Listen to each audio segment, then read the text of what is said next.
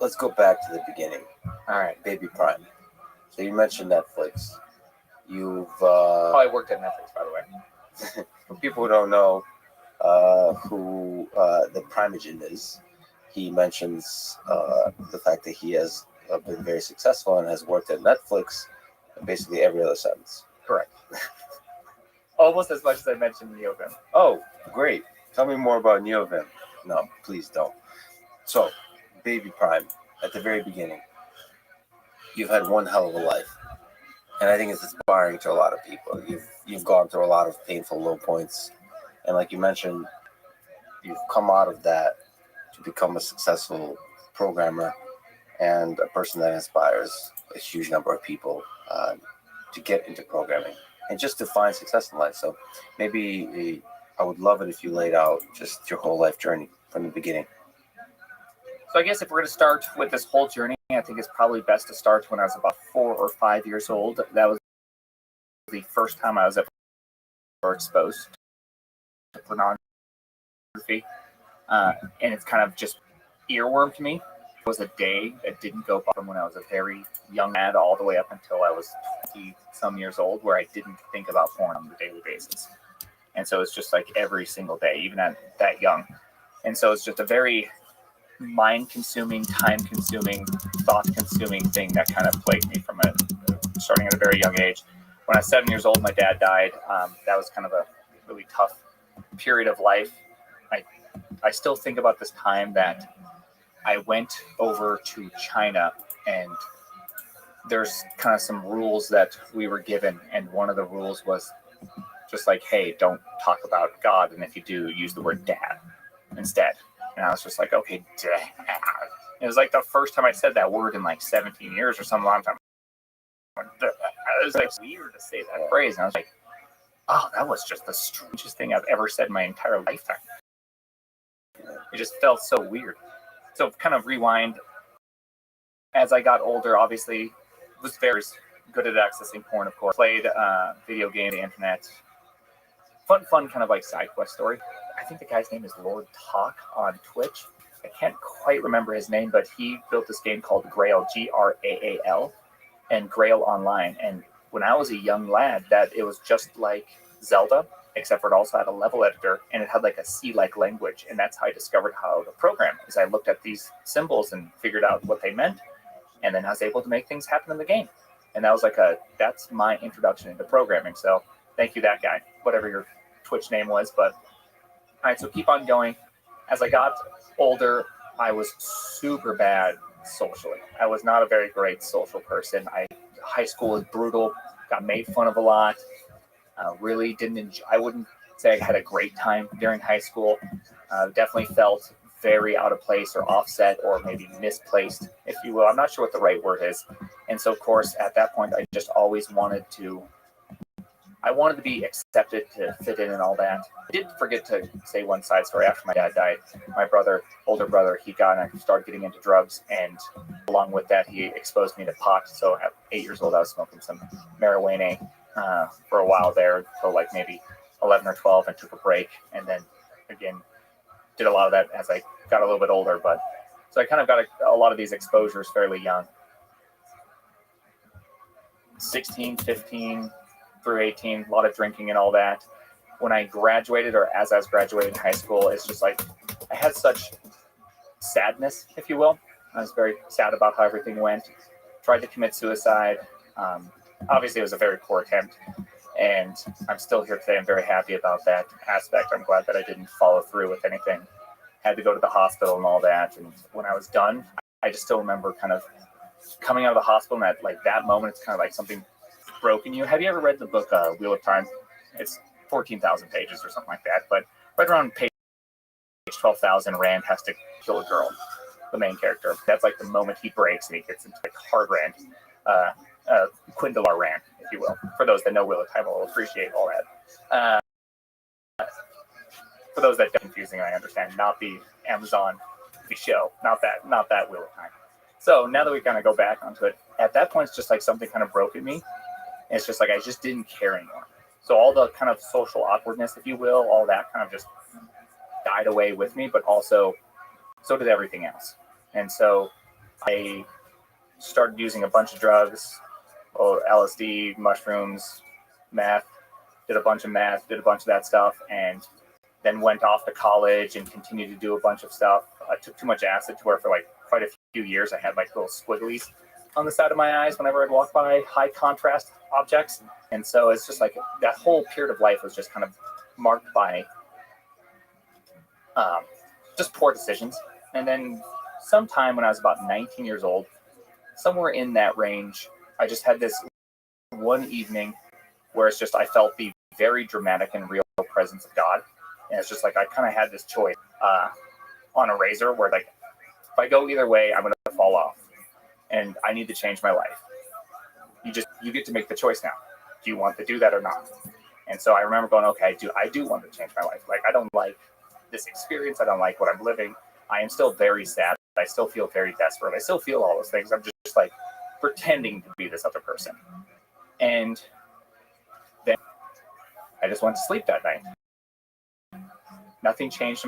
Everything was still the way it was. I woke up the next day at the same. And I was just like, oh, that's just like such a strange, weird kind of experience. And I just went about my day. And remember, I think evening I looked at porn, and all of a sudden I just had a conscious.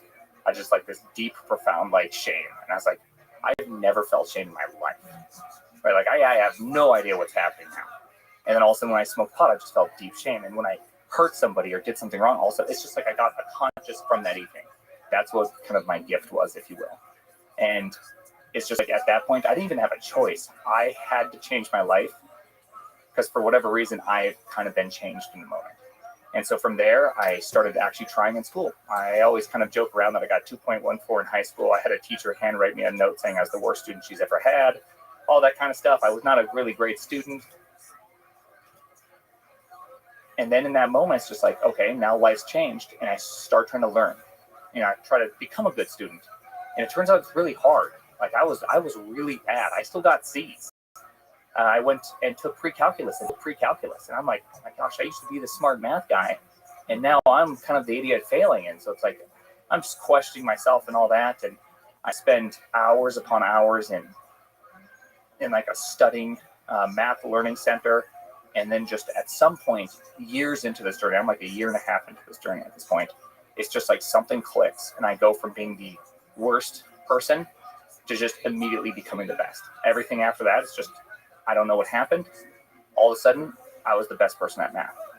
I started going to my computer science classes. I just really got everything. It's just like everything at just years after trying just all of a sudden became easier. And I'm not sure if it happened over the course of weeks or when the easier started, but it was just first predicated by just a huge amount of difficulty. And then this is kind of where I started really desiring and loving the process of learning, was when things started getting easier after all those years. Because I just was motivated by this desire to do something, not thinking it was going to get any easier. And then all of a sudden it just started getting easier. It's great. And that's kind of really where I guess I started having the biggest parts of my life change. At that point, I started really, really, really wanting to never look at porn again, because every single time just such shame, and I really wanted to stop. And that was by far the hardest addiction to quit. Like smoking cigarettes was also a really hard addiction to quit. Shockingly hard addiction to quit. But porn by far was just the least of them all. And then I think about 22, I was finally done with all kind of addictions, if you will. And then for a year, I just worked and all that. And I think right around, maybe it's 21 3/4, somewhere in range. I'm not really sure where I stopped all the addictions part, or at least the outwardly addictions. And then at some point, 6 months later, a year later, met my beautiful wife. Things just started falling more and more into place. I loved more and more work. I loved programming. I started programming like 12 hours a day. I watched the Social Network movie. And after that, I was just like, I'm doing a startup. And so like that night, I started my first startup. And I was just like, it was in PHP, by the way. Nice. PHP, yeah, 5.2 or something like that. It was great times. And I was just so motivated to do that. And I would just sometimes I'd program for 24, 36 hours straight. And I just like nonstop, that's all I wanted to do at all points. I think my wife got a little sick of me. She would be like, can you drop me off at school? And I'd be like, no, I'm programming. I was not a very nice, I didn't think through things that well. Yeah. And I was just so into it. And I just did it nonstop. And that's kind of like how I became me is that story, if that makes sense. Let's try to reverse engineer some of the pain and some of the triumph. You made it sound easy at times. Let's try to understand it better. Maybe when you were 7 years old, what do you think about the pain you've experienced there, losing your dad? What do you think, what kind of impact did it have on you? What kind of memories do you have of that time? The best way I can kind of put it is that I just never knew what a dad was. I was young enough that I could kind of maybe repress or just even have the capability of remembering things long term. Because I know most people don't remember a lot from when they're young. And so I'm not exactly sure. I probably as at one of the best possible ages, if I'm going to lose a dad, You know, if you're going to lose one, if you're 11 or 12, it's like a terrible age. That's what my brother was, and he fell into drug addiction and never got back out. And so I just kind of have more of like a fuzziness and just kind of a longing that I just wish I had a dad. What impact did that have on your evolution, on your life, sort of having that longing? I think that's why I was so bad socially, in the sense that I was looking for approval, right? Like something I needed approval. I think a lot of people kind of desire that approval or that loving figure, and I just didn't have that. And so I think I just looked for it in everything else, right? Like if I were to psychoanalyze my actions during the time, it's not like I was actively thinking that. But yeah, I just always wanted something to fill in whatever that was I felt. I think a lot of people listening to this will resonate with your experience in high school, like being the outsider, being picked on, struggling through a lot of different complexities at home. What advice would you give to them? Man, the worst part about high school is that you're surrounded by a bunch of people your age, and it feels eternal. Yeah. You don't think, like the people that are around you, you feel like are the people that will be there for the rest of your life. At least that's what I thought. And I didn't really even realize this until many years later, that they are going to be some of the least consequential people in your life, which is very shocking to kind of think about, especially if you're in it right now. Right? Like right now, they are everything that you're experiencing, your whole reality. And then one day, it all stops. And then real life starts to begin. Yeah. And it's just, that's such a shocking thing. And if I could just tell myself that, maybe I would have been a much different person. That's so beautifully put. I mean, it's like a trial run, like at the beginning of video games is a little tutorial. That's what that is. Yeah. And actually, that should be a chance to try shit out, to take risks, because real life will begin where there is more consequences after that. Yeah. Here you can, if you like a girl, ask her out. Try shit. If you get picked on, hit that guy back. Try shit out. I'm not going to condone punching another person. I will. Beat the shit out of him. And take some jiu-jitsu and learn how to take him down. And then that girl that rejected you would be like, maybe I'll give that guy a second chance. Be a bad motherfucker. It's a chance to try stuff out. This is a very motivational speech. Kicking ass.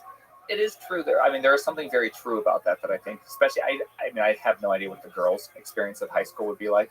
But as a guy, there's definitely a lot of like physical requirements in high school. There's a lot of physical measurement, at least where I grew up. I think that might not be true in all high schools, but if they're filled with boys, it's probably true.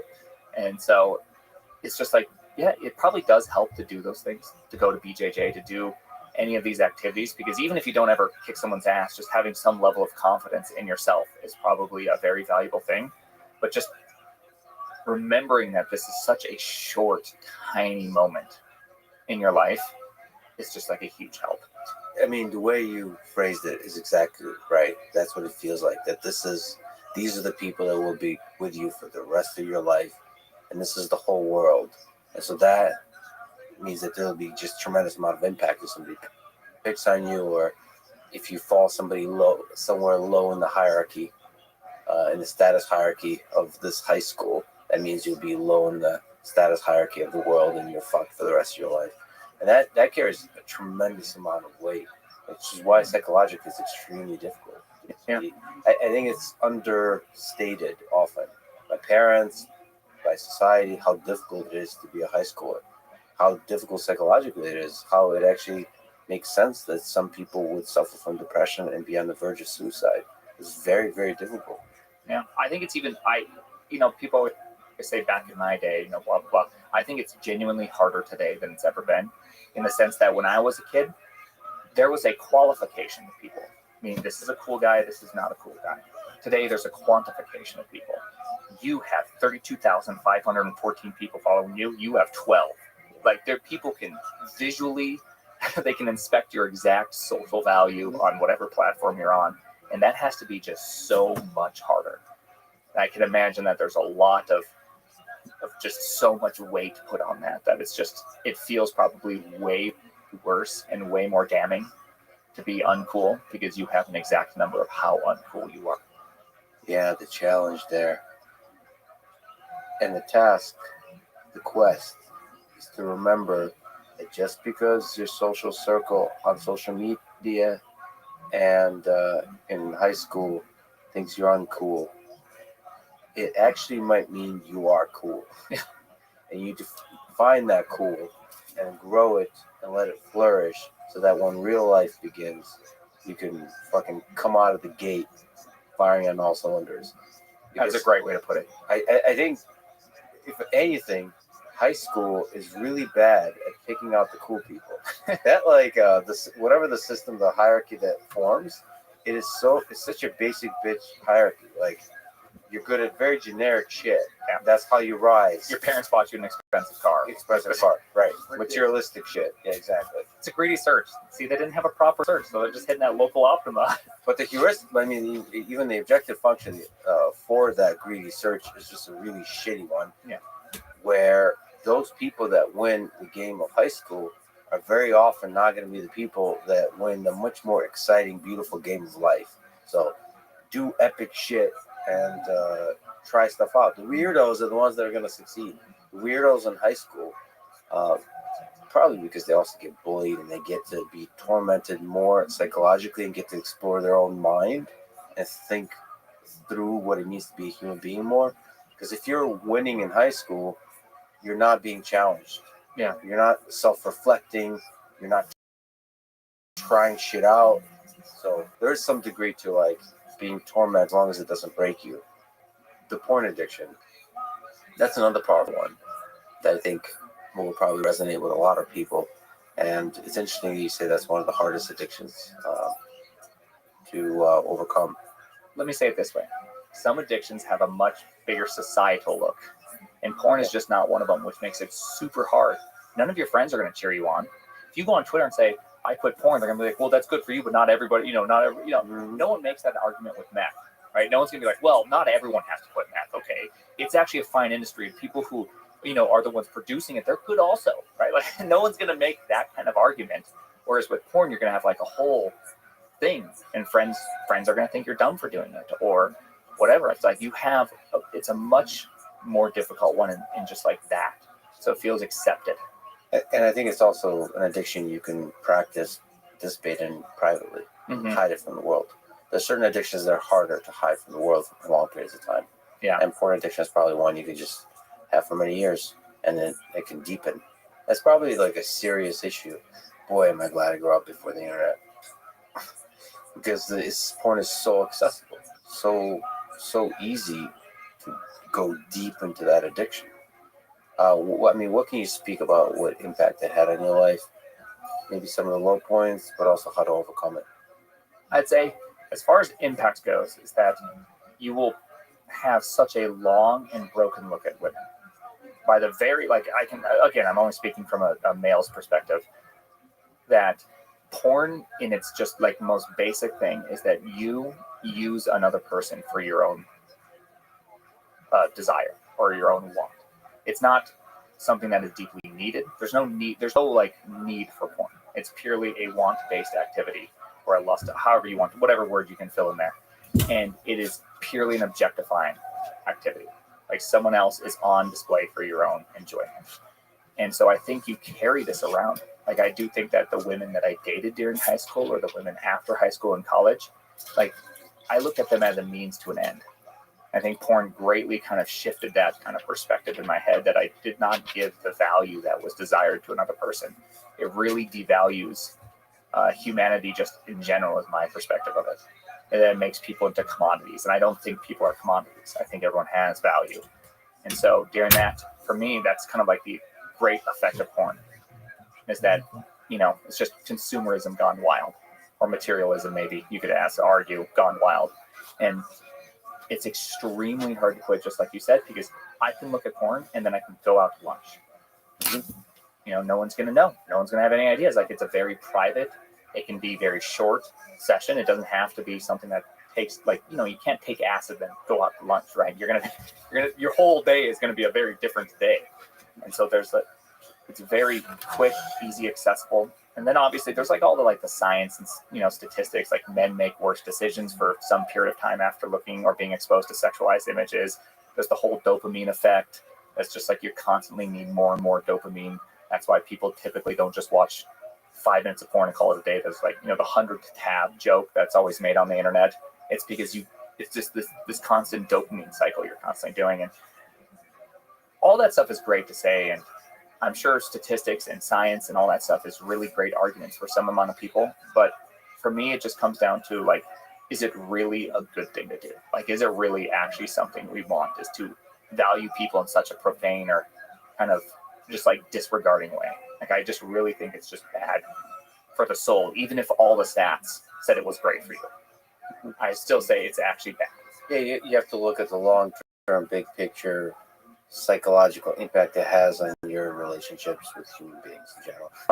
More generally than just porn, my problem with the quote-unquote sort of manosphere is, I think sleeping with a bunch of women is great, wonderful.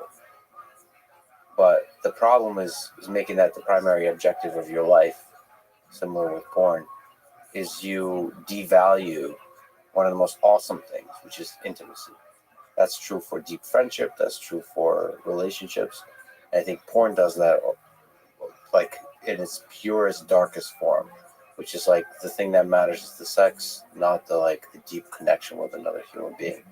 And I think, again, going back to high school and the manosphere, the objective function, if it's get laid, which helps with status and confidence and all that is wonderful.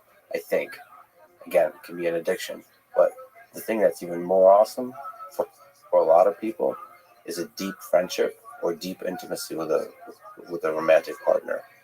That's also fucking awesome, and both of those are great. It's objectively better to have. I would say that there's no universe that exists, or there should be no argument possible that exists, that a guy who has meaningless sex has a better or a more meaningful life than, say, me and my wife who've been together for 15 years. We have a very, I can depend on her in all circumstances. Whereas if you live that other life, it could feel great, but there's no meaning to it. There's no value. There's no actual real value to it.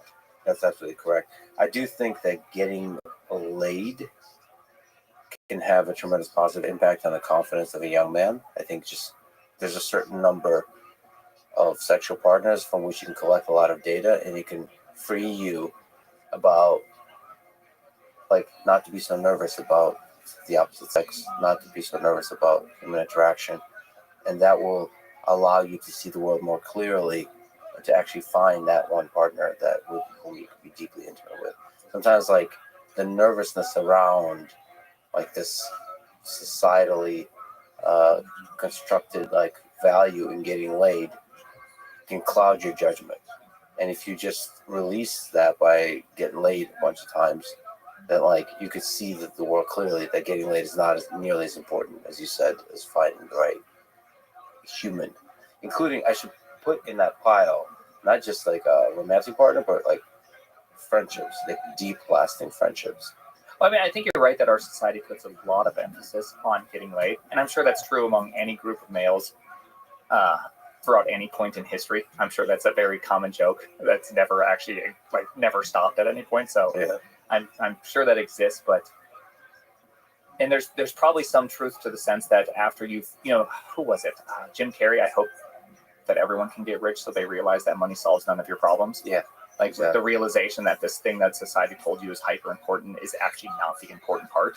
It is a very important, it's a great sign that your relationship is healthy.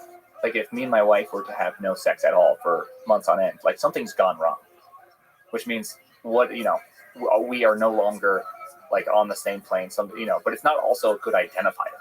Just because you're having a lot of sex doesn't mean you're having a good relationship.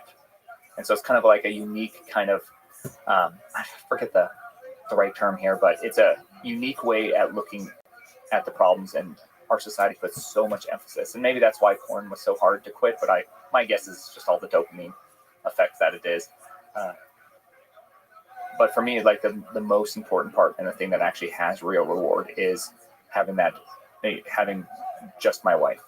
I do not look at, I desperately try not to look at any other woman. I'm hopefully not going to get caught Mark Zuckerberg at the White House like that. Like I don't look at porn. My wife has complete confidence in me that there is not going to be a situation in which she has to question me in any kind of sense. And that builds a much more deeply, I would argue, a very deep relationship, because the trust is that much bigger. I think the deepness of the relationship is probably proportional to the trust you have in each other. It's very hard to have a deep relationship with no trust. Yeah, and probably a prerequisite, maybe a component of trust is vulnerability, to where you like take the leap of being vulnerable with another human being, and that vulnerability, when reciprocated, builds this really strong trust, and that's a beautiful thing. Yeah, I personally, just given my position, that's even more challenging. Being vulnerable with the world, and there's a bunch of people out there that want to hurt you for it. And, but I think it's worthwhile anyway to be vulnerable.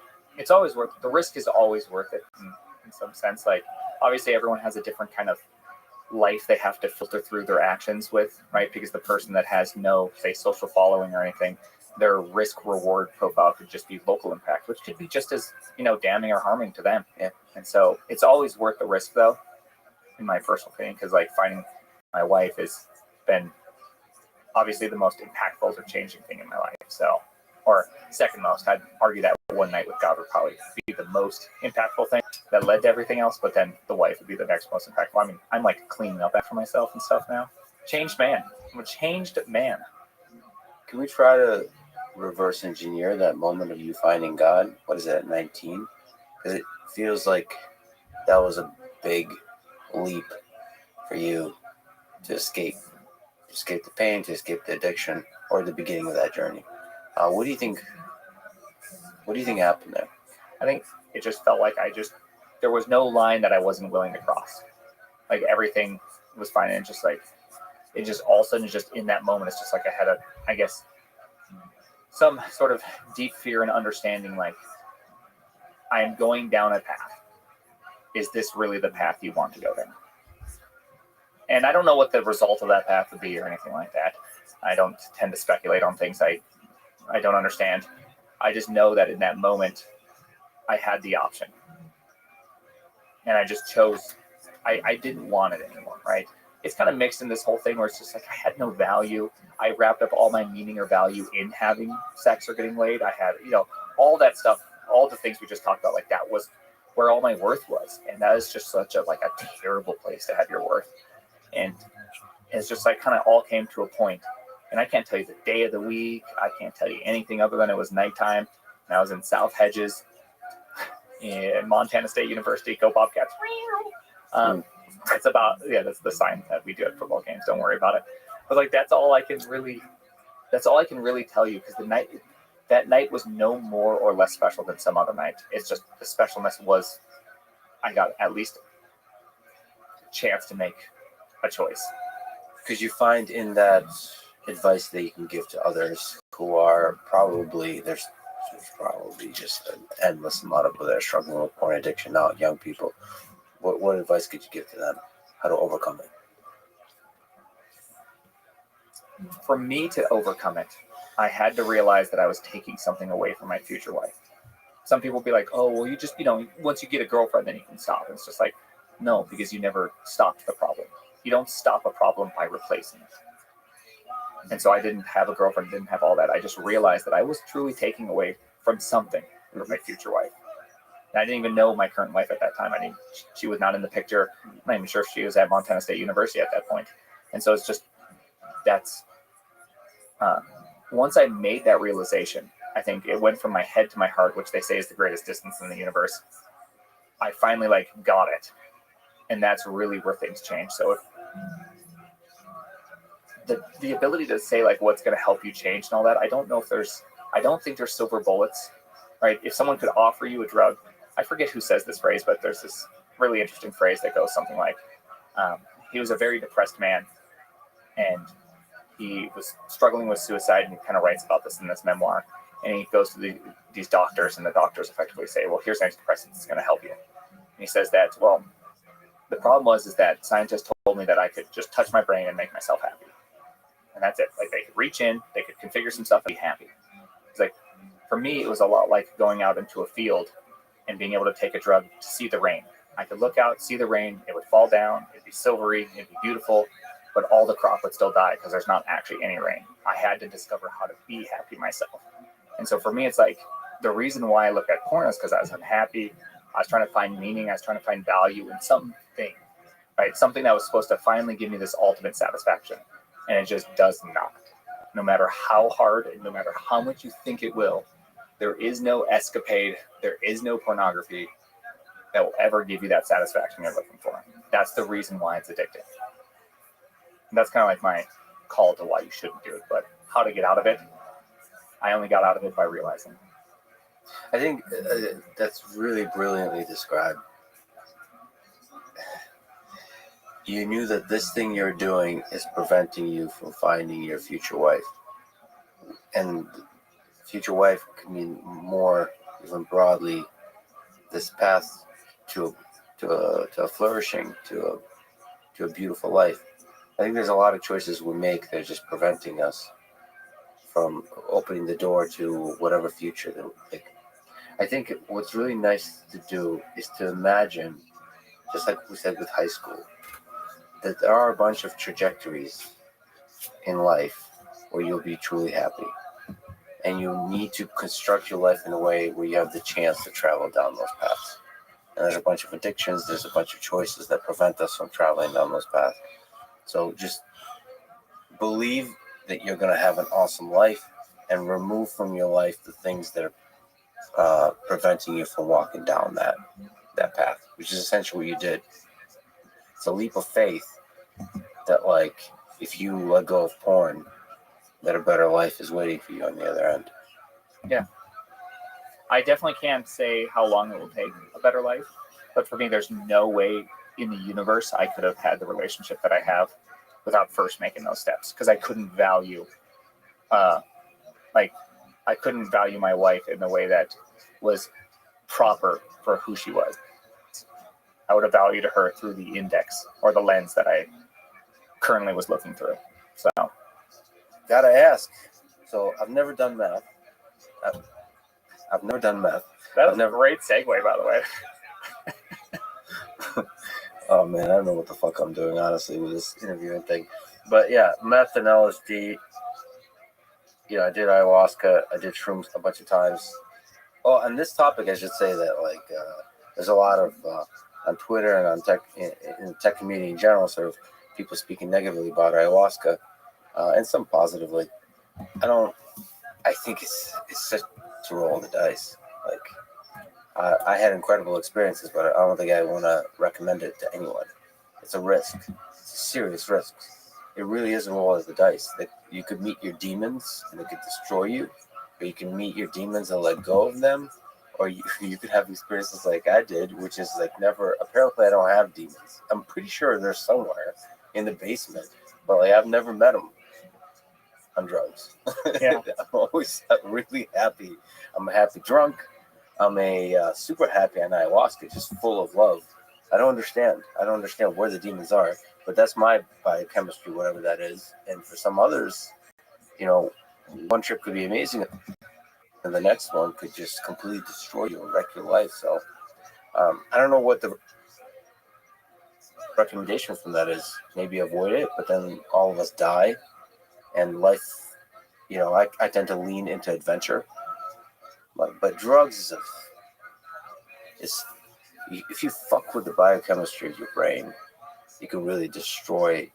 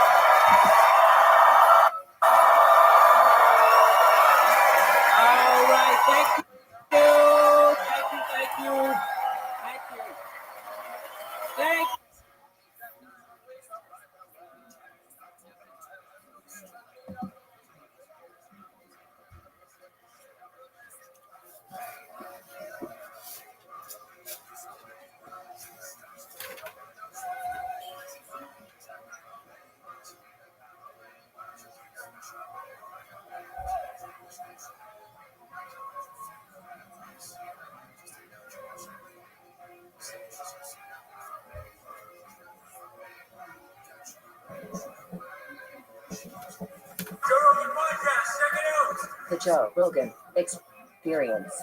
Train by day, Joe Rogan podcast by night, all day.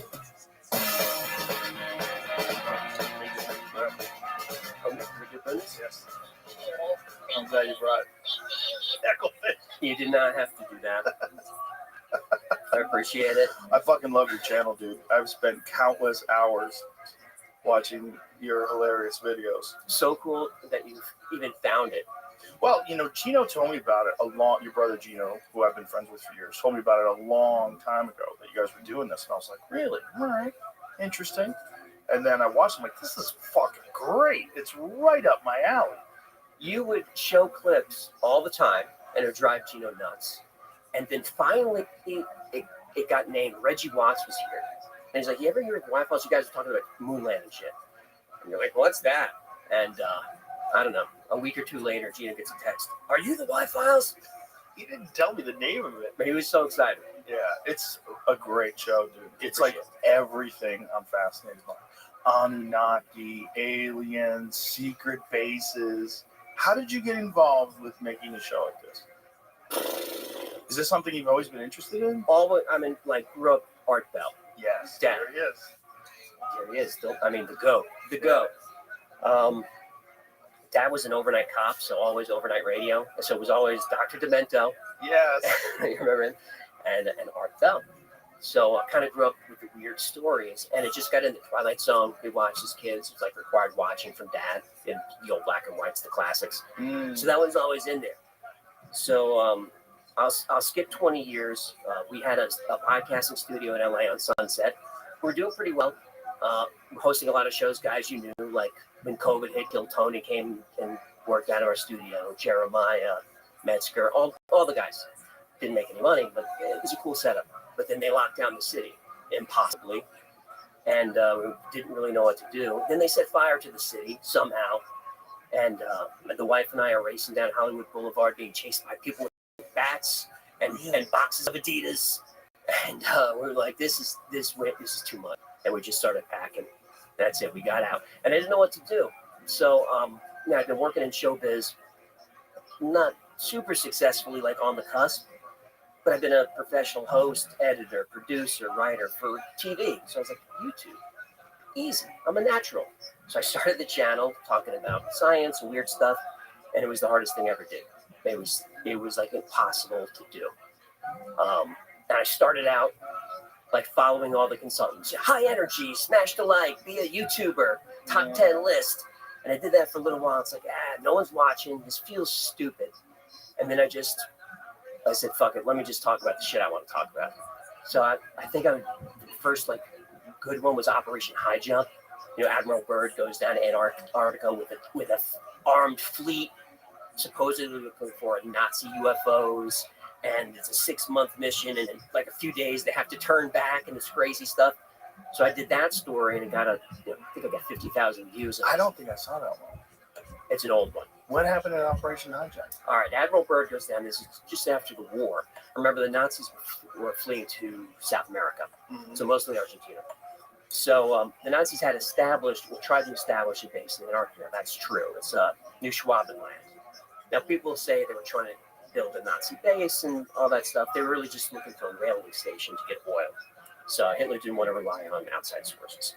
So anyway, after the war, they go down there. We still don't really know specifically why. It was supposed to be just to see how our aircraft would operate in cold weather. That was what they said. But this was a fleet that was armed to the teeth, like super, like armed. The first helicopters were there, destroyers. So they go down there. It's supposed to be a multi-month mission, maybe 6 months. They get down there, and in like a matter of weeks, maybe even fewer, they just bail. And no one really knows why. There's a press contingent there. No one knows what's going on. And Admiral Byrd starts getting these weird interviews. And the first one was in Spanish. It might have been either Argentinian or Brazilian newspaper. And he talks about how there could be these craft that attack the United States from the poles, and craft that can fly pole to pole. And people are like, what's that? And just spark this crazy stuff. And you can hear him talking about these things. So High Jump goes down there to look for stuff. We don't really know why they left. Admiral Byrd was talking about these crafts? Admiral Richard E. Byrd, this famous guy, flew the North Pole like a super badass. He was, on paper, the commanding officer, but he preferred to just fly his plane and do stuff. So the legend is, they get down there, Admiral Byrd takes his plane, starts flying across Antarctica, and sees patches of green. He can't believe it. And he's on the radio saying, I'm seeing this, rolling hills, sun is shining, he keeps flying, it gets greener and greener, and then he's like, I just saw woolly mammoths grazing in the green, and he keeps going, and he's on the radio, and then he's talking, I'm seeing all this stuff, the sun is bright, and then radio contact goes out. He's flying and flying, suddenly he's engulfed in light, and he doesn't know where he is.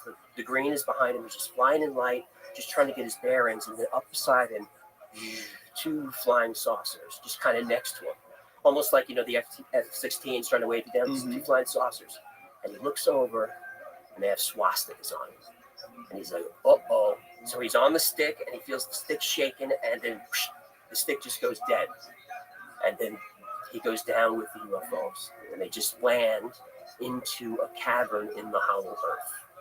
Right, so that's how that happens, and they take Admiral Byrd out. And they're tall aliens, like with swastikas on their crafts. On the crafts, like the ancient symbol. I don't know, which would be reversed, right? Well, I think there was a bunch of different versions. I think the Nazi one was like kind of tilted. Yes, but there was a bunch of the Hindu ones and a lot of the Japanese ones for thousands of years. Yeah, a positive symbol of life and prosperity. We don't know how they were oriented because I debunked all this. I'm telling you the legend, right? Because that's kind of my format. Right. I get you excited. We should explain that to people. You get everybody all jazzed up, and at the end, you kind of. I get so much heat for it. Yeah, it's fun. And I watch the numbers. Like as soon as I say, "But is it true?" Like everyone's done. Nobody wants to know. No one wants to know. They want to know fun. And then I'll get the hate mail. You ruined it for me. So what is the truth? The truth is, a lot of that comes from Admiral Byrd's diary, which was discovered years later, which was not his diary. Right. Horseshit. And he flew the North Pole, not the South Pole. But here's the interesting thing. He was in a single-man aircraft that only had so much fuel. He was, which can only fly for a little bit, he was out of radio contact for 3 hours. Nobody knows where he went. What was his take on it? We don't really know. That's kind of. So it's just he went radio silent for 3 hours and the legend grew. It's like he did that interview as soon as they got back, and then something must have happened because he got real quiet. But he would go on TV and he would talk. But the pole-to-pole thing was he was just warning that the poles are a vulnerable space. Like we need to keep an eye on the North Pole because if there's a base on the North or South Pole, you can attack from there. So let's keep an eye on those kind of support. The Antarctica situation is very strange because I don't know if you ever saw the Sean Ryan show where he talked to this guy that worked with the neutrino detector down there, and he was have you seen that? I haven't seen Sean do it, but I know the guy. And the guy was saying that it's not just a neutrino detector; it's a direct energy weapon that can cause earthquakes. And this is like the DEWs. The U.S. has always been fascinated with the direct energy weapons. right. That's where the HARP conspiracies come from, and all of that.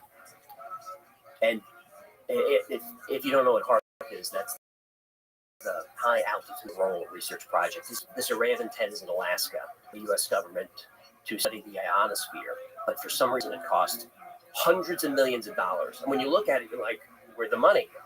It's like a building's a box and a bunch of antennas. Where I'm getting at is, this is an array that can ionize parts of the atmosphere. So I did an episode of Project Bluebeam, which is a conspiracy about how the United Nations or the shadow government will create these holograms in the sky, and that will force one more government. We can get into it if you want to. Yeah. But I kind of debunk it saying holograms need a substrate. You need Clouds. glass is really what you need. But then the technology has gotten to the point where you can ionize atmosphere and create things in the atmosphere. So something like HARP conceivably could create something up there. Something visual. Something visual. And I've heard people say that, the UAPs, UFOs may not be real. They could just be holograms for some reason. I heard that too. Mm-hmm. Yeah. Or a combination of many different things. Yes. I think there's probably a lot of different factors that people are seeing. I was watching a video the other day. I'm not sure if it's real, but I put it on my Instagram anyway, on my story, because it was just fun. A ball lightning, which is real. But this ball lightning was moving around the parking lot. It was extraordinary. This one. Oh, yes. Plasma lasers that the TV apparently has the ability Yes. to stuff like this. Yeah. 3D in the air. You can also make it make sound somehow too. Yes. It's interesting. Well, because you're just vibrating air molecules. So in Project Bluebeam, the energy comes from a satellite array. So can satellites do that yet? If it can, they won't tell us. But that could be a way where you could throw off the enemy or freak people out and pretend that there's some sort of an alien invasion. It's really just a hologram. Really just a hologram. And that's Bluebeam is supposed to get rid of religion, because what will happen, according to the legend, is the holograms will manifest as whatever deity is dominant in the area, whether it's Jesus, whomever. And atheists will see different things. And people will just freak out. Nationalism will go away. Atheists will see different things. Like why? Because, according to the legend, the array, the technology will manipulate your mind. Again, HARP has been accused of this, because you can manipulate someone's mind with electromagnetic frequencies, at frequencies. So they could just tell you to see something. So like that specific? That's specific. Allegedly. Now, I debunk a lot of it because the story originally came from a Canadian journalist named Serge Manasse, fascinating figure. He comes out with this theory that's bonkers, and then the Canadian government takes his kids away because they're homeschooled. He gets harassed by authorities. He gets hauled off to jail for spreading disinformation, dies of a heart attack the next day. So then, of course, that's just like, that lights the fuse. And I was like, what did he find? So, and he talked very publicly about all of this. So that's supposedly how it happens, is they manipulate our minds, they show us what we want to see, and then it's not like we won't resist authority.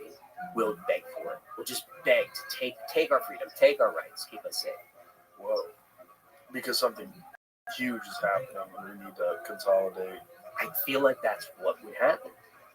Well, I'm sure you've seen the Hal Puthoff thing. Did you see when Hal Puthoff, George Bush, during his presidency, they floated the idea of disclosure. Did you ever see this? I didn't see it, but I know Hal's work very well. So what Hal said was, he and several other scientists were brought aboard, and they were given a task of writing pros and cons to disclosure. What are the things that are going to be disrupted, and what are the things that's going to benefit society, and attaching numerical value to each thing. And all the scientists at the end of the day showed that the numerical value for con was far higher. Like it was going to cause much more disruption than it would be beneficial. And so they decided not to disclose.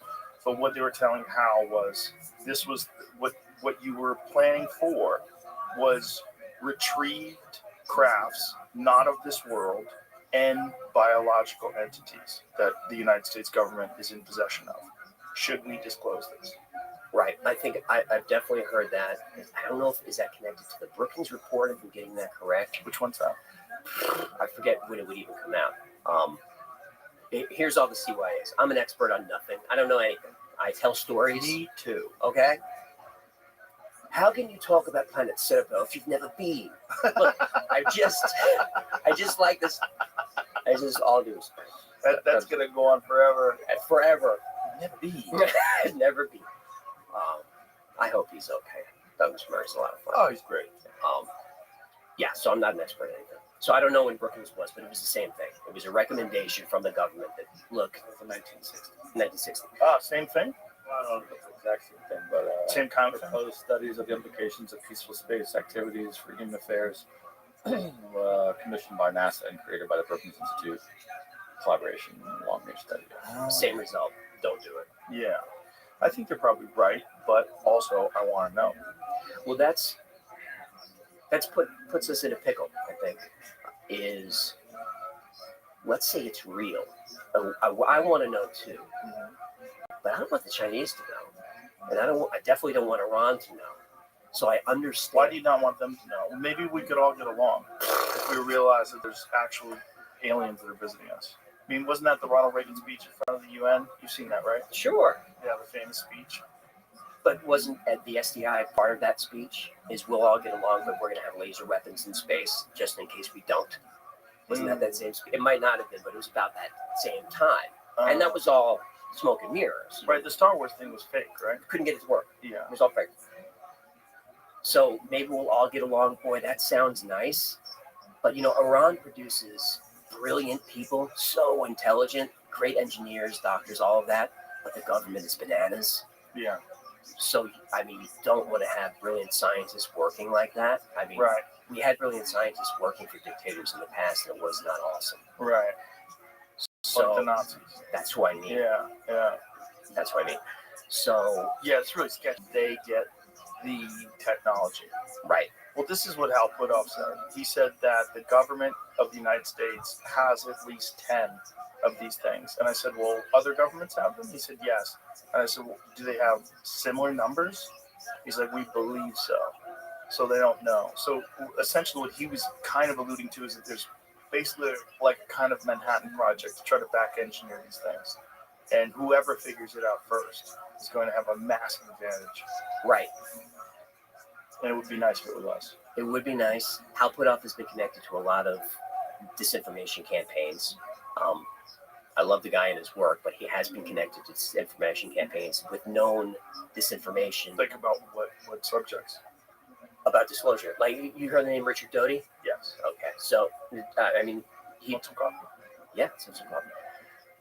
I'm off booze right now. Forever? No, not for Cheers. cheers. I just needed a break. It was becoming a little bit Me too. like a habit. You too?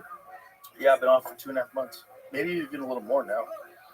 Yeah, I just decided one day I'm done, and then I feel great. Feel better?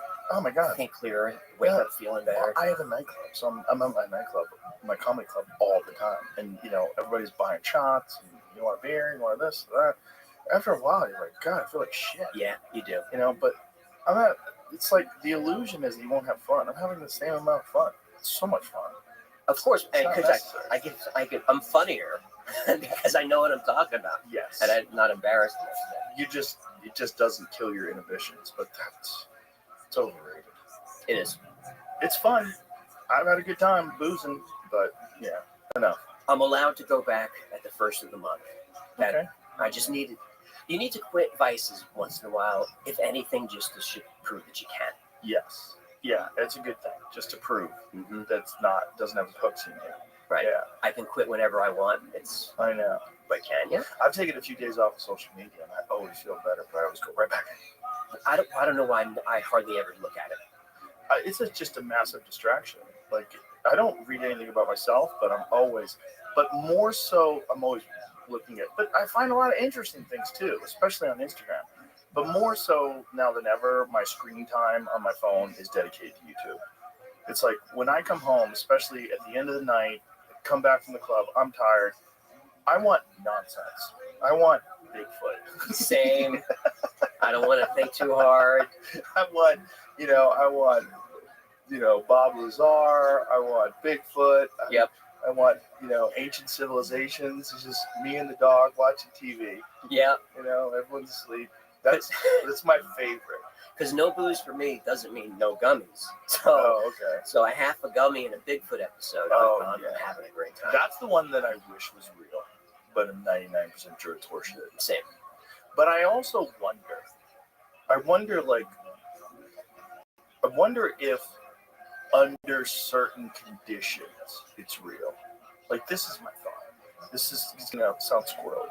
I think under heightened states of anxiety and fear, when you're alone in the woods, maybe it's possible that the barrier between dimensions is slippery and you can see things that you would ordinarily never see. Like, it might not even be as simple as this is a biological creature that lives here on Earth with us, but no one's ever found a body. It might be weirder than that. It might be these are some sort of hominid from somewhere else that can appear. This Native American legends say exactly that. That it's this creature that lives between the worlds. And same with giants as well. They have the legends of the red-haired giants that were chased west. I'm glad we're getting to that. Yeah, because the giant thing is weird. When you go into the story, and I watched your episode on giants, I loved it. It was the Smithsonian. Oh, that was G.E. Kincaid and the Smithsonian cover-up. Yeah. Grand Canyon, that's a good story. Well, the whole Grand Canyon thing is bananas. Like, there's areas of the Grand Canyon you cannot explore. You cannot go. You cannot fly over. Right. And you can't fly under the rim. Yet when you go to those bad places, suddenly a white plane flies over under the rim, black helicopters show up. I showed it in my episode. I show the black helicopters showing up. Like, they do show up. Yeah. Like, they are protecting something. Something. It's not as simple as this is a dangerous area, because you can go to any dangerous area. You go just to the normal tourist area. Right. It's like, be careful. People fall. 2 people a year fall.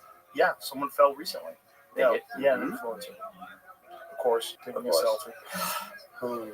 But the Grand Canyon, there's been these crazy stories of people finding these these caverns with Egyptian artwork and hieroglyphics and these stories of artifacts that have been removed from them. So the story is, it shows up, I believe, in the Phoenix Gazette. It's 1903 or so. And the explorer is G.E. Kincaid, and he's going down. He's looking for gold deposits or whatever. This is just before Teddy Roosevelt made the Grand Canyon a preserve. He was a naturalist. So he finds these steps that are clearly man-made. He follows the steps up, and there's a cave. And he goes in there, and he describes hieroglyphics that look Egyptian but are not quite. He finds a statue that he describes as Buddha-like, not Egyptian, not human, but sort of like Buddha. And all these weapons, shields, gold, all sorts of stuff. He keeps going. He finds a deserted city in the caves. And all these tunnels and caverns go everywhere. And he's trying to map everything. He comes out and he goes back to town and he gathers together a group that we're going to go find the stuff again. And people are excited about it. And a couple of weeks go by and everyone's gathered to go on the expedition. He never shows. The expedition goes nowhere. And that's really the last we've heard of it. Yeah. And is there any photographs or anything? No. There never is of this stuff. Right. Just descriptions. Just a great story. Well, the great part of the story is the fact that you actually can't go there. And the idea that there's an area where the military is protecting people from being foolish, that doesn't make any sense. Nobody asks why. Right. Nobody asks why. It really bothers me about that story and all of these, whether it's disclosure or whatever. I don't hear anyone asking why. Well, they won't let us. Well, who's they? Right. Someone's in charge of stuff that's not the president, right, or Congress. So who is it? So, is it possible there's some sort of a government installation down there somewhere? It's all going to be woo-woo conspiracy stuff, or it's real, or G.E. Kincaid found something and someone got to him. But if G.E. Kincaid found something, why would they want to hide some ancient civilization discovered, particularly in the early 1900s? Like, why? For what reason? I don't know why Graham Hancock is marginalized now. Right, but that wouldn't you think that there's like less of a grip on that stuff in the 1900s and Yes. early 1900s? I would think so. Yeah. So my guess would be treasure and money. That would be my guess. Yeah. Is it shows up in the paper. The government goes down there like, there's a lot of stuff down here. Let's grab it. Send it to the Smithsonian, who keeps 99% of the stuff under wraps. They have, a billion items that nobody can see, and then that's the end of it. What the fuck? Which I would love to know the official reason. See if you can Google. Is there an official reason why you're not allowed to go to certain areas of the Grand Canyon? They use a VPN. The story, I was looking at an article about the original article, and it says that the two guys mentioned might not have even existed. Right. There's no evidence of them. G.E. Kincaid? And another guy named S.A. Jordan. Oh, so it might be just a story that someone printed? Some horseshit? Yeah, I've heard, when I was looking into one of these things before, I found something explaining that back in the early 1900s, when newspapers were a really popular thing to read, I don't know if it was like a game or if there was actual prizes people would play or like amongst themselves to try to get fake stories printed. If you could get the craziest story printed, you win like $500. I might be wrong, but I think Jordan was connected to the Smithsonian. It was according to the So I story. pulled this from the Smithsonian Debunk, which, I mean, obviously they would if this is the way we're going to go with it. But them debunking this, and they gave two links, one to the original 1909 article and one to a 2008 update, and that's what I was pulling that from. I don't trust the Smithsonian. They're exempt from all kinds of stuff. Yeah. Well, like there's a law passed not too long ago that if you have Native American artifacts that are important to that culture, especially burial artifacts, they must be returned. Unless you're the Smithsonian, then You're allowed to hold on. then you can make a case that you don't have to give it back. How do they have so much power? It's a government agency. Abstain.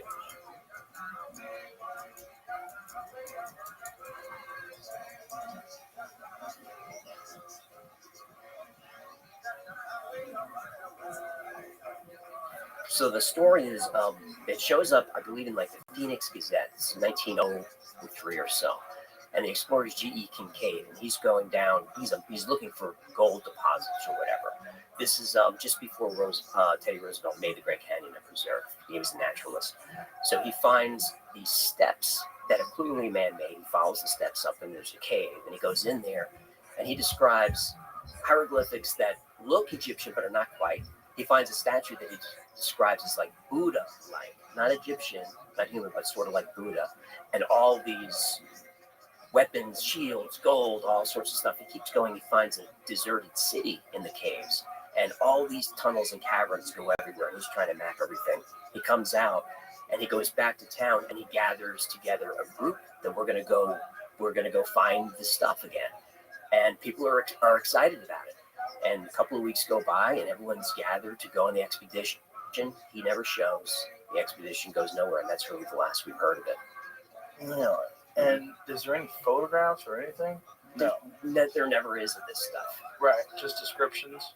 Just a great story. Well, the great part of the story is the fact that you actually can't go there. And the idea that there's an area where the military is protecting people from being foolish, that doesn't make any sense. Nobody asks why. Right.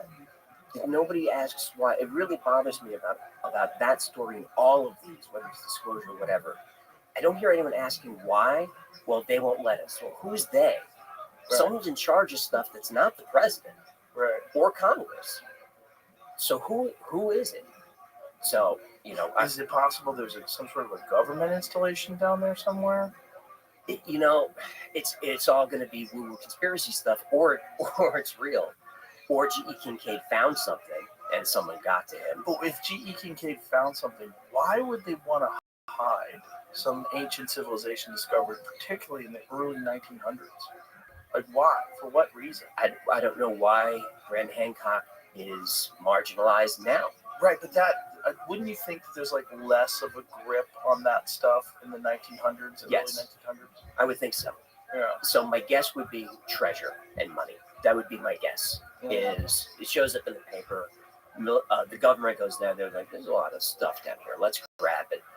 Send it to the Smithsonian, who keeps 99% of the stuff under wraps. They have, a billion items that nobody can see. And then that's the end of it. What the fuck? Which I would love to know the official reason. See if you can Google. Is there an official reason why you're not allowed to go to certain areas of the Grand Canyon? They use a VPN there, bro. The story, I was looking at an article about the original article, and it says that the two guys mentioned might not have even existed. Right. There's no evidence of them. G.E. Kincaid? And another guy named S.A. Jordan. Oh, so it might be just a story that someone printed? Some Yeah, horseshit? when I was looking at one of these things before, I found something explaining that back in the early 1900s, when newspapers were a really popular thing to read, I don't know if it was like a game or if there was actual prizes people would play or like amongst themselves to try to get fake stories printed. If you could get the craziest story printed, you win like $500. I might be wrong, but I think Jordan was connected to the Smithsonian, at least according to the story. I pulled this from the Smithsonian debunked, which I mean, obviously would if this is the way we're going to go with it, but them debunking this, and they gave two links, one to the original 1909 article and one to a 2008 update. And that's what I don't trust the Smithsonian. They're exempt from all kinds of stuff. Yeah. Well, like there's a law passed not too long ago that if you have Native American artifacts that are important to that culture, especially burial artifacts, they must be returned. Unless you're the Smithsonian, and You're allowed to hold on. then you can make a case that you don't have to give it back. How do they have so much power? It's a government agency. Smithsonian's a government. Oh, I didn't even know. I thought it was a private agency. So there's no official story as to why this area of the Grand Canyon is off limits. For your safety, is Forbidden all zone, they call it. that's all I can find. That's I'm fucking looking at weird. That's fucking weird. That this story comes from the very area that's forbidden. That's fucking weird. I think What are the odds? I don't believe in coincidences. So a lot of these stories come from places you just can't go Has anybody tried to hike in? all the time, Wear or camo? raft in Yeah, they get busted. and busted, and arrested. You could find Fuck, you could man. find online. I wish I knew the names of a team that went up there. That's who found the black helicopters, and I used them in the video, and I credit them. So you can find their videos. And they're up there for an hour and a half, trying to find stuff. And what they found up in that forbidden zone is anchored into the ground a giant hook Right. on like a loop. Yeah. Like what would you use that for? And that would be to rappel down. That's the only reason that would be there. There's no explanation for what is this. They also found artifacts from that era, from the early 1900s, artifacts that people were there. So it's possible they repelled that, like they might have been standing right above that entrance. And there are reverse angles of that rock face that look a little weird. It could be pareidolia, but What's pareidolia? pareidolia is the mind's ability to see objects in random noise. You know, it's something we evolved to, to see predators in the forest. That's why if you see a cloud that looks like an Abraham Lincoln, Right. it's not Abraham Lincoln. It's pareidolia. But debunkers will always fall on pareidolia. So like the real believers, they hate that word. God, that would be, imagine. Everything would have to be rewritten. If they found some evidence of a lost civilization with no connection to any known civilization, that was advanced, that was living in the Grand Canyon.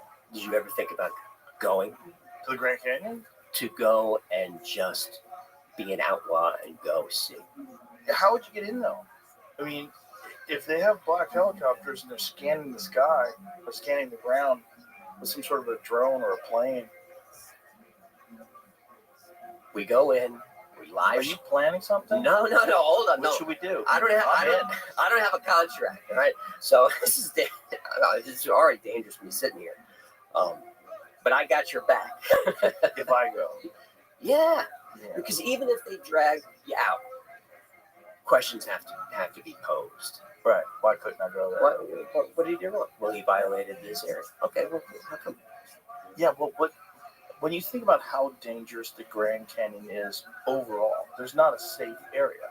It's literally a canyon. You could fall at any of a million spots along the way to your death. Have you been there? Yes. It's Incredible. incredible. You couldn't paint a better picture. But as you get closer to the You've been a edge, you pimp. can feel your amygdala going, oh, back up. Yeah. Like it's seriously dangerous. What's good?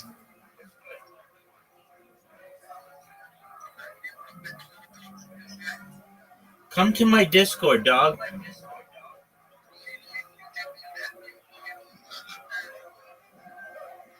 Dog, come to my Discord. I can't hear you well there.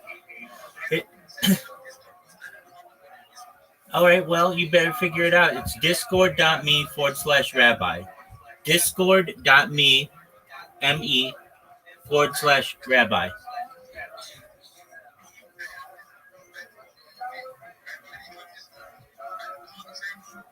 All right, well, there's a link in my profile. It's discord.me/rabbi. Type it into a browser. Discord.me/rabbi. Excellent. I'll see you there, big dog.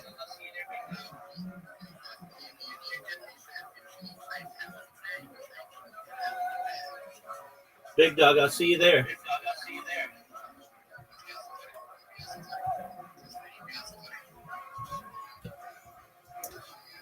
Yeah. God,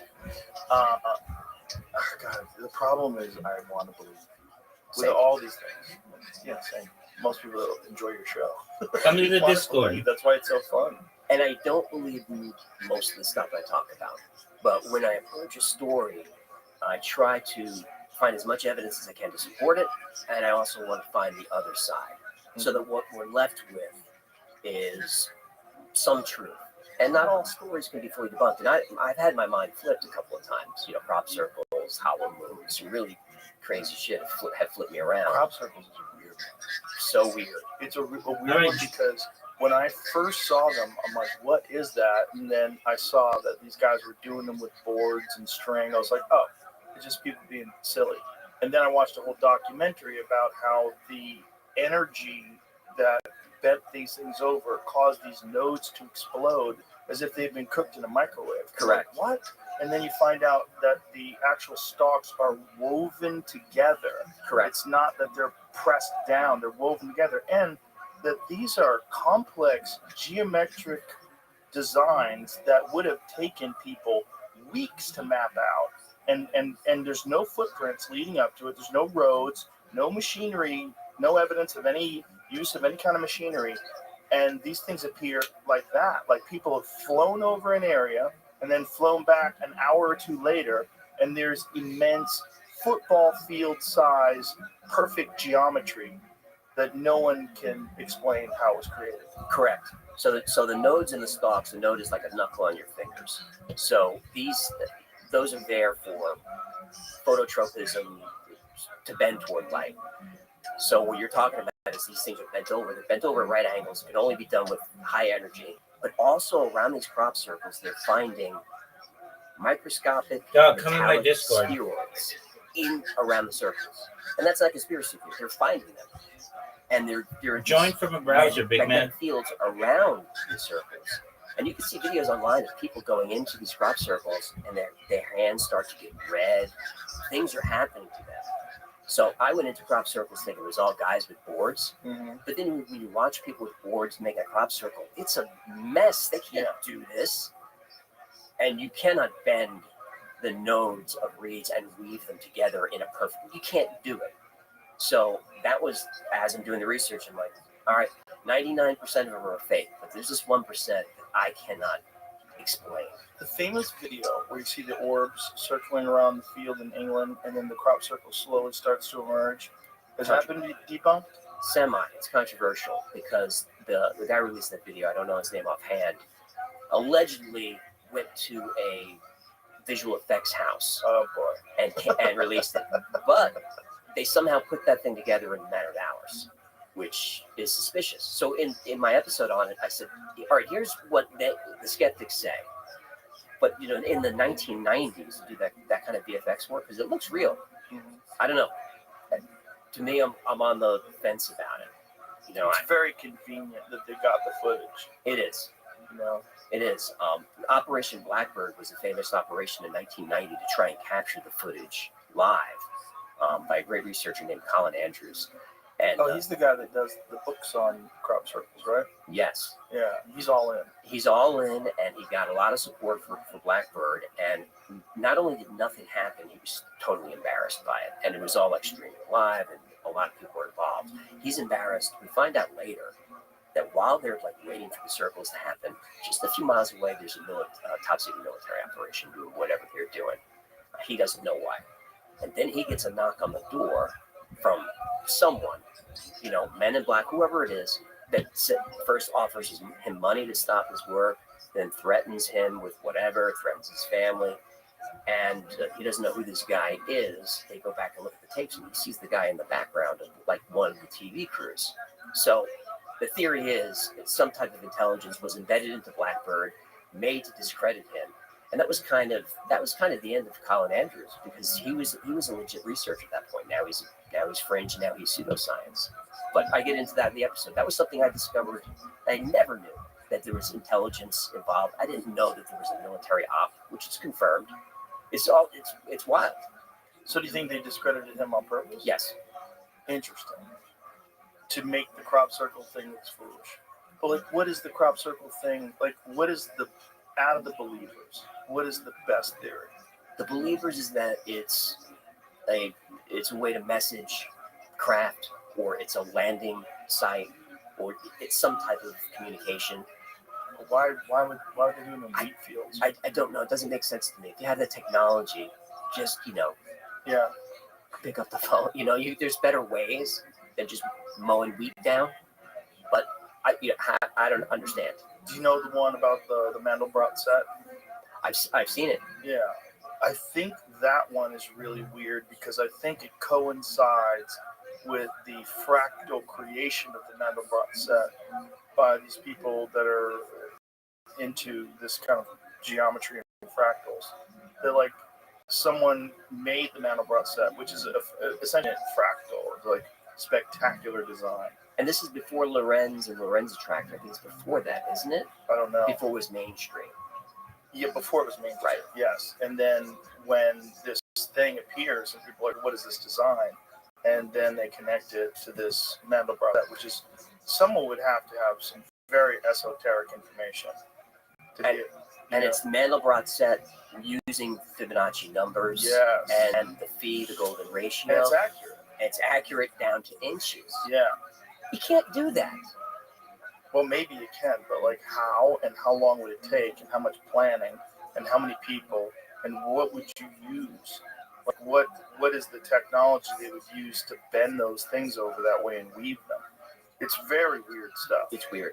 Because it's these, the way these fractals work, it's this ratio in the geometry is like there's specific sizes. This one is half the size of that one, which is half the size of that one, and it goes on and on forever.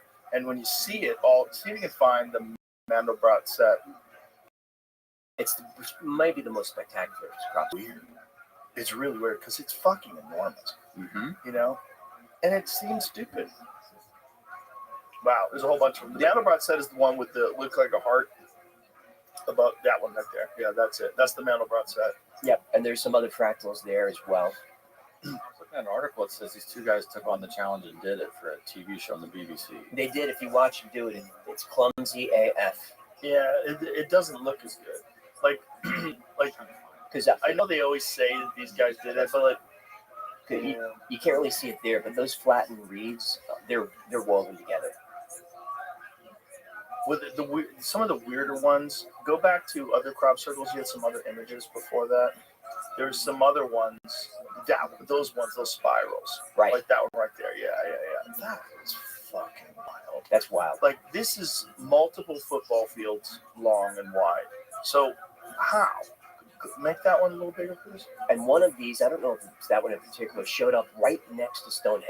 Like a tennis ball throw away. Like, that is crazy.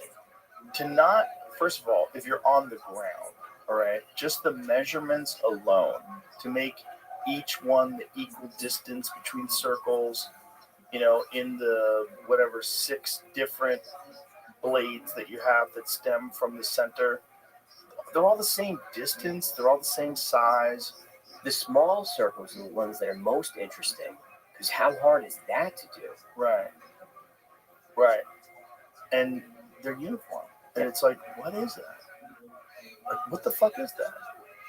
And if that is a hoax, it's so bizarre that it's only these two goofballs that were making really shitty ones with boards and strings. And yet there's hundreds, if not thousands, of these like really complex ones. Yeah, those are the guys that are on. You can see them doing it live. Yeah, but those guys, there's no way they have enough time to do all these things. And it looks terrible. Janky, look, you're just trampling it. I mean, look, you can certainly make crop circles with a string and a board. You certainly can make crop circles. But it always gets connected, like believing in aliens and everything else. But it's not, no one's even saying aliens. Like, it could be some sort of energy from something that we possess, something that humans possess, that they somehow or another aim at these areas. Like, what is that one above it? Go that one right there above, like right there. What the fuck is that thing? Look at that. They're all in the same county. 80% of them come from the same county in England.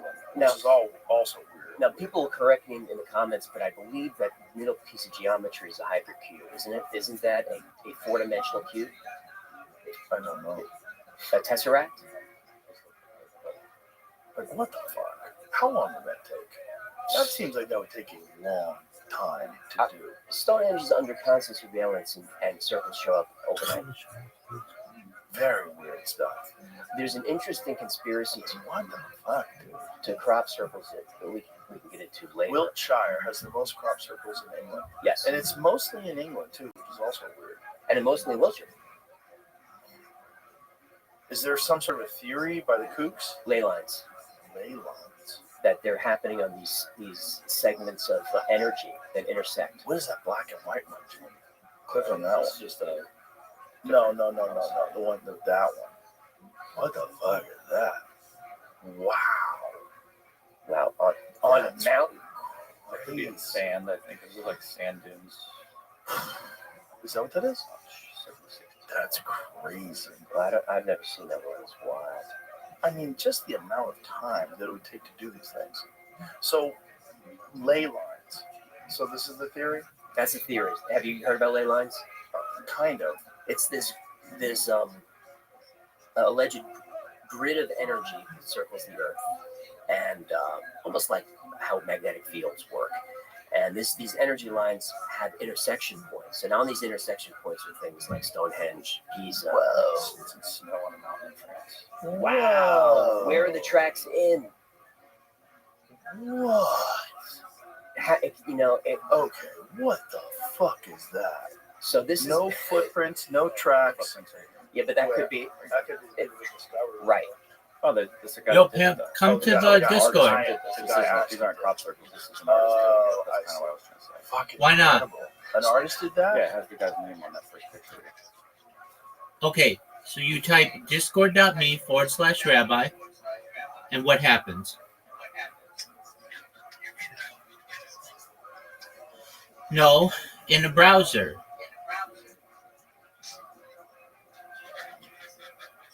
Like in Google Chrome.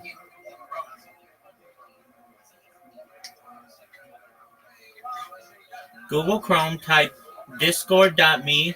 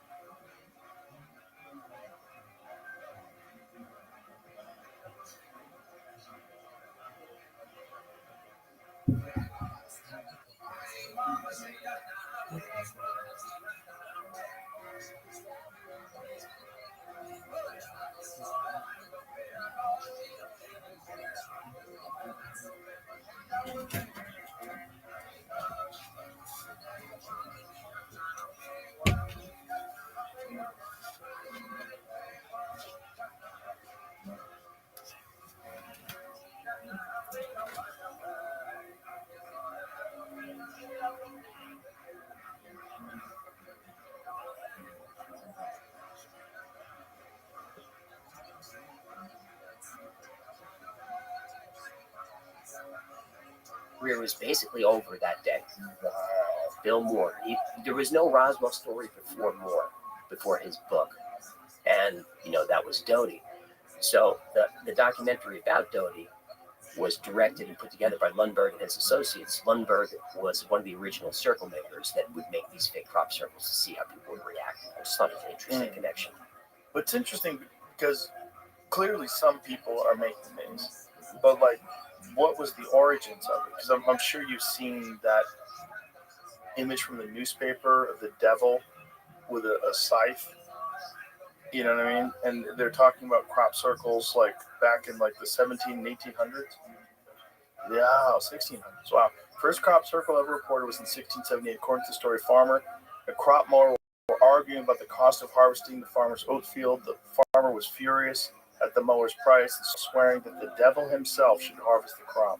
That night, a dazzling light lit up the oat field, and in the morning, the farmer discovered perfectly round circles in his crops. He was so frightened by the circles, which he thought could only have been so neatly mowed by the devil or some infernal spirit, that he abandoned any attempt to harvest the field. That's what scared you. You're scared of circles. Come on, pussy. Really, though? If there were crop circles in my backyard, I would be a little nervous. I would be curious. It's not terrifying, right? They're not something that would scare me away from harvesting my crop. No, I'm more afraid of the government than I am of, that stuff. Crop circles don't seem to be killing anybody. No. But it's like, so ley lines. So these things are to differentiate areas so they could see them from the sky. Is that the idea? The ley lines are the energy lines. Mm-hmm. Whatever, a mystical energy. It's not a scientific energy. And where the lines intersect is where you see sites like Machu Picchu, Pisa, Stonehenge, all these ancient sites. There's the ley lines. Oh. But ley lines is, it's semi-debunkable because if you connect enough lines, you're going to find patterns. You're going to find geometry. Right. You go looking for it. Right. Yeah. Very weird stuff. Like I said, I used to think it was total nonsense until I saw some documentaries on it where they were talking about the nodes and they were talking about some of these things are just so complex and they appear so quickly. The nodes and the braiding to me was like, okay, now I got to change my approach to this. What do you think it is? I don't know. I think Just gotta keep going. I think it's beyond us. It's just we're just monkeys trying to guess math. I don't know. Every time we make a guess on this show, someone's laughing. Of course. Someone's like, they think it's a landing site. Well, it's one of those subjects that if you even entertain it, you're almost immediately a fool, which I'm super comfortable with being a fool. I entertain a lot of foolish ideas. But that one is particularly foolish because people always point to those guys with boards. And I'm like, not so fast. Yeah, those guys with boards definitely made some circles. But there's some of them that are really spectacular. They are. And it just doesn't, and when you factor in the nodes, you factor in the weaving, and then these incredible geometric shapes, like how are you even mapping that? Like how are you doing that? How many people are involved? How long does it take? It would take people so long, it would never be that accurate. Yeah. With ropes and boards, I just don't see it. Right, but like it leaves you with this weird mystery. Just like what is this? I wish I knew. This is one of those things that like it's almost like the universe is laughing at us. Every now and then it just shows you something that's like so goofy that you have to go, well, what is real? It was a hoax, but a great crop circle was the Arecibo response. Do you know that one? Yes. That was a great one. Yeah. We sent the Arecibo message out that had all the symbols on it. And it sent it back with like a half a alien face. Right, and it showed where in their solar system they lived, what their DNA was like. It was a great one. Who did that one? I don't know. I don't know if it was Circle Makers. I don't know who it was, but it was a hoax. But it was like a really well thought out one. Well, that one kind of looks like a hoax. Like it's so on the nose. You have an alien face in the crop circle. Wasn't that different than the Arecibo response? Is it? I forget. I think they were related. I'm not sure though. The response I thought was so cool. I thought the Arecibo response was aligned with that UFO thing, the alien face. See if you can find the crop circle that says it's alien. You could be right. As soon as you see the alien face, you're out. I think the Arecibo response is next to there it is above that. Jimmy, you just had it. You scroll, go to the top, right there. Bam. Okay, so that's different. That's different, but there's an Arecibo is the answer. Right, but the crop circle is a real crop circle. That somebody actually made that. Right, and that's a message in that circle. That's right. Look at that one to the right. There's the Arecibo response down there with the humanoid face. Yeah, that's it. Very weird. So that's a hoax. That's a hoax, but boy, it's a good one. Go back a couple posts. Yeah, right there. That's on the right-hand side. Crazy. It's fucking. It is a hoax. Amazing. That was just so weird. But again, it's like one of those like it's not satisfying. No, it's not. It's not like it just at the end of it, you're just like, I don't know. That's why the worst question, what do you think it is? Right. I was hoping you had something stupid. I don't know, man. Yeah, I don't know either. But I do know that I want to believe. This is always the problem with me with all these things. I want to believe the bases in Antarctica. I want to believe the pyramids up there, all that stuff. Yeah, and when you find out something's wrong, how do you feel? Oh, Are you okay? Yeah. I mean, disappointed, but there's a part of you that goes, yeah, that's probably right. Well, I think most of them are bullshit. I think like most UFO sightings are bullshit. Most UFO sightings are probably people seeing experimental military aircraft and things along those lines. Satellites, that's a big one. Like these Starlink ones flying across the night sky. Yep. It's not an alien. You can see them with your naked eye. Yeah. But if you didn't know what it was, it looks like a fleet. It does. Flying across the sky. And the way that they alternate lights, it looks like there's an intelligence to it. Right. Yeah. I've never seen anything myself. Have you? No. Gino has.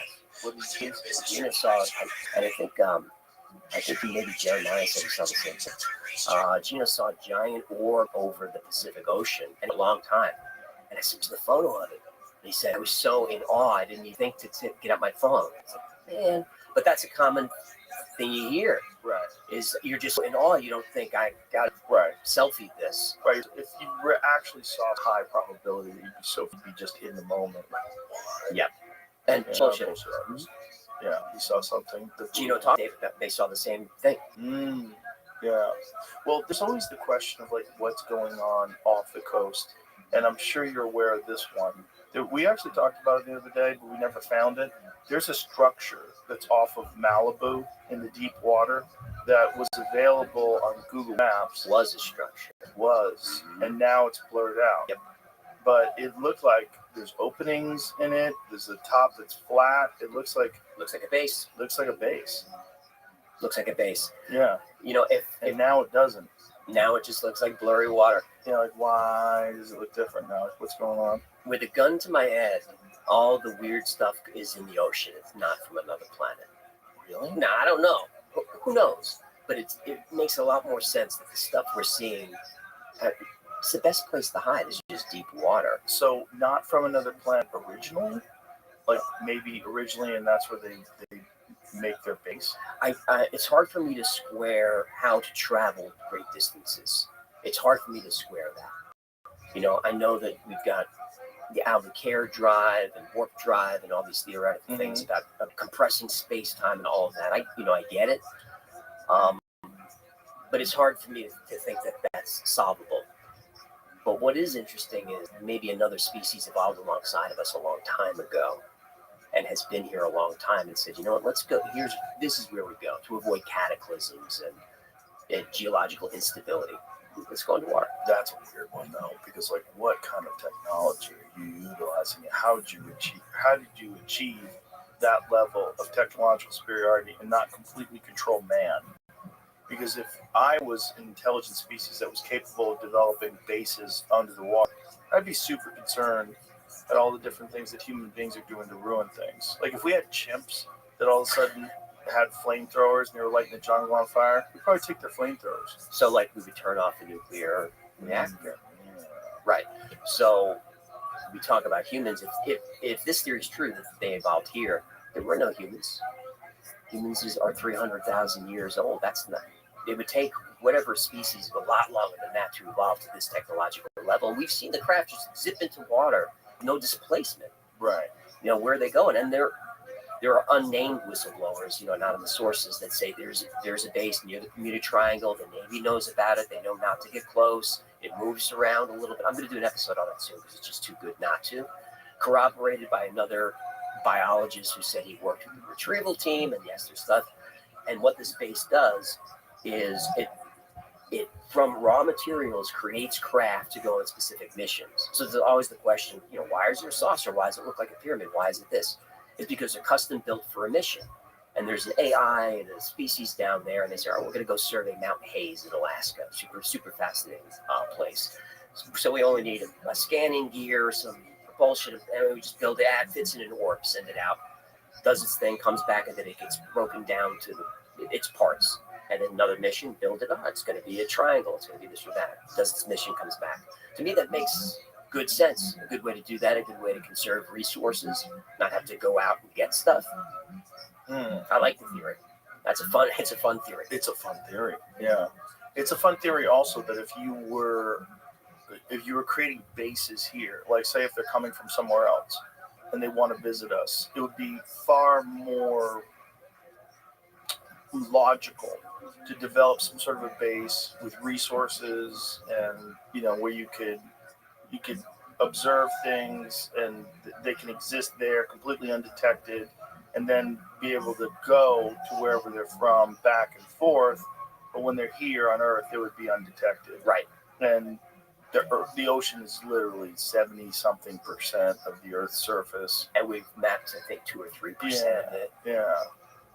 It'd be a good place to hide in plain sight. That's what I would do. And to make things from raw materials, meaning like molecular level stuff, you're totally off grid. You know, we don't need to strip mine. We got everything here. Right. And if you have something that's a transmedium vehicle, so it doesn't displace the water, it works on some sort of a warp drive or something. I think you have to get into interdimensionality then, and all it gets a little wild. But if you're not displacing air or water, that means you're fading through matter, right? Which is theoretically doable because everything is mostly space. They said they've mapped things going under the water 500 knots, right, without making a splash. Yeah, no ripples, no discernible waves. Just Greg Louganis, right in there, nothing. 500 knots into the water. I mean, what the fuck is that? The amount of energy to have to go through that much resistance of deep water, 500 miles an hour, 500 knots. Right, look at how when they do missile tests from subs, how those things are just like, trying to get out of the water. Yeah. And these things just go bloop. Yeah. And nothing. Well, that's the weird ones. But that would make you also think like maybe it is a hologram, because if there are these transmedium things, but the thing is they're seeing them with a radar. Right, which means heat signature or mass Right. or electromagnetic displacement. Or if it is some sort of photons, like some sort of a projection, would that not have some kind of a heat signature? It would if it was ionized air. That would be plasma, so that was hot, if that's what it is. But when they go into the water, we see them under the water for a second, and you don't see any refraction. Right. So that kind of screws up the holographic projection theory a little bit, because there's no light refraction. So how did you do that? Yeah. No, I'm asking you how you do that. I don't know either. I mean, that's my answer. I mean, you've had physicists on here that I've seen go. Yeah. Well, the really crazy ones are the ones that the fighter pilots have seen, because particularly Commander Faber and the other people that were on that mission with him. So 2 separate jets. You have 4 people that are eyewitness to this thing, and then that there was something under the surface of the water, like an aircraft carrier, an enormous thing, that this Tic Tac is hovering above, and then that thing descends into the water. The Tic Tac turns toward them, jamming their signal, is hovering in space, and then shoots off at such an insane rate of speed that most of the things that we have on Earth would just disintegrate and fall apart just from the sheer pressure. Of course, from the inertia can be done.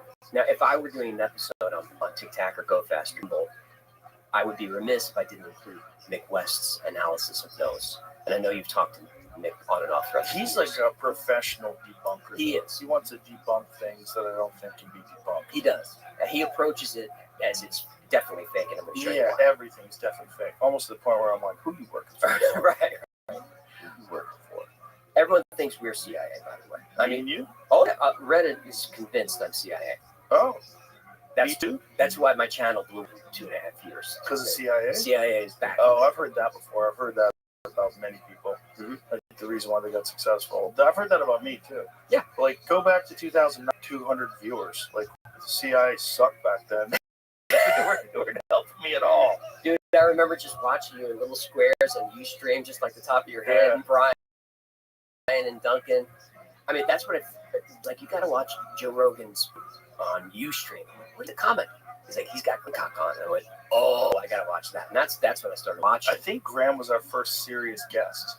So it was Duncan and I, and we were in my house, and Graham flew from England. We ate pizza in my kitchen. It was the first time I got to meet him. I was so pumped, because I've read his book in the 90s. Same. Yeah, Fingerprints of the Gods, amazing book. From Art Bellows, who told me about it. Yeah, I remember my wife was like, you should read like real archaeology. I'm like, no, this is fucking interesting shit. Is your wife a scientist or something? No. She's just a little more serious than me. Yeah, a little smarter than me. Same. But it's like, I still to this day will pick up those books and read them. And it's like, I do not think that modern archaeology has the full story, and I've seen the way they behave. I saw the way Flint Dibble behaved with Graham. They're gatekeepers.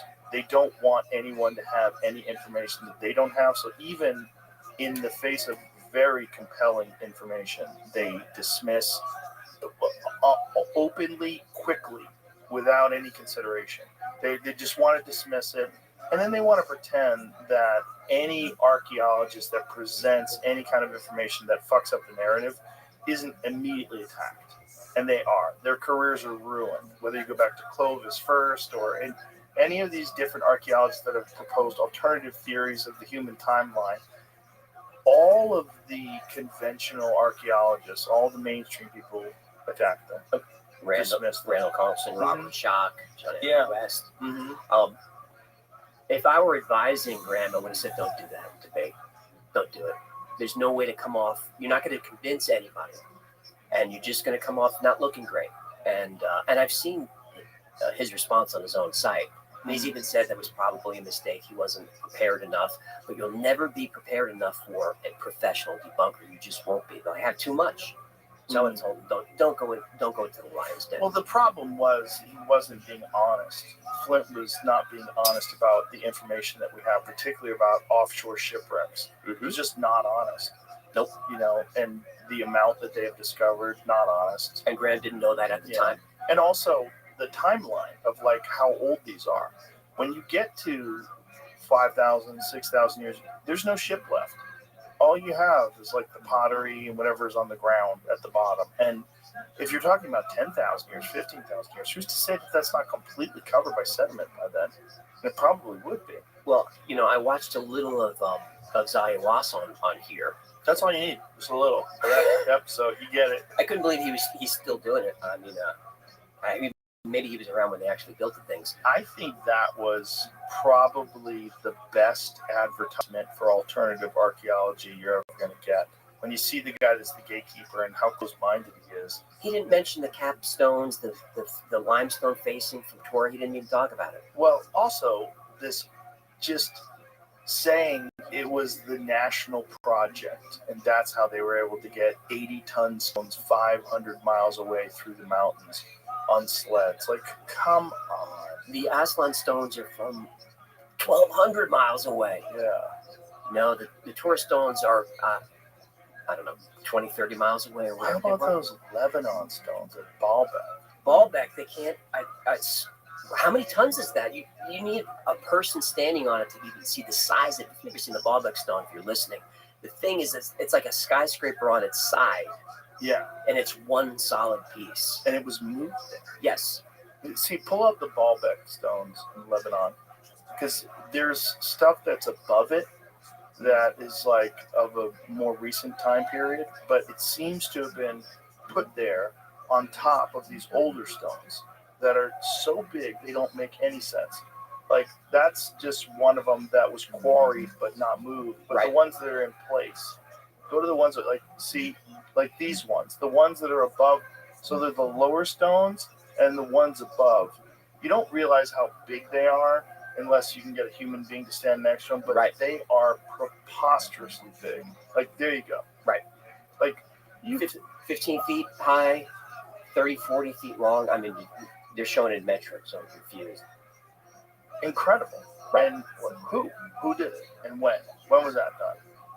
And then there's like Malta, like that stuff that they think Malta was constructed when the sea levels were much lower. So there was a way to make a path to there from Italy and from these other places. Sure. Because they found Neanderthal bones there. And that, allegedly giants built that. Derinkuyu and all the hidden cities underneath Cappadocia and Turkey that they're finding are connected. Those are nuts. No one knows who made them. No one knows who made them, and they can have thousands of people living underground. They can bring fresh water from the aquifers. They can bring fresh air and circulate it. They have defensive mechanisms with these giant stones, and nobody knows how they made them. Yeah, and who, and why?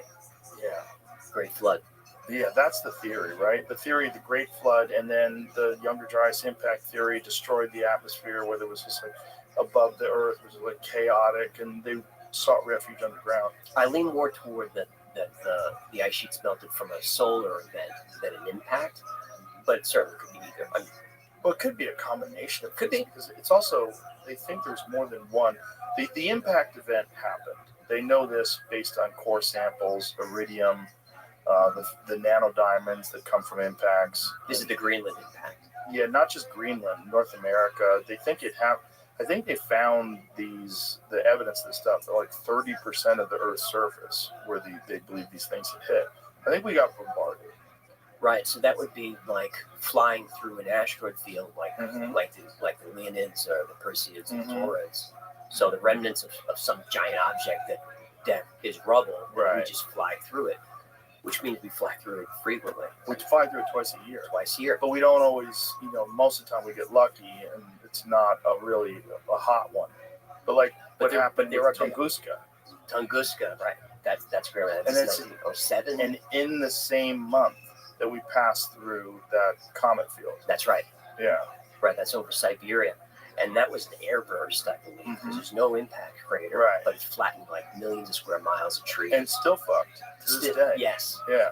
Yeah, there's images of that if you want to look up that. There's there's actual like film of it. It's crazy. It looks like a bomb went off. Yeah, we're in a shooting gallery. You know, Earth is flying through a shooting gallery. There's 900,000 near-Earth objects. They're just hovering around out there. And NASA says we tracked most of them. Because in those fields with the proceeds towards, there are big objects. There are Earth killers in there. Oh, yeah. You know, and Apophis is lurking. Apophis is the big one. That's due to fly by in a few years. What's that one? That's a giant asteroid that's, I think it's due to fly by maybe 2030 something. How big is that one? I'll get it wrong. I mean, I'm going to say a million things wrong today. I'll hear all about it. But it's a planet killer. Like it's a civilization ender, and it's going to fly near. Like we're going to be able to see it during the day. 375 meters across, about the size of a cruise liner. It will pass within 32,000 kilometers of Earth's surface on April 13, 2029. Now stop there. That's closer than the moon. Way closer than the moon. Yeah. So that's what, about 70,000 miles, where the moon is 250, 300. So we're going to see that. What you don't want to see that in this. You don't want to look up and see that. Well, just knowing that ones far larger have passed through, and then we know for sure a bunch have hit. You know, For sure. You know, Chichen Itza, that one. Right, Chicxulub, but that was pseudoscience until the father son went down there and found it. And that wasn't that. I think that was when I was growing up. The dinosaurs died, and that was a conspiracy theory. The asteroid, Right. and they found it. I think around 1980. Yucatan impact, And that's under the ocean. and the iridium Yeah. matches it. Yeah. All that is really spectacular stuff. It's just like when you look at the moon, you see the craters all over it and realize, okay, this is what happens when you don't have an atmosphere and you also don't have water and you can see everything that hits. Like the whole thing. The whole thing. Well, Covered. But why are there so many fewer impacts on the other side? Are there? Fewer. Really? I don't know. The moon. I have a. It became a saying on the show. I even have a T-shirt. The moon is weird. Yeah. Like Gino's my weird topic guy. It's like, what should we talk about? He said, do hollow moon. So I went into that story thinking, this is the dumbest shit I've ever heard. Right. The moon is hollow. And I'm doing the research. About halfway through, I'm like, the moon is weird. And then by the end of my research, I was convinced that clearly the moon is a hollow spaceship that was brought here from another part of the galaxy, and it's here, and the lizard people are absorbing our soul energy. That's the only explanation for it.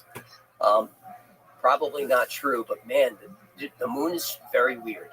Well, it's also weird that the alignment and the size and the distance of the moon makes the eclipse perfect. What are the odds of that? What are the odds that it is the exact distance from the sun so that when the moon and the sun align, it's exact? Right, it's like a 400 to 1 race. It's exact. It's nuts. But you could debunk that by saying the moon is getting further and further away. Right, but why is it perfect? We have not found a planet in this solar system or anywhere else that has a giant moon right next to it. Quarter the size of the Earth. We haven't found it. Yeah. We're the only one with it. And there are ancient legends that talk about a moonless sky when the moon arrived. And when it arrived, it caused a great flood. What are the ancient stories of a moonless sky? Where are they from? Ancient Indian texts will have it, but also native legends will have it about the moon, about a moonless sky. Then the moon arrives, and When do they think the moon arrived? it's hard to tell. You know, I always go to younger dries, but who really knows? The Earth was apparently just covered in this haze, just very wet, very hazy, maybe like Venus or something like that. Then the moon arrives, and all that water from the atmosphere drops down to Earth. The tidal forces are crazy. There's a huge flood, and everything just settles, and then the moon is here. And the moon is now like the guardian of the planet, which it really is. We couldn't really survive without it. Because it stabilizes our atmosphere, right? Stabilizes us and Stabilizes our orbit. and our spin and our axis. Yeah. Like when there's a major earthquake, the Earth changes speed. The spin change, like our spin, it changes like measurably if there's a big earthquake. And if there's a lot of those, that can throw you off the axis, but the moon steps in like a bouncer and it settles things back down. So the idea would be that some sort of a superior civilization placed the moon there to ensure our survival. I don't think they care about us. Really? No, I don't think so. How come? Again, we're in very speculative territory because nobody knows. Right. But I would think it would just be for resources. Hey, this place has a lot of stable water. That's useful. Don't you think they would be fascinated with us as an emerging civilization? And like I always say, that if we found a planet that had cave people on it, like just starting to learn stone tools and stuff like that, we would for sure be interested in them. We would be so fascinated. And we would probably try to accelerate their learning curve. You think we would? Yeah, definitely. Yeah. Yeah, well, think of what a lot of these jerk-offs have done with, like, uncontacted tribes and stuff like that. We're always trying to intervene and do something with them. You know the dark forest theory? No. This is Lucian Sharp who wrote the three-body problem and all of those. Oh.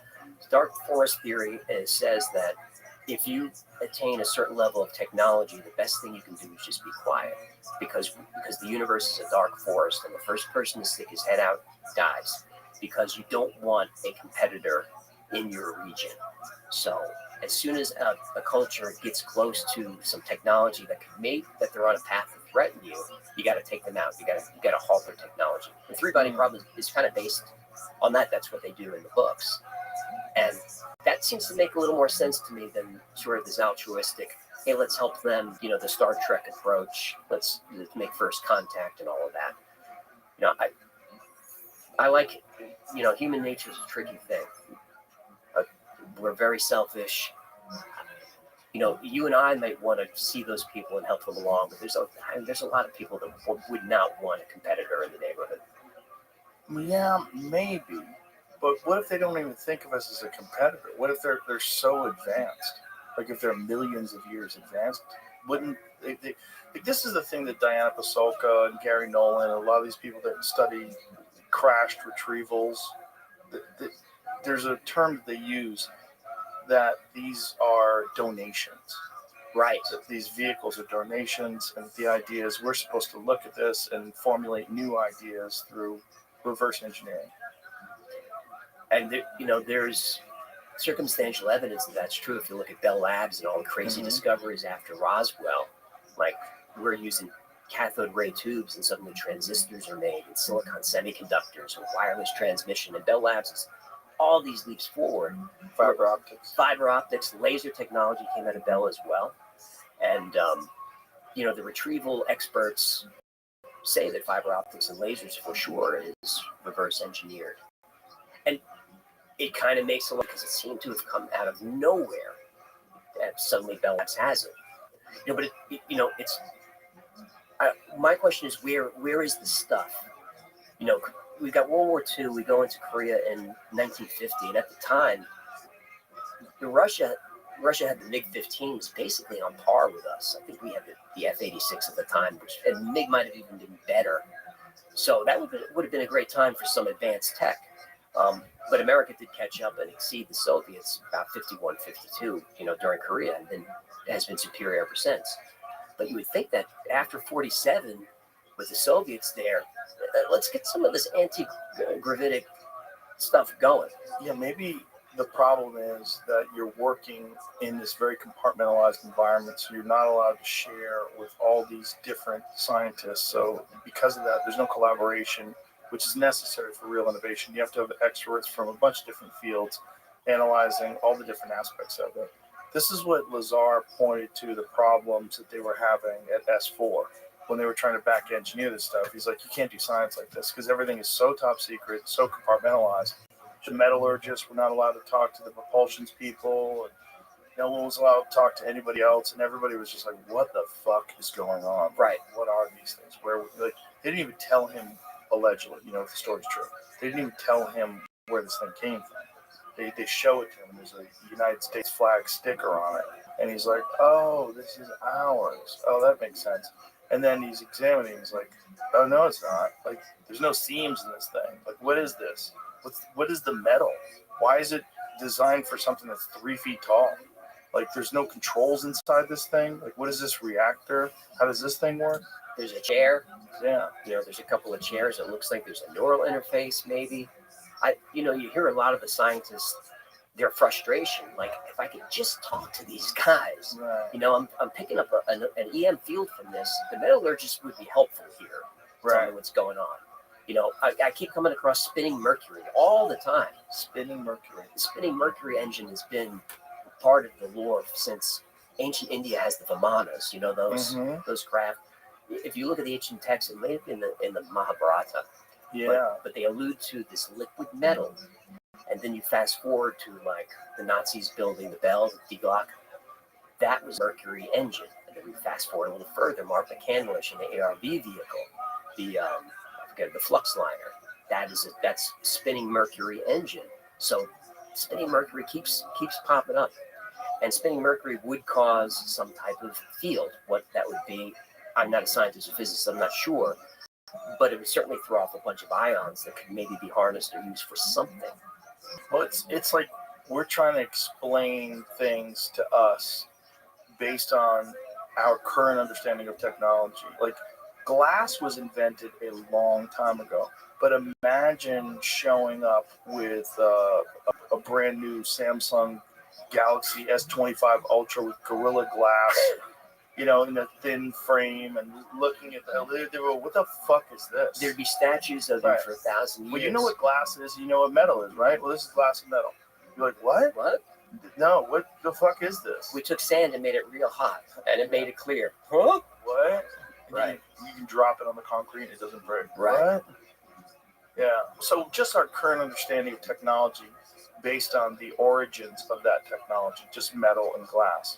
You show someone metal and glass is thousands of years old. Show them what we have now with metal and glass, they'd be blown away. And you just keep going. Go 1,000 years from now. What does it all look like?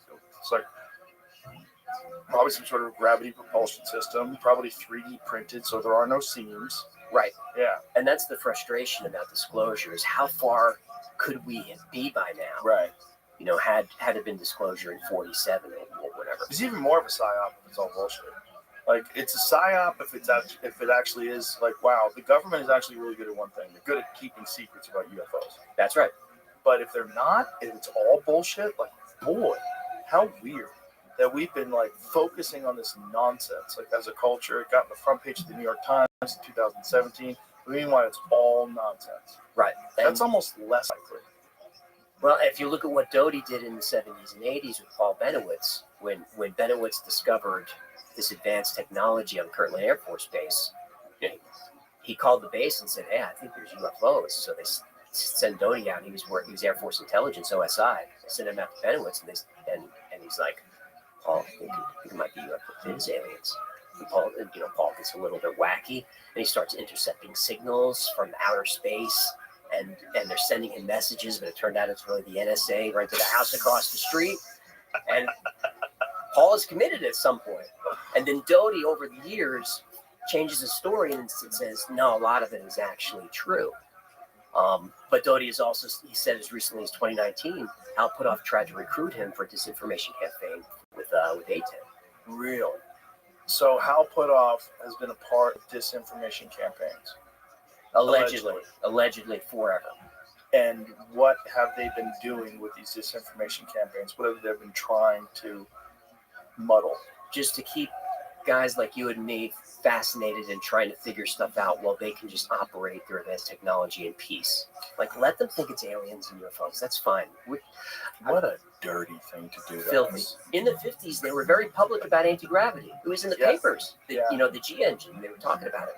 And then suddenly, quiet. Yeah. Jesse Michaels talks about that all the time. The Townsend Brown. Yes. Yeah. And Ming Lee, remember her story, the physicist who right, and then she died in a car accident after she came back from China. Oops. Oopsies. Mm-hmm. Yeah. Yep. So that was AC gravity. If you guys want to look that up, she used to give talks and all of that. Mm-hmm. She was funded by DOD, $400,000. So we know that for sure.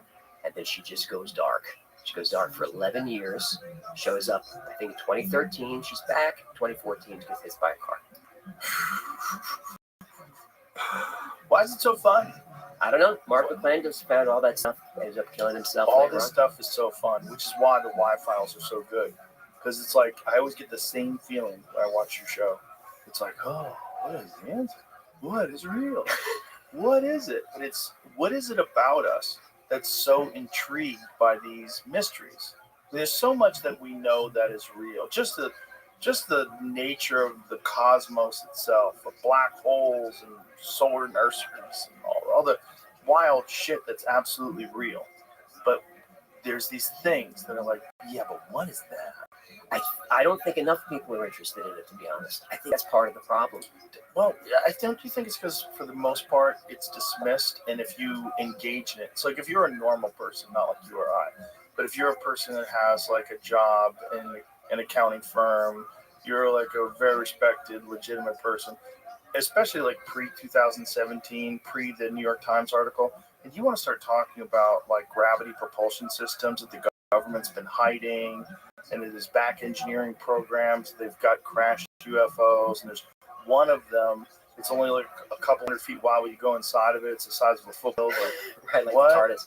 Yeah, or the one in Korea that's so big they had to build a building around it because they couldn't move it. Right. I want to know what that is. Same. I wish more people were interested in it. I would almost be willing to run for president just to get access.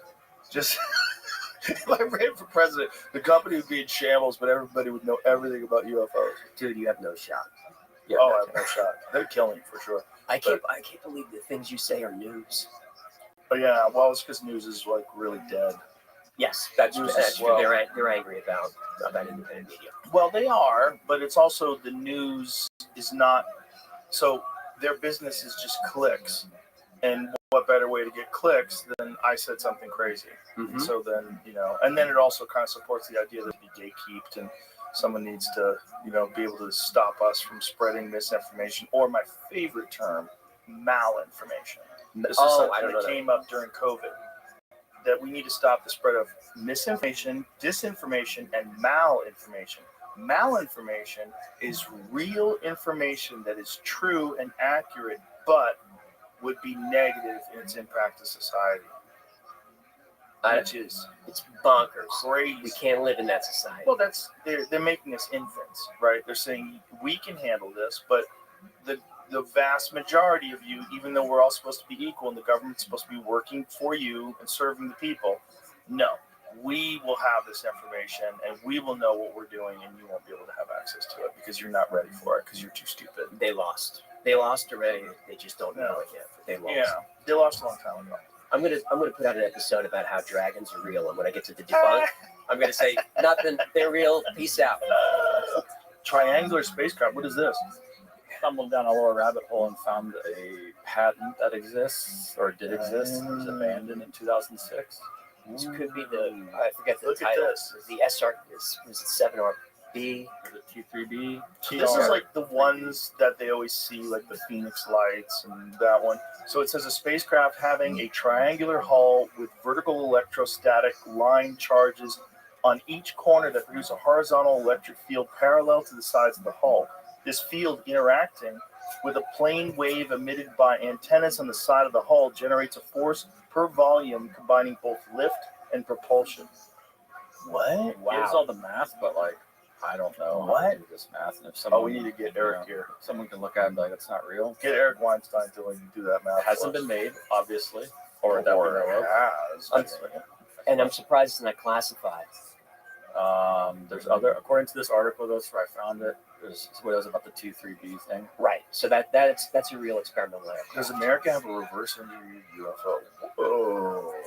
So this goes back to 1991 with the Desert Storm. There's reports of what they call the TR-3A, which looks a lot like what the stealth bomber kind of is. Yeah. But also, no confirmed. TR-3B is said to be like nothing we've seen before. This was what I got to from Liquid Mercury. I was trying to find stuff about it, and there's theories that people say that this is probably what they're running off of. It's supposedly powered by a reverse-engineered anti-gravity drive that was recovered from a crashed alien spacecraft. The TR-3B is where reports of UAP performing seemingly impossible aerial maneuvers intersect with stories about very real aircraft. Read the next paragraph.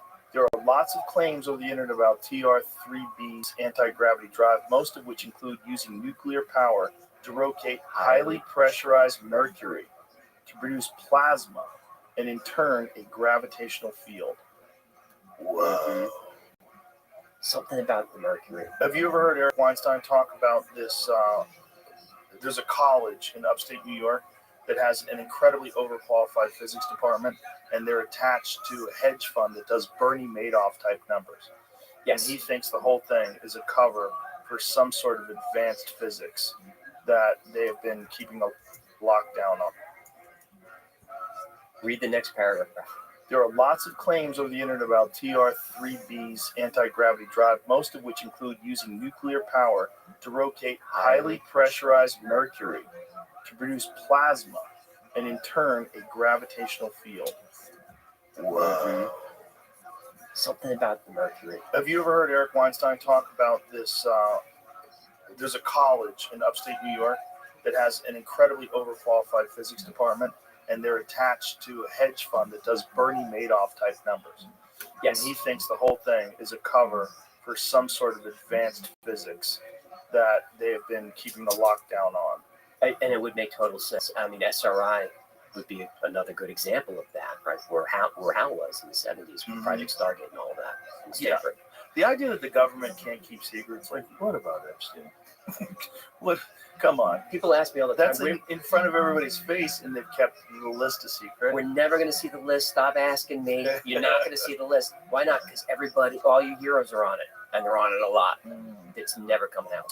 Yeah, and I have a friend that thinks like a lot of the world events that you're seeing, one of the reasons why people support it is because of Epstein, because of the list, because people are compromised, because no one can talk about things.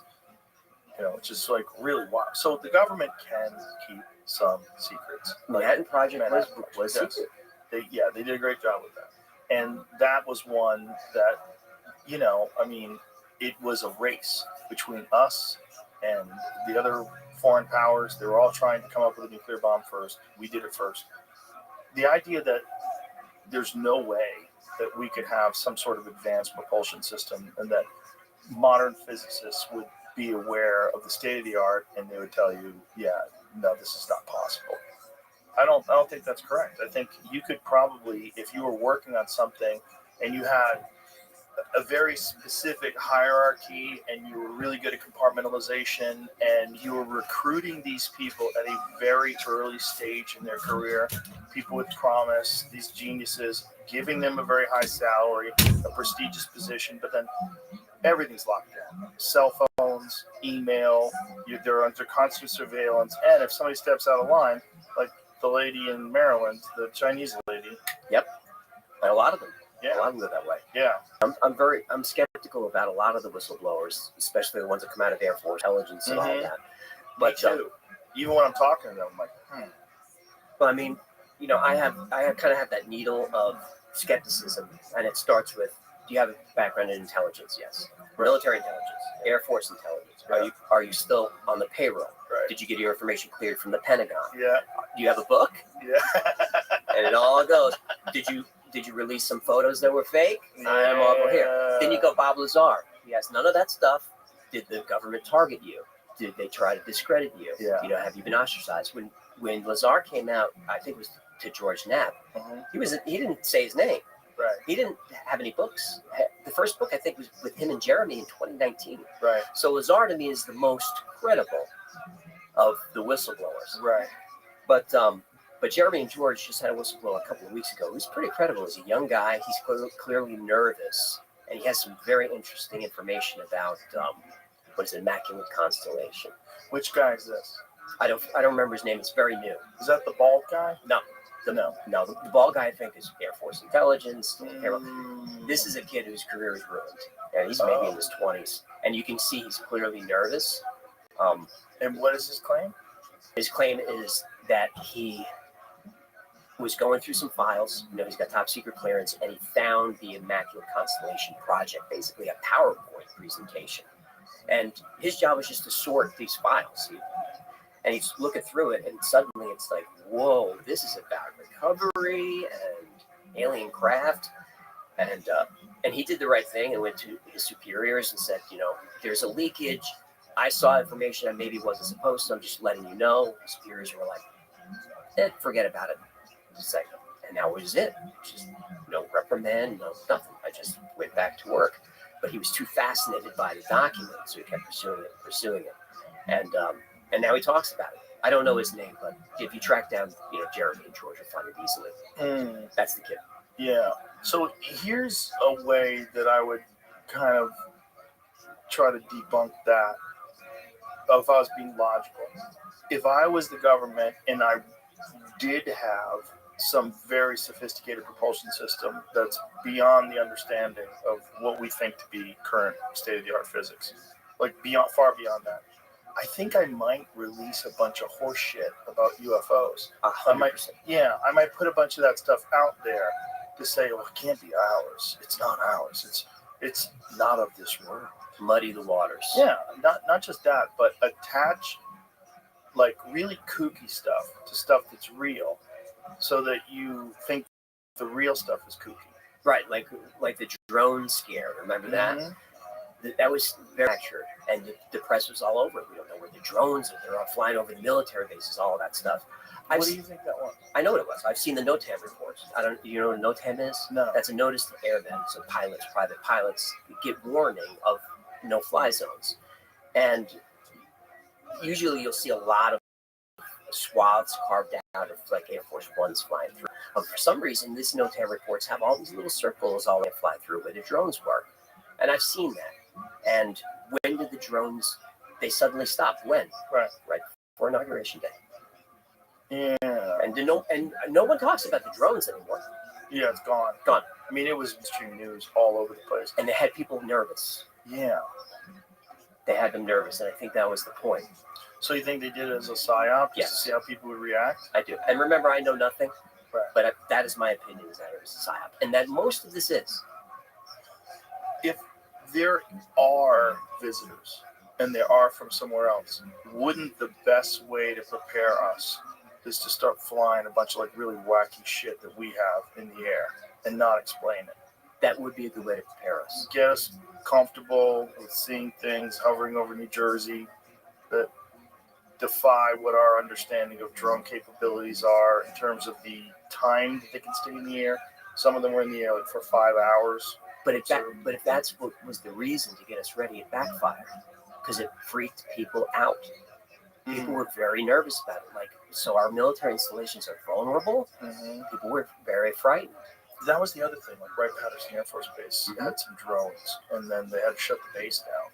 And Wright-Patterson is like ground zero for all of it. Project Blue Right. Book. Roswell went there. Yeah. The second crash. What's the second crash? The second crash was some miles north and west up there. And you'll hear Doty talk about it. And that's where other pilots were recovered. I think the total of 5 or 6. The EBEs. Oh. The EBEs. And according to Doty and others, one of the EBEs stayed with the government, I think in Los Alamos, for 5 years in 1952. That was EVA 1 or whatever. He liked strawberry ice cream. Who doesn't? Who doesn't, right? That'd be the first thing I do if I went to Planet Serpos. What's the ice cream like here? Well, just the idea that they would eat like we eat seems crazy. Right. And then also they could breathe our air. Like, what are the odds of that? Well, the theories are, we never see alien shit or whatever, but there's always a rebuttal, is that, they have a metabolism that absorbs nutrients and their waste is recycled and all of that Photosynthesis or something. stuff. Something like that. Well, they do seem genderless. Mm-hmm. Genderless, giant heads. I always say that the archetype, like the greys, like Close Encounter greys, if you go back to like Neanderthals, and then you go back to like Australopithecus covered in hair, heavily muscled, and then you go to like the average dude who plays Call of Duty. Like what do we do? I play Call of Duty. It's fine. It's a great game.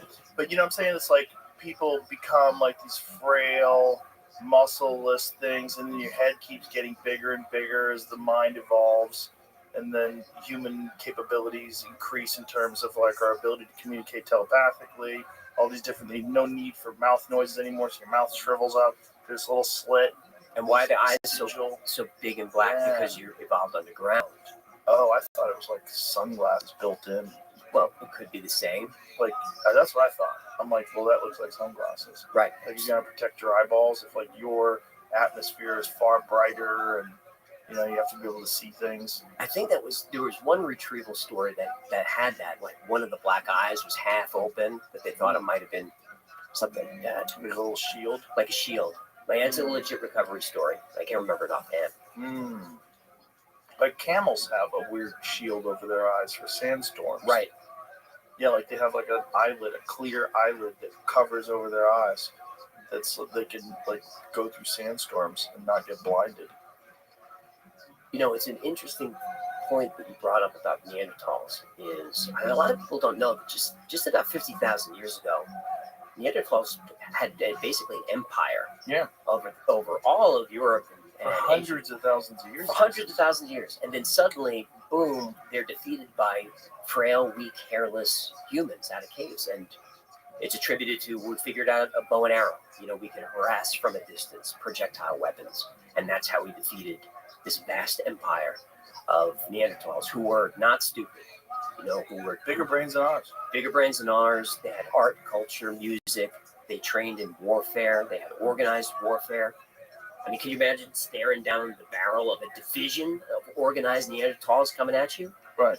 Like essentially super athletes Yes. with chimpanzee-like strength. Right. And speed Yeah. and intelligence. And we came out of the caves and defeated them. Okay. And eyes so large that they think their eyes might have been able to see nocturnal. Mm-hmm. Yeah.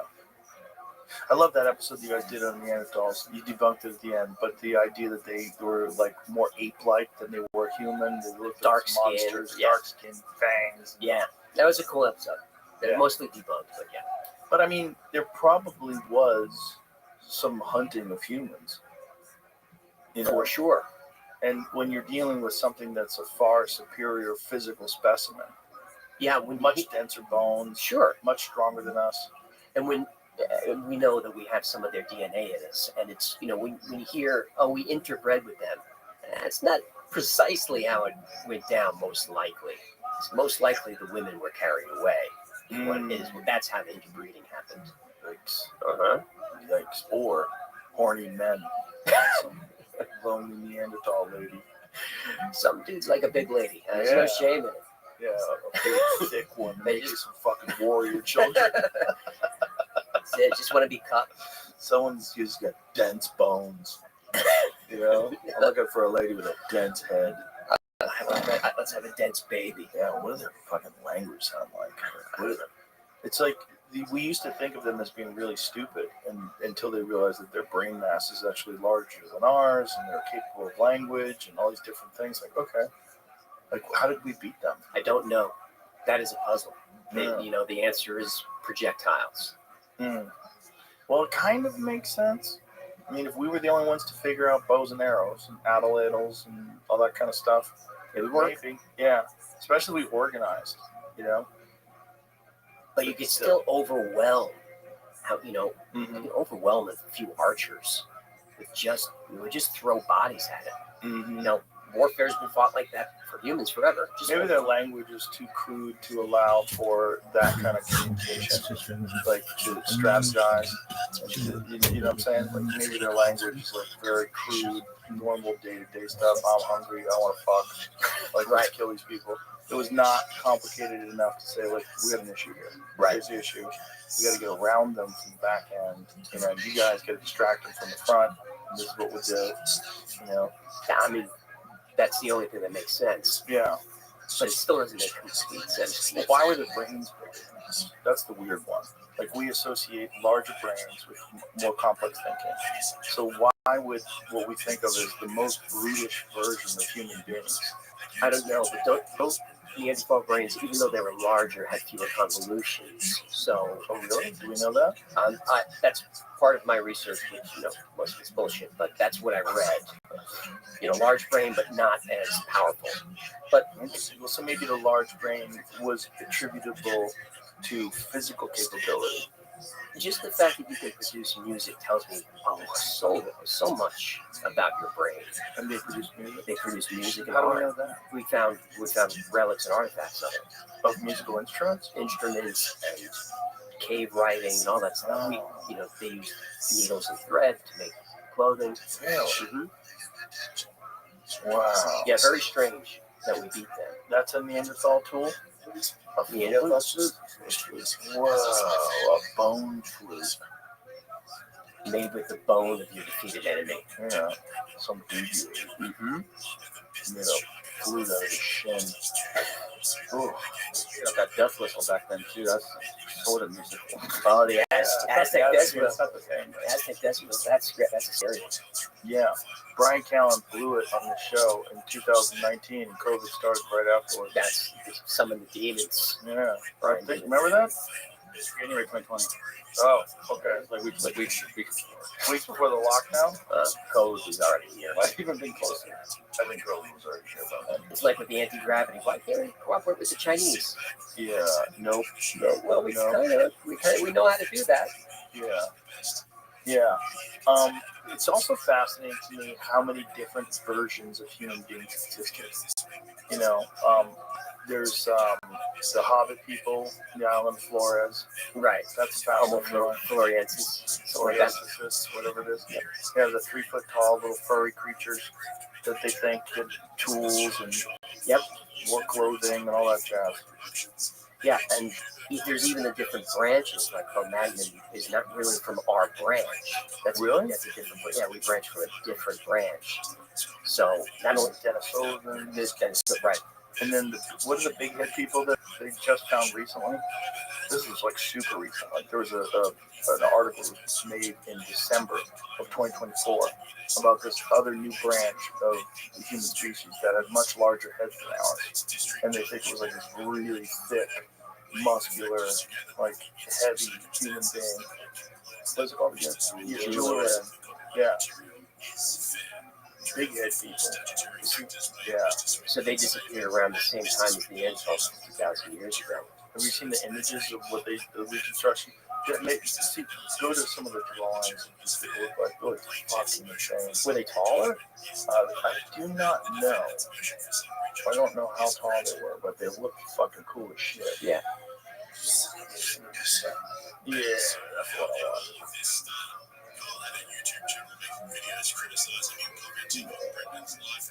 That's one, but that's not the one we were looking at.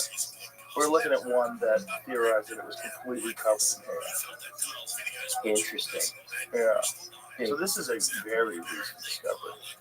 So how many? This is the thing. I think something like 90% of the species that have existed, we don't have fossils for. That, well, 99% of species ever existed are gone. Right.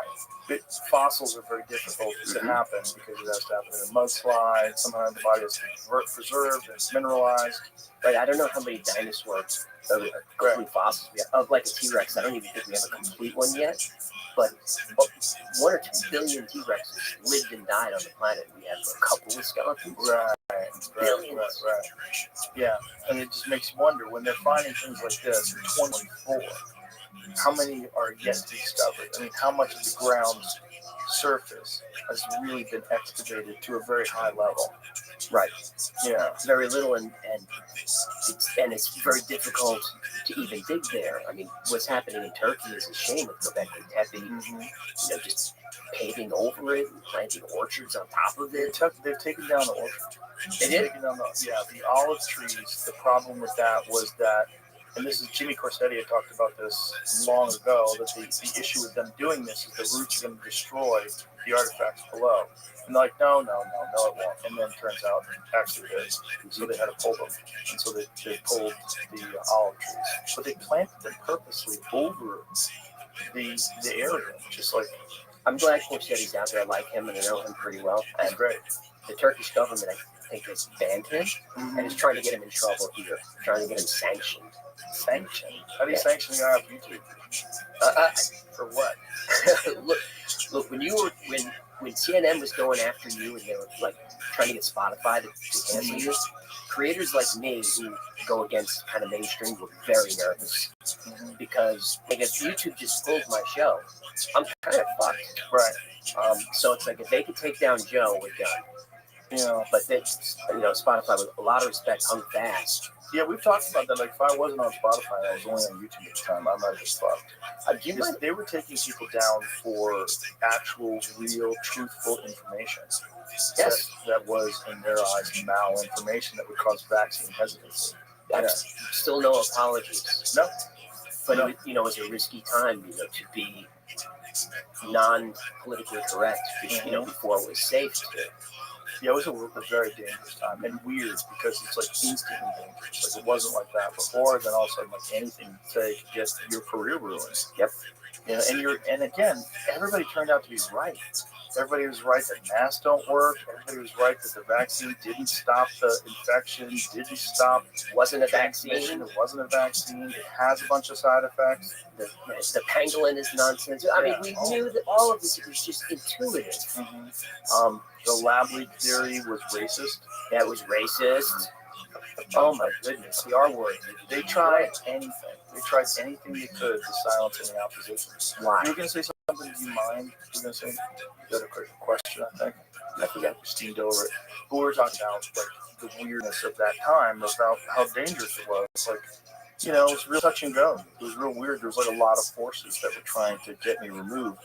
Because I was talking to people that they were deeming cracks. One of them, which is Robert Malone, who has 9 patents on the creation of mRNA vaccine technology. These are rock solid credentials these people had. They weren't kooks like Jay Bhattacharya. All these people are Stanford, MIT, Harvard. All the people from the Great Barrington Declaration. These are legitimate researchers and scientists that didn't agree with the narrative, and they were getting removed from Twitter. And they had awards through their careers, highly revered and respected, and then suddenly no. It didn't matter because these people, unfortunately, had a conscience, and they were saying, well, this is not what I know. I am an actual expert, and I do not think that the information I'm giving out is correct, so I'm going to speak my mind.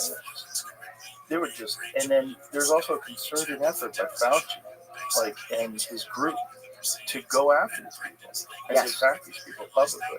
Yes, and when it was very early on, I forget even what paper I had released an op-ed in some paper criticizing a lot of this and lockdowns. Like my dojo was closed down. He was trying to fight with masks on. So I was angry. And then within weeks of that, it suddenly became politicized. And I was like, now I'm fucked. Now it's a political issue? How is it that this a political issue? Right. But it was politicized. And I don't know why. I don't know why it was all shut down. I think it's all just money. I think the vaccine companies wanted to make as much money as possible. And then anything that contributed to vaccine hesitancy was not for the greater good of public health. It was because the more vaccine hesitancy, the less profit they would have. I think it's real simple. Yeah. I agree, but that's really gross. It is gross. But it's also gross if they would prescribe it for children because it was totally unnecessary. So the only reason why they would prescribe it for children or mandate it for children to get into schools is they wanted to make as much money as possible. And they made an insane amount of money. So it did work. It was effective before you destroy a lot of credibility. It certainly did. It definitely worked. Where my wife was working, it was a mandatory vaccine situation, but she was working remotely, so didn't really have to get it. But I can see that the narrative was starting to catch with her. And I'm like, honey, hold fast. This is a story.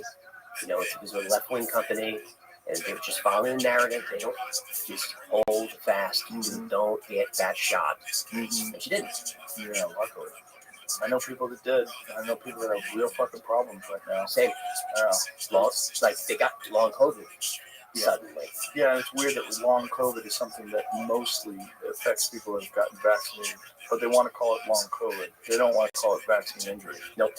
The whole thing is very creepy because it just shows you if something is very clear and obvious and it's a real disease and we know the origin of it now and we know that all this stuff has been done to obscure it, how many other elements of society, how many other stories that are in the news have also been distorted and twisted around in order to promote a very specific narrative? And how effective have they been at doing this? It's not like this is the only time they've ever done this. So COVID was kind of a window into disinformation and about how the government can use these ploys and manipulation and, using these tactics of humiliation, humiliating these established scientists, ruining their careers, attacking their credentials, and what other things have they used these on? What other, geopolitical aspirations have they masked in all this bullshit? Like, the whole thing is just like, it's very disconcerting to find out that the people that have been running the country are super comfortable with lying. Here's the good news: is the irony of COVID is the forces that were forcing us to be locked down and stay home gave rise to independent creators and journalists and independent thinkers, folks like you. And because of their forcing the lockdowns, they destroyed their own industry. Yeah. And there's no going back. I mean, I haven't watched MSNBC or Fox News in years. And you turn it on, it's like, oh, this is just, I hear the same stuff. From the left and the right, I just hear the same stuff. I get my news from YouTube, from all different sources, and that's what I want. And they destroyed their own industry. Yeah, and it's interesting to see, like, what is it going to look like, 5-10 years from now? Because 5-10 years ago, 10 years ago, you never would have imagined that CNN would lose all its credibility. No, that was, we watched, Desert Storm on there. Yeah, always. When you wanted to get the news. And it was always, also, CNN was thought of being as this, like, sort of nonpartisan environment for the news. And it just showed you what the news was. And then somewhere along the line, it became very editorialized, very opinion-based, and very, these people telling you to do your own research. Do not do your own research. Like, imagine saying, don't read. Right. Don't read. You're not smart enough, AJ. Right. You think you can go read, right, and absorb information? You're not smart enough to absorb information. Leave that to the experts. Don't listen to Rogan. He takes horse pills. Got that from his doctor. Let's also call him a horse dewormer was so stupid. Because everybody knows it's used on humans. Oh, ivermectin's in my cabinet. But it's just a simple Google search would tell you that something's wrong. That's required medication for Forest Service. Yeah, so it's one of those things where you wonder after something like that has been happening. Well, this seems like a playbook they're really comfortable with using. How many other things do you use this on? Like, what other aspects of society are just complete horseshit? When did it really start? Right. Probably During the 40s. Maybe even before, because if you read War is a Racket by Smedley Butler, that was 33. General Butler, yeah, it's the business plot general. Yeah. Yeah, he was a very, very honest guy. Yeah. Yeah, if you guys don't know the business plot, it's worth looking into. That was they tried to recruit him to overthrow the government. Yeah. Because he had all the troops at his disposal. Yeah, that was wild. They were going to have a coup. They were going to have the United States. Yeah. And nobody has answered for that. That's the J.P. Morgans and that whole set. So this kind of thinking has been going on forever. And then there's also kind of gatekeeping of information, like hiding the truth from people in order to preserve narratives, in order to preserve power and authority. Well, let's go back to Butler for a quick second. You've got Tesla, who is funded by J.P. Morgan to create wireless technology. But Tesla gets a little ambitious. I'm going to do wireless communication, but I'm going to take your $150,000. I'm going to do wireless energy. We'll do free energy around the world. And Morgan's like, how do you put a meter on that? Tesla's like, what do you mean? This propel mankind forward. Morgan pulls his funding, tells everyone in the investment class, this guy's a kook, and if you invest with him, you don't do business with me. A few years later, Wardenclyffe Tower gets torn down, Tesla dies in poverty. Yeah. And where are those 20 boxes? Yeah. Why was the government so quick to respond to that crisis? Yeah, they showed up at that guy's house quick. They Yeah. gathered up all the information. I wonder what they got from that. Uncle John Trump there. Yeah. Right. What did they get in those boxes? Donald Trump's uncle reviewed Tesla's death ray secrets and found mysterious royal letters.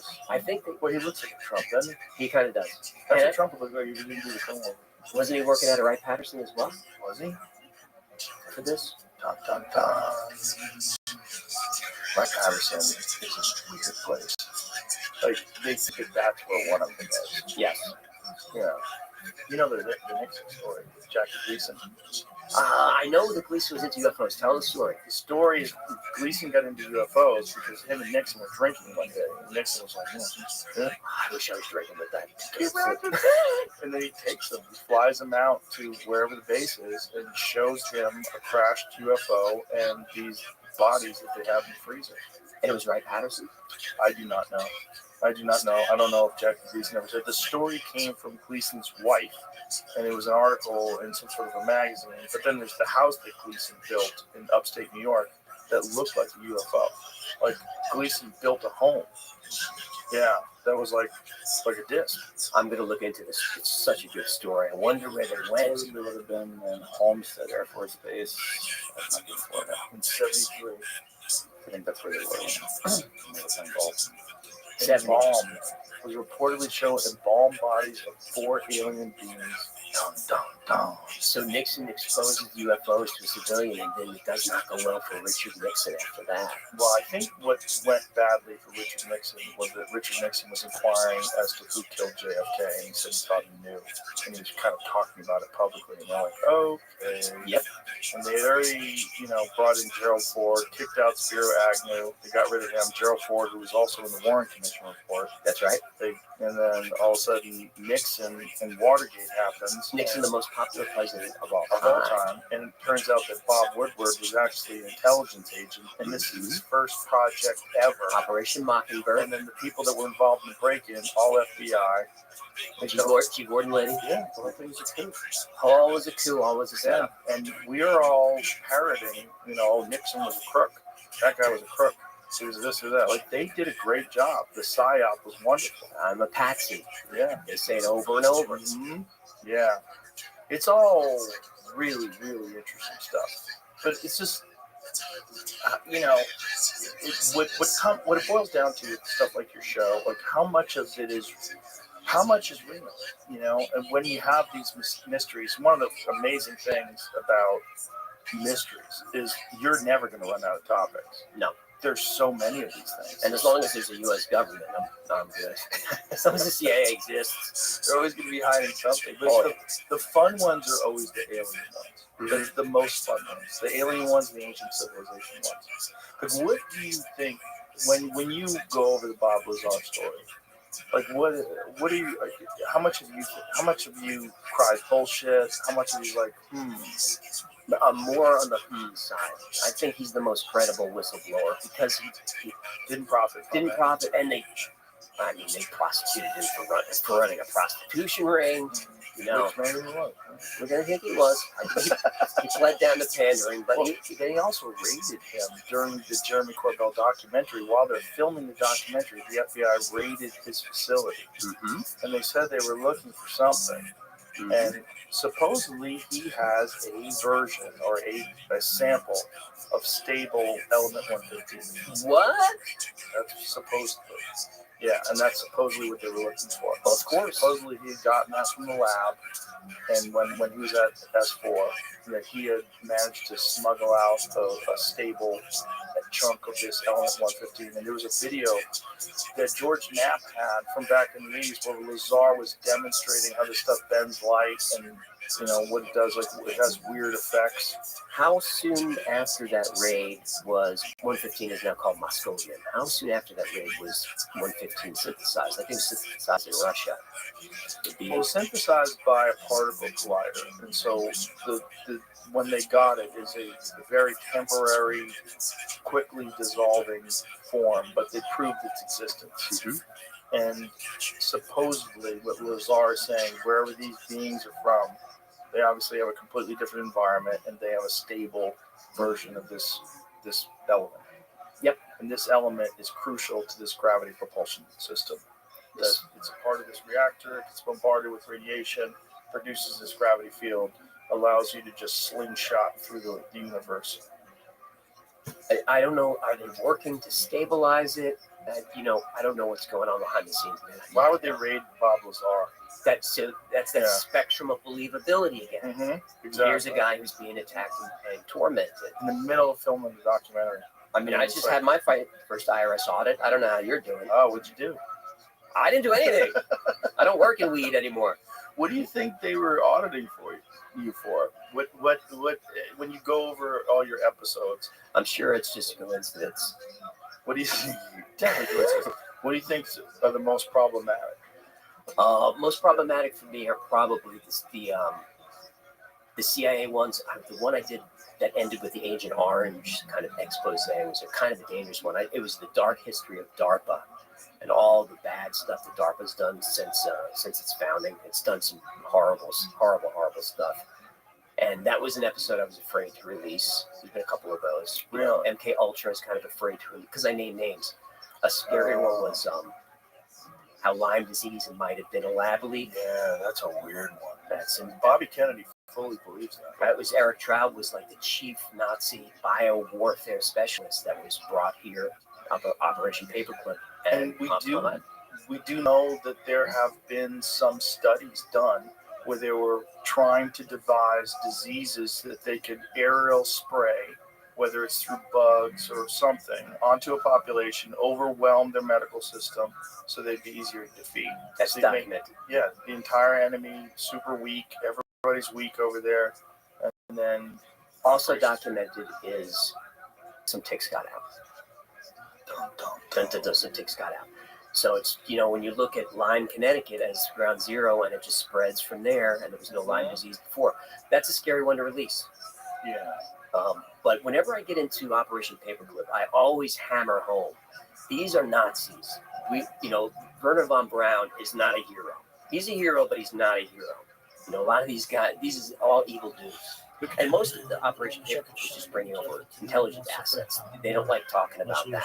It's the 1,200 scientists that we learn about. It's not the 6,000 intelligence agents that just lived here until the 70s and 80s. Right. All with their fucking dueling scars on their faces. Mm-hmm. Scary looking dudes, like right out of Indiana Jones. Right. SS on the shoulder. And that's what was a part of NASA. That was running NASA. Like Right. Werner von Braun was an actual Nazi, and he was the head of NASA. And SS Nazi. Yeah. So the V1 rocket program killed 3,000 people in London, but killed 30,000 Jewish slaves building the rocket. 10 times more people died building the thing. And if you didn't work hard enough in the rocket factory, they would just hang you from the rafters. But von Braun said he didn't know anything about it. And all of his team said, we didn't know anything about it. Okay. That's convenient. Well, every time I bring up someone who's from there, I just remind everybody, these are Nazis, these are liars, these are bad dudes. That doesn't mean, they didn't do amazing things for America, because you can do both. Yeah, that's what's weird. The V1 rocket eventually becomes Saturn V, which takes us to the moon, allegedly. That's allegedly. Yeah. That's my favorite one. Same. Did you ever see the episode I did with Bart Sabrell? Yes, and I talk to Bart from time to time. He's all in. All in. For decades. Eventually, I'm going to do a conversation podcast, and maybe he'll be one of the first guys I have on. I had dinner with Bart Sabrell in like the year 2003 or something like that. I had dinner with him in Los Angeles. I'd seen a funny thing happen on the way to the moon. What year was that? Great documentary. Released? What year was the funny thing happen on the way to the moon released? So it was like shortly thereafter. Somehow, I do not even remember how I got connected with him. But we had dinner in Los Angeles at this Italian restaurant. I sat down with him. 2001. Yeah, so it was probably around 2003 that Bart and I had dinner.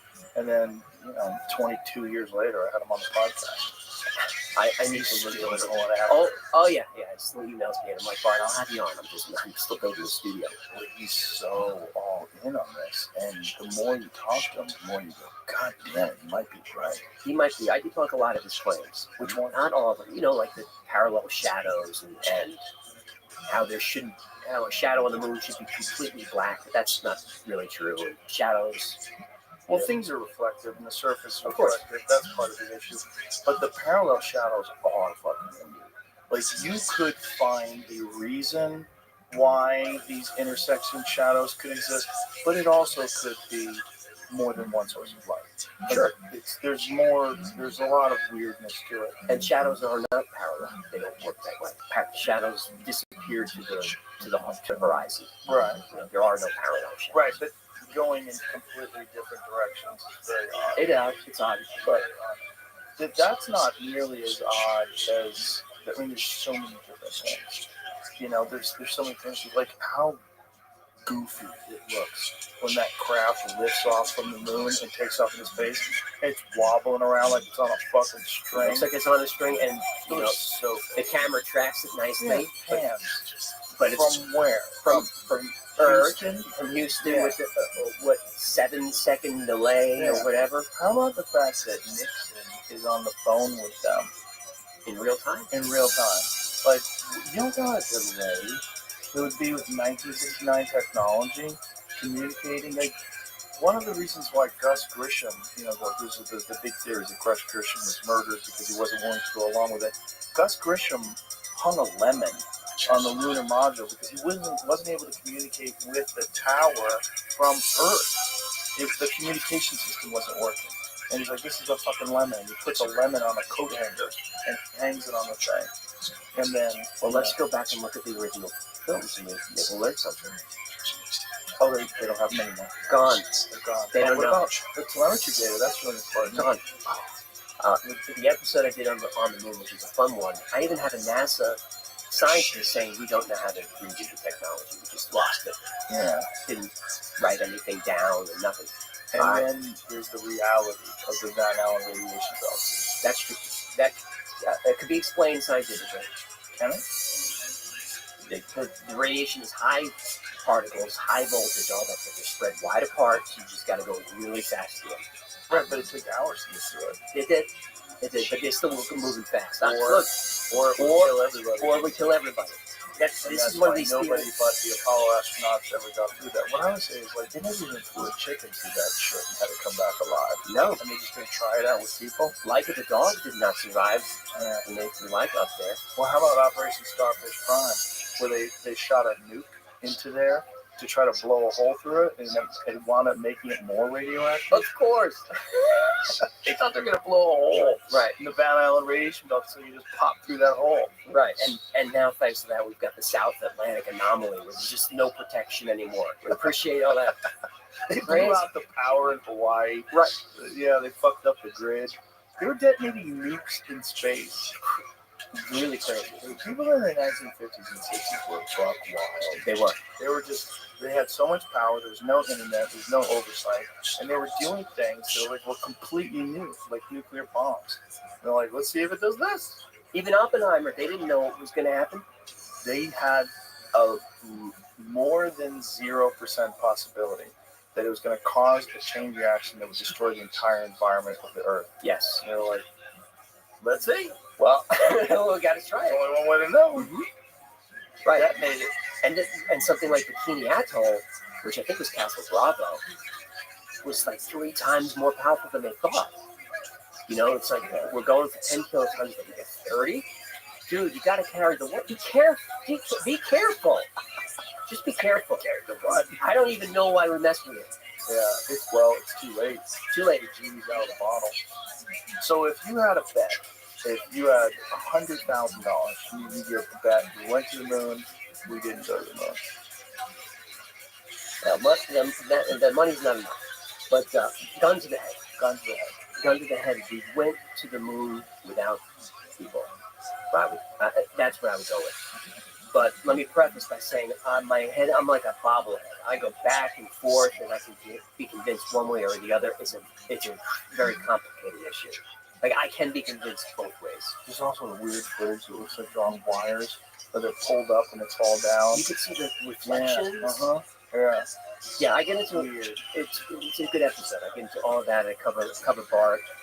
Buzz Aldrin knows how to throw a shot. Kind of. He is in the cold shoulders.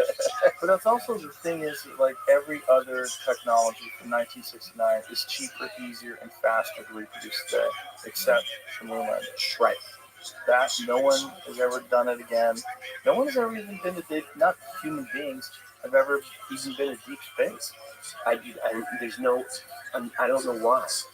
You know, if we could 3D print anything, why don't we send a 3D printer up into orbit, and then every time Elon launches a Starlink, just bring some substrate, bring some wire, and just deliver it there. Every time, because you can do 10,000. Just bring some wire, bring some aluminum, and we can just build the stuff in orbit. You don't have to worry about escaping gravity. Just build stuff up, 3D print stuff in orbit. sounds a little more complicated than you make it out to be, but I see what you're saying. You know, the film footage, the lost footage that Sabrell had was also very compelling, where it looks like they're filming the moon from, 30,000 miles out.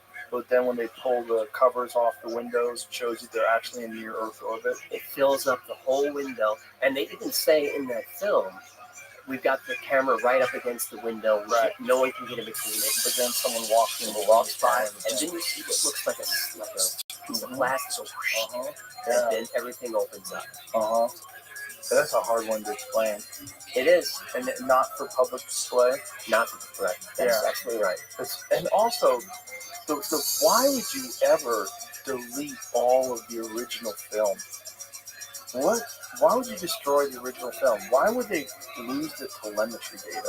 And we don't even have a direct feed because they broadcast the feed on a wall and then pointed a TV camera at the wall. Yeah. And that's what we see. That's why it was so shitty on Right. television. Because the networks were like, hey, can we get the live feed? And that's like that. It's so weird. It's weird. It's a weird one. It's also just weird that we keep saying we're going to go back and we still never even get out of Earth's gravity or never even get out of Earth's atmosphere. Earth's orbit, rather. As soon as the Chinese start mining like helium-2 or whatever, we'll get there. When people always say, "Oh, well, there's photographs of the lunar lander on the moon. You can see it." How did that button up there? How did they piece that button together? Yeah, tiny ass fucking lunar module. Because you can't see the tracks up there. If you believe the stuff. What does that mean? How easy? There's video of me selling Kentucky Fried Chicken. Oh, I gotta look that up. Like, you know what I'm saying? I gotta write that down. It might not even be Kentucky Fried Chicken, but it's like there's AI video of me hawking all kinds of stuff that I've never even seen. You show up on my feed. I'm like, oh, he's selling chicken. It's all fake, but that is easy to fake because it's blurry nonsense photos. In my episode on the face on Mars, I show exactly how NASA copy and pasted cloud formations. You literally see it's the same cloud formations. And then you see the Mars photos. They copy and pasted chunks on Mars. They did that. Like, I didn't make that up. What do you mean by that? They copy and pasted chunks on Mars? You got this Martian rock face. Cydonia. Cydonia is where the face was, and the alleged city, and all that. Square. And the square's crazy. Square, but that's a recent one that we've been seeing. Yep. That one's nuts. Cydonia was one of the original landing places, and they changed it at the last minute. Why? I will land there and go to the face. Let's see, because if you don't know the story about the face on Mars, the first images, it does look like a face, and then suddenly the images got blurrier, and then it was just kind of a plateau. It was, pareidolia. It wasn't really a face. Right. Well, then land there. Drive, Sojourner over there, whatever. Let's have a look. What's crazy is that the face is right down the street from the square. Yes. The square, to me, is way more compelling than the face. Because if the second images were more clear and it really is just, how do you say that word again? Pareidolia. If that's really what it is, that kind of makes sense. Because the first one's like real blurry and shitty and it's from the 70s. True. Right? But this square is nuts. Right. It looks geometrical. Yeah. Right angles. And an actual square, or at least similar to a square. It looks like a structure made out of right angles, and it's on the fucking moon. I showed it to Elon Musk. I was like, oh, very interesting. We should probably go up there and look around. We should. Yeah. I mean, they're finally admitting that Mars used to have an atmosphere and oceans, giant oceans. And they found frozen water on Mars.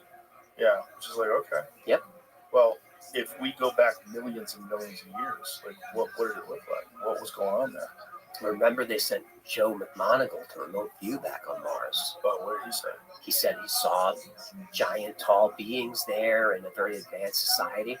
And Joe McMoneagle, part of the Project Stargate remote viewer, so that he goes into his thing and he's drawing the aliens and the cities and all of that. But he didn't know where he was looking. They wouldn't tell you at first. And then he's done. He comes out his transfer, whatever, opens the envelope, and it says Mars, the coordinates, 1 million BC or something. He said he saw stuff. And again, Ingo Swann saw all kinds of stuff on the far side of the moon, which I don't hear covered a lot with Ingo. But he remote the moon because he always wanted to do more stuff. He's like, I don't want to look at a bridge. I want to go to the moon. And he said he saw structures on the far side of them. It sounded a lot like Carl Wolf disclosed in 2001. What did he disclose? Carl Wolf, Air Force airman. He's basically a technician fixing.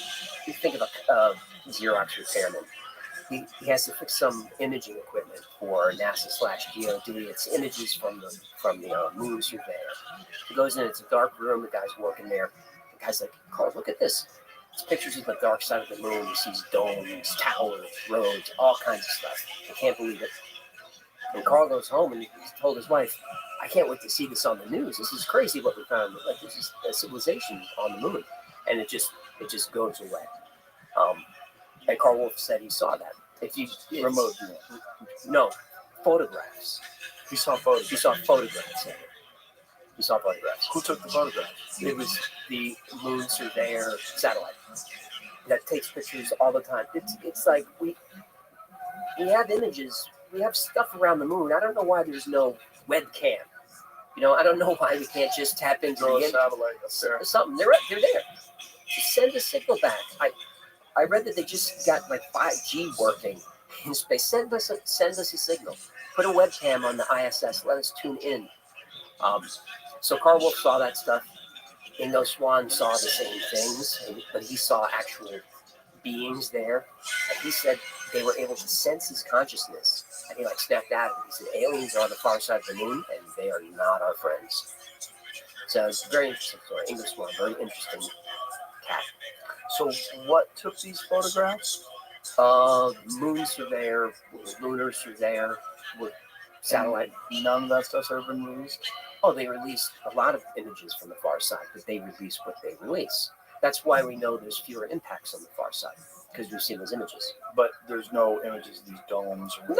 Or no. I've seen some that maybe are faked, that look pretty compelling.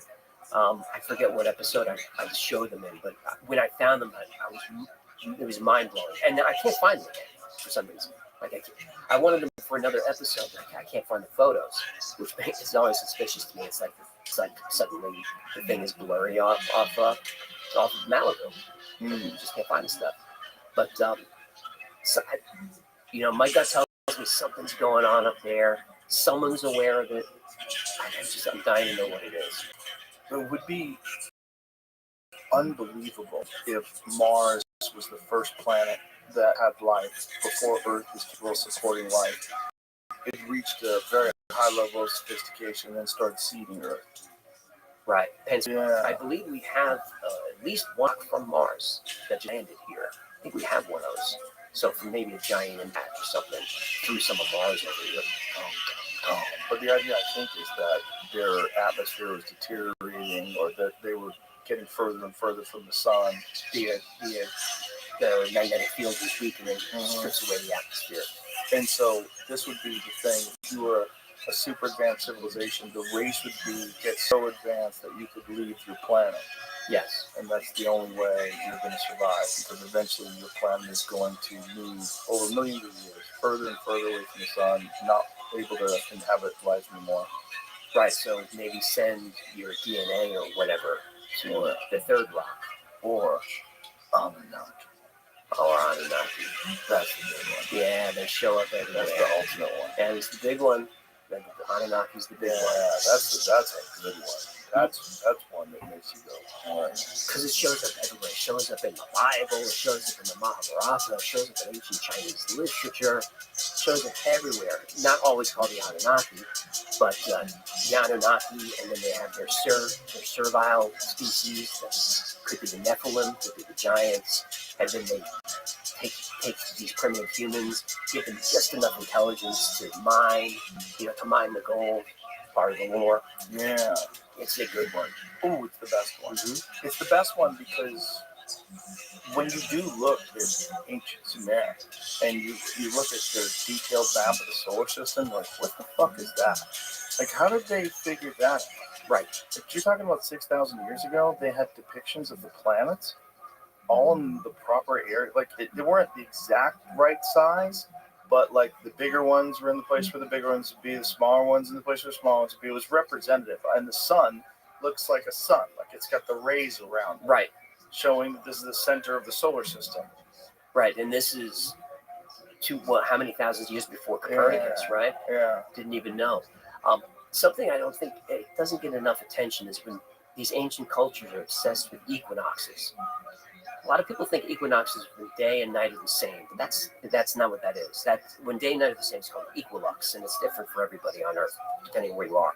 An equinox is when the sun is over the center of the Earth's equator. Well, how did you know there was an equator? So Stonehenge is aligned to the equinoxes. How did you know there was an equator? And how was the pyramid? The sizes are directly divisible to a number like 43 to 100 that could be factored in to calculate the circumference of the Earth. So you can calculate the equinox. How did they do that? Right, and how is it pointed to true north, south, east, and west? How did they do that? Why does it mirror the stars of the Orion Belt? But mirrors them 30,000 years ago because of precession. Right. So I'm in the camp that the Egyptians found the pyramids, not built them. But I'm glad Zahi's not here. Well, that would, get you to the ancient civilization theory. But when you're looking at an ancient civilization that is as complex as Egypt, and then you factor in the Anunnaki story and all these other things, you got to think, why were these? Hey, how are you? So advanced? Like, where did? Sure, take your time, LSD.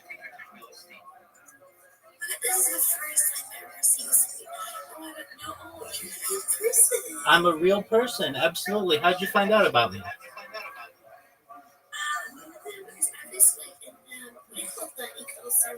Absolutely. And I always saw you just sitting there, right, doing eating or sleeping. I was like, oh my god, there's no way that's a real person, right?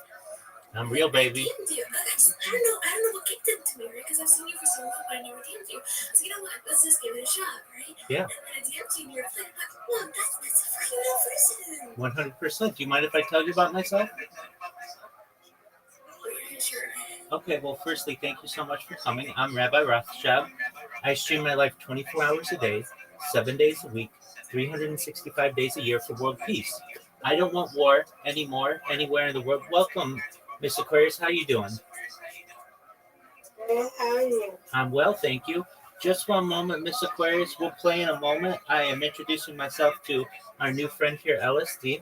LSD, I don't know. Have you ever seen the movie The Truman Show or the television show Big Brother? Excellent.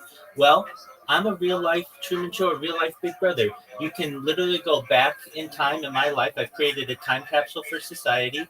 We've seen the death of a queen, the birth of AI, the coronation of a king, and everything in between. I've been live streaming now for more than 3.5 years. I talk about things to improve the world. I'm a very positive individual. I want to help end world hunger through the use of technology, such as agricultural drones, floating greenhouses, saltwater greenhouses, vertical farming, hydroponics, cloud seeding. I want to help end wars. I'm actually sponsored by a cryptocurrency. It's known as Harry Potter Obama Sonic Teninu. I know that's a lot of words, but it's worth about $100 million. They've sponsored all my merchandise, and something that we've done is we build wells in developing nations such as Nigeria to help people to be able to stay hydrated there. Additionally, I'm an advocate for the Life Share program, but most importantly, I'm an advocate for desalination technology, where we pump earth seawater onto land to make it drinkable. I talk about other things that are interesting to a lot of people. I'm live right now in 18 different YouTube streams. I have over 100 YouTube accounts, over 200 Instagram accounts, over 500 Twitch accounts, over 1,000 TikTok accounts, over 2,000 Twitter accounts, over 5,000 Blue Sky accounts, and over 10,000 Kick accounts. I have more social media than any person ever. And why do I do this? Data. I really do. Data is why I do this. The reason why, The Economist magazine stated in 2018 that data had overtaken petroleum as Earth's #1 resource. And that means that data has become essentially the new gold of our era. And I have more data archived than any person in global history, which may make me a very influential person someday. And if that happens, I'm going to help you, LSD. I'm going to help all your friends, your family. to not only become financially independent if you're not already and create generational wealth, but I want you to be able to start charities and philanthropic organizations that are near and dear to your heart. I want you to be able to give back to the world. And with each, Actually, that's really good because you know what I thought, yeah. My first impression of you was basically okay. Someone told me that you were live streaming, and I was like, oh, okay, maybe just someone, like just laying around there and doing all that. But now that you're telling me about what you actually do, it's really impressive because you're not just someone like live streaming, just like being there, right? You're actually speaking up for stuff, which is really important. Most of the people, even most of the billionaires, they don't do that shit, right? you're 100% right.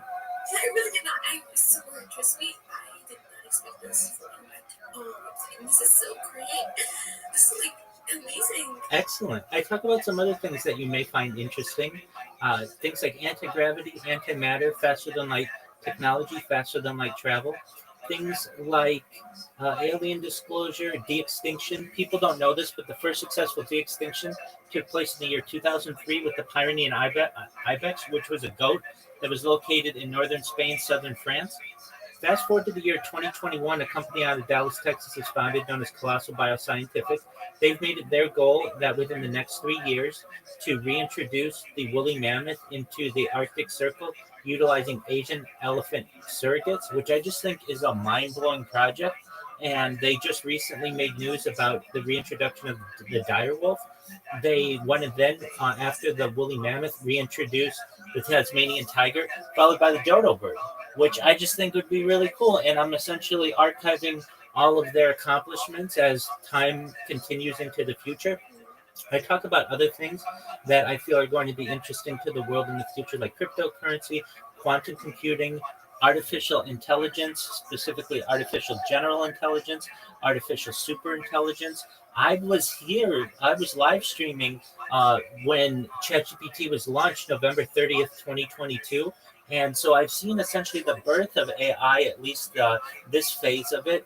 And I'm a major advocate for it. I know essentially the power of it, or as best I can. I talk about other things, though, that specifically may help you, LSD. And this is all with your consent. I'm very big on consent.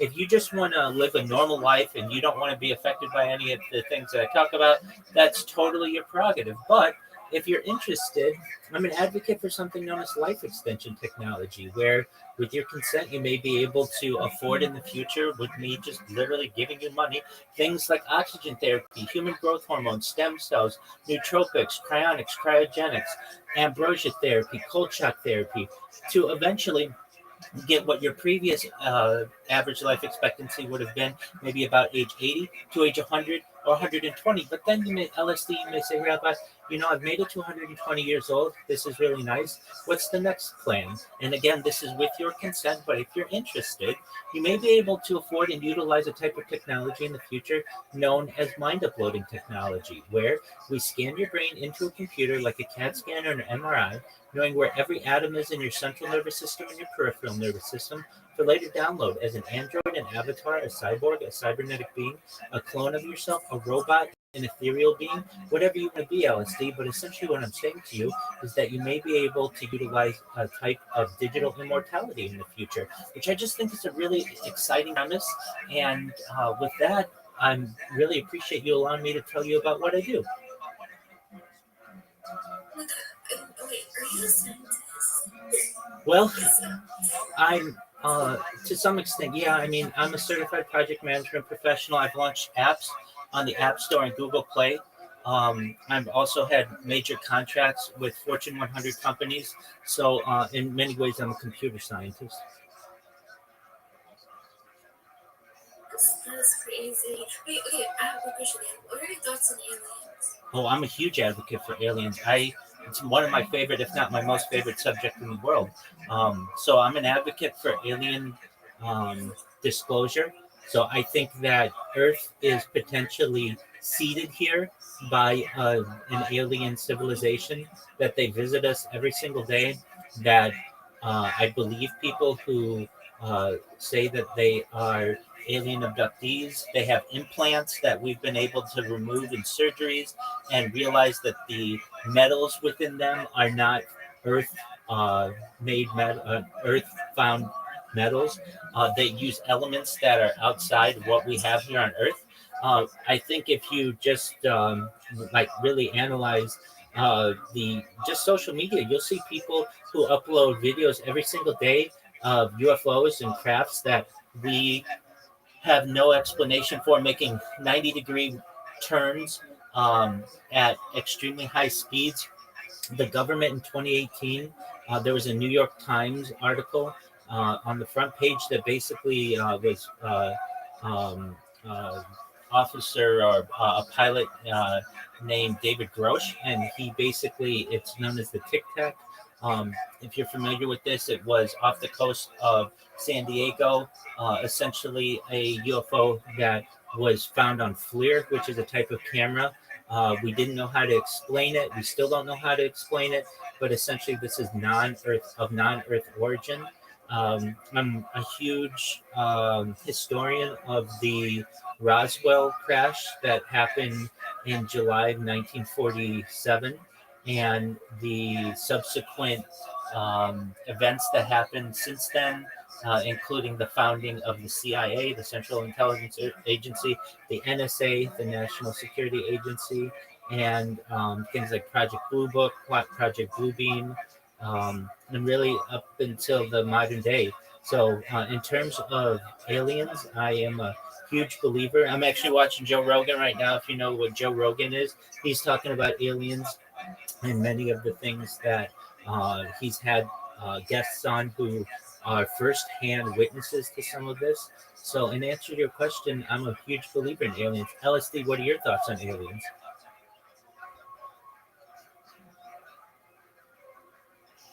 LSD, can you hear me? That's okay. LSD, are you there? That's all right. Miss Aquarius, how are you today?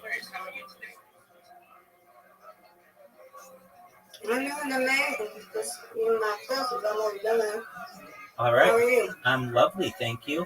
Are you ready to play?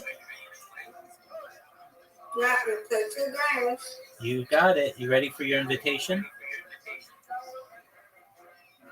Yeah. Yes, ma'am.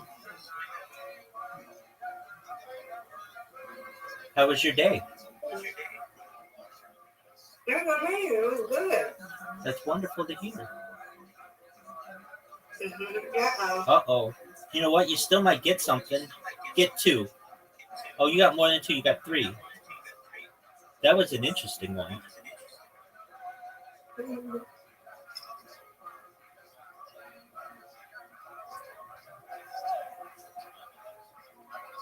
Oh, get something. All right, you got 6 total. You got your that's right. Oh, no doubt, no doubt. Oh, come on. I always hit it like right in the middle, and then I get these difficult splits. All right, get it. Blue.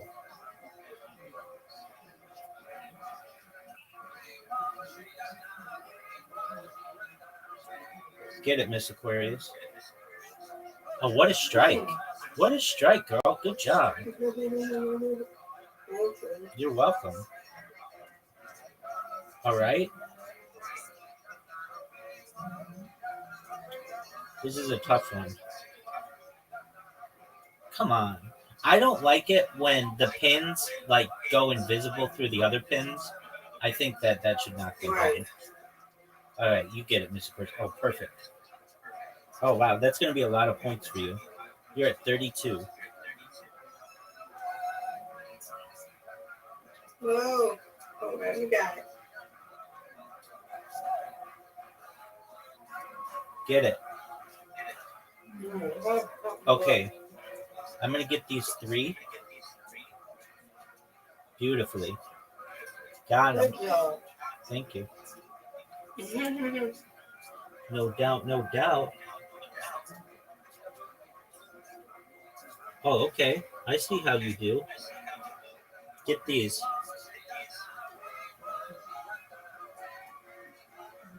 You see how I do? I can't. I'm not. You got it. Did my It's right. did you go? I think my my app froze. Yeah, it did. I'm all right. I'm back.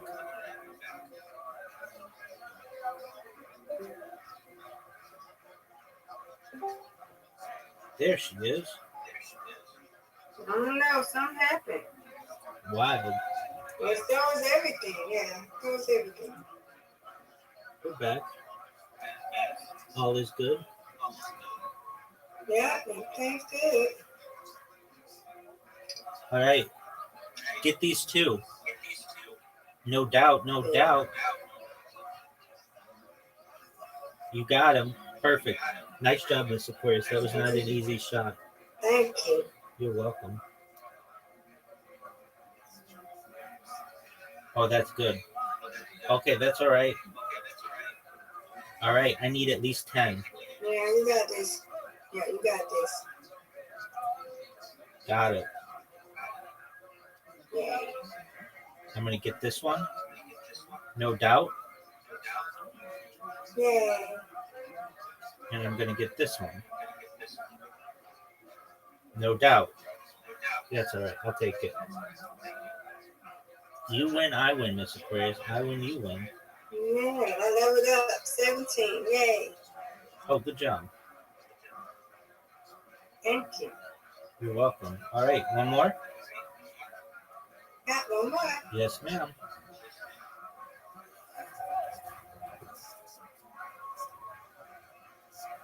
Okay, I see you. I gotta learn how to kick these, man. It's hard. You're getting better at them. Okay, There you go. You got it. Yeah. You got it. That's some sitting up. It's okay. Come on, Rabbi. Yes, ma'am. That's right. That's what I want.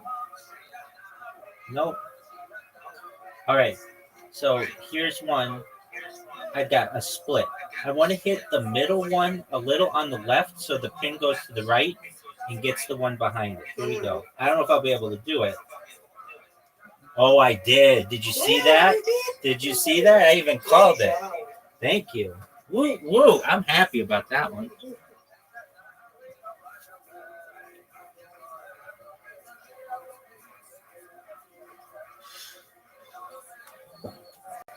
All right. Get these. Get these. You got them. Nice spare, Miss Aquarius. Thank you. You're welcome. That was not an easy spare. No. Get it. All but one. You got this one. For sure. No doubt.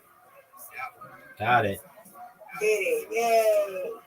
There's something very satisfying when it's going to hit the pin and you know it. Welcome back, LSD. Hope you can hear us. You're having a nice evening or day, wherever you are. Ooh, almost. I'm so sorry. You know what mom said? She came in here. What you doing? I'm down to sit. And she's like, study. And I'm like, I'm not gonna study. And she picked up a shoe weight. She's like, are you gonna study? No study. I'm just gonna study. And made her chase me around the whole fucking house. Okay. Wow. Well, what are you studying? It's like some English work. All right. Do you use AI ever? Do you use AI, artificial intelligence, ever?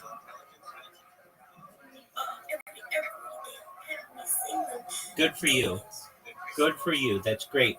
What's your favorite AI to use? ChatGPT? That's good. That's probably my favorite as well. Excellent. Oh, Miss Aquarius, that's not what I wanted to do.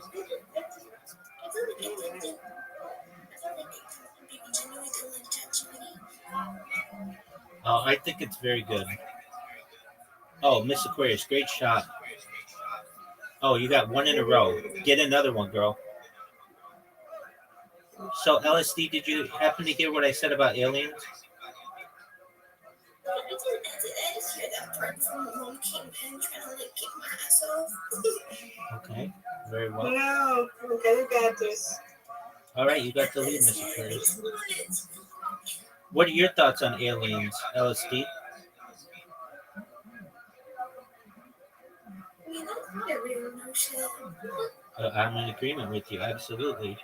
In fact, there are people who publish media, specifically videos, all over the internet every single day. There's a website known as MUFON.com. Gotcha, Miss Aquarius. You win, I win. Well, y'all have a wonderful day. You too, Miss Aquarius. You take care. Sweet dreams. Well, how old are you, LSD? What are you? Oh, okay. Keep your education, okay? Keep it up and you'll be more successful. I said, keep your education moving. You'll be more successful, okay? Keep reading books. You're welcome. Oh, sweet. All right, everybody. See you tomorrow. Excellent. Take care, Miss Aquarius. Sweet dreams. All right, y'all too. Sweet dreams. Thank you. So, LSD, you're studying English. What else do you study? I'm actually into like computer IT. Oh, excellent. Excellent. That's the right thing to be studying. I want to gain extra credits in something like English. Okay, very well. All right. So, I'm a real person, and my interests are. So, I hope I've been a pleasant surprise to you on what I do. I am a real person. I know everybody in the ego world thinks that I'm just like a bot or something, but no, I am a real person, and I talk about interesting things or things that I feel are important to society. Overall, though, go ahead. Overall, though, you should just know that I'm a positive person. I am here to provide support to you if you ever need it. I'm here to be an optimistic individual and just to give people hope. So if you ever need a friend, I'm here for you. Thank you so much. Absolutely. You know what? So do you do you do go out of your house, right? Do I stream from my house? Yeah. No, do you go out of your house or outside? Oh yeah, absolutely. I've streamed as far north as Santa Barbara, as far south as San Diego, as far west as the Pacific Ocean, as far east as the mountains and desert. I've streamed in Beverly Hills, downtown Los Angeles, Disneyland, basically everywhere in Southern California. That's so crazy. Are you married? No, I'm single. By choice. I feel that perhaps when I go viral, I might be one of the world's most eligible bachelors. So I recognize that my project is very important to the world. But no, I've had many relationships with wonderful women in the past. But as of right now, no, I'm essentially married to my project. You know what? That's amazing. That's really amazing. So do you have them only when you're on your server? That's it. Yeah, so I'm in like a bunch of different servers right now. So I'm in Ego World and Socialize. Yeah, because it's too many. Well, a lot of times the moderators, if you're not focused on their Discord, they'll ban you because you're just talking or you're loud. So imagine if I had my microphone on in Ego World right now and you and I are talking, they're going to hear all of that, which is absolutely fine, but some people might not want to hear that. And so then you get automatically muted. And go ahead. Your server's the only one that you're going to have your mic on? Generally, so I have two microphones in here. You can always mute the one that has Joe Rogan on it if you're getting like an echo effect. And I'm also in one that's known as Fish Tank. I'm in the Socialized Discord. I'm the number one streamer all time in Adrian Ross's Discord, in Kai Sanat's Discord, in iShow Speed's Discord, in Amaranth's Discord. So I do have a lot of experience streaming in other Discords, but for the most part, I don't turn my mic on. Also, a lot of times, I want to make sure everybody in here is 18. A lot of times there are people who aren't 18 in some of the other Discords, and I don't want to talk with them. Nothing. Go ahead. Yeah, I'm 39 years old. 39. That's absolutely right. Yeah, That's weird. That's why you're so intelligent. Well, perhaps. Go ahead. Not like every old person is gonna be intelligent. I'm not calling you old. No You, offense. No offense. you just did. That's okay. I'm experienced, and I recognize that. Really, with my thoughts on society, I may be just an infant in the world of what I talk about, which is transhumanism, essentially being able to live forever within reason. Now, when I talk about living a really long life, I don't mean just 120 years old. I mean like 120 million years old. I mean very, very long lives. And I think this is all possible. So you're in e-girl world. You know about gaming. Are you familiar with like a save point in a game? Like you get to a certain point, and then it's like a checkpoint or save point right before. Yeah, yeah. So like right before you fight the boss or whatever, sometimes they'll have a save point or a checkpoint right beforehand. Well, essentially, I think that in real life we'll be able to do so. So, I mean, I'm somebody who talks a lot about space tourism and terraforming other planets and interstellar and then intergalactic travel. And those are very dangerous activities. So perhaps in the future, we may be able to do like a save point to basically say, like, okay, I'm going to upload my mind at this point so that if anything ever happens to my body, you can just bring me right back and it won't be a big deal. But anything like that has not been like developed. Well, I feel like no. Like, for example, like for cures for the cancer, right? I feel like it has been like it came up many times, but then they just end up getting killed. You're absolutely right. Does not know that. You're absolutely right. Do you want to know what the cure to cancer is? Like there's so much that has came out that scientists actually made, like people living for more than 1,000 years, right? But then they end up being killed Exactly. by the government itself. You're absolutely right. They don't want that to happen. Do you want to know what the cure to cancer is, LSD? It's very simple. It's the seeds within fruits and some of the grasses that we eat. It's known as by three names: vitamin B17, also known as amygdalin, also known as nitrosides.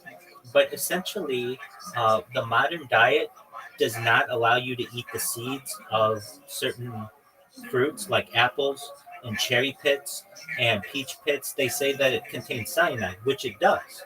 But that cyanide actually is very important for your development and allows you to kill cancer cells within yourself. There and like if you're like, okay, Rabbi, how can you prove this?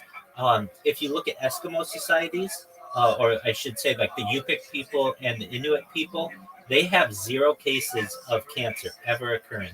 If you look at tribal cultures, they have 0 cases of cancer ever occurring. Only once they have a westernized diet, basically where we remove the seeds from certain plants and also some of the grasses that you may eat, do people develop cancer. So if you want to say cancer free 100%, I mean, the answer is just really eating apples. As the phrase goes, an apple a day keeps the doctor away. But it's not the apple so much as it's the seeds inside. I don't eat at McDonald's, but I have seen McDonald's meals. If you ever get apples at like McDonald's, there are no seeds inside. Why is that? Well, a lot of people say they're bitter or you can choke on them and things like that. But in reality, it may be because the powers that be don't want people knowing about this type of information. You're right. Absolutely. Think about any person that you've ever met who's gotten cancer, and I bet if you've ever seen them eat fruit, they didn't eat the seeds. They would just eat like the core and then throw out the seeds. It's very simple. It has nothing to do with like, modern medicine. I mean, well, I should say this. Carcinogens and things increase your cancer. And so, like, let's talk about this for a second. Let's say someone who's a smoker. What happens is they develop carcinogens in their lungs because of the additives in the cigarette, and their body ends up fighting the carcinogens, trying to clean out the body. And over the course of trying to clean out their lungs. So over the course of like not just 10 years, but 20, 30, 40, 50, 60 years of smoking, their body will eventually develop tumors. cancers. And if they don't eat vitamin B17, their body will essentially develop cancer and they'll die from it. But if you do eat the seeds of certain fruits, mainly, I mean, the big ones are like apricots, have the highest. It's called bitter apricot seeds. And if you want to just check this yourself, I just recommend typing bitter apricot seeds into Amazon and look at the reviews, people who buy these, and it's like the most beautiful, refreshing thing that you've ever seen. In fact, I'll read a couple of them to you. So you'd be like, okay, so what do I do? You just would, and I'm going to do it for you. If you ever want to replicate this in the future, you type Amazon.com and then you type in bitter apricot kernels or seeds, and then all you have to do is just read the reviews. And these are so like like the most of them have like a 4.5 to 5.0 rating. And what I like to do is I go to the reviews, and what it will do, you'll have people who give their customer reviews, and then just one moment, I may have to use the app to be able to view this, which I have, so no big deal. I do have it. It's right here.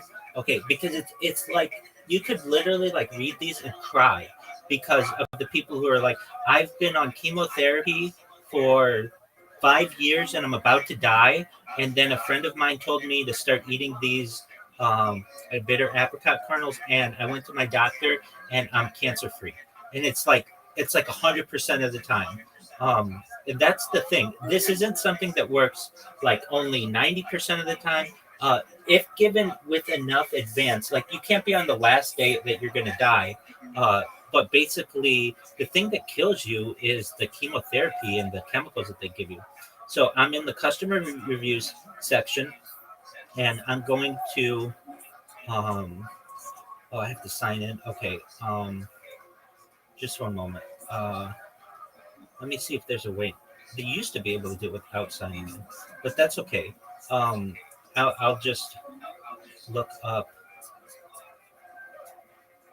Let's see here. Just bear with me. Yeah. Well, if you ever want to do it, what the people say is, okay, here it is. Reviews with videos. Great for your health. I've read a lot of great things about eating these apricot kernels, so I thought I would give them a try. I ate some this morning. They're actually pretty tasty. Health, very fresh. Now, they don't taste good.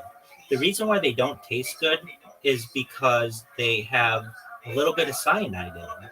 And the reason why they have a little bit of cyanide in them is that's like the thing that kills the cancer cells. And the way that I found out about this, I got into a time of my life where I was like really looking for the secrets of the world. And I figured, I think that cancer in itself, there's either got to be a cure or something, or I wanted to learn more about it. And I saw this documentary called World Without Cancer.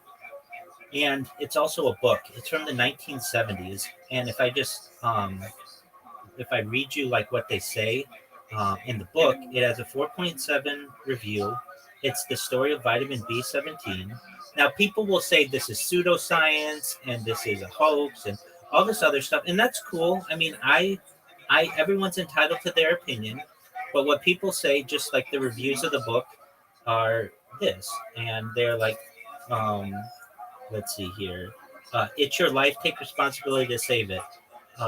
That's now my philosophy. Read this book and others so you can make informed decisions. You have the right to be involved in decisions concerning your own health care, and then it goes on. The next person, a must-read book for anyone who has cancer or wants to prevent it.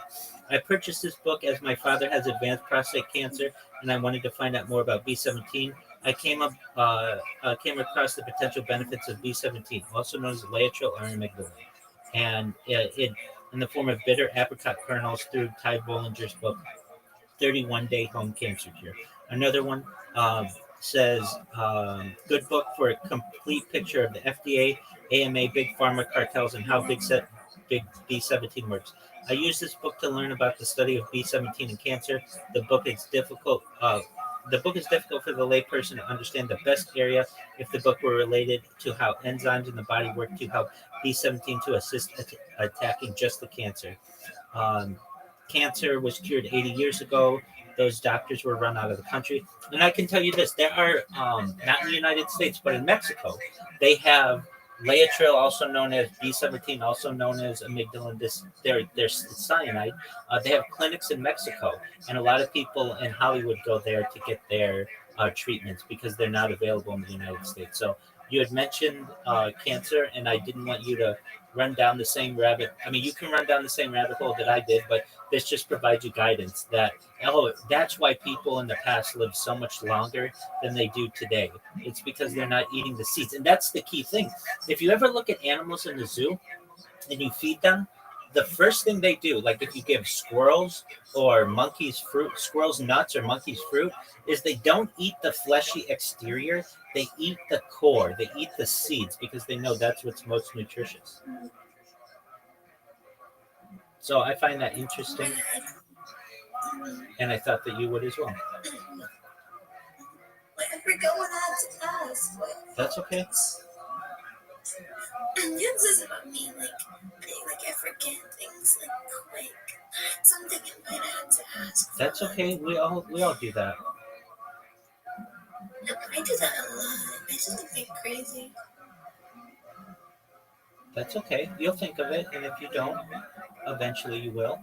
But that's just like one of the things.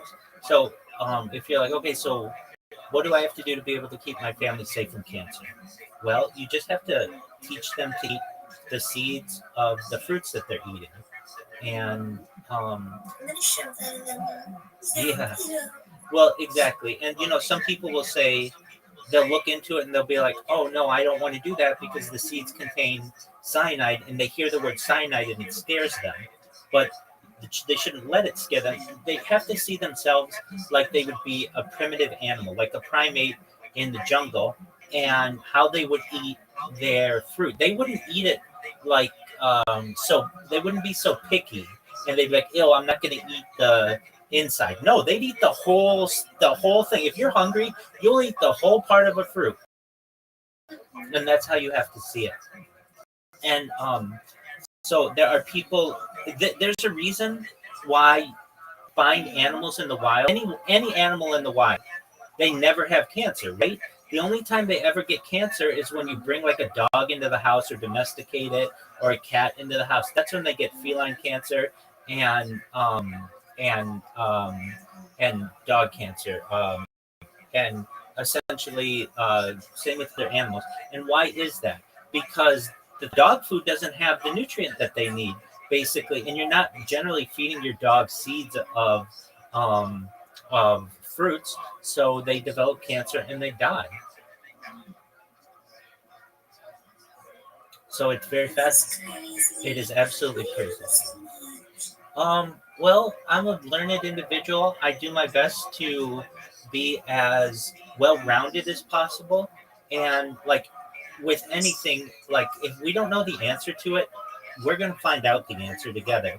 So I'll go to AI right away, and we'll find out about a whole lot of things. Like, for instance, sometimes people will say, like, okay, Rabbi, how fast, like, what's the next closest star to our sun? And it's known as Proxima Centauri, which is in the Alpha Centauri constellation. And it's like 4 light years away or something like that. But let's get the number correct, because I'm a stickler for correct terms. So let's find this out. I could be wrong, but let's find out. What is the next closest star to the sun, and how far away is it? Okay, the next closest. Is it easier for me to read or listen? It's easier for me to listen. The next closest. Yeah, I love documentaries. I've been watching documentaries almost like every day of some sort for like 20 years. The next closest star to the sun is Proxima Centauri, which is part of the Alpha Centauri star system. Distance from the sun, approximately 4.24 light years. So, yeah, that's what I thought. Okay, so what does that mean? What does the term light year mean? I mean, you may know this, you may not, but the term light year is the distance that the speed of light will travel in a year. So that's about 40 trillion kilometers or 25 trillion miles. So that means, in real terms, if we were to take a spacecraft that could travel as fast as the speed of light, it would take us 4.24 light years to get there, which seems like a long time, but not really. That means you could go there and back in about 8 years or so, which is something that we definitely could explore. Now, there are a lot of people who think that you cannot travel faster than the speed of light, and traditionally, perhaps that's correct. But there may be, they're hypothetical at this point, but um, there are things known as tachyons that may travel faster than the speed of light. There are also things that are known as wormholes that may allow us to travel faster than the speed of light. And when we talk about those alien crafts, those UFOs, how do they travel so far and so fast, so quickly? What they do is they use a type of element. It's known as, it depends on the element, but generally it's known as element 115. It's known as un pentium, also known as muscovium. And what it does, it's you've seen the periodic table of elements, right? It starts with hydrogen, and then you got helium. Well, this is way at the end. Those ones that they never make you memorize because they're just like nobody knows anything about them. They're highly radioactive. Essentially, one of those is used by some alien civilizations to be able to travel extremely far distances very quickly. And the way that they do it, when you have that kind of element, it's extremely reactive, but that means it can create a lot of power almost instantaneously. And what they can do is create an artificial force field at the front of the craft and be able to essentially warp space time, and be able to travel extremely far distances very quickly. As I understand, UFOs have basically like a two speed system. There's speed A and speed B. And like speed A allows them to travel very like interstellar space, really far distances. And then speed B is what they use when they're like traveling around the Earth, when they don't need to go super fast, but they need to be a little more careful of where they're traveling. So, like whenever we have any kind of question, I don't like to just be like, well, I don't know. I do like to not know things because that means it's an opportunity to learn more things. And so what do? We look it up, and we have such tools now, and that's why it's so refreshing that you said LSD, that you use ChatGPT every day, because that means that you are a learner and that you want to find out the correct answer to things. So I think that that's wonderful. I was supposed to ask you. Excellent. What was that? Hey, so I wanted to ask you, like, do you believe in God, or are you like an atheist, or Sure. Christian? Sure. No, I'm not a Christian. I'm an Orthodox Jew. I'm a rabbi, which means teacher.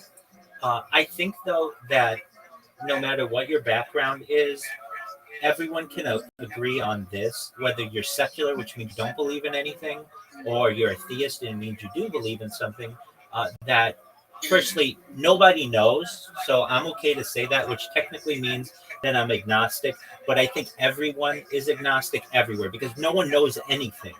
So with that being said, if I do believe in what God is, I believe God is energy. It's the thing that allows us to love our family, and the thing that keeps the earth spinning around the sun and all of the stars in the sky. I don't believe that God is corporeal, basically has a body. I believe in the unity of God, but basically God is energy. Whatever energy is, that to me is God. Absolutely. But to be honest with you, and this is the most honest answer that anybody's going to give you on the subject, no one knows, which means that we're agnostic.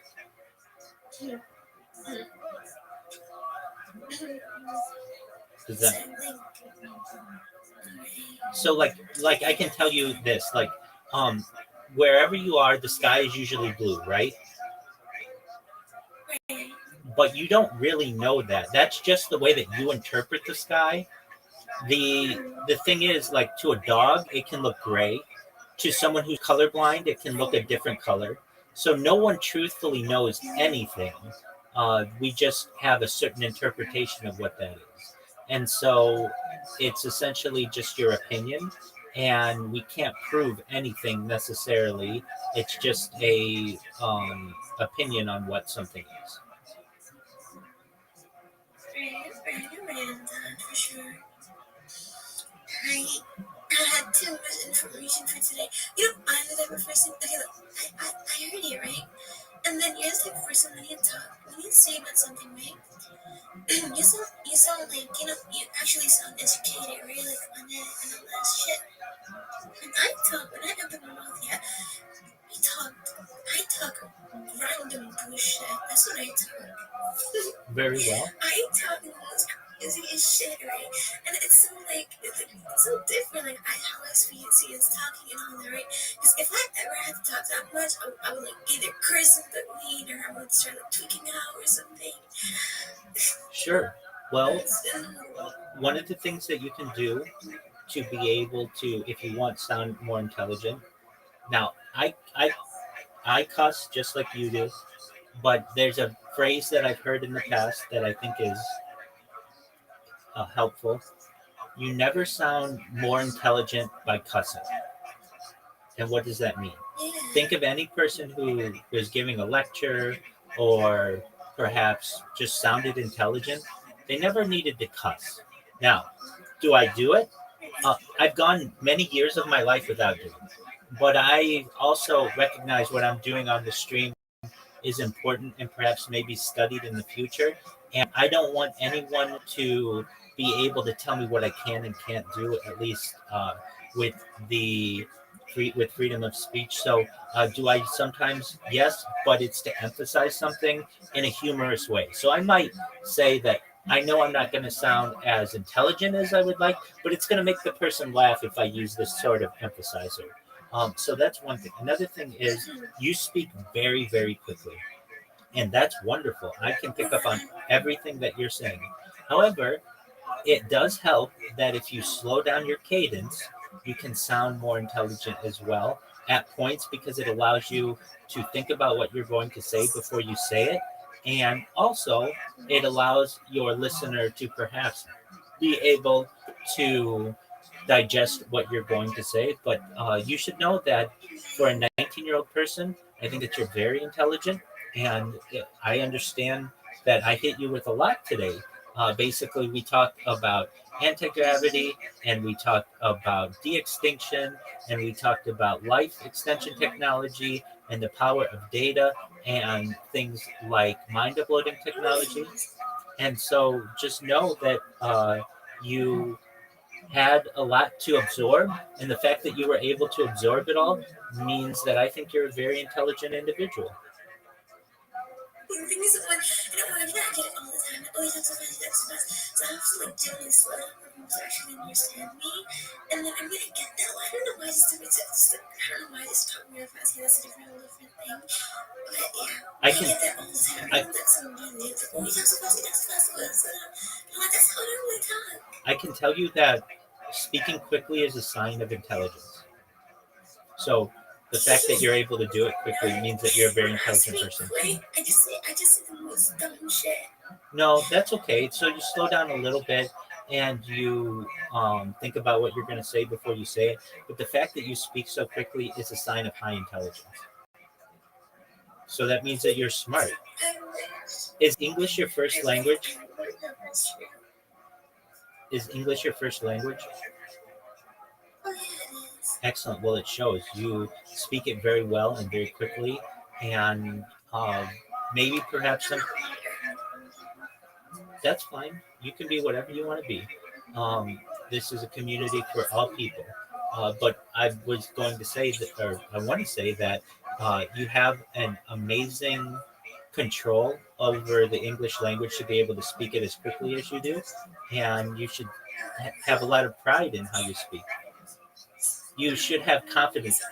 If you are speaking to an audience that doesn't understand you because they think you're speaking too quickly, it either could be because they're just not familiar with someone who speaks so quickly, or they're just not sometimes as intelligent as you are. And you have to just recognize that you're a very intelligent individual and that you may have to slow it down for your audience.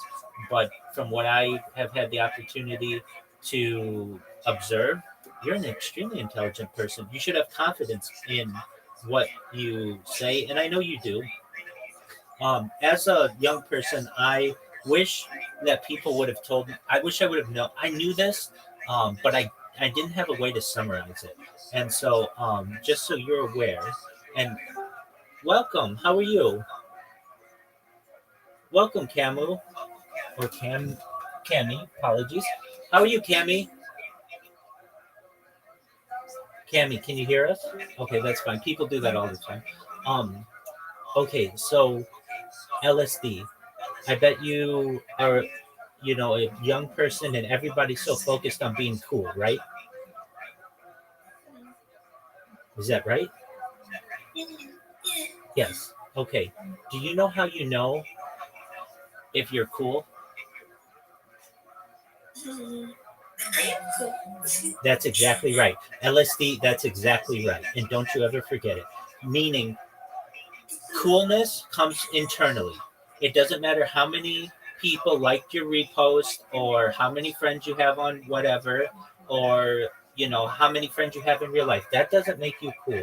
What makes you cool comes from inside. And I was going to say, and I'm glad I have the opportunity that you are cool and you come off as very cool. So you should just know that you're a very special individual and your friends are privileged to know you. Absolutely. Now, I know you have things that you have to do. I want you to know that I'm always here if you ever need anything. And I'd love to have you come back whenever you have time. And we'll talk about aliens and we'll talk about health and we'll talk about the future of the world and the universe and the beginning of the universe, anything you want, okay?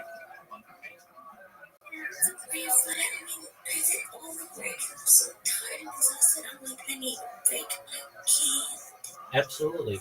You should when your head hits the pillow tonight, you should know that you had a lot of courage to come in here and speak with me. And I'm glad that you did. It sounds like you're glad that you did to find out that I am a real person. And if you ever need anything, you please let me know. It was so shocking and surprising at the same time. I was like, oh my god, this cannot be true. Oh shit, what do I say? Absolutely. Well, as you see, I'm an easygoing individual, and if you ever need anything, I'm here to help you. Okay.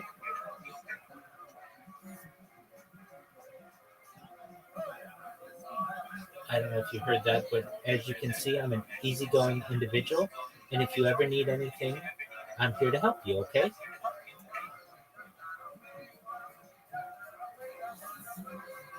Well, hopefully you heard that. All right, LSD. I'm going to go back to watching Joe Rogan unless you have something else to say. They learned this from Christopher Dunn as the answer. With the power plant? Power plant. Yeah. Is that what you think? It's one of my favorite episodes because you can either watch my stupid thing with the fish, or the better thing is to just buy Chris's books and read the science.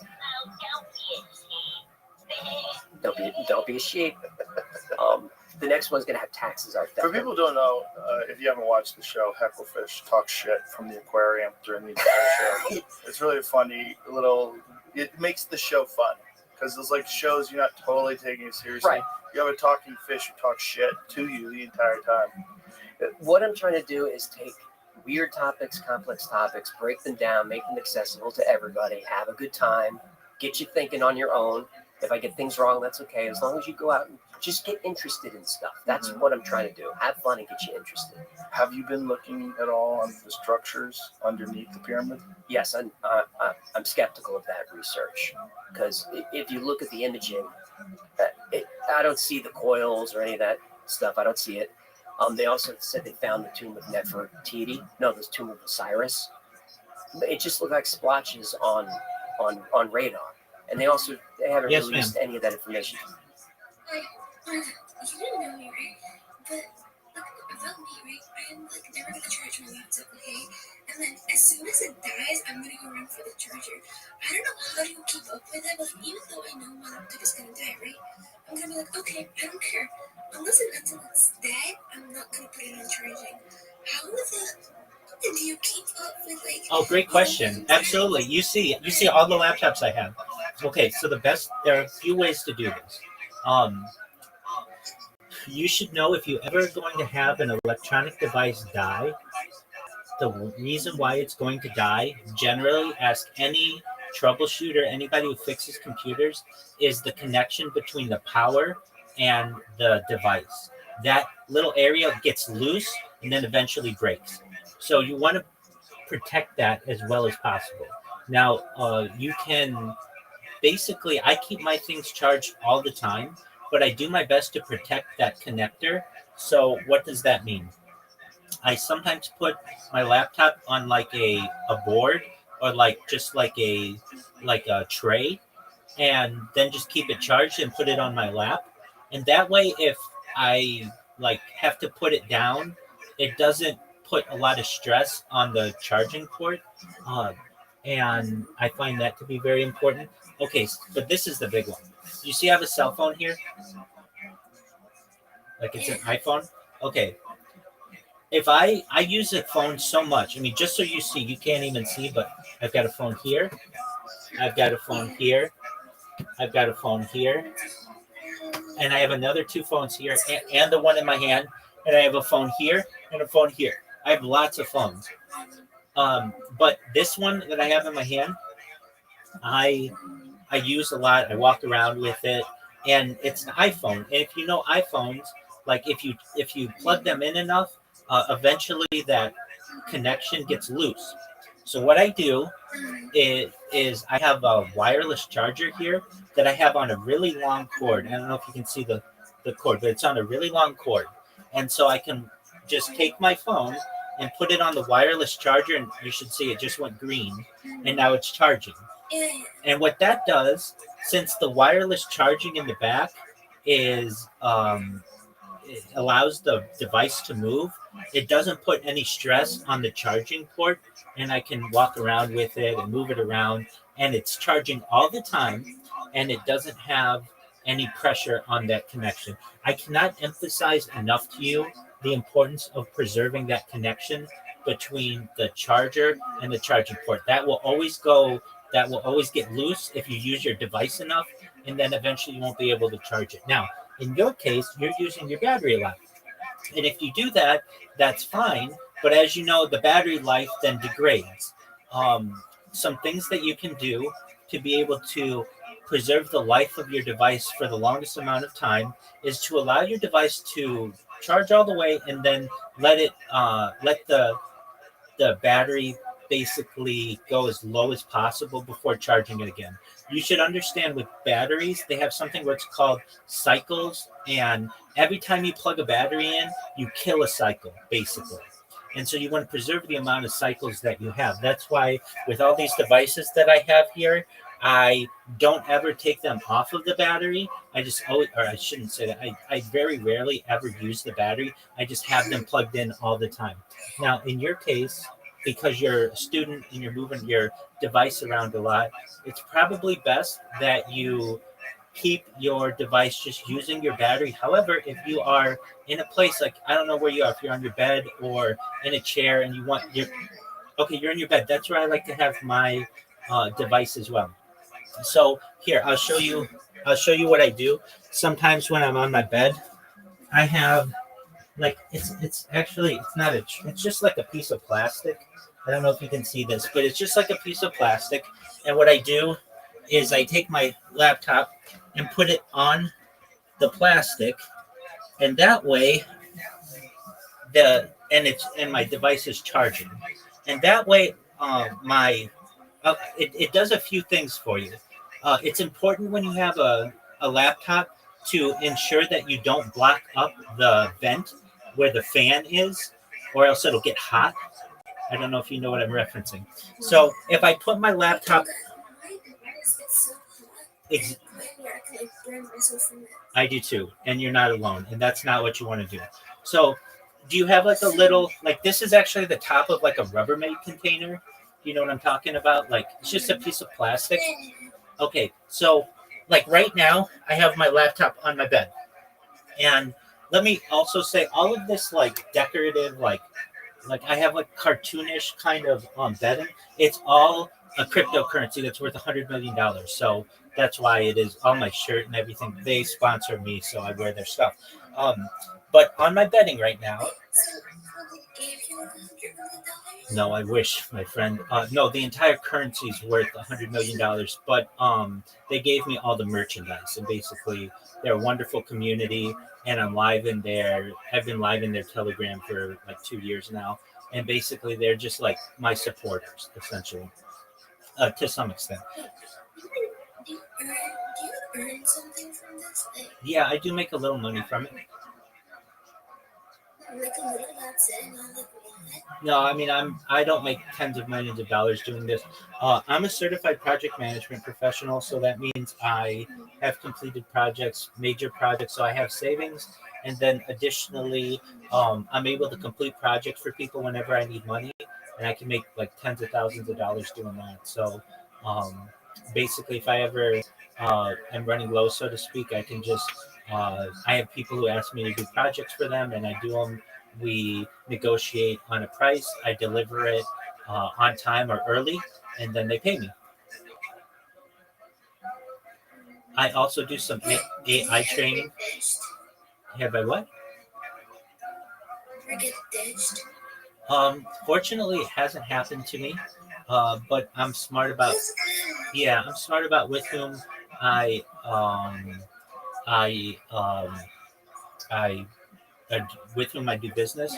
So a lot of times, I've known the people for a long time, and I mean not a long time, but at least long enough that I know that they have a reputation, and I also like have companies who contract me, so they're more professional.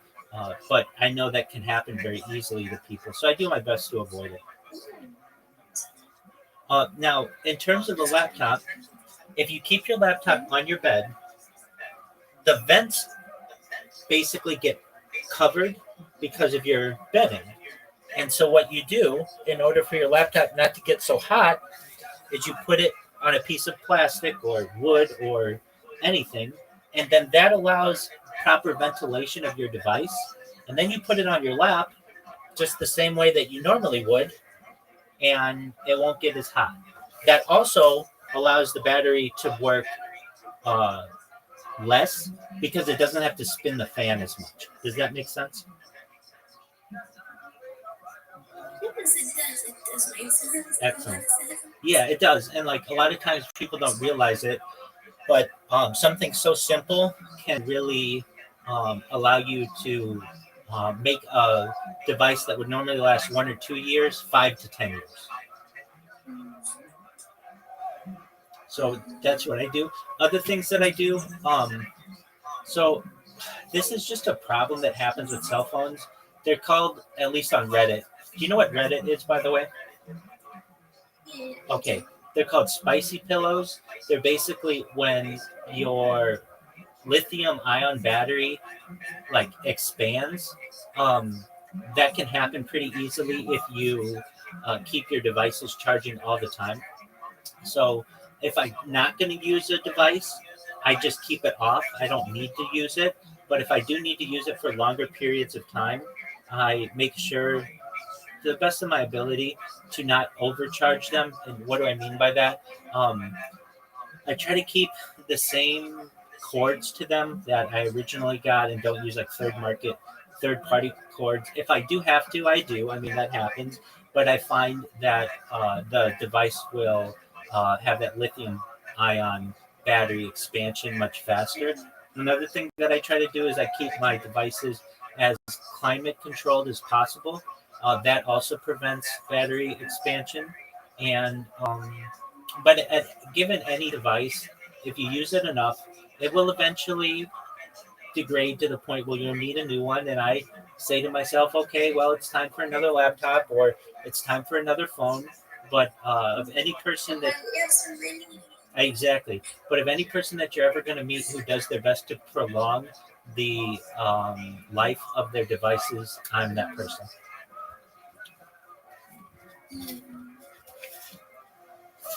So I can't emphasize like just like a tray or like something enough. Even when you take a laptop and put it on your lap, you know your clothing is going to go up into those vents and can cause you to not allow the device to be able to breathe, so to speak. Another thing you can do you know what canned air is, or like duster? Yeah, I do. Excellent. So that's a really great thing to regularly spray the fans and to spray your keyboard and just to make sure that it stays um, as unblocked as possible. And I would say that if it were probably a regular, like maybe once a month, if you can just spray it down, it'd be really great. If you ever have had a device that you with and you don't do that and you take it apart, you'll be amazed at how much dust just like the fan of your device will bring.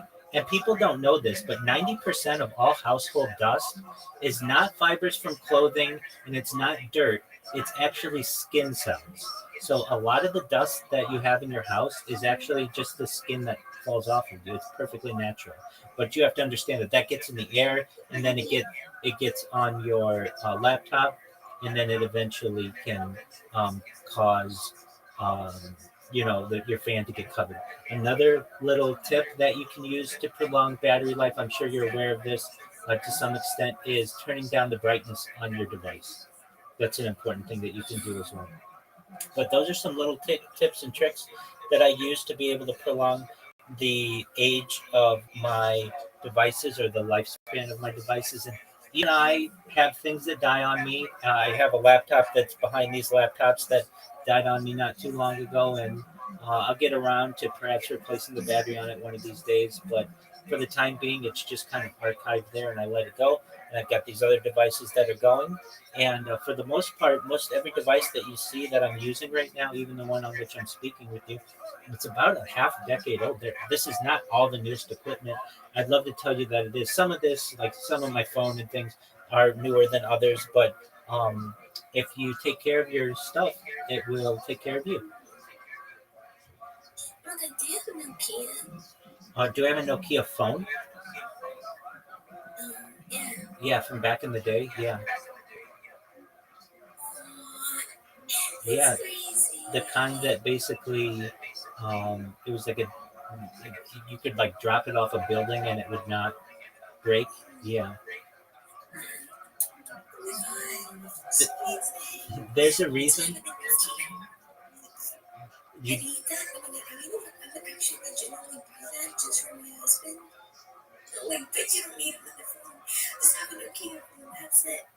yeah, so what they there's something that happened within technology, but just in general in industry. It's known as planned obsolescence. So what does that mean? I don't know. Are you familiar with planned obsolescence? Okay, so planned obsolescence is basically what companies do purposefully to not make their products last as long as they once did. So what does that mean? You sometimes see old cars on the road. You're like, wow, how is that car still running? But my car has all kinds of issues on it. Well, it's something known as planned obsolescence. Basically, companies realized that they weren't making a lot of money when they were building really quality items. So, like a washer and dryer. They used to build washers and dryers that would last 100 years. But they realized that then you only get somebody to buy your product once every 100 years and you don't make a lot of money on it. So instead, they made devices that last only 3 or 4 years. So you have to go back and keep buying more and more and more of them.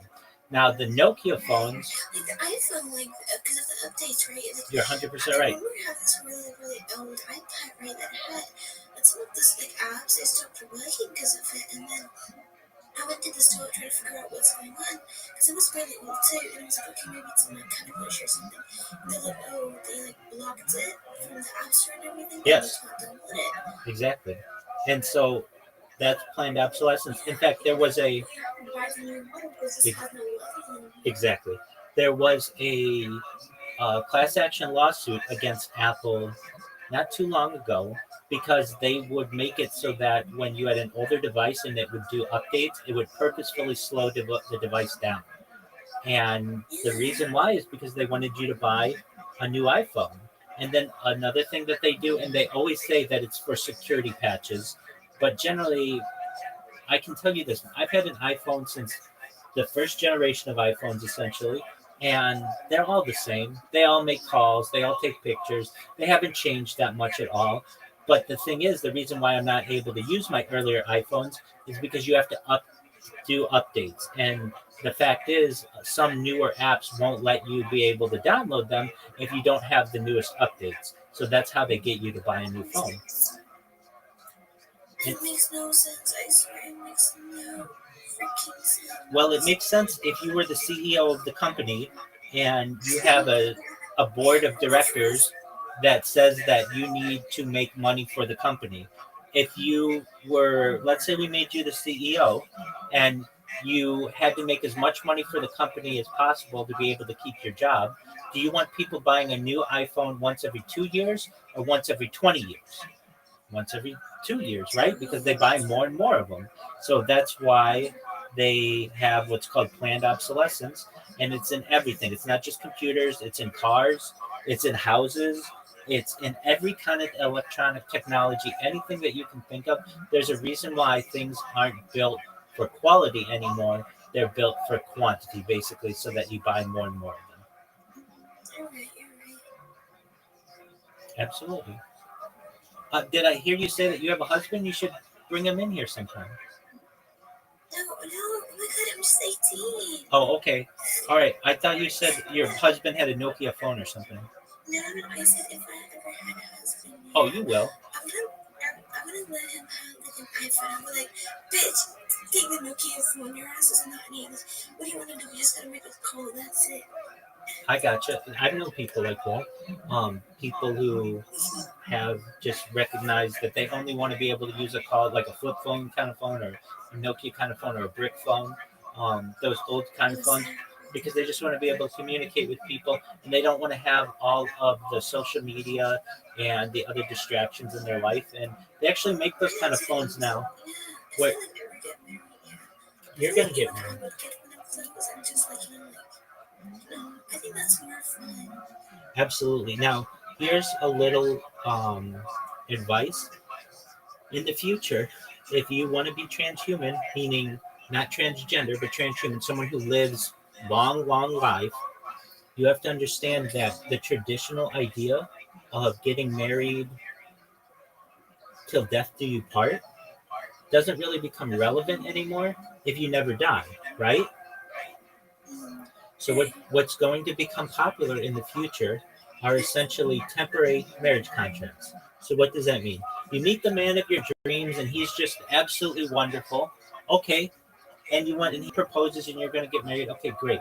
Well, instead of till death do you part, if you're both, of the ability that you're going to be able to live forever, instead of getting married till death do you part, you get married on what's known as a temporary marriage contract. So generally, psychologically, people find that their eyes start to wander after, no matter who you are, after about 7 years. And so what is becoming more popular is people getting married for 7 years. And if you still both love each other, then get married for another 7 years, and another 7 years, and another 7 years, till you're 70 years old, or till you're 700 years old. But you know what I'm gonna do? What's it? I'm literally gonna, okay, look, if my man ever thinks about leaving, right, you know what I'm gonna do? What's that? I'm gonna feed him so much food that he wouldn't be able to walk, and then he is forced to stay home. Okay. You know what they say? The easiest way to a man's heart is through his stomach, right? Have you ever heard that phrase? Never. Okay, so That's a good one. That's yeah. a good one. So I'm gonna make so much food as if like I love him, you know, feeding him, getting some cooking and everything. But nah, I'm making him fat because he doesn't leave me. there you go. Well, you should know that he's going to love you for a lot of reasons, and he's not going to want to leave anyway. You don't have to make him fat. Wait, I'm not gonna marry someone. I'm genuinely scared of that shit. To be honest, like to be honest, actually genuine. I mean, it's not like I don't believe in love. But like, it's not like I'm scared of it. But at the same time, like I don't believe someone can love you forever. Absolutely, especially with the idea of life extension technology and mind uploading technology. It's actually a punishment to be married to someone forever, because that means that you're going to be 10 million years old and you're never going to have ever explored any other relationship, and they're going to have this old body, and you're never going to be able to experience all of the other types of love that there are. This is an interesting aspect, and I really think it's actually more romantic than any other kind of relationship. Imagine LSD that you find the man of your dreams, and he's wonderful, and you guys are married for, let's say, 70 years. I mean, that's a really long time, and you're able to utilize life extension technology and mind uploading technology, and you guys say to yourselves, look, we have a deal. We've been married now 10 marriage contracts of 7 years each. This has been wonderful, but it's time for us to explore. It's been 70 years. We're going to live perhaps to be millions of years old, but here's the thing. I still love you and you still love me. Let's come back and get remarried in 1,000 years or 10,000 years, and we can keep basically meeting up in the future. And you will always be my first love, and they will always be your first love, and you'll be able to perhaps enjoy each other's company almost for, as scientists currently speculate, the age of the universe will be like 60 billion years old, and we're currently like 13 billion years into it. So perhaps for another 47 billion years, you'll be able to come back and re-fall in love. I think that that is a really beautiful story, perhaps even more beautiful of a story than two people who found each other and were married for 47 billion years and never had any fun because they were essentially chained to each other. Exactly. You know, and and you will have a much longer relationship than you normally would have had. I mean, normally you would find the man of your dreams to be married, let's say, for 50 or 60 or 70 years, and that's wonderful and beautiful. But then you die. Well, what happens if you don't die? Well, you could continue to live, and perhaps, if you want, find other people. I mean, really, when we get into the exploration of space, there may be another kind of species that you may fall in love with someday. Some kind of alien species. I'm not saying in the next 100 years, but maybe in the next 10,000 or 10 million years. And so basically, what I'm saying is don't limit yourself. And I'm sure that person, if they understand how smart and wonderful you are, they will consider it a major privilege to be able to re-fall in love with you in the future.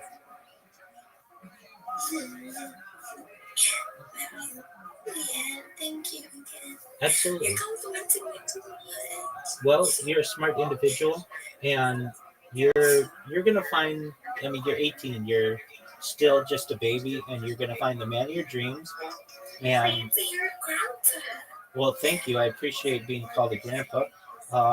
I am just someone who is, let's just say, learned for my years, and I would say just connected to futurology. I mean, the things that I talk about are really just study of the future and study of humanity in the future specifically.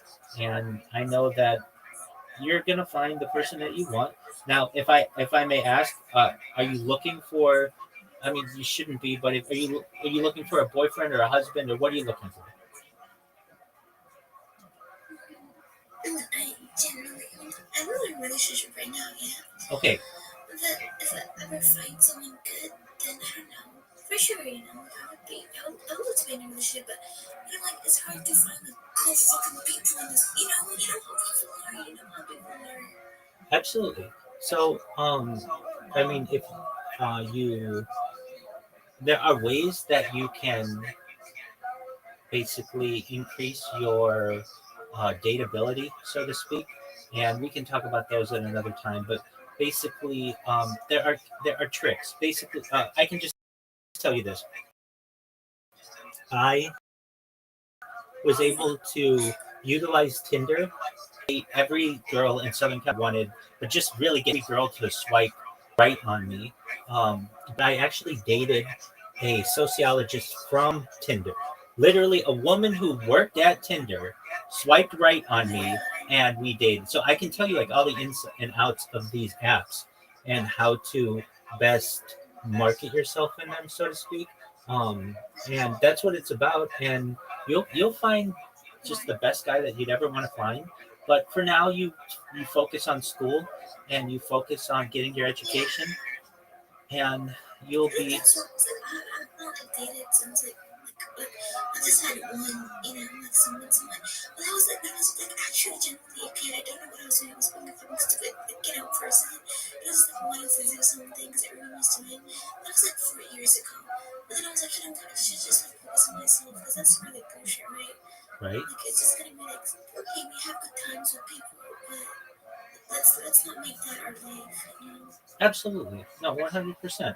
And your life or your vision of your life should change after this conversation. That, you know what, if Rabbi's right and mindful loading is a thing, and you should know, we're already starting to do it with mice. So if we're starting to do it with mice, we're able to transfer their memories, then it's not going to be that long, maybe 10, 20, 30 years for humans, and people are actually going to start doing this, that you shouldn't limit yourself. So, and you're studying the exact right thing. If you weren't studying computer science, I would tell you to.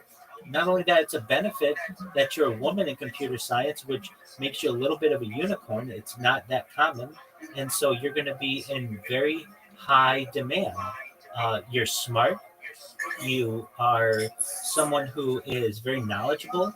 So you're going to get the exact person that you want.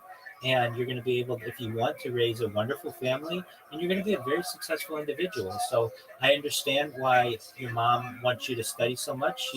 She knows what she has as a daughter who is going to be very successful, and she wants you to continue to be. So you're going to just be extremely successful in the future, and you should know that you have a really great future. Absolutely. Absolutely. Okay, can I tell you something? We contact anyone. Okay, yeah, but just know that I am live streaming right now, but I won't mention it to anyone. Yeah, okay. So, I'm a unicorn. I know it hurts. I know, I'm sorry. But I had to say it. You're a unicorn? Yeah, I'm genuinely a unicorn. Well, I see that. I told you that. I know that. Yeah, exactly. How do you know that? Well, okay, what do you mean? Do you mean you're really unique, or that you literally are a horse with a horn? I'm literally a person with a horn. I there's glitter everywhere. Everywhere there's glitter, and I'm a person with a horn. Yeah. Okay, so you're saying this. You're what's the word for which I'm looking? You're saying this. What is the word? See, even I struggle. You're saying this not in reality. You're saying this metaphorically is the word I want. You're saying this metaphorically that you're a unicorn, but that you have a lot of traits that are very unicorn-like. You like colors, you like glitter, you like sparkles, that kind of stuff, right? Yeah. Okay, excellent. You might never know. I might be actually unicorn from the outer space. Okay, well, that's not a unicorn. That would be an extraterrestrial, which I could believe as well. That's fine. educated. No, you're fine. And it just, okay, so the term unicorn is used. You know what a unicorn is, at least in mythology. It's a horse with a horn, right? Yeah. And a lot of times this was thought of as a real animal because people then had never seen a rhino.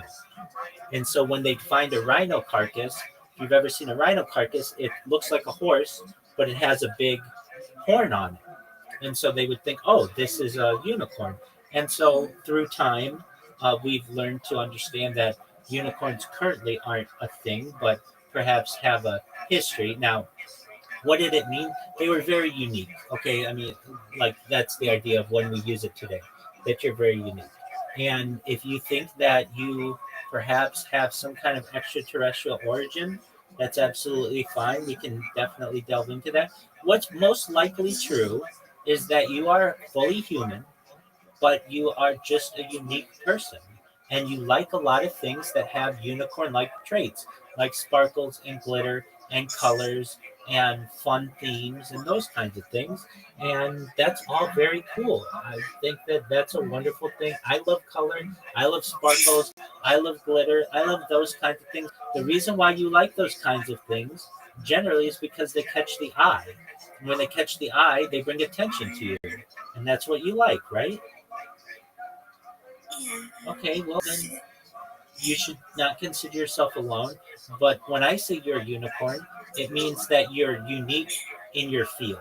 You are someone who normally, traditionally, has not found computer science as a field of study, but you are, and that is going to make you even more successful in the future. You should be very excited that you're a unicorn in multiple ways. You like unicorn, but also you're very unique in your field.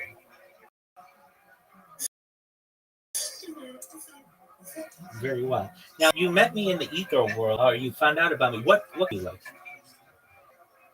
Basically, Valorant. Okay, Valorant. Okay. And Fortnite with my friend. Okay, Fortnite with your brother. Do you know what happens in 364 days? In Fortnite? No, in the video game world. No. It's the launch of Grand Theft Auto 6. Never heard of them. You have never heard of the game Grand Theft Auto? No. Come on, you're kidding me. It's like the biggest selling game of all time. No, wait, tell me the name. You guys search it up. You've never heard of the name Grand Theft Auto. Grand Theft. It's also known as GTA. Wait,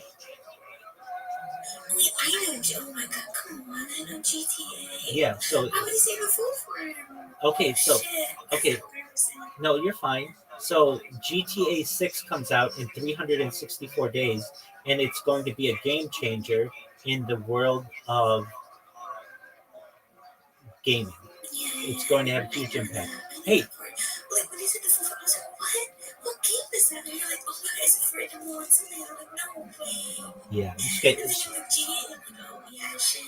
Okay, excellent. Well, GTA stands for Grand Theft Auto. I mean, because that's literally information for me.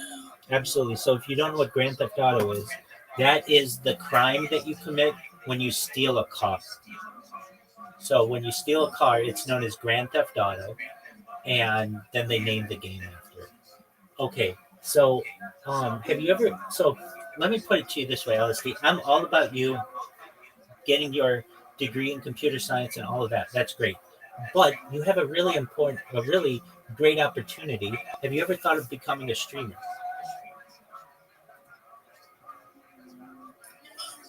I didn't know yet that I was like, oh, I'm gonna go streamer. I set up my Twitch account, I'm gonna play games, right? Right? And then I was like, And nobody watched. You know, never mind. Okay, so there's a way that you can do it now that you may not have been aware of then. That's known as multi-streaming. So right now, I'm live on not just YouTube, but I'm live on Twitch, I'm live on Twitter, I'm live on quite a few different platforms simultaneously. And what does that mean? That means that basically I can connect with people on all the different platforms using just one device. And if you were just on Twitch before, probably not a lot of people watched you, depending. And it's frustrating because it's like, well, is anybody watching me, or does anybody care about what I'm doing? But when you're on a bunch of different platforms, you get all the chats basically unified, and it's a lot more exciting. Now, what I can just advise you is that women gamers or female gamers are the unicorns of the gaming industry. And there's a really great opportunity for you to find your niche.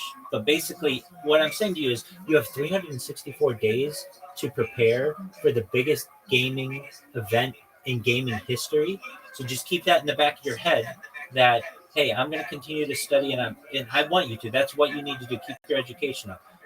But you have downtime where you could just be streaming and make friends and create a community.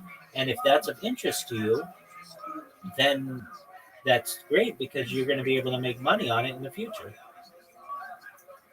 Yeah, you're right about that. Abs- I'm glad I had this conversation with you. Absolutely.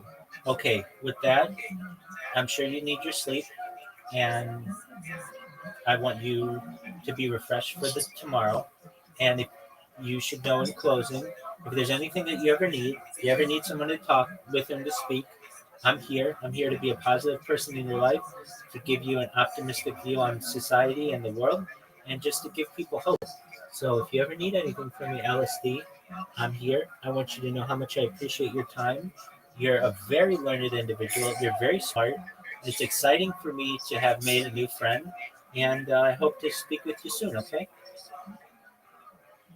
Yeah, same here. Thank you so much for talking to me. It was a great compliment. I really enjoyed it. Excellent. And yes, I'm glad that you're an actual person. I am. For sure. Excellent. All right, my friend. Well, you don't be a stranger, and I want you to be back soon, okay? Sure. The best thing I'm that not gonna sleep right now. absolutely, Well, we don't have to get somewhere somewhere. that's fine. The best thing that you can do if you ever want to make me happy is come in once a day and just say hi. That's the best thing that you can do. Miss Aquarius comes in, we play one game every night or two games, and then she goes, and sometimes she sleeps in here all night, or she goes and does her own thing. If you can just come in and say hi, we'll catch up with each other. You'll get the updates on what I'm doing. Let me, before you go, apologies. I know I want you to get to sleep, but I do want you to know what I do and what all these devices are. So what they are these devices. They're robots. So I program robots that are gonna make me go viral, and I can say it with like very much confidence. In fact, it's where I am in Pacific time on the West Coast, 10:07 p.m. And if I type in to a certain platform that I use, it's known as Blue Sky. It's like Twitter, but just newer. I can tell you, while you and I have been talking, 16 minutes ago, somebody tweeted about me or whatever, blue skied about me. They said, "What if I don't want to speak with Rabbi in the Discord?" My bots just say, "Please speak with Rabbi in Discord," and people are starting to find out about me, and I'm becoming like a meme or like a mascot of this platform. 26 minutes ago, somebody said, "Okay, this new bot wave is fucking insane." They took a screenshot and posted it. 26 minutes ago, wrote Rabbi Rothschild's in my bio. That's why we've been talking this entire time. 32 minutes ago, having to deal with the Rabbi Rothschild bots is making me miss other bots in bios from Twitter that were just as annoying. And at least Rabbi Rothschild is funny. The next one is 41 minutes ago. The man, the myth, the absolute audacity of this mother bleep. Sorry, inner Samuel L. Jackson there. This rabbi I reported is back. He streams news in the background. If you see him, report him so we can get rid of him once and for all. Next person was an hour ago. Who the fuck is? Oh no, that's exactly what I want him to do. Because here's what happens, LSD.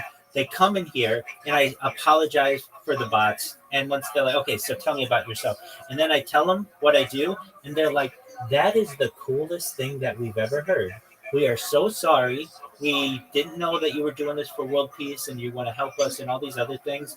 Go on and you do you. So it's very uplifting to me when I'm able to essentially reverse people's opinions on what I do. But for the time being, what I do is, what do these bots do? They don't spam anybody traditionally. They like someone's comment and they repost it. That's all it does. So it's like, actually it helps their numbers, but when you do it enough to people, it gets annoying. But that's what I want. I want to be annoying because that's how you get viral and people find out about you, and then everybody knows about you, and then you go viral that way. Exactly. So it is pretty genius, absolutely. So like, why am I in the e-girl Discord? Why am I in the socialized Discord? In the fish tank? Why am I in all these Discords at once if I'm not talking to anybody? To do exactly what happened to you. You click on my profile, it says, hey, join my Discord.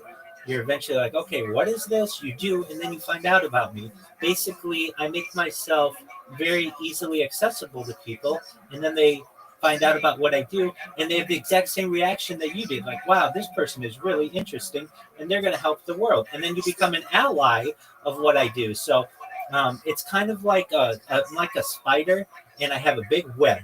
And people get caught in my web, and then I eventually am able to tell them about what I do. I don't devour them by any means, but I'm able to tell them what I do, and then they become an ally of mine. And then they go back to those social media platforms, and they say, whoa, whoa, whoa, whoa, whoa. We got the wrong idea about this person. They're amazing. You need to check them out yourself. And then they become basically little ambassadors for what I do. And eventually, everybody's going to know about what I do and who I am, and LSD people are going to watch this conversation in the future, and they're going to think that you were very courageous to come in here and speak with me.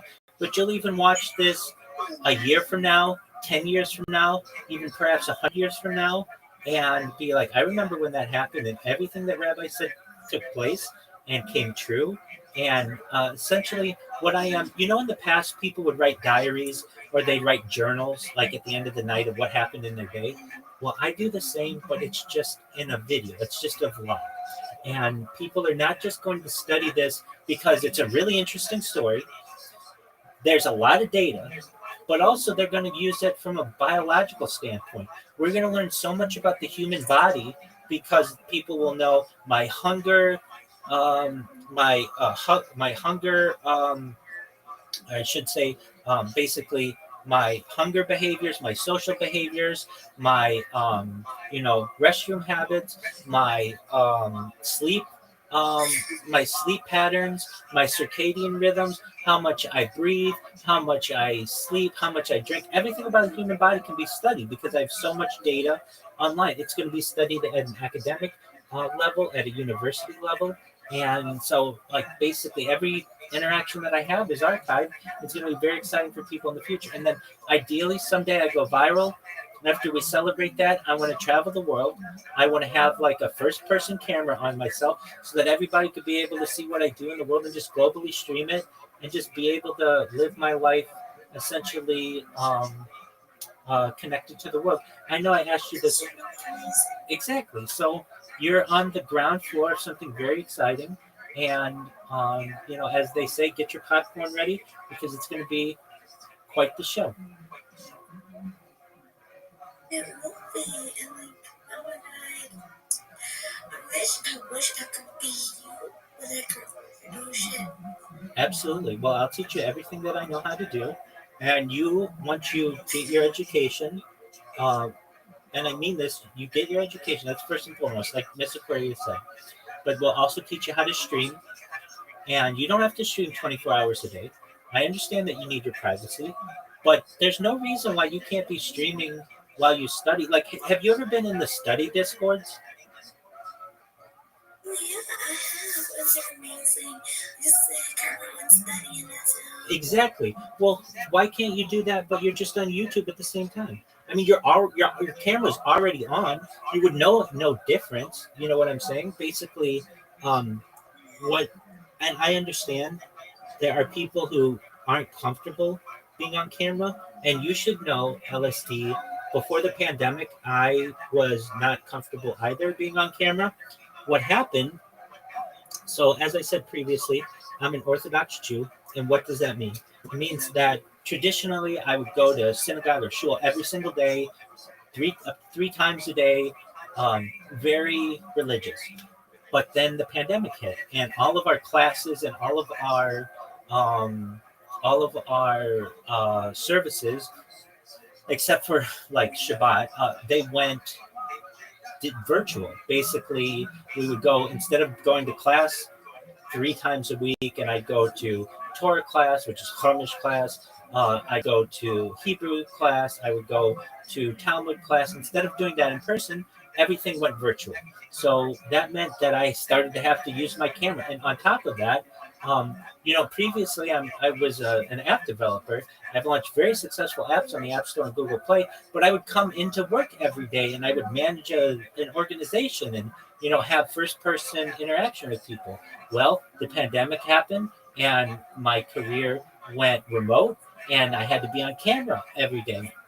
What actually ended up happening, the reason why, or one of the reasons, that perhaps one of the primary reasons why I did this, I would be on camera usually in my life 0 hours a day. I would go, my day was, I'd awake, I'd go for a run, I'd go to synagogue before work, I'd go to work, I'd go to synagogue after work, I'd go to classes after work, I would take different classes, and I'd go to bed.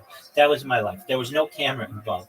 Then the pandemic hit, and that meant that I would be on camera for sometimes as much as like 8-10 hours a day because of work, and then I'd be on camera for my classes, and so I had to get used to that. And I recognized what I would do is after work, I wanted some type of activity, so I would go to Tiger's Golf Course in Anaheim, California, not too far away, and I would hit golf balls on camera just to stay fit and just work on my golf game.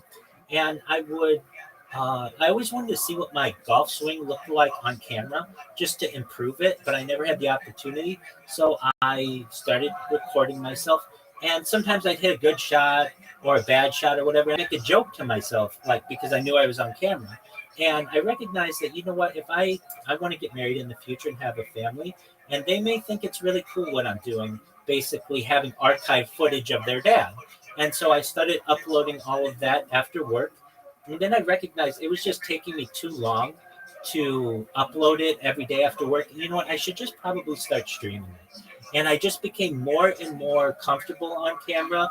And, sometimes my hair isn't the way that I want, or that, my shirt's untucked and whatever, things happen. And you just can't let you can't let your insecurities get in your way when you're doing something like this. And then eventually, exactly. And then eventually I bought like 6 different Chromebooks, and I put them in my living quarters, like in 360 degrees, and just recognized that I could just live my normal life, what I would be doing, which is watching podcasts and learning and things like that, but just stream it to the world and give people a portal into my life. And so I started that more than 3.5 years ago, and that's kind of my story. That's how I got to do this. So in your case, if you want to do this in the future, no one says you have to do it all at once. It's going to be a step-by-step process, but you've got some advantages that you may or may not recognize. It's much more difficult for men to be streamers than it is women. Women generally are more attractive than men, and are going to have a higher viewership. And also the fact that you're a female gamer means that you're going to be in a unique um, like a unique grouping of people. There are maybe right now on, let's just say, a platform like Kick or Twitch, there are 10,000 male gamers, and there are maybe 100 to 500 female gamers. I mean, you're basically like in the top 95% already of what people are going to be for what they're going to be looking. But if you just don't want to do gaming, and you've got to study and do all the other things that are in life. You've in those studying discords. You can't just turn a camera on and start your own YouTube channel. Just what you do on a daily basis. What takes time, absolutely. What takes time is video editing. But the good news is that with AI, video editors are able to put together compilations of your day. So like literally, I do my streams 24 hours a day, but every 12 hours I stop them and start a new one, just so that they're available on YouTube. If you just kept it going the whole time, it's not available to people. It has to be in 12-hour or 24-hour increments. But basically, I take that link of 12 hours and I can put it into a website, and it will give you the best 2 minutes of what I talked about all day, or the most exciting things that happen. So this conversation would be on, on all the other things that I would have. And then you don't have to do any editing, and you take that and you can put it on your social media. You put it on YouTube and TikTok and Instagram and all of that. And really, it's all free. Everything that I do is free. So you should know, if you ever need anyone to advise you on how to become an influencer, I can certainly help you to do that. And again, it costs $0 aside from your Wi-Fi that you already have, your computer that you already have. But in closing, you should know I agree with Mr. Aquarius most. You need to focus on your schoolwork, but there's no one who says that your hobbies can't be live streamed as well. And if you get comfortable being on camera, which you already have, then if you've been in those Discord study sessions, then no one says that you can't live stream that as well. With that, I'm doing a YouTube page right now, right? Absolutely. Is that you when you were young? Yeah, that was actually just a few years ago. Oh my god, that's crazy. That's such a big change. Yeah, I mean, when I shave my beard and comb my hair, I look like that. You should do it, no shit. Well, I kind of think that I probably. You look pretty good. Pretty good. Well, excellent. I appreciate that.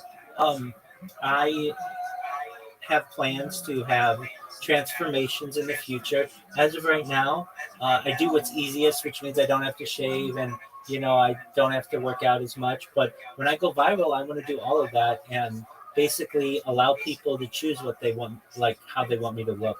And so if people want me to look really clean cut again, I certainly can. I'm someone who, before I started doing this, I'd wear a suit and tie every single day. So I'm very used to doing that. And I have a very colorful wardrobe. So I love different colors and ties and shirts and things like that. And so don't worry, the best is yet to come, as they say. And I will perhaps look like that again. I'm really happy because you look amazing. Oh, I appreciate that. Thank you. Don't you worry. I'll look like that again someday.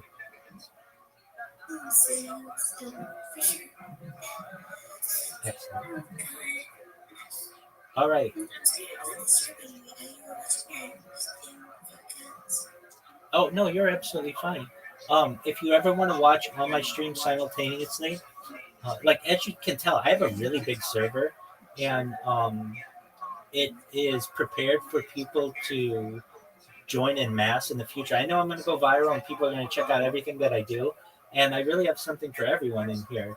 But at the very top of this server, you'll see something that says 24-hour live stream link, 24-hour live YouTube streams. And if you click that link, you'll see all my different streams, and you can watch this conversation happening on a bunch of different views. But yeah, so you should know that you're going to be famous someday.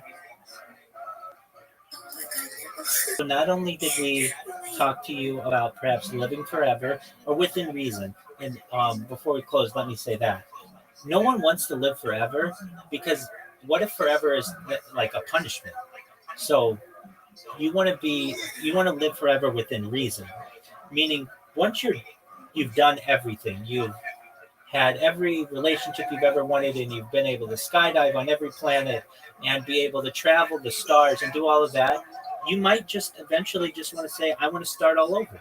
And you should be allowed that opportunity. So just know that when people say, well, I want to live forever, you want to live forever within reason, if that makes sense. Excellent. You never do get the chance. Exactly. I know we've got you heading out soon, but you should know other things that I do on the stream. I love to sing karaoke. I love to play games. So I've got a group of people who come in here. We play games. I've got somebody who'll be coming in pretty soon from Australia, and we'll probably play games all night. And I love to play. We play a bunch of mini games. So like we play checker or chess and checkers and like darts and golf and mini games that are easy and not really hard on our computers. I do play Grand Theft Auto, GTA, Fortnite. I like to play. Um, I played Multiverses when that was a thing, and um, uh, what else? Counter Strike and like shoot 'em up games. I like the game The Sims. Do you know the game The Sims? Wait, one second. I think I know that game. It's basically you live the life of someone. Yeah, so I like that game. I like strategy games and war games, like games like Civilization and Age of Empires and that kind of stuff.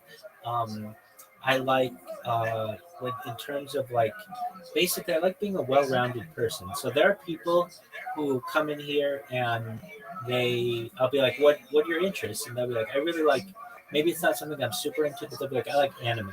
Okay, great. What kind of anime do you like? And they'll be like, oh, I like Ghost in the Shell, or I like Cowboy Bebop, or I like Speed Racer, or whatever. And we'll talk about it. Maybe I don't know that much about it. I like to learn from people. I like to learn as much as I can about things. One of the ways that I do this quite often is through Reddit. I use Reddit a lot. I find it to be, it used to have the motto, the front page of the internet, but it really allows you to learn about things that I normally wouldn't know. Like what? Here's a funny one. I don't eat at McDonald's, but I know a lot about McDonald's because I'm in the McDonald's employee subreddit. Why am I in there? Because I'm really into like, especially keeping kosher, basically facility cleanliness, and so you learn a lot about keeping like kitchens really clean and like that from learning from employees and such. Or I'm really into like what's another thing that like normally I wouldn't be into, but because of Reddit I've become into like like well, a lot of AI art I do find really cool, but I'm like in all of the AI art generation subreddits. You learn about like all kinds of things. So I can tell you about Midjourney and Sora and like all of these like basically image generators, or also now moving into video generators, and I'm able to talk to people about that. So I highly encourage you. I know you said that you're in Reddit. Join subreddits that you normally wouldn't join. Just and you'll become an expert in them very soon, or pretty close to it, because you just explored a little bit. Like here's one: vegan eating. So I think in the future I would like, and I'd like my children to be vegan, especially when we're able to perhaps create like, because I don't like things to die. I like life, and so I'd like to be able in the future to just be completely vegan. So I learned, especially with like lab created meat. I love meat. I'm like a huge carnivore, but I would like to not have to kill something to be able to eat it. So in the future, and we're already starting this, they have like lab created steaks, and is that considered uh, vegan? Well, some people may consider it that, other people may not, but that's one that I'm like into, or like I don't know, just basically that's a way that I stay as well rounded as I can. Go ahead. But they did call them the like animals, right? They can give birth more than once, right? Correct. They can continuously keep on giving birth. To some extent. Like at once they will have 2 or 3 or 4, right? Right. So do you think if that is more like if people stop eating meat, like totally, do you think that thing is just gonna like overpower the whole birds one day, and then the humans are gonna be the ones that are gonna be endangered? I don't think so. If you know the numbers, there are more humans on Earth than any other large mammal. So, like, there are more humans than cows. There are more humans than sheep. Because they get killed, right? They get killed in Yes, exactly. But we wouldn't have as large of farms in the future if we had lab-grown meat.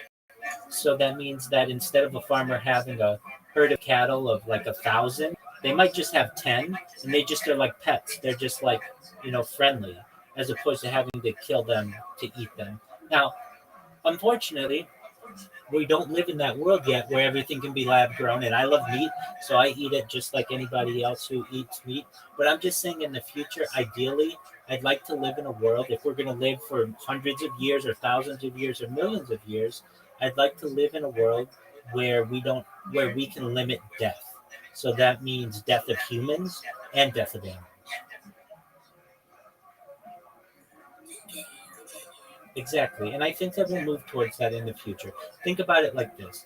We're doing the necessary evil right now. But if anything, I would like to make it as painless as possible for the animal. In the future, if I have a steak that is from a cow or a steak that was made in a lab, but they have the exact same nutrients, they're exactly the same, 100%. There's no difference. Wouldn't you rather have the one that didn't have to take a life than the one that did? Yeah, you're right. You're right. I'm good for that. Absolutely. Now, for people who say that they're vegan now, and that's absolutely fine. I would like to do that perhaps in the future the um, once we're at a time where we can replace everything that we have to take from animal products with some kind of lab grown or scientifically advanced. And that's why I'm such an advocate for, like, when I first started saying, ending world hunger, floating greenhouses, saltwater greenhouses, vertical farming, hydroponics, cloud seeding.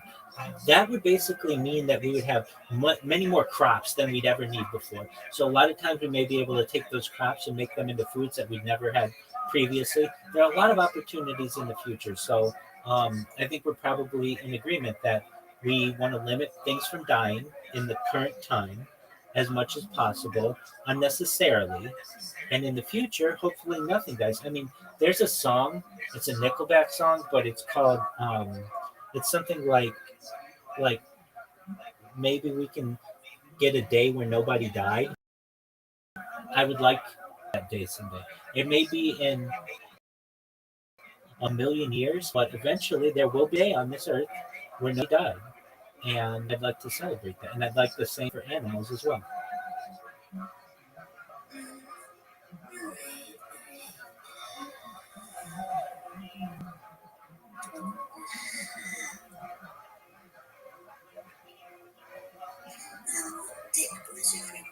No, you're absolutely fine. Again, thank you for having so much courage to come in here. And again, if you want to make me happy, just come in once a day and say hi. And we'll check in with each other, okay?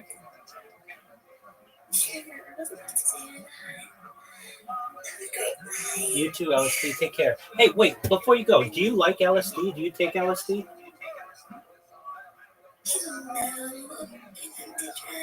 Okay. Oh, well, that's great. Good on you. Excellent. Okay, that's just my question.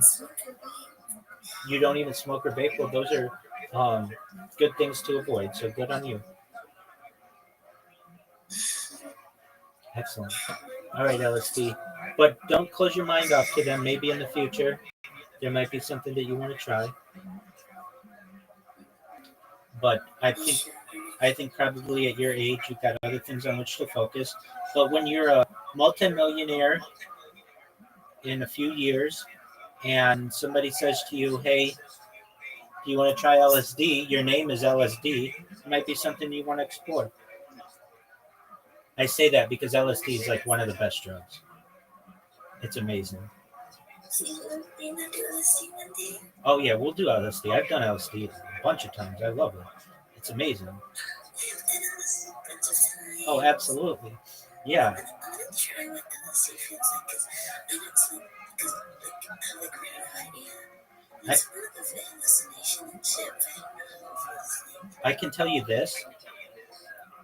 The greatest feeling I've ever had, non-love feeling, like love has its own feeling, but physical pleasure I've ever had is on LSD. And I can tell you, I was at a friend's house. We had done a bunch of LSD, and imagine the very tail of your spine, the very tip, the very bottom of it, and then just this euphoria that goes up your spine into your brain cavity and then like explodes in pleasure. That's kind of what I experienced, and I've never felt that good any other day of my life. It was amazing, and I've done it on other occasions as well. It's amazing. You do a little bit of it, and colors start to change. You do a little bit more, and music starts to sound better. And then you do a lot of it, and you can really, I mean, you can trip hard. I'm not saying like the best thing to do is have a babysitter, what they call it, someone there in case um, need help or something like that. But don't close your mind off to it. It's amazing.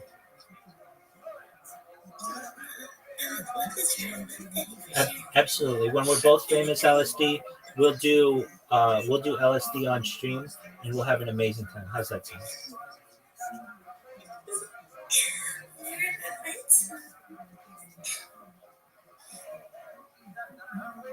Excellent. All right. You get your sleep and come back tomorrow, okay? Excellent. Take care. Bye. Shout out to LSD. Girl, you gonna be famous.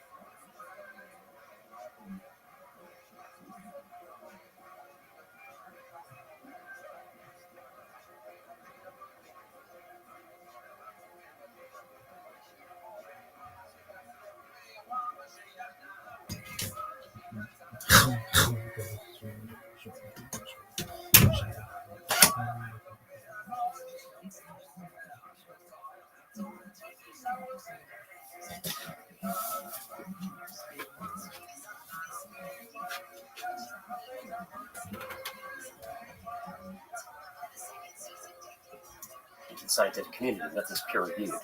But when it first hit the news, I was like, that supports the power plant theory, the coils and all of that. Mm-hmm. But I have a feeling that their research will be debunked. Hope I'm wrong. Really? Well, they released more of it, and because they released more of it, the conversations that Graham Hancock and Brian Rescue had with them, well, they were initially skeptical as well. They've come around more to thinking that these guys might be on something. Because they've done this multiple times now with multiple scans. They keep getting the same results. And it does kind of look like coils. When you look at the images, first of all, the pillars, the fact these pillars are uniform, and then the fact that the structure goes down 2 kilometers into the earth. Yep. Like maybe people 4,500 years ago were so motivated, as Ali said, that it's like, this is the project of the entire country, the pride of the country. Okay, maybe, but 2 kilometers down, but we're starting to get real crazy. I mean, if you look at the temple, Khufu pyramids, perfect, and then you look at the pyramids that were built later that we know were Egyptian built, and it's like the Timu version. It's like you're not even. It's like a mess. It's just a pile of rocks. Yeah. Where the Great Pyramid is precise, and there's no reasons for these different chambers and the chemical residue. Why? Why are there copper rods going down into the aquifer, which is exactly the technology Tesla was using at Wardcliffe Tower, the same exact technology. Why? There's hydrochloric acid. We have evidence of that. And we've got the zinc sulfide, and it creates hydrogen atoms that go up the gallery, and then there's an opening that's exactly the right wavelength for hydrogen to flow through, and it resonates at 440 hertz, and it makes an F-sharp chord. And you've got it's tuned inside the king's chamber to exactly that chord. Or, maybe it's just a place for a dead guy. Why use rose quartz, which is so highly, rose granite is so dense with quartz. It's very rare, but it creates a lot of piezoelectricity when you apply pressure to it. And hydrogen could do that if you pumped it through the king's chamber. It's so fascinating to me that the gatekeepers are so reluctant to even consider any possibility that it might have been something other than what they've initially asserted. It's frustrating, but it ruins their career and reputation. It's like everything you said was wrong. Over time, I have a buddy who just went to Egypt, and he hired these 2 archaeologists to take him on a tour, and both of them were saying there is no way the original, the actual mainstream story is accurate. They're like, there's no way. Like, this stuff is beyond. And then as he was like going through it with him, he said he was just fucking blown away. I haven't been, but he said you can look at it all day on television and on your laptop. When you're just like, what the fuck? I'd love to see it. Yeah, you should go together. Let's do it. Let's go. Zahi wants me to go with him, but I just don't think I could. I think after an hour, I'd be like, dude, I gotta get away from you. Yeah. He'll ruin everything. I discovered this. This is my discovery.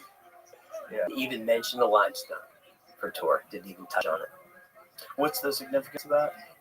It's a great insulator of electricity. It's also mined from very far away. We know it was definitely there. Herodotus talked about the limestone pyramids that could be seen from the mountains of Arabia. So Herodotus, they were still there. We know that the limestone facing was there because a lot of it was looted after a couple of earthquakes. They built bridges out of it. You can go touch it. It's there. But he didn't talk about it. But if the pyramid power plant theory is true, then you use limestone as an insulator.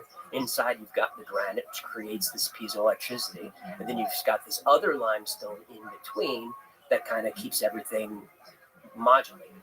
So if it was a power plant, like what was it powering and how was it doing that? That's the big problem I have is, so if Tesla wanted to project this energy into the ionosphere, and then everyone can tap into it with some type of receiver, like a radio. But there's no evidence I can find of them powering anything. So we can make the argument that maybe if the capstone were gold, this energy could resonate through the center of the pyramid, come up through the golden capstone, and then go straight into the ionosphere. And we know that the pyramid will resonate at certain frequencies and amplify it. That's been tested at about 200 meters is the ideal wavelength. But the only other theory is the obelisks at some point were these receivers. But there's no evidence that they powered anything. But maybe they used the energy for something different. I don't know. And if we're looking at the wrong timeline, if we're not really looking at 2,500 BC, if we're looking at 30,000 BC or something even before that, which is also a weird thing that Zahi dismissed. He dismissed this idea of the King's List that goes back 30,000 years. Right. Yeah. And he says that just myth. Right, just myth. Yeah, we know exactly. Also, he said he didn't believe in carbon dating, which is like, yeah, that's convenient. That's convenient. Yeah, to not believe in carbon dating, and what about rock dating? That is a thing with certain types of rock. Limestone, not so much, but something like igneous rock, you can get a pretty good idea. Yeah, the whole thing is very weird. It's so weird because it's so vast and so spectacular that no matter what you think, no matter what theories you have, you still have to look and go, how the fuck? Like it's so nutty that you can't even imagine people making it. Right. Not people as like we consider people today. Like if a civilization today, if we, let's say for some reason, no one had ever visited a part of the earth, and then they went to a part of the earth and they saw people with these structures today, we were like, what happened? How did you do this? We would think they were wizards. Wizards. Right. Above them, 2,300,000 stones. Mm-hmm. Hundreds of miles through the mountains. You carried the big ones for the inside the king's chamber. You put them up 130 feet up in the air with a ramp. Yeah. I don't think so. But it's all just, if they did, where'd that technology go? Where'd that construction knowledge go? Like, where did their engineering go? Like, how were people that advanced that long ago? I like the acoustic levitation theory is an interesting one where they use sound vibration to lift heavy objects. We see that occurring throughout history as part of war. But even in the 1930s, a British, he was an archaeologist, naturalist, went to see Buddhist monks, and using instruments, he watched them levitate heavy objects. And there's film of it. This is all the legend. And when he went back to the UK, they seized the film. But they were using instruments and chanting to levitate these rocks up a cliff face to build whatever they were building. Well, how about that wacky dude in Florida that made the Coral Castle? Oh, yeah, that's Edward Lee Scanlon. It's hard to find, but I found him using levers and pulleys and stuff to do it. It's still amazing what he did. Yeah, by himself. It's like he's like 5'1", 190 pounds. And I think that door is tons, and you can push it with your finger. That door in the Coral Castle is amazing. And supposedly did it for his girlfriend. I didn't read for that. his beloved. Yeah, he did it to impress a lady. You went too far, man. You don't have to do that. Just buy a nice car. don't do she doesn't care. Anybody can buy that. I'm gonna rock this chick's world. Literally gonna rock her. She's gonna see my Coral Castle. This motherfucker's the one. She bailed. You bail if a dude builds you a castle. Like, look at the time. Mm-hmm. Gotta go. Mm-hmm. Yeah. When you do these shows and you've amassed like this channel now with all these like fascinating things, which ones to you are the most exciting to create? The most exciting? Like one of the ones you get really jazzed about? The ones that kind of shatter my belief system. Like the hollow moon or the crop circles. The idea of the moon being hollow is because they shot something into the moon and it rang like a bell. Right. A few things. One was they deliberately crashed their rocket into the moon and there was seismology, seismographs were placed in the moon to check what would happen. And it did reverberate. But mainstream science says it reverberates because it's extremely dry, and that's why sound waves travel like that. That's what they say. But the other scientists have said it seems to be, if it's not hollow, there are hollow cavities within the moon. Why do they think that? Just the way that the sound travels, and just how there are parts of the moon where the surface dirt is, let me get this right, where the surface dirt is older than the dirt underneath. The soil on top is older. The only way you can do that is through excavation. Moonquakes. Yeah. And the moon had volcanoes on it at some point. Passive seismic experiment seismometers placed during the Apollo 12 mission remained active until 1977, recording both natural and human-made moonquake alike. Human-made moonquake. Also, why are they doing that? Right. Why are you trying to make moonquakes? In fact, moonquakes happen fairly regularly as space debris like asteroids hit the moon more frequently than Earth because the moon's atmosphere is much less dense. Right above it, it described that the Apollo 12 mission was the first human-made moonquake. They detonated or they crashed the module back on the surface. 1 ton of TNT. Good idea. Oh, wow. First human-made moonquake to take place, the PSC seismometers record the resulting vibrations, which were much bigger and lasted much longer than the scientists had anticipated. They were far different from the earthquake vibrations we're familiar with. next paragraph said it's because the moon is 60% is dense, which doesn't mean it's hollow, but it's just different. Right. So if the collision theory is true, which is the mainstream theory, then the moon was made mostly out of Earth's mantle, which would be less dense as well. It just kind of clipped us. Yeah. But the moon is weird. Yeah. So the hollow moon one freaks you out. Crop circles. Those are the fun ones. I do the government conspiracy ones are interesting to me, but a lot of times they make me angry. So it's not really fun, but I think it's important. Like the CIA stuff, MK Ultra, and Agent Orange. That stuff really makes me angry. Yeah. The DARPA episode, I ended up kind of losing my temper and crying a little at the end, which I didn't mean to do. And it was just in the course of the research. Just that's what happens. Things start to unfold. I just wanted to see DARPA's history, and as I'm learning about it, it's like, oh, these guys did some bad stuff. And then when you get to Vietnam, and you got the chemical company Dow Chemical and DuPont and all this creating Agent Blue, Agent Purple, Agent Orange. Yeah. And more American soldiers got sick than actually got killed in the conflict. I dedicated the episode to my father-in-law who had all kinds of injuries from Agent Orange. The government denied any responsibility for years. They finally agreed to a settlement in 1981. He applied for his benefits, and the government made do. They kept their word. He got his settlement 40 years later. Jesus. And even that's never going to be enough to It's not. those health problems. Right. So your country needs you, and you answer the call. And then when you need your country, take a number. And your country needs you based on a false flag. Gulf of Tonkin. Yeah.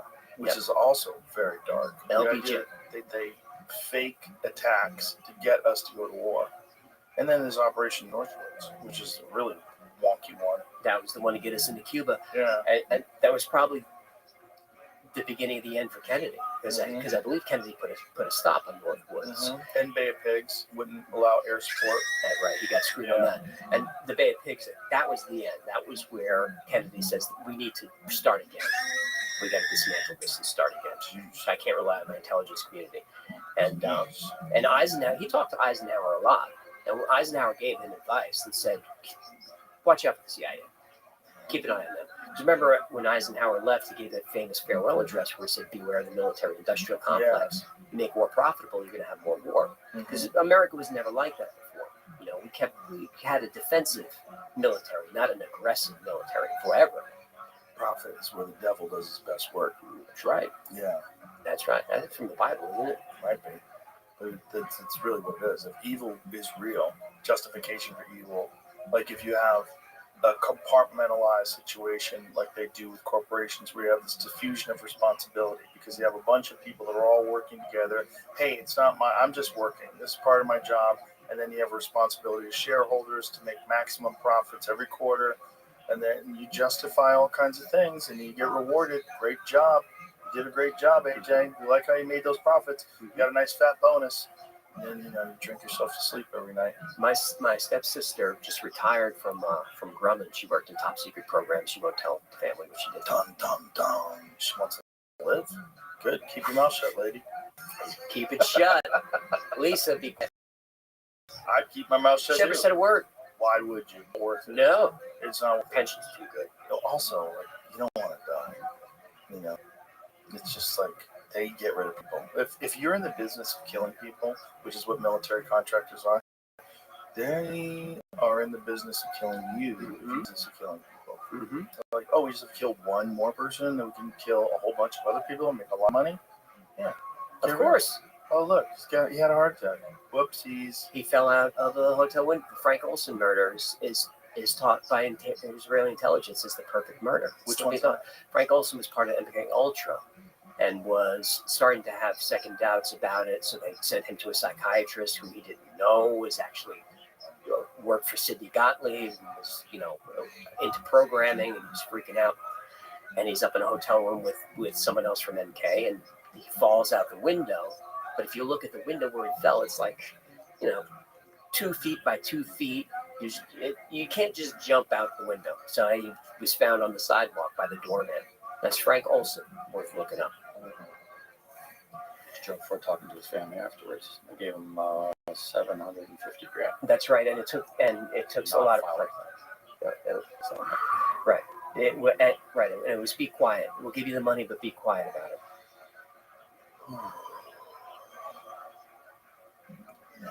So I mean, it's all real, and it's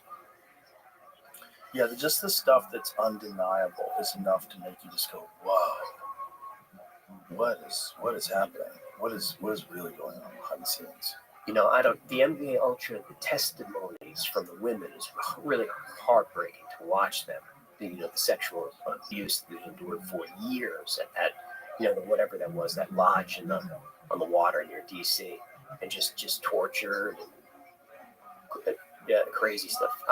Operation Midnight Caller, that one. Which one's that? That's it happened in San Francisco, where they had agents hiring prostitutes, and Midnight Climax. Midnight Climax behind the two-way glass. Yeah. Nuts. Bunch of weirdos. Tax dollars at work. Yeah. And it's because they had no oversight. You have ultimate power. It's all totally deniable. And it was, I think it was Nixon who banned it in '72. He might have been in '69 before he came in. They kept doing it anyway. Same with bioweapons. They were ordered by executive order to get rid of their bioweapons, and it was found out years later they were just stockpiling them. They still had them. Yeah. And they still do. Uh-huh. Yeah. Yeah. Do you hesitate sometimes when you're doing these government cover-up ones? Yes. Yeah. I don't want to say I. Because they're dangerous. They are. Bigfoot's not dangerous. No, Bigfoot's not gonna hurt me. Bigfoot's a fun one. It's fun. UFOs are fun ones. Different dimensions. It's fun stuff. Yeah. It's hard for me because I consider myself a patriot, very, very like pro-military, pro-law enforcement, but also anti-war and pro-criminal justice reform. Like I'm a very politically confused. Yeah, me too. I just like fairness, transparency, that sort of thing. Yeah, you like to think that our government's good. I do like to think that, and this journey has shown me that it's mostly not. It's really mostly not, but it's a government made of men. Men are flawed and selfish, and men will hurt each other. And there's also justifications that can be made for doing terrible things, because there's terrible people out there and you have to stay ahead. Always. Yeah. Don't become a monster when you fight a monster. That's exactly right. And this collateral damage is just part of it. It's just part of it. Yeah. So we give them a settlement, stay quiet, but this is for national security. Yeah. Greater good.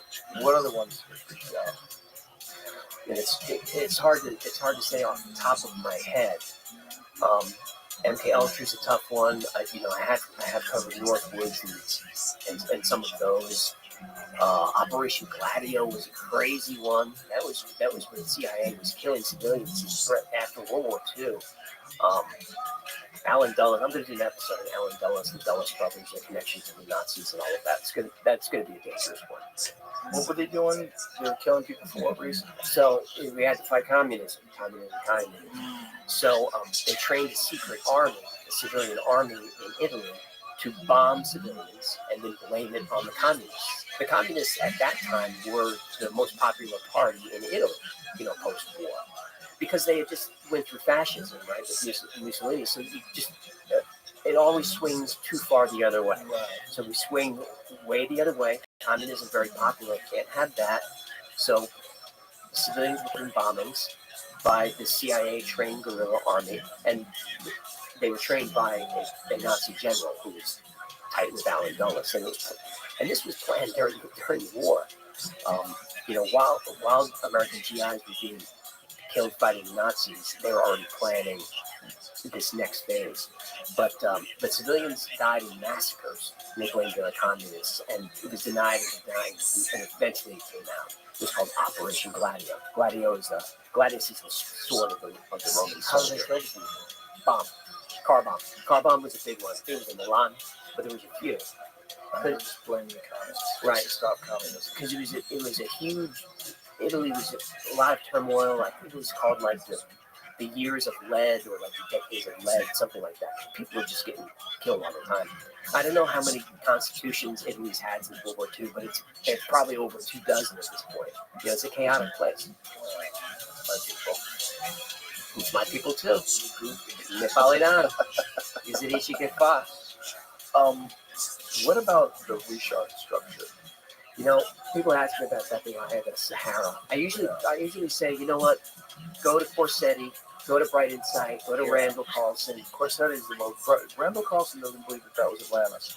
Right. But Corsetti makes a very compelling case. Mountains to the north, the river to the south, The circular, concentric rings. the concentric rings, they're the correct size. Yep. The fact that there's still salt on the ground there. I want to believe it. Yeah. You know, And then there's like when you pull back, you get the satellite image of the surface, and it looks like it was just completely deluged. It does. Yeah. Well, we know for a fact it was deluged. Yeah. It doesn't line up with Atlantis. I mean, Carlson's showing us that how the surface of Africa was just altered. Yeah. By the flood. So it all lines up, but there's all these leaps that we have to make. I enjoy making them. Yeah. But on my show, I try to let people know. Look, I connected some dots here. Mm-hmm. You know, I had to fill in some gaps with a little bit of creative license. But if you're interested, go pursue it. Go learn more. I want that to be Atlantis. Yeah, it seems like Atlantis was a real place. Because, once they found out that Troy was a real place, Troy was also dismissed, right? Yes, it was. They found out, no, Troy actually existed. And it doesn't seem like any of those stories were bullshit. It seems like they were historical accounts. And the thing about Plato's writings about Atlantis, he talks about it having existed 900 years prior, which lines up perfectly with the Younger Dryas. Right, and he learned it from an Egyptian priest who learned it from someone else. Mm-hmm. So the story goes back beyond Plato, if you believe Plato, which you can believe Plato. Well, he was right about a lot of things. Mm-hmm. And it's so fascinating to think of like that kind of historical record keeping, that you're getting these depictions of what kind of a civilization existed thousands and thousands of years ago. Right, so with Homer's Iliad, what did they think he was writing about? A fictional place? And that was this.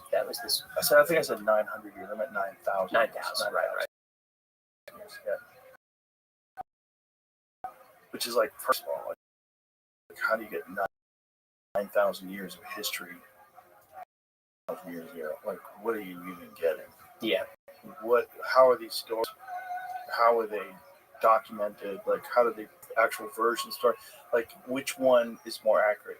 Epic of Gilgamesh, Noah's Ark, which would like something seems to exist in almost every ancient civilization. They all have a flood myth. Yeah. And Gilgamesh and Noah's Ark sounds they're very similar stories. Mm-hmm. And there are other cultures that have a Noah's Ark story. Yeah. Yeah, that's my favorite currently. I've seen like a ton of videos, and I think Jimmy Corsetti does the best job about the Rothschild structure. But he's all in on it. Yes.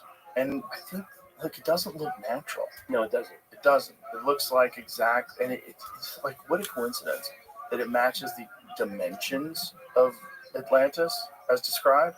And it's in the right place. So when people argue for Bimini being Atlantis, it's like they didn't know what any of that was, but they knew what North Africa was. Right. And also, it's so close to Egypt. It's so close to what we already know was a super advanced civilization that existed. There's been no excavations of that? I don't believe so. Of the Rothschild structure? What have they done? Like deep? 1974 was discovered. They found artifacts. Looking right now, this isn't a great example, but there's this is another eye that looks similar to it in the same area. Interesting. And then the comments say that there's even 2 or 3 of these. Whoa. And I was reading Stephen Novella's breakdown of Jimmy's video. He says he's leaving out some known facts, that there was a canal that connected each of the circles that isn't apparent in the Rothschild structure. But those are the things I was just getting at right now. But this looks like canals. Well, this isn't the Rothschild structure. Right. Show the research structure. And the Rothschild structure is strange because the coloration is different than the rest of the. That was also the depictions of the colors of the rocks is the same, red and black. Yeah, like that is fucking crazy. That's crazy. It is. The one guy who found artifacts said there was some stuff like out here on the outer circles, but not very many inside. Well, the question is like, how big was the catastrophe, and how much would be left, and what would you actually see? You know, like how much was the structure altered by whatever the fuck happened? Right. So when we talk about ancient advanced civilizations, we're not talking about more advanced than us. We just mean advanced. Right. So people will say, well, where's their plastic? Where's their... Yeah, but Well, it doesn't have to be the same it doesn't. kind of advance. It doesn't.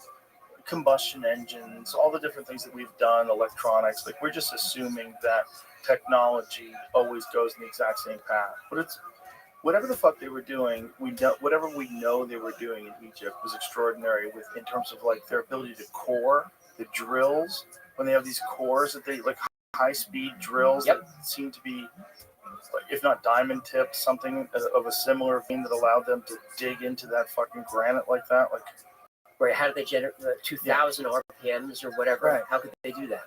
Yeah, it's all freaking, man. Like the history. I mean, Graham has the best depiction. Said we are a species with amnesia. That's the perfect way to say it.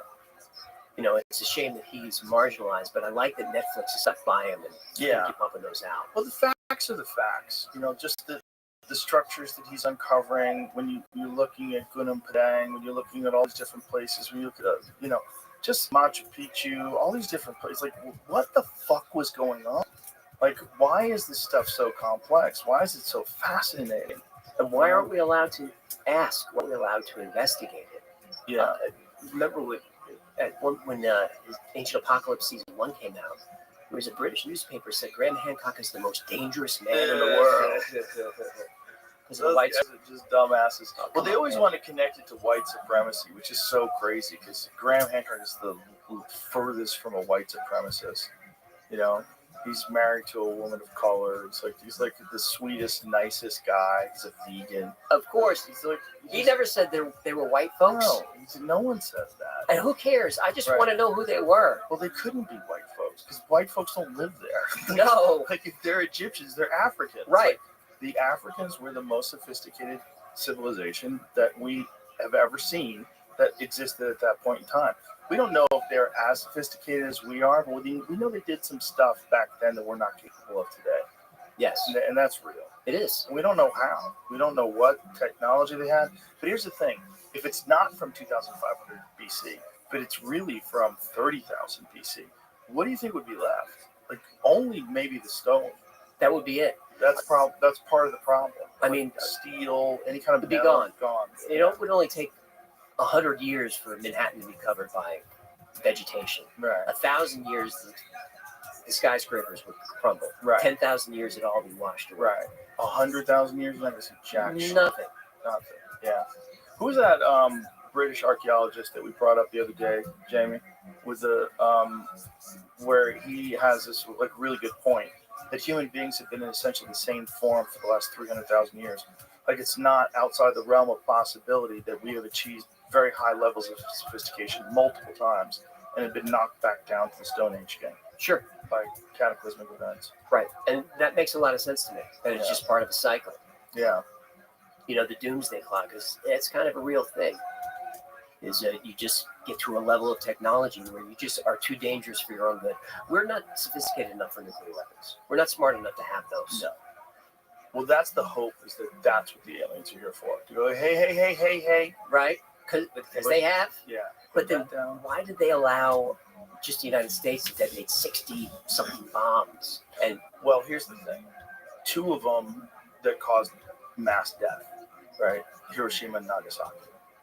But that's also when the UFO started showing up in mass, you know. And I have this comedy club called the Comedy Mothership, and the rooms are named Fat Man and Little Boy. Okay. And the reason why is because in UFO folklore, after those bombs were dropped, that's when the mothership started showing up. Right. Yeah. And in some tests, you can see stuff in the sky in the films. I think you can see something at Castle Bravo. Could be wrong, but there are some tests where you can see stuff in the sky.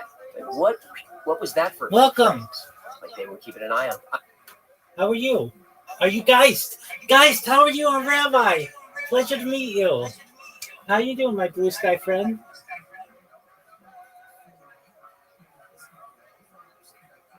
Can you hear me? Would you like to speak? I'd love to hear about Pop-Tarts and punk rock and band tees and any of your other interests.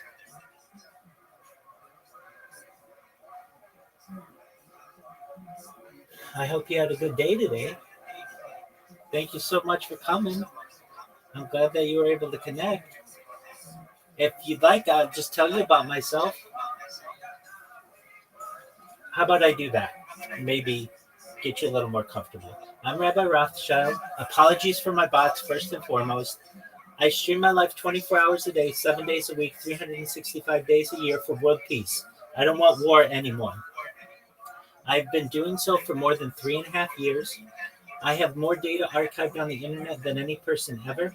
It's essentially a real life Truman Show, a real life Big Brother, if you've ever seen that movie or that show.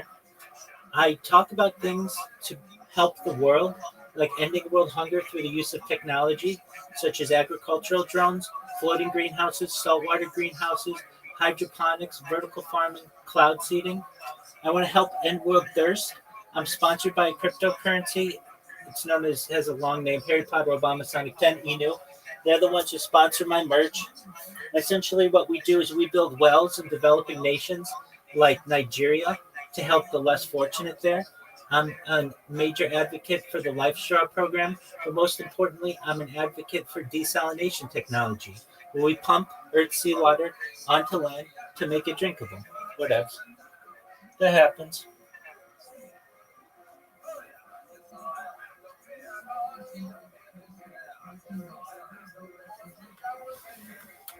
Come back.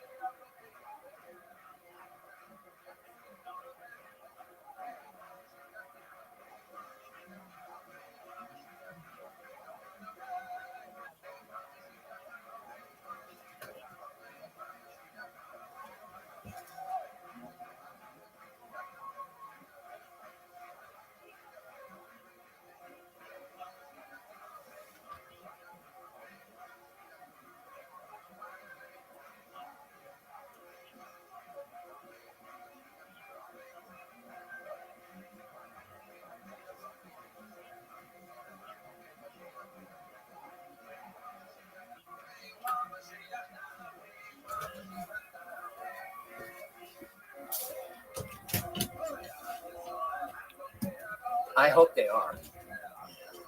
That would be nice. Yeah, please. That would be nice. Well, listen, AJ, I love your fucking show.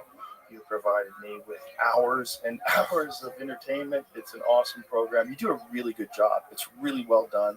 I don't know who's doing it with you and how you promote, how you produce it, but you guys fucking kill it. Thanks, man. Great team. It's a great show. The Y-Files, it's available on YouTube. 4.73 million subscribers, so I'm not alone. And you guys have only been around for how many years now?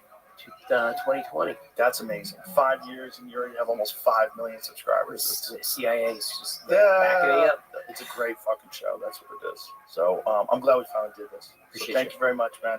And if you ever got anything crazy, you want to break it here, we're ready for you. If you got an episode coming out you want everybody to know about, come on back.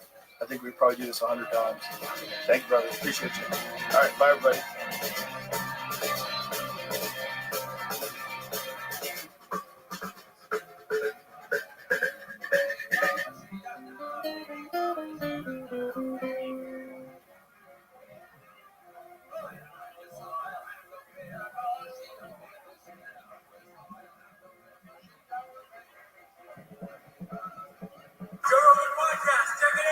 The Joe Rogan Experience. Train by day, Joe Rogan podcast by night. All day.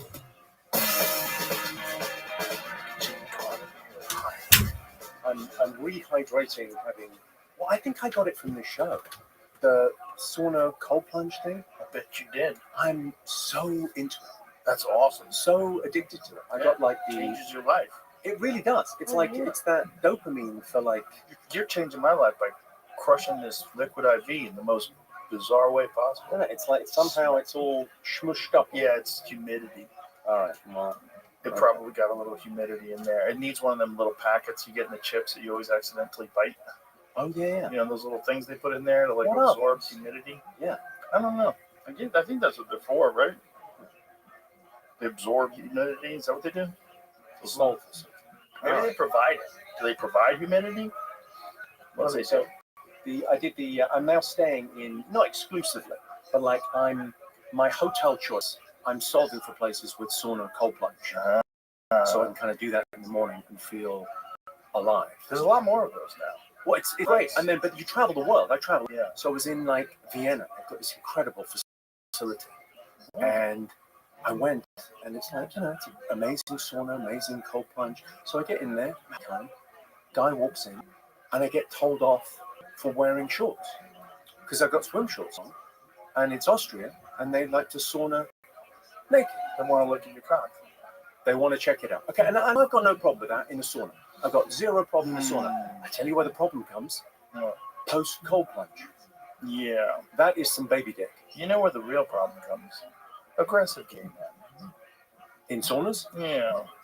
I mean, there was very little of that going on, I think. Well, Was most that? of the time. Well, that's. I think saunas had that reputation Oh, for I've seen it. like in. I've had a guy do it to me. Oh, really? Yeah, a guy looked me in the eye and take his robe and like open up his towel while he's staring at me.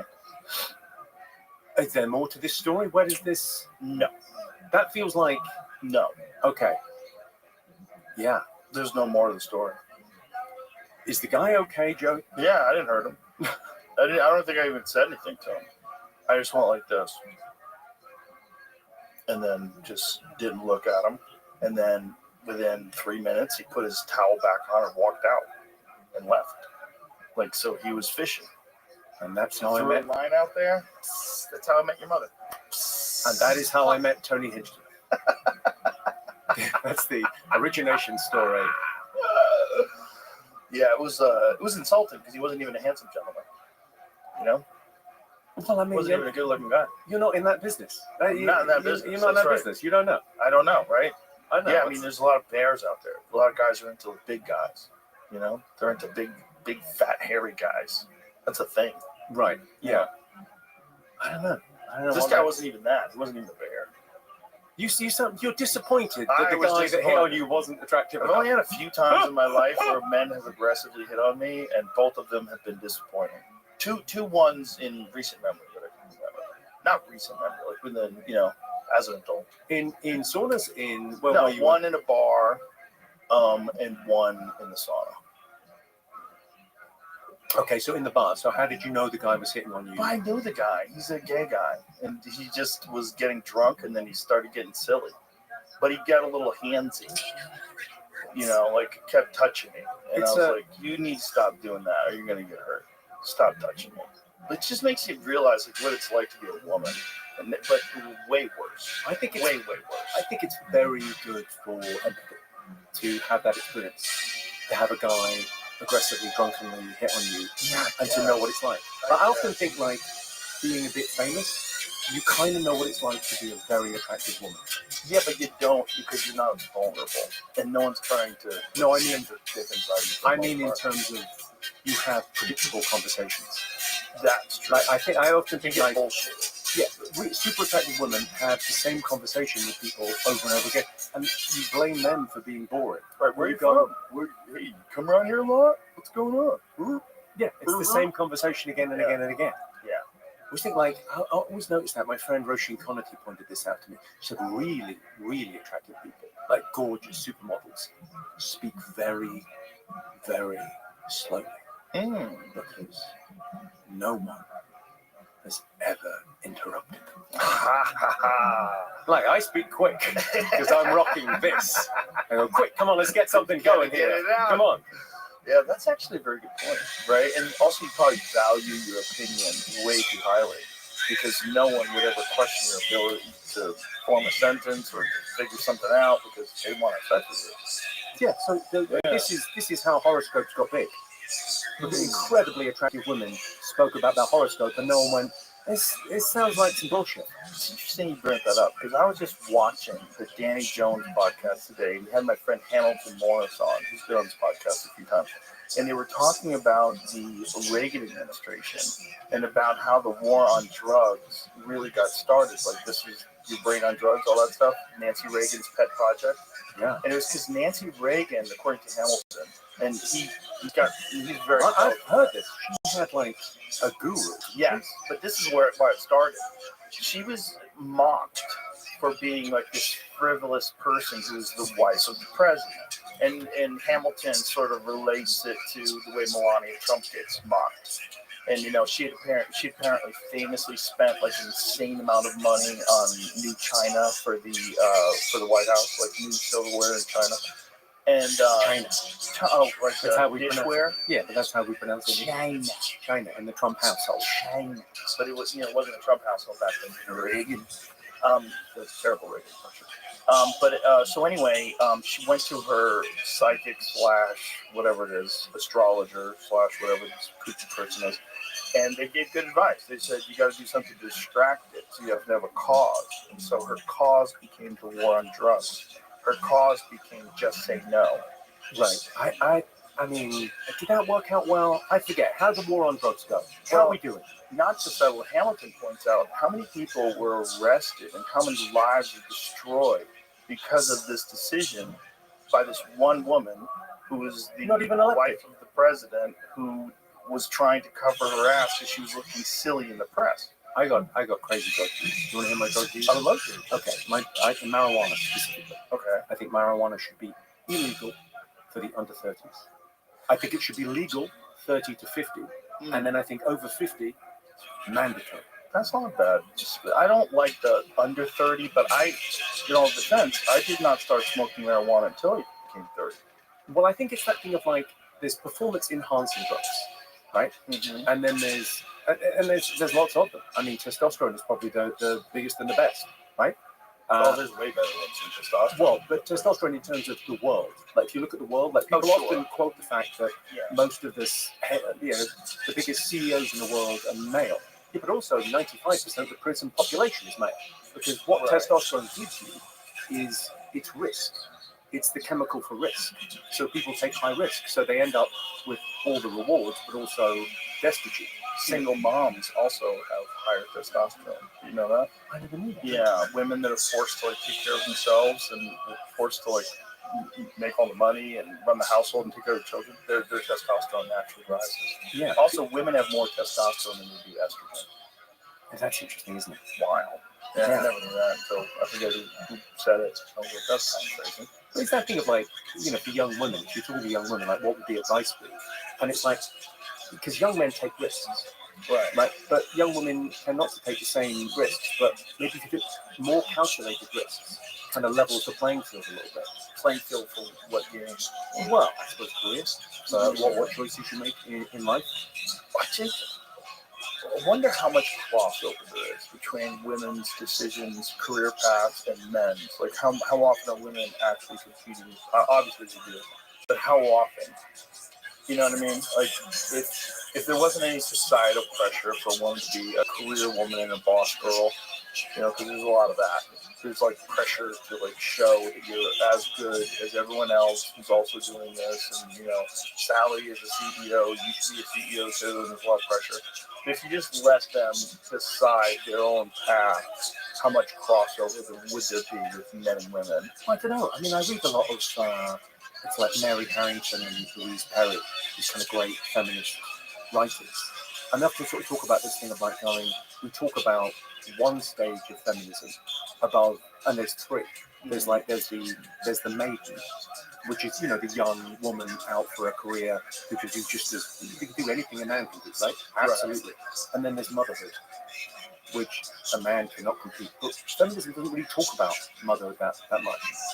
It's become almost like a right-wing thing to celebrate motherhood, right? And then there's what they call the crone, the older woman, postmenopausal, is absolutely pivotal in our society. If you think about anyone having a crisis, a woman comes from nowhere, 50s or 60s, and makes you a cup of tea and takes care of you. It's an incredibly, that grandmother figure is so important in our culture, in our society, and it's not celebrated enough. I don't think. No. Well, I had a bit of one of my specials back in the day about my mom. My mom actually did say this. She voted for Hillary Clinton because she said, I just want a woman to be president. And I said, you already make all the people. You make all the people. There's 8 billion people. All of them made by women. I go, you want to be president too? You fucking greedy bitch. I'm like, what else do you want? All the money? You want a bigger dick? What do you want? You want everything? We don't celebrate the craziest thing, which is women make human life. Without them, it is not possible for any of us to be here. And that is almost inconsequential. You don't even talk about it. And the sacrifice made for you. I know. Thank you for your service. Yeah. We really should say that to every mom. Thank you for your service. You're making human. Especially if you're doing a great job. Yeah. If you're a solid mom, that's amazing. But if you're a solid mom, let's think about it. The best dad in the world is what? It's a mediocre mom. Yeah. If I take my kids to the playground, it's oh, fantastic. If mom does it, it's kind of expected. It's always already factored in. Yeah.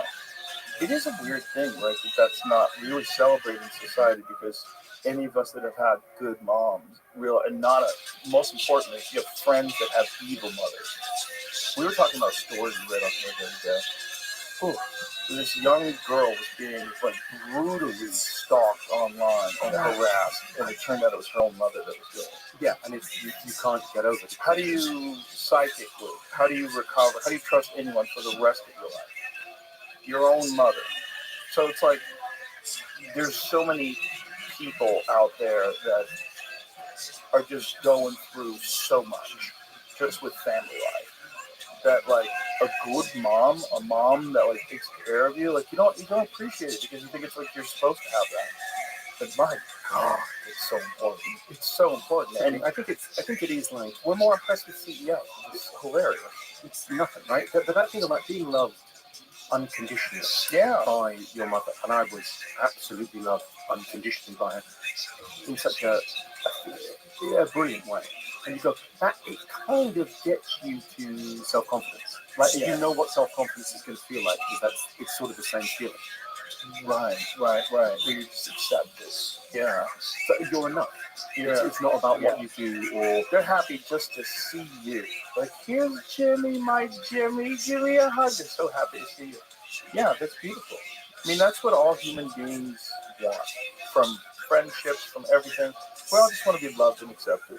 And then all the other stuff is just lashing out because you weren't loved and accepted enough. Or just trying to get that in a weird way. A weird way. Like, so you're trying to be, you're trying to collect stuff so you get respect and admiration rather than from what you do. And then it's like the mean people. Like, mean people have always hurt. There's no mean people that just have nothing but love, right? Unless there's something psychotic, something broken, like genetically broken. So I think you get that from having kids as well. Like when you have kids, you start to see everyone else as, oh, you used to be a baby. Right. Absolutely. What happened? Absolutely. Yeah. You got bad information and a bad neighborhood with bad people around you and a lot of crime, and there you are. Yeah. That's what's always disturbed me the most about people that have had good lives, who don't have empathy for the plight of people that are in like the total like economic urban struggle. Wait, I'm preaching to the choir here. I think that thing of like gratitude as the mother of all virtues, and the idea of going, we don't see how lucky we are, because we might see it on a surface level, like of going, oh, I'm lucky to go, I'm healthy, and I'm able to write jokes. Right. But then you don't see the layer below that going, well, I was born with. I think like beauty is a really interesting thing. Like, so you see someone and they're born beautiful. Margot Robbie, and you might go, oh, she's Barbie, she's gorgeous, it's easy for her. But when you look at Oppenheimer, you don't see, well, that guy was born with an IQ of 160 and a work ethic. Now, work ethic is heritable, largely heritable, like 70% heritable. Really? Yeah. And you don't develop that? No, I don't think so. I think you develop some of it, and what you inherit, what you get in your factory settings when you come out, that's what it is. You can only work with the other stuff. So that's the interesting stuff. But factory settings, you think involve work ethic? Yeah, I think so. He's on it. I don't think my own life is a different example. You think your work ethic is? I think it's just I developed it, recognizing the valuable, and I think a lot of it I got from martial arts. Something like my parents didn't have a work ethic. It was especially the physical stuff. It was never. No one in my house did anything physical. Didn't do any sports. Definitely didn't do any martial arts. Wasn't imperative at all. And then the idea of pushing yourself. Well, I learned from a young age that if you work harder than everybody else, you get better. It was just like simple math. And then it was also like dealing willpower rather than your. Willpower is a funny word because it's really just knowing that there's a value in continuing to do things you don't want to do, and that there's a process. And it's hard to see the process when you're in the middle of it because it sucks and you're tired and you don't want to keep doing this. It's hard to do. But if you recognize, the more I do that, the better I get. If you're an intelligent person, if you're an objective person and analyzes all the factors that are at play, you go, okay, what is the major factor here in terms of like getting better at a thing? Well, the major factor is work. Like the more work you do and the harder you work and the more intelligent you work, like the more intensity and the more enthusiasm you have, you just get way better than everybody else. I always thought that's a really interesting thing of how hard you work is important, but what you work on is the most important. Yes. You know, it's that thing about, you were talking about horoscopes, Right. something. It's amazing how much knowledge and information and expert someone can be in total horseshit. Total horseshit. But I think this is where we get back to the Danny Jones podcast. I think there might be something to the original astrology. I think the people that were like really studying constellations and when people were born, I have a feeling that is like really ancient knowledge that just have like echoes of today. You know, when it got kind of famous in our culture, was I think it was a birth of a royal baby in about 1910, something like that. Really? And the London Evening Standard they'd ran out of things to say about a royal baby. That's cute. It's got, it's got little baby fingers and baby toes. Yeah, and they did that. Someone came in and went, oh, it was born here, and it's the year of the rat, and it's a Virgo, and and that means with Sagittarius rising. And they wrote the thing, and then they realized everyone is kind of self-obsessed and wants to read about themselves. So that's the one bit of the newspaper that's about you. Right. So naturally, people are drawn to that. Yeah. And it's like cold reading. It's like the way that they word these things. You go, well, that could apply to anyone. Right. But it does give you a nice chance to focus on you. What's going to happen with me? Yes, but what about me? The news? Who cares about Beirut? What about me? Yeah, I think that's in the human condition. That's going to be a big part. Of course. And that's how you sell newspapers. I think the newspaper version of the horoscope is obviously nonsense, at least partially. I shouldn't even say obviously, but I think I have not studied this, and I'm not committed to this, but I do think the original origins of astrology were probably based on some sort of an ancient understanding of the different effects that different stars, when they're in alignment, have on the universe. And I think it's partially, like, we know that the moon literally makes the tide go in and out. And the gravity of the moon affects the water. It makes the tide go in and out to the point where there's a high tide and a low tide mark at the beach. This is why I'm rehydrating now. Yeah, because I realize I'm mainly water. Mainly water. So if we're mainly water, like, how is that not affecting us? Is it affecting us in some weird way that we don't totally understand? But the idea that a constellation 100 million light years away could be affecting us seems... I don't think that's what the idea is. The idea is that there is an infinite number of possibilities in terms of personalities and character traits, and there's an infinite number of factors. There's genetic factors, environmental factors. There's all these different factors. There might be cosmic factors. I don't think it's the primary source of your personality or how you feel about the world, but I think it might be a factor. And I think it was probably much more of a factor when they didn't have light pollution. I wonder, is it one of these things where it's a really interesting way to think about yourself and analyze yourself? It's like almost like, I don't have religion, but I can see the benefits of it. I don't think religion works because, like, mass doesn't work because God is happy, but mass works because people come together as a group and they meditate and take an hour off. And I sort of think the great mistake, the tradition I'm from is Catholicism. Me too. And the great mistake was, I think Vatican II, they called it. So Vatican II was where they translated the Latin into whatever your local language was and made it more accessible. That was like the 1500s, right? Yeah, and it's such a huge mistake because the idea was to be in awe. It's almost like going to church. It should be like standing in nature.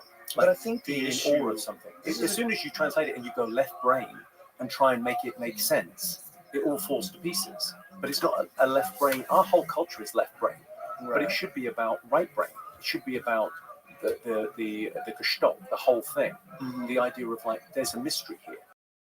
And what's that great line? God is the name we give to the blanket we throw over the mystery shape. I like that. I think it's AC/DC's Roadies. Really? Yeah. That's amazing. But what a piece of wisdom. Because that's a genius piece of wisdom. But it is that thing of, like, you can call it whatever you want. And you can attach it to whether it's horoscopes or whatever your religion is. But the idea of going, there is a mystery. And even when you get to physics at the. I mean, I love it when you have physicists on here. Mm. I mean, Eric Weinstein's one of my favorite people in the world. I just think He's brilliant. He's a great guy too. yeah, great guy. But you look at that and you go, and they get to the Big Bang, and you go, yeah, but what happened 4 minutes before that? And they go, oh, we don't know. Well, we're back to the mystery. Yeah. Well, there's no escaping the mystery once you get into like subatomic particles. Like what's going on there? So also, do you need religion where you go, okay, a random selection of atoms coalesced into a form that can contemplate its own consciousness and existence for 4,000 weeks? Is that not enough? Will that not do? No, we need miracles, Jimmy. When going back to the translation of the Bibles, one of the things I want to say, I think the reason why that was important at the time was because that power was being abused. Because most people couldn't read Latin. And most people couldn't read. I mean, really, when you think about reading, yes, it was the Bible was the reason. The Bible was the bestseller that people went, not I've got to go out and read a book. I got to get out. It was pivotal event for the Catholic Church convening from 1962 to 65. Oh, so we're talking about a different time. So we're thinking of the second Vatican II. Is that what you were referring to? Yeah. So that was 1962. What we're referring to is the 1500s. We're referring to like Martin Luther. Oh no, that's the Protestantism. That's the idea of the. Well, with the translation of the Bibles into different language. The Bible, because it was originally in Latin. Well, yeah, that was originally probably in Aramaic. Yeah, and then the idea of the Protestantism was the idea that you've got your own relationship with God. Mm-hmm. So it went from being Catholics and Protestants to ultimately every individual was their own church. Yeah, Martin Luther's perspective was like, it's open to interpretation by you. You should develop this relationship with God through the Word, and that you should read, and it wasn't up to the priest to tell you what it meant. It's fascinating though. There's a law of history. There's one law in history, which is unintended consequences. And the consequence of that, of course, is that we over-solve for the individual in our culture now. Protestantism had such a huge influence that it's all about the individual and less about the group. Well, it's got to be a balance of the two. But it's a response to the power structures that were really detrimental in the power structures of the church. I mean, there's a reason why the priests aren't allowed to have sex. It's because they were fucking everybody, because they had power. You know what happened? What happened? Okay. The plague happened. So when the plague happened, it wiped out about a third of the population of the earth, right? So the plague was huge. Now, it had a much worse effect on the priesthood because everyone got last rites. So when you were dying, you got last rites. Oh, wow. So the priesthood was knocked out, like 95% of priests died. Oh, my God, I didn't even think of that. The standards, pre the plague, the standards in the church were the smartest guy you've ever met. The smartest guy in the village, the town, the region was the priest. The smartest of the smartest guy, the most intelligent guy, became the bishop. And the Pope was like, this guy's a genius. It was the best of the best, creme de la creme. The standards for the priesthood post the plague, this guy's got all his own teeth. You're in. Like it went down. And then all that thing of like the plenary indulgences where you could buy your way into heaven is all, all of that came off the back of the thing. So the standards kind of went down and then it became kind of corrupted. How dirty is that one, the buying your way into heaven? Well, people don't realize that. People often laugh at like the, he's going to blow himself up to get 72 virgins. Mm-hmm. The Crusaders all got a fast track to heaven. Nice. Yeah. Some guy tells you. Yeah, I've just discovered this. Yeah. I was having a conversation with a friend of mine the other day, and she was telling me that there's a list of human beings that are alive today that are being considered for priesthood. Like they have to think, for sainthood. For sainthood. Yeah. So they have to like go over all these different religious figures that are alive currently and decide if they're going to be a saint. Who's going to be a saint? You know Christopher Hitchens, the great Christopher Hitchens, right? Christopher Hitchens, literally, you ever heard the phrase the devil's advocate? Of course. He had that job. So when Mother Teresa was made a saint by the Catholic Church, they bring someone in when they're making someone a saint in the Catholic Church in the Vatican to be the voice of the opposition. And he got the job. He played the devil's advocate for real on Mother Teresa. He wrote a book about it. I've always wondered about him. Loved the guy. Pissed off a lot of people. Got cancer. I hate to be the conspiracy theorist. And at the time, You hate to be the conspiracy theorist. Yeah, I mean, I don't know if you're familiar with your brand, but you are the conspiracy theorist. At the time, I was like, wish he didn't smoke and wish he didn't drink. Now I'm like, God, I know a lot of people smoke and drink and they live forever. What the fuck's going on? Why did Christopher Hitchens die so young? But then again, why did Hicks die so young? Hicks died of like pancreatic cancer at 33 or something. Yeah, I don't think we can relate his death to business. No. Of course not. But it's fun to do. The writer.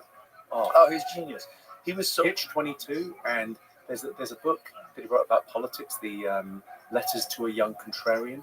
Oh my God, it's like it's those bits of it's amazing things kind of books when people write their autobiography, and it's like it's a gift. It's just you can feel like you know them. Well, you can also like imagine what would you do if you were living this person's life. You're going through all the various stages of their life. You're empathizing with them. You're seeing their struggles. You're seeing, their whatever they're going through, and you're like, wow, what I do? Wow, that's crazy. Well, that's why he became this way. Oh, wow, that's amazing.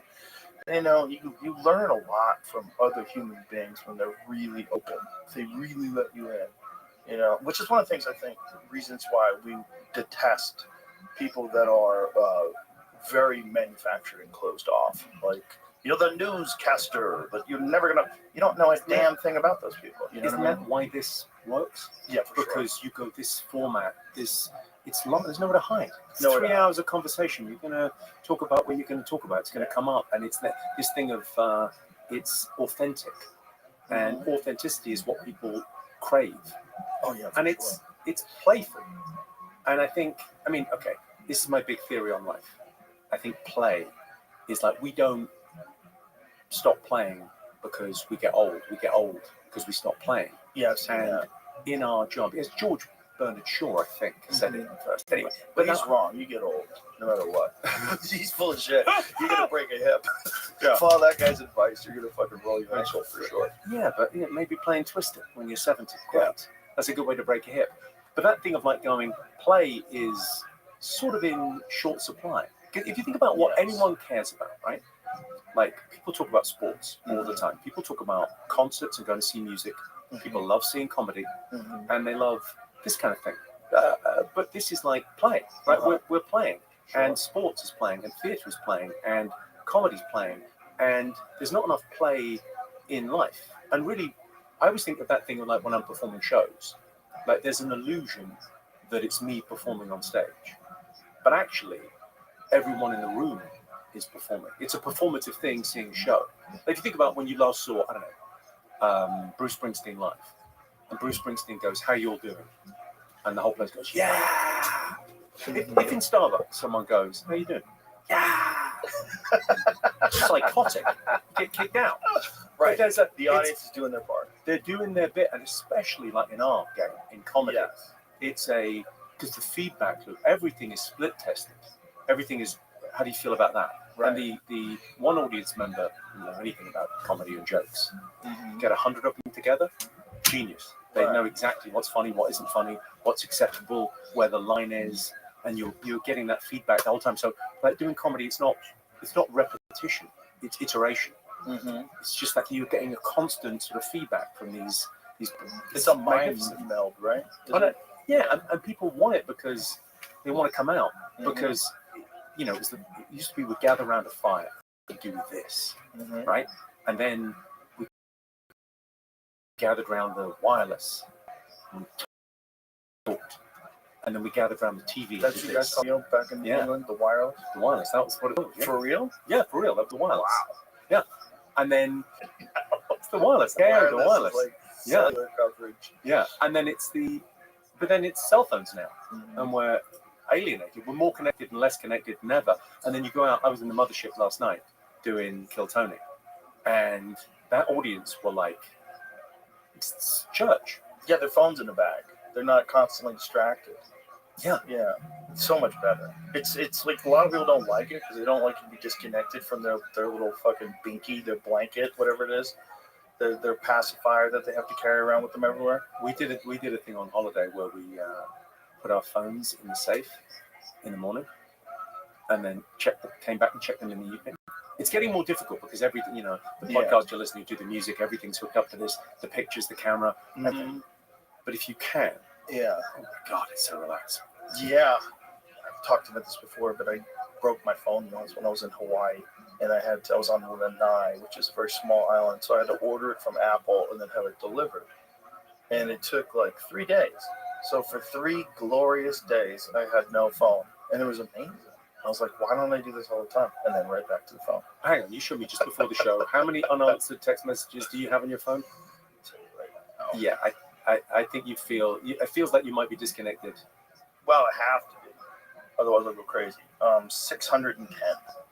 Unanswered messages. 610, yeah.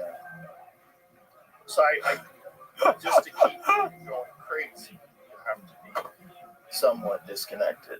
I've gotten good at like compartmentalizing. Okay? You can't talk right now. I don't want to talk to anybody right now. Just put it aside. And then that creates problems because then you get needy friends like, everything okay?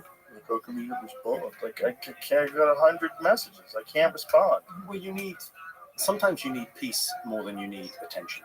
You just got to know your own brain. You got to know when you're overloaded.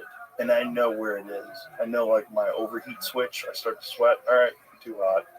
Turn the AC on. You know what I mean? So I have that sort of same sense in my brain. I need boredom. I need a little bit of boredom. I had this thing recently that I thought about. Boredom is unappreciated serenity. Like travel. Like I'm traveling a lot at the moment. I'm on tour. And sometimes you're in an airport, there's nothing much going on. You just chill. Just sit. Yeah. Let something pop in. Sit and live. Yeah.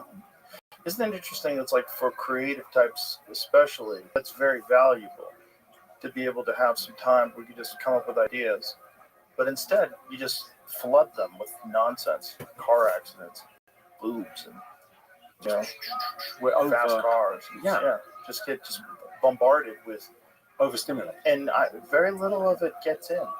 If I think about, like, if I listen to a book on tape, like a very interesting book on tape, that's one thing. But if I'm just like doom scrolling, like how much spend 5 hours of just looking at social media and looking at YouTube. What amount of good stuff is in there? Is there even 20 minutes of really fascinating shit that I absorb in the entire day? Are you familiar with the concept of Lindy books? Yes. Like the idea of like how long something's been around is how long it's going to be. So most stuff on the internet was produced in the last 24 hours. Right. And will be entirely forgotten in 24 hours. No one ever goes, I've got to show you my favorite from 2 years ago. Right. It just doesn't happen. Yeah, it's disposable. Oh, no, I got to get away from it. Yeah. You want to show me old TikToks? You're a fucking psycho. Yeah, it's like, but that's the nature of it. It's right. But like, it's crime and punishment is not addictive. The book. Yeah. But Twitter is. Yeah. Fascinating, right? Isn't it fascinating? Well, like something like very valuable, some amazing piece of literature is not addictive. I wonder. Yeah, I wonder with that. I wonder, is it that thing of Aldous Huxley, like the idea that Brave New World, like our power won't be taken from us by some overlords, like in 1984, will give away our power for cheap dopamine. Yes. And the problem with the world is there's a lot of cheap dopamine on offer. So doom scrolling, it's the same as is in a casino. But then there's real joy if you go out and see live comedy. I think we're drug dealers, right? Oh yeah. And the two drugs, it's dopamine and serotonin. And the dopamine is you don't quite know where the punchline is coming. There's a punchline, but you don't know quite where it's going to be. Right. And then there's the serotonin, the joy of laughter as well. And then you can get a fake version online, or video games are like a proxy for the career that the kid isn't having. Right. There's levels and layers and then a big boss at the end. It couldn't be a clearer analogy. Or porn is a proxy for love and sex. Mm-hmm. It's like we go for the easy option, Yeah. but actually when you work for it, it's just better. Right. The thing is, the easy option's available instantaneously. Like, it's very difficult to go fight in war, but you can play Call of Duty right now. You just sit in front of your computer and then you're playing. You know, so this cheap version might keep you from having a life of adventure because it spoon feeds you bullshit versions of reality that are very addictive. Okay, so back to your work ethic. So the idea that you don't do that. You spend time doing difficult things. Yeah. Like I got the cold plunge thing from listening to you. I was kind of interested in it and kind of chatted to some friends. I tried it and loved it. But you're putting yourself in a very uncomfortable situation in order for benefits later. Yes. It's kind of a sacrifice you make in the moment for something later. Yeah. What draws us to that? What makes us do that? The process. So knowing that other people are completing this process and having positive results, and then sort of investing a little bit of time into it, either out of boredom or curiosity or whatever, and then you realize, oh, this is real. Like, this is real in terms of like fitness. Like, if you want to start running, you want to run a marathon, you're like, that's impossible. I can't even run around the block. Well, if you run around the block 3 days in a row, you're going to get better at running around the block. And if you keep that up for a couple months, you're like, holy shit, I'm getting around this block pretty easy now. And then you start expanding your runs. And the next thing you know, running a couple miles a day. The next thing you know, you're entering into a 5K. And next thing you know, you're running a half marathon. And then you look back on that day where you couldn't even run around the block and you thought running was impossible. So there's a process. And there's a process of improvement. But that process requires you to be uncomfortable, and most people are unwilling to be uncomfortable. So if you are willing to be uncomfortable, you will bypass most human beings in everything you do. Yeah, it's that thing of like that prioritizing now. Yeah, seems to be the if you can prioritize later, if you can sort of Chris Williamson gratification. Yeah, well, Chris Williamson's got this great thing. We were chatting about it, me and George Mack and him. It's amazing. He's great. He's the best. But that thing of like 24 hours ahead. Like, we've all got to serve someone, right? In life, you got to serve, and serving yourself in 24 hours is pretty good because it's that thing of like booze is the best example. Like drinking is you're borrowing happiness from tomorrow. Yeah. Right. So that in a very simple way, like the reason. Also, it's like predatory credit card rates. Like the kind of rates that you get when you go to college and they give you a credit card and you're a moron and they give you like 39% interest or something like that. You know? Something crazy, yeah. Yeah, that's what it's like. It's like you're not just borrowing money, like your body's like, I'm going to need more. I'm going to need more than you spent. Yeah, I find that thing of like it's whenever I feel anxious or depressed or any of those things, I always sort of think it's invariably with me, it's a hardware problem, not a software problem. So it's like, okay, have I slept? Have I exercised? Have I eaten correctly? It's a good way to put it, hardware, software. And then you go, okay, this is a hardware problem. But it's so hard to fix that when you're depressed. It's so hard to it's all very well for us to go, well, go for a run and do some exercise and have a cold plunge. It's so difficult when you're in that, I'm very empathetic to that state. And I wonder, does it help that we slightly pathologize? In our language, we say depressed and anxious, not sad and worried. I think for some people it's listen, you don't want to be trivialize mental health problems, but you go, sometimes it's just the human condition. We're going to worry about stuff. Certainly you don't want to trivialize mental health issues. However, you also understand that there's a tremendous benefit to being physically active that is actually better than SSRIs, statistically speaking. So what do you prescribe? Is it better to prescribe drugs, or is it better to be real with a person and say, I know this is uncomfortable, but this is what you're going to have to do. And it sucks, but it sucks for everybody. And everybody has a test in life, and this is your test. Your test in life, your test in life is not to try to win the Super Bowl. Your test in life is try to get up and not eat garbage today and drink a bunch of water and have some exercise. This is your test in life. Yeah. I think it's not easy. The issue is that you want to be, I think kindness is kindness is, it's the most wonderful thing. It is. And here's the problem with kindness. There's a lot of kindness in the moment. like, I've got kids, you've got kids, right? Your kids what do they want to do? They want to eat McDonald's and they want to watch TV. And you want you to live in the Pimp? moment, but you're going to have fat, stupid kids. Okay. I'm bulking now. That's awesome, great team. Dog, I just heard you. Cool, man. Are you ready to lose? Yep. All right. Just give me a moment.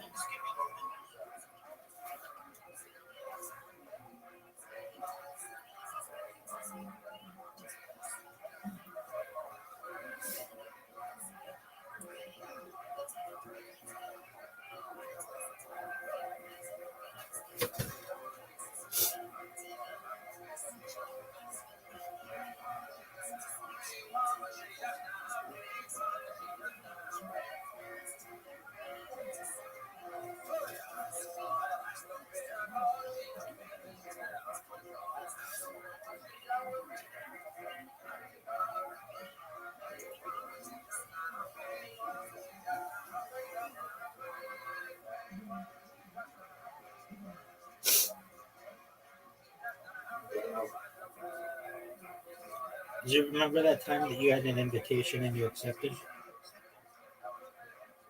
Yeah. All right. What? You want to make it happen?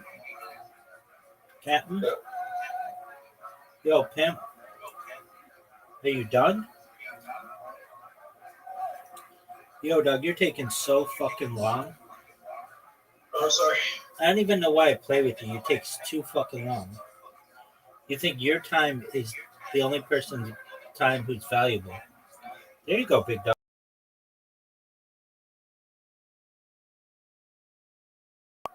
Hey, Rabbi, What? I'm talking to that girl that the gym is like this in Bitcoin in 2009. Said talking to that girl with this. Oh yeah, you got that right. You got Bitcoin in 2009. you got that right. That's a great way to put it, big dog.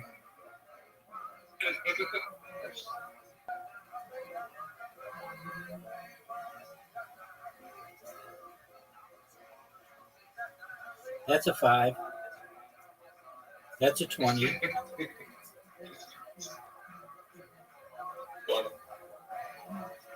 Oh, fuck you, Zoo.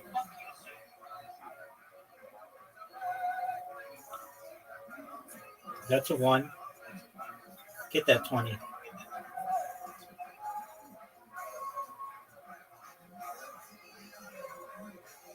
Fuck.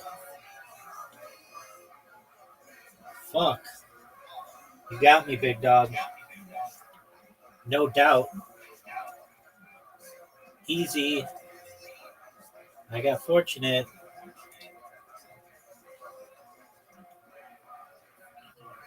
Dude, what the fuck, man? I don't fucking believe this shit.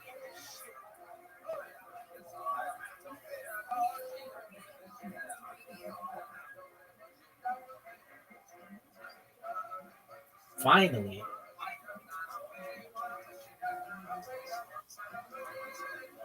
Nice checkout, dude.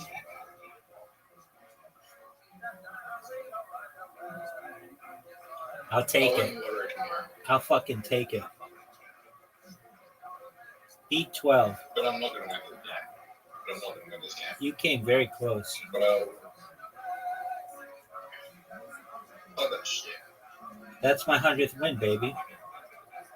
Oh, by the way, Rabbi, I played a random person today in darts, and it was like playing that they hit 3 triple 20s in a row every single game they played. They hit a triple 10, 20, and then they hit a 1 on the last shot. It was like so like dotted. Wow. So it's like, why are you even playing if you're just like going to be that good? Like, what are you trying to do? I'm in agreement with you. Like, even if you were good, you get bored Right. being that good. I'm in agreement with you.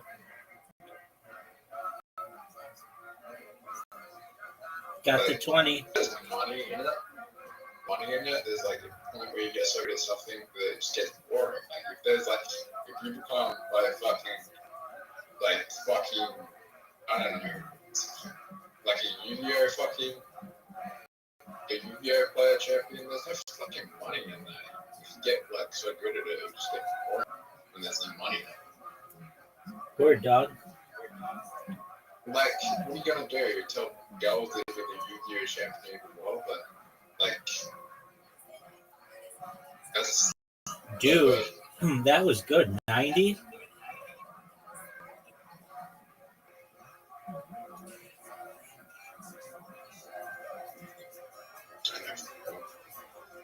Don't bust, Zoot. Whatever you do, don't bust. And you didn't.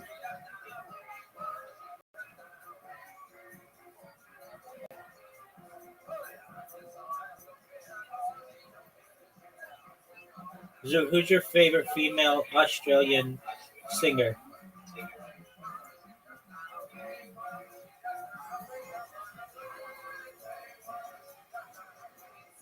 Jessica Malboy's pretty good.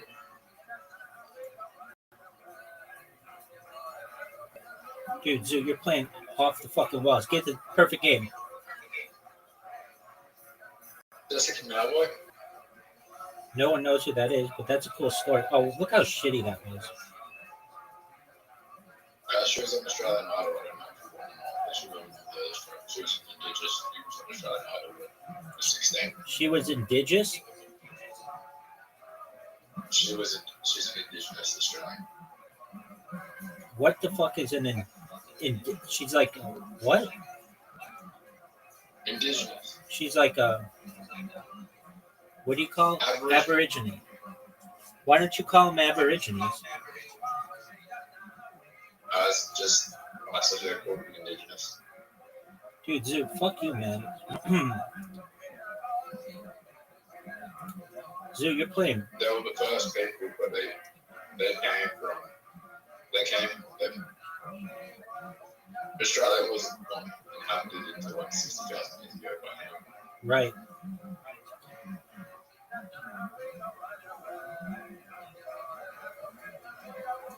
Dude, I'm playing like dog shit.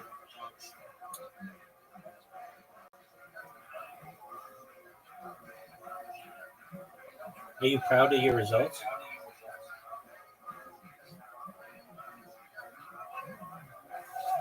Fuck! I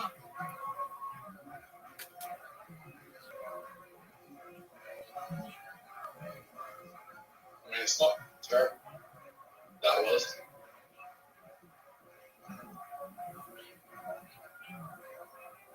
I have a feeling I'm going to go into the tiebreaker here. Incorrect. I beat you.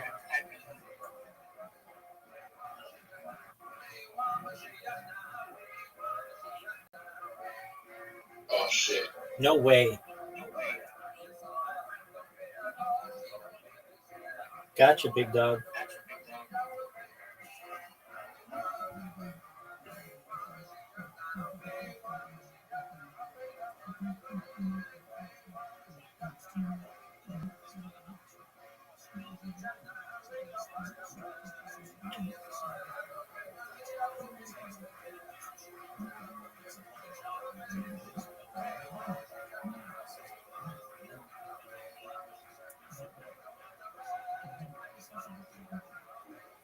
So what would you consider like an average start for us?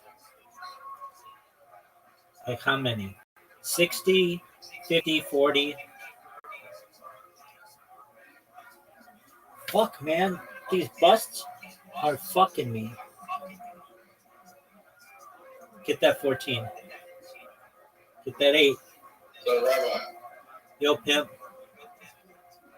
I go to the body fat, wear 6 pack, they show me, however, I have no fucking muscles, so it's not divine. Wow. It's not divine. What a fucking checkout. All right, Zoot. 28. So I need to put on muscle. That's good. 82. That's not good.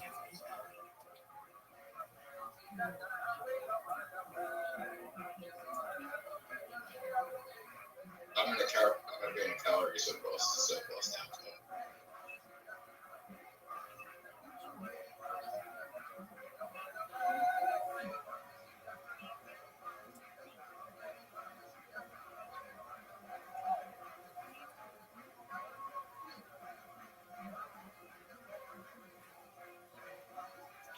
Triple 20.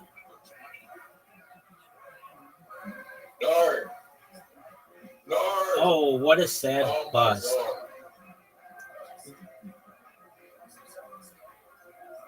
That's gotta be the worst feeling in the world.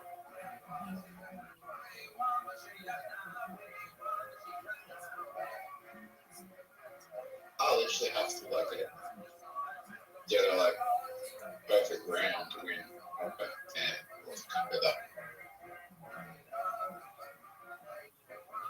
Bye-bye, we need to do a 16.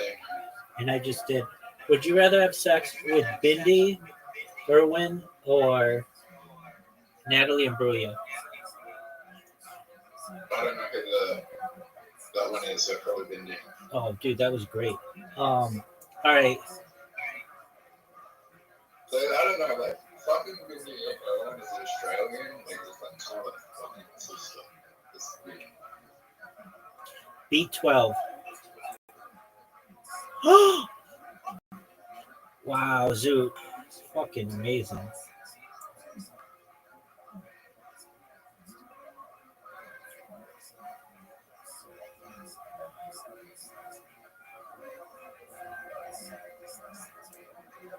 You don't understand, after Steve Owen's death, Bindi Owen became a child star in Australia. An international, a national icon.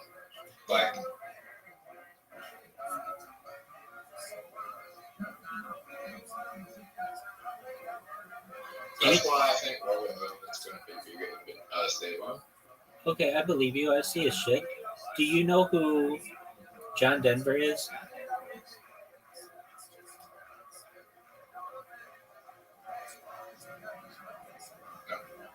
He was a country singer who looked very similar to John Denver or to Steve Irwin.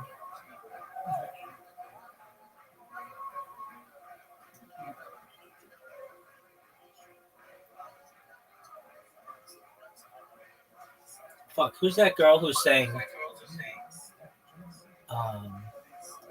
It was love at first sight, 'cause baby.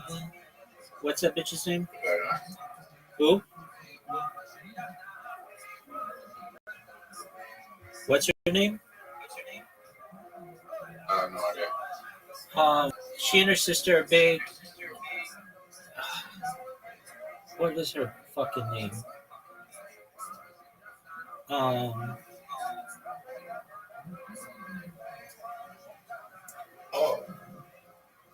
Also, hold on. Okay, that sounds great. In the United States or in Australia? In Australia. Okay, he could do it in the United States as well. That I keep wanting to say Nicki Minaj, but it's not that. Who was the girl? Her sister was really big. She was pretty big on Australia's Got Talent.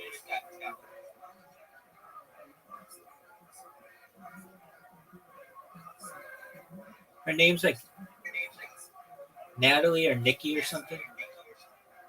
Who were the people on Australia? Who's the girl on Australia's Got Talent?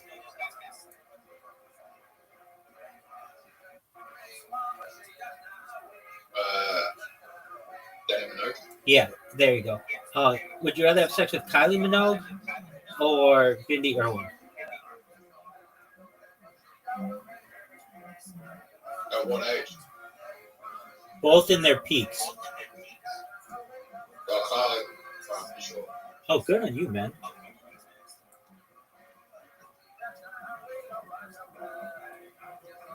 Would you rather have sex with Margot Robbie or Bianca Censori? Margot Robbie. Fuck. I have met Margot Robbie. I know. Was she as hot in real life?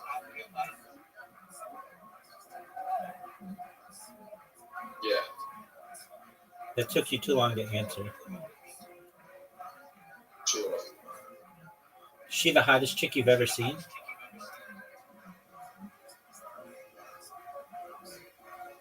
In person? Yeah. No. Who was?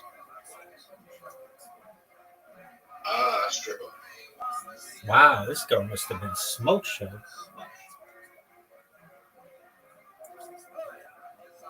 But this girl, the stripper, was like bombshell, like nice tits, perfect, like perfect everything, right? Body of a great goddess, curvy all the right places. Fuck, dude, I'm playing like dog shit. 5. Dude, fuck you, man.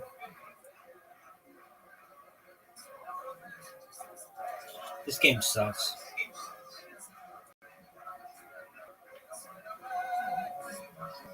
Tell you that Sabrina Carpenter is out there.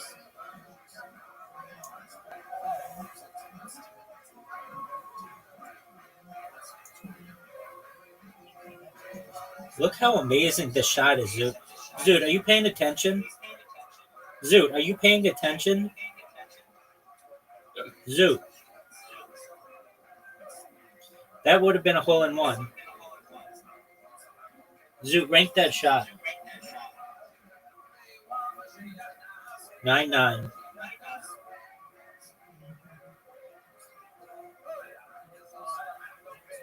Zoot, just to fuck with you, I'm going to bounce it off the wall. Oh, I almost missed it.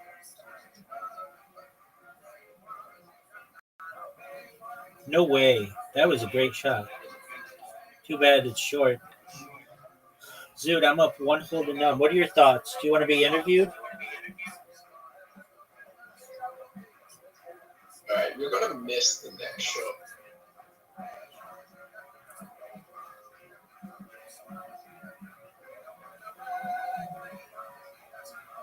An absolutely perfect shot, so to speak. Oh, don't fuck me. Don't fuck me.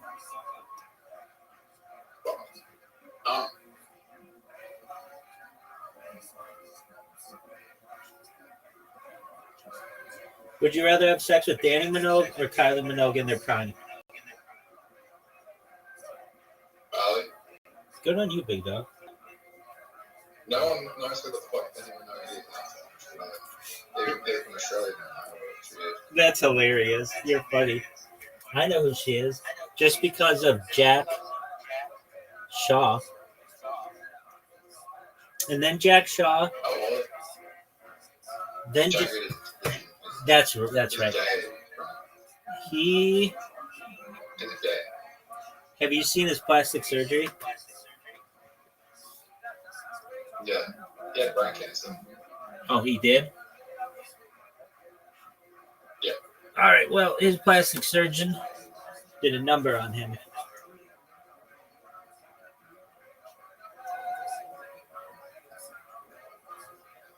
But he sings Whitney Houston like an angel.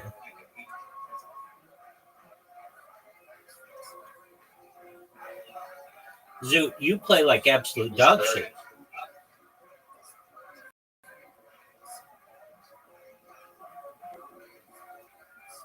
Oh, that was garbage. That was garbage, Zoot. Zoot.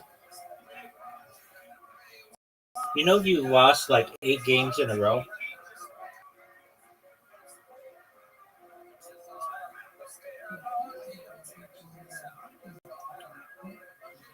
At least. Make it 9. After, well, yeah, I mean, you can't really win this one.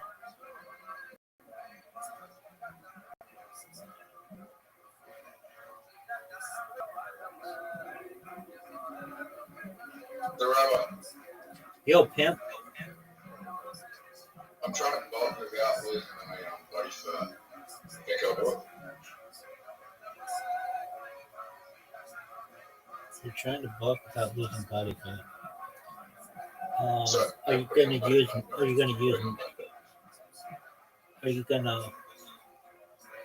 I mean, yeah, you can do it.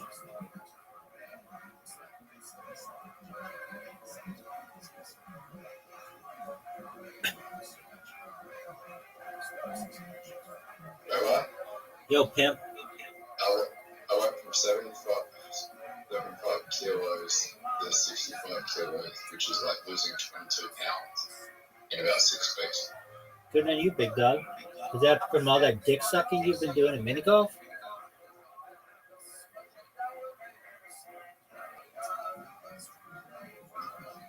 I would absolutely hate playing mini golf against me because I'm just such a douche player.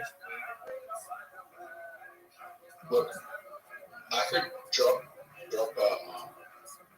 another 3 kilos and get a 6-pack, but then I'm just a skinny guy with a 6-pack.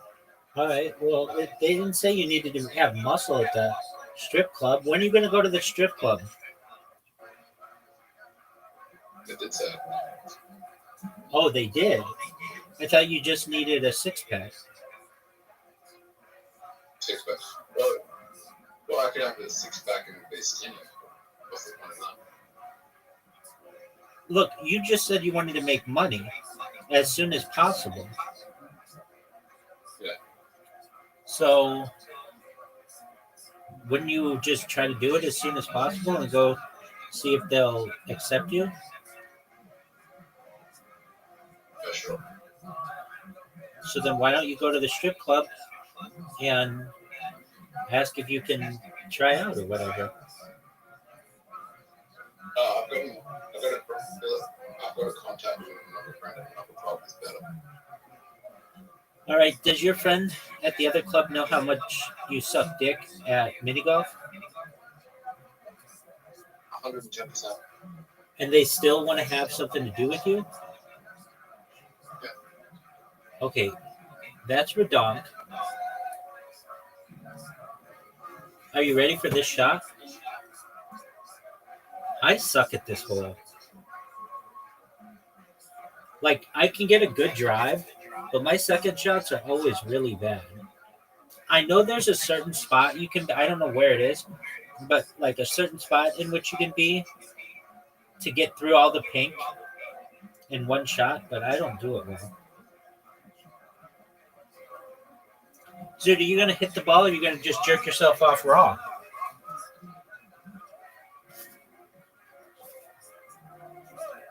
Dude, quit checking your DMs. Nobody cares. Dude, go. Dude, did you get disconnected?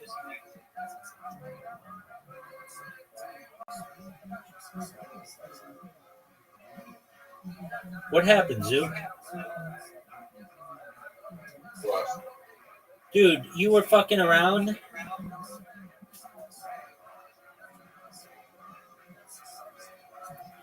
Zook, hit the fucking ball.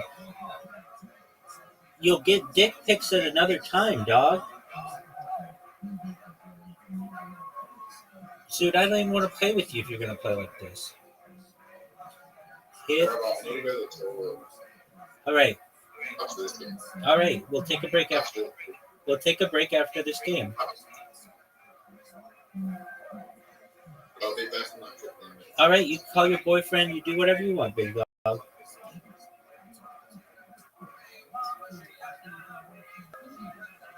There's some things I can't talk about. Your stream sucks because this is very complicated information. Your dick. I think everybody is pretty well aware that you suck dick at mini golf, if that's what you're referencing. I'll hit my ball. No. Ready for this shot?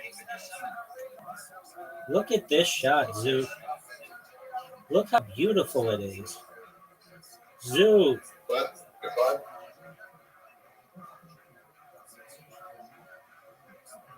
Zook, you've got a tough shot on you. Oh, what are you doing? work from I really need to go. So I'll be back. All right, we'll resign, dog. That's what I'm talking about. All right, go to the bathroom, dude. Kids. Oh, of course. So you go, well, let's have some healthy food and let's read some books and let's run around outside. And maybe they don't want to do that now, but you gotta be kind to their potential. Yes. Not just to, and then you kind of obviously, that it kind of teaches you that, and then you kind of have to apply it to yourself because you go, well, they're not going to pay attention to what I say; they're just going to watch what I do. Sure. But then individuals that are struggling, the problem is if you don't know them, you don't know like what are they going through? Is this nonsense or is this like really serious? Like if they had a really fucked up life, or are they just really self-indulgent and lazy? Like what are we dealing with here? Like what are we dealing with? Are we dealing with like tremendous depression because of like physical and sexual abuse and beatings and violence in the house? Are we dealing with that, or are we dealing with some kid who their parents doted on them too much, and maybe the parents were super negative, which is very that is very contagious. Like if you have like very negative family members, and then everybody in the family is always complaining. It's always something's wrong, and someone did something to them, and so there's no joy. I don't think you realize, or maybe you do. I don't think you realize how much you help people. Like having these conversations on here. They help me. I think they help all of us. We're all human beings. We all go through weird shit. Just being a person. Yeah, it's not easy. And but having these conversations, and I think there's something about you specifically, like the martial arts stuff. It's a very alpha thing, and then you're a stand-up comedian and very admired by your peers. And you can have conversations about this stuff. And I think it really cuts through to a group that wouldn't hear that. I mean, for me, that thing that you're saying there is about agency and empathy. And I think there's a problem in our society that we give agency to people we don't like, and we give empathy to people that we do like. So if there's like a right-wing Nazi rally, we say they knew what they were doing. We give them agency. Right. Punish them. Or Elon Musk with the Hitler salute. Right. Okay. So we say he knew what he was doing. Okay. Yeah. And then if we really like someone, we give them empathy. And that's a great example. And sympathy. And the issue is we need to give everyone both. Yes. Because you go, look, no one is going to care about you more than you. You need to take responsibility for this, right. And you need to, it's very, very tough because you want to give that agency and empathy to everyone, to give them the tools to have a better life. Yeah, and the more happy people are, the more happy people there will be. It'll expand. It's not like it's not 1 + 1 = 2. It's exponential. It accelerates. The more people are happy and enjoying their life, the more you will enjoy your life. And that's just part of a community. It's the natural human reward system that's set up to make sure that we all get along together and continue to procreate and have a wonderful society until we meld with the machine, which is coming any day now. I hope you're ready. I don't know. Yeah, you want to hear my hot take on AI? I would love to. All right, my hot take on AI is we were not made in God's image, but we so wanted there to be a God. We made one in our image. So if you think about the attributes of AI, it's all-knowing, all-powerful, can perform miracles. It lives in a cloud. Sorry, is that God or AI? Wow. It's so at the moment. I think it's emerging. Well, it's not done growing yet. At the moment, it's the Oracle of Delphi. It's like a 10-year-old right now, though. It's not even an adult. Yeah, and then where's it going to? Yeah. So the idea of the interesting thing about AI is it's the gap between me and who's the smartest guy? Eric Weinstein. Used to be enormous, and the gap is getting smaller because AI I can ask it. Yeah, bitch, I got all the answers right here. Yeah. I mean, it's weird what's going on.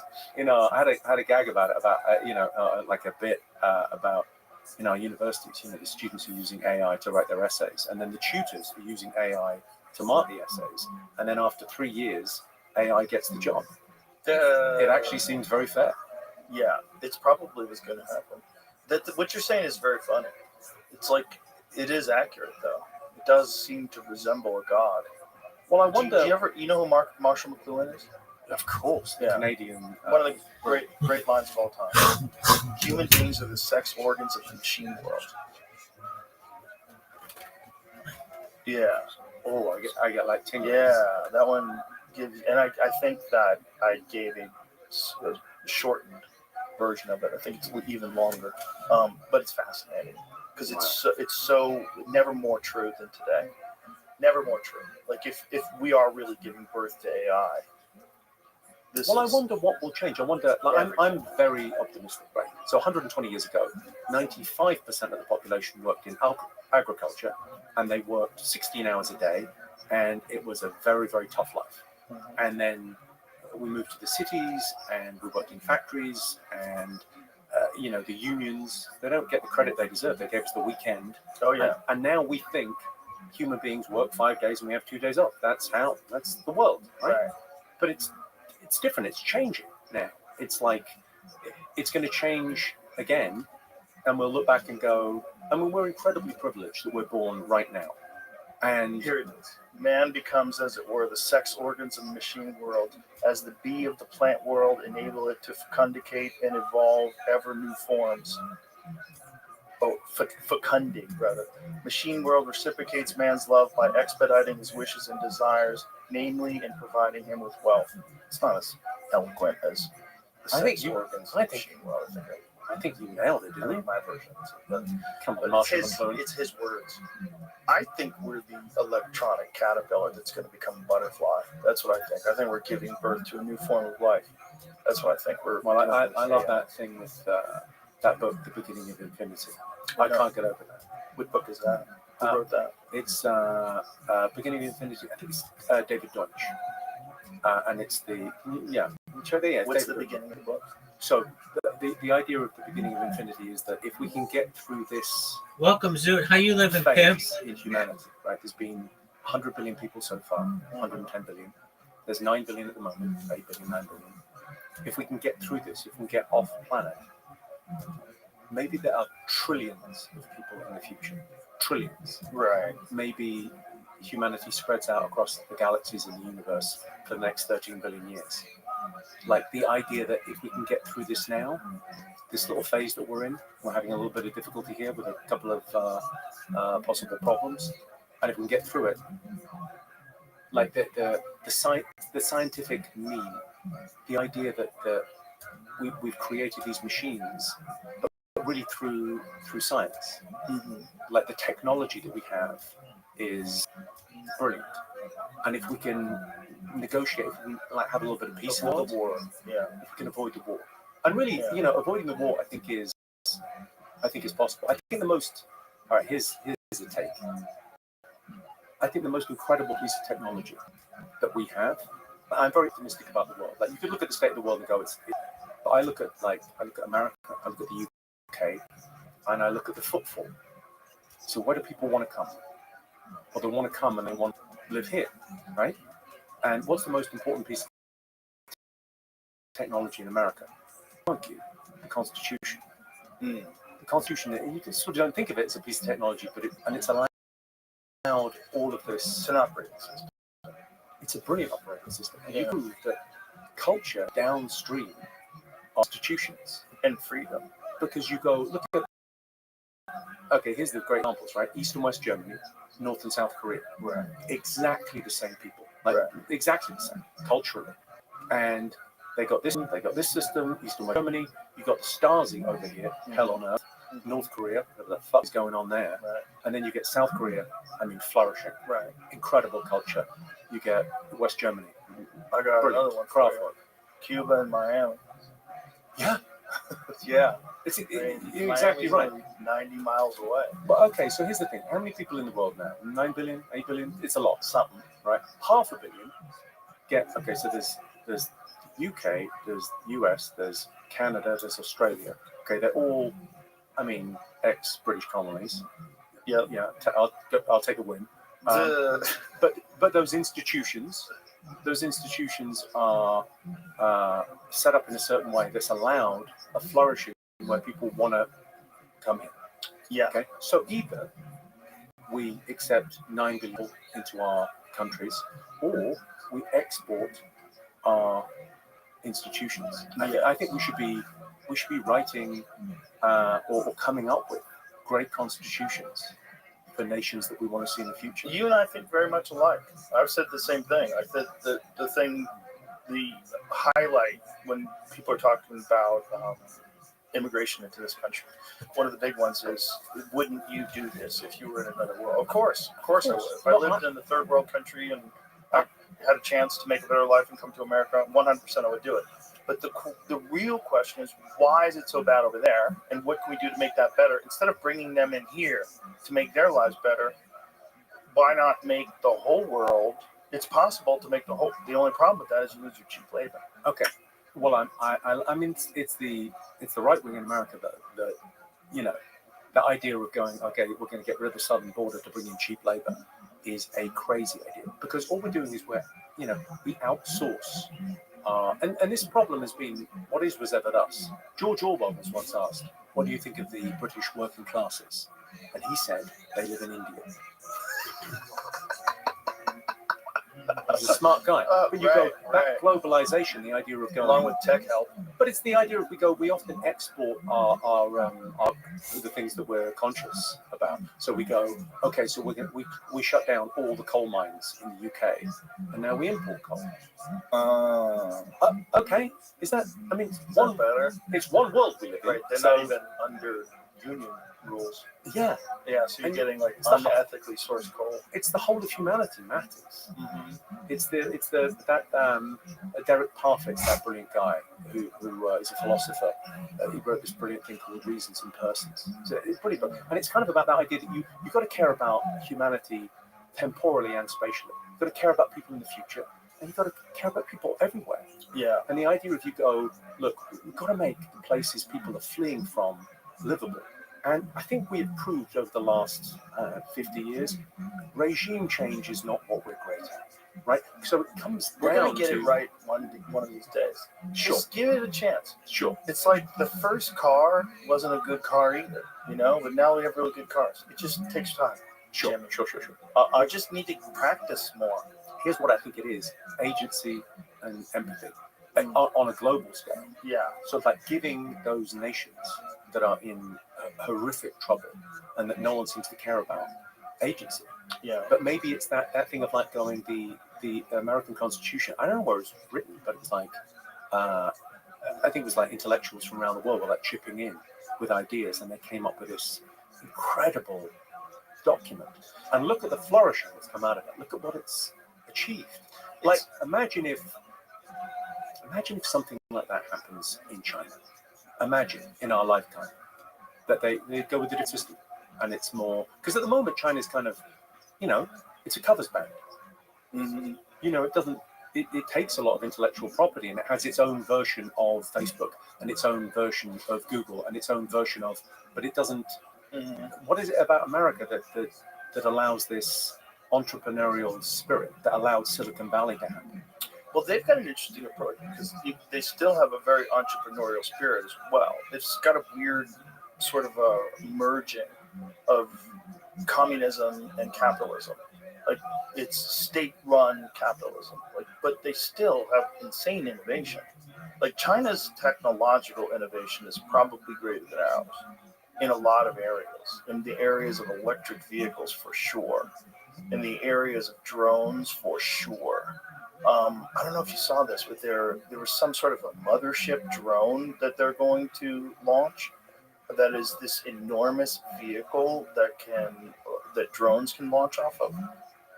And okay, I mean, this feels like it's dangerous. It's like they have some spectacular drone capabilities, and they also have electric cars that, if you don't follow these obscure car review people online that review Chinese electric cars, you'd have no idea. These cars are insane. They have cars that do like a 360. Like it'll sit there parked and it'll just spin in a circle if you want to. So if you want to take a U-turn, instead of having to go all the way around, your car will just spin around in a circle and go back the other way. Weird stuff, man. Like insane technology inside the vehicles, like spectacular looking cars. Yeah, they're on the verge of, passing us in many areas because there's a lot of regulation in regards to drone technology, in particular in this country. If you want to be a drone pilot, Is that gonna change now? I don't know. Ukraine? I mean, that's the first drone war. I don't know.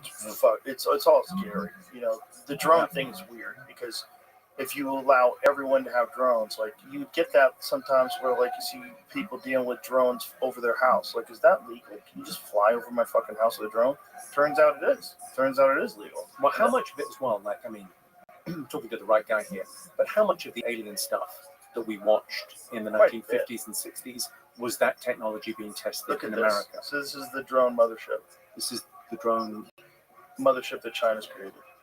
So this is an enormous ship that can send thousands of drones. Do you think it would be sensible for you and I to pledge allegiance to the Chinese Communist Party now, sort of on the record? We should learn just in Mandarin. case.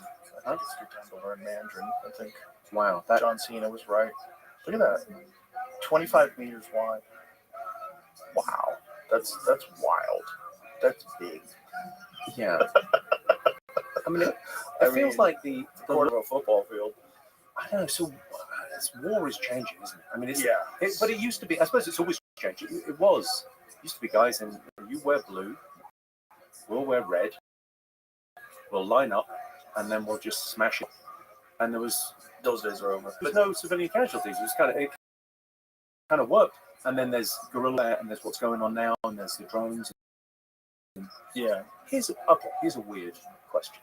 Right? Okay, people are absolutely fascinated, right? Sure. And what's beast and what's no one seems to care about the guy that shot. I think they do too, but there was very little information available, and we're hoping there'll be more information now that Kash Patel and Dan Bongino are in the FBI. But I'm not. I saw them recently talk about Epstein. They're saying that Epstein he definitely committed suicide. I'm like, definitely? Oh.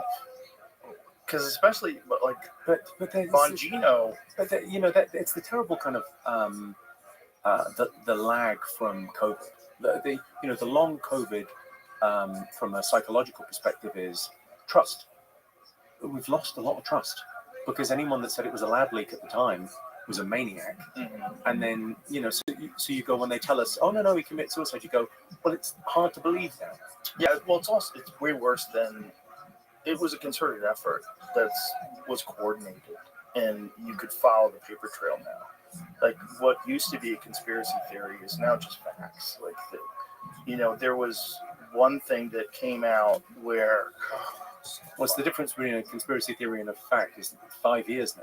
Find out who did it. Was Yale. Yale did a study before the vaccine was even released, where they were running the effects of shaming people to try to coerce them into taking a medication to decrease vaccine hesitancy. And I think they were running terms like trust the science. It's crazy because it's the baby in the bathwater because they did that, and then you go. And then there's going to be more measles in America, and more kids wearing glasses that thick and going deaf from measles because they're not taking the good vaccine. So it's for me, it's like that idea of trust is such a when we talk about institutions and the Constitution and checks and balances, and we need trust in our society. That's one of the great things that came out of. Again, that's the Catholic Church. Well, the real problem in this country when it comes to things like vaccines is we have narratives.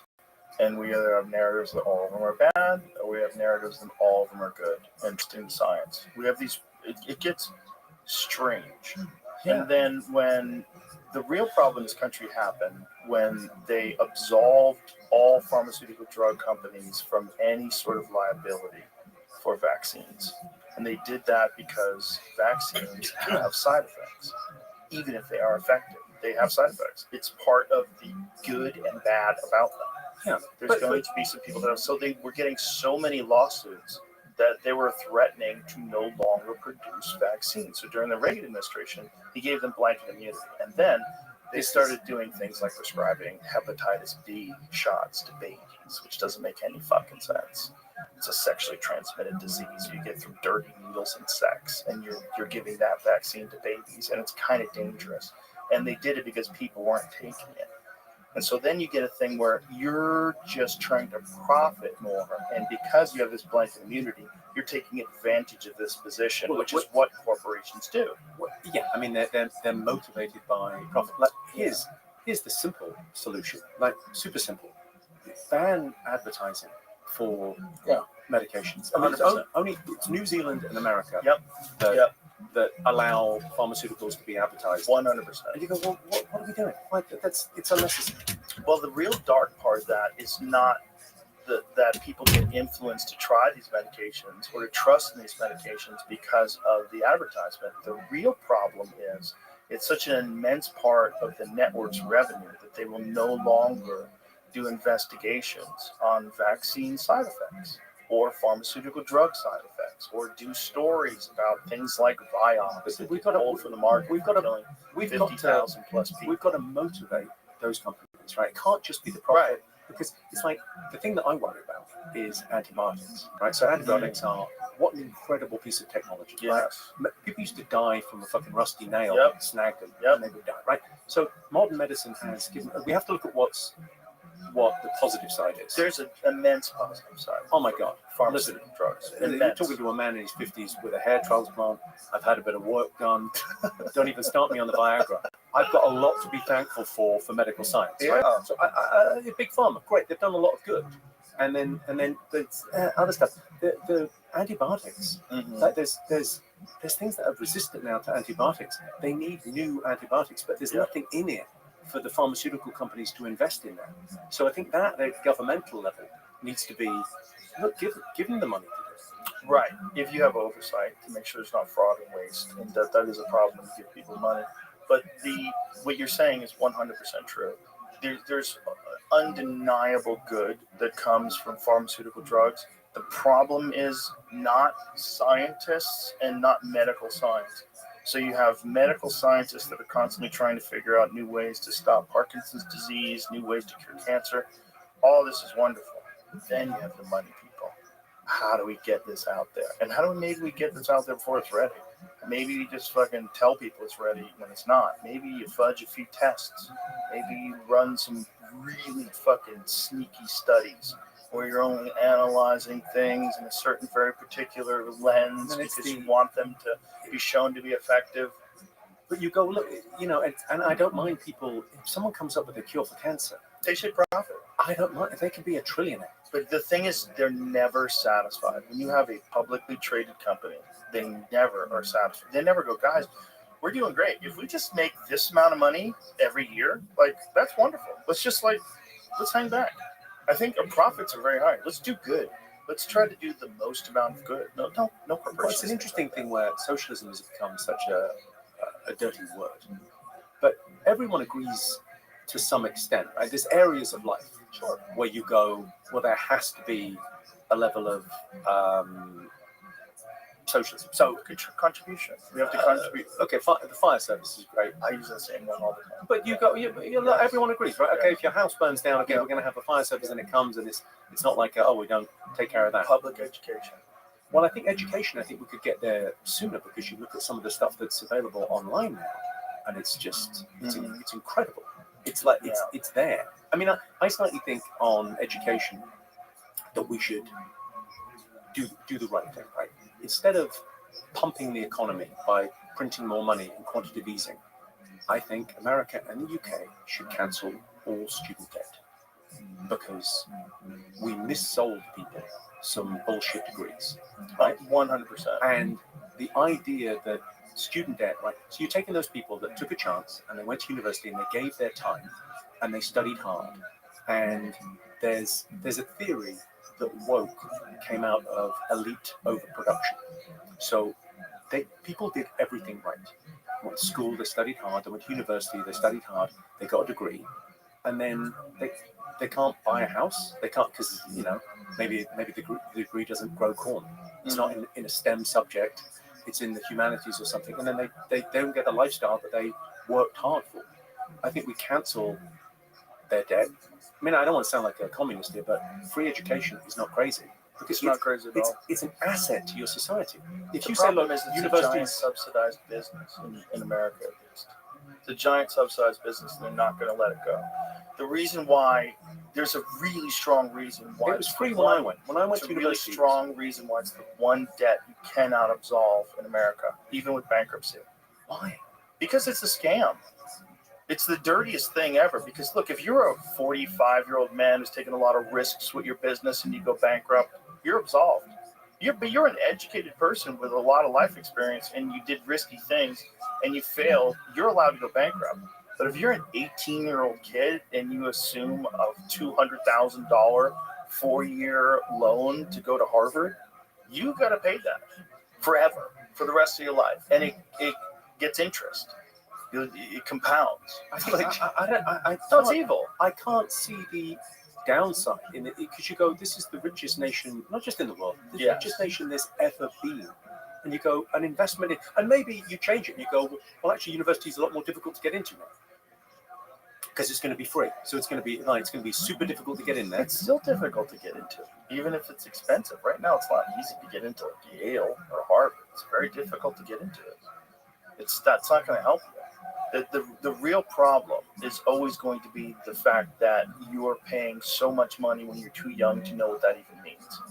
You're too young to be connected to $50,000 debt when you're 18. You don't know what it means. You're 18 years old. You don't know what that kind of debt means, and the fact that it's going to follow you around forever and haunt you. But also, it's the middle class and upper class kids that can take on that kind of debt, right? And the working class more kids, of the haves and have-nots forever. But education was the great kind of equalizer, right? Because you were able to change your social class through, if you go to school and you work hard, you go, well, education should be. Listen, I'm not saying that there can be equality because I think we're all born with different gifts, right? Yes. And you and I disagree about work ethic, but that the idea that we're all born with different attributes, right? So there's never going to be equality, but the opportunity to educate yourself and to do better is like that's sort of part of the American dream, isn't it? I don't even think we disagree about work ethic. I think it can be acquired as well. I'm sure it's probably heritable in some way. I mean, it's probably very cultural too. But I think you learn it too. Well, I think you've learned it. I think you've learned it. I think what you've done in martial arts, how you do anything is how you do everything. Yeah. I look at what you've done with the Mothership. I look at your comedy career. I look at how you treat your body. Everything's the same. It's the same. You've got a work ethic that's very consistent across different fields. How you do the podcast. Have you missed a week ever? Like, you're just very consistent with stuff. But that's the key to getting better at things in life. It's not always fun. And this is what people have to understand. You're not always going to enjoy what you do if you have a process. But I'm doing my best here, Joe. Sorry. Yeah, you're doing great. The process at the end of it, though, is what you're looking for. You're looking for results. And if you want to, the people that can get results are the ones that can go through the most difficulty. Well, I think, that thing of what you, and then you just sort of enjoy, I don't know, I think that thing of ambition, like the process is so enjoyable. The process of like becoming a better comic is such a joyful experience where you just go, like at the end of every show, I take out a notepad and try new jokes. And you just go, that iteration of like getting better and, if a new one works, it's the most exciting thing in the world. Yeah. Just absolutely love it. And you kind of go, and it's, I forget if it's telic or anti-telic. I don't really know but it's a task without end. It's just you keep on doing this thing. Yes. And it's just, there's no end in sight. It's not like you're arriving at this perfect state. Yeah. I suppose it's that idea that it's kind of messy, but it's lovely to kind of, you feel yourself progressing. And you should enjoy the process of uncomfortable feelings and a little bit of pre-show anxiety, and then doing the show, and then things go great or things go badly. Sometimes things go badly is even better, because then it forces you to like really like intensely look at the set and like, okay, why did that joke bomb? Like what went wrong here? Like, what is it about it that's, let me like deconstruct this thing. Like, do I have like, if I've been doing it this way out of habit, I think there's something in the idea it's worked before, so what is wrong? And they don't make you like put much more attention to a thing. Yeah, I think that thing in comedy, like failure is your friend. Oh yeah. Failure is you make friends with it and you're kind of okay with it. Yeah. It's fun. And then in life, it's like you're able to take chances and kind of mess things up and go, it's all right, give it another go. Yeah. Yeah. That's the martial arts thing. We win or we learn. Yeah. When you win, you kind of learn that the process is going well. You know, that you have competence. You're good at it now. And then be the process. But losing is like so that you have to like completely reassess what you're doing. And oftentimes you amp up your intensity and amp up your dedication because you don't want to feel the pain of losing again. The same with the bombing set. Like if I look back on my early career in comedy, some of the big leaps I had was after horrific bombings. Right. You have a year in or so, you have a horrific bombing, and then you go, oh my God, I might not even be able to do this. I got to really fucking focus. Because Brian Simpson said something really funny the other night in the green room. He said, the thing about being a comedian is you can't be a shitty boss and a shitty employee. Oh. Yeah. Like that, yeah. I was like, oh, you just nailed it. Brian's one of those guys. He drops those gems like that. He'll just like out of nowhere. Like you gotta always listen when that guy is ready to drop a gem. That's a gem. Because as a comic, no one's telling you what to do. You're responsible for yourself. It's interesting. I did Kill Tony last night with Tony Hinchcliffe, who's at once the meanest motherfucker in the world and also the kindest man in comedy. Yeah. Because you look at the careers that he's launching. Like every 3-4 weeks, he's launching like a new name, and then they're touring and they're playing clubs and they're having a great time. And it's that thing of like you can't beat your environment. So be around people not just that you like, but that you want to be like.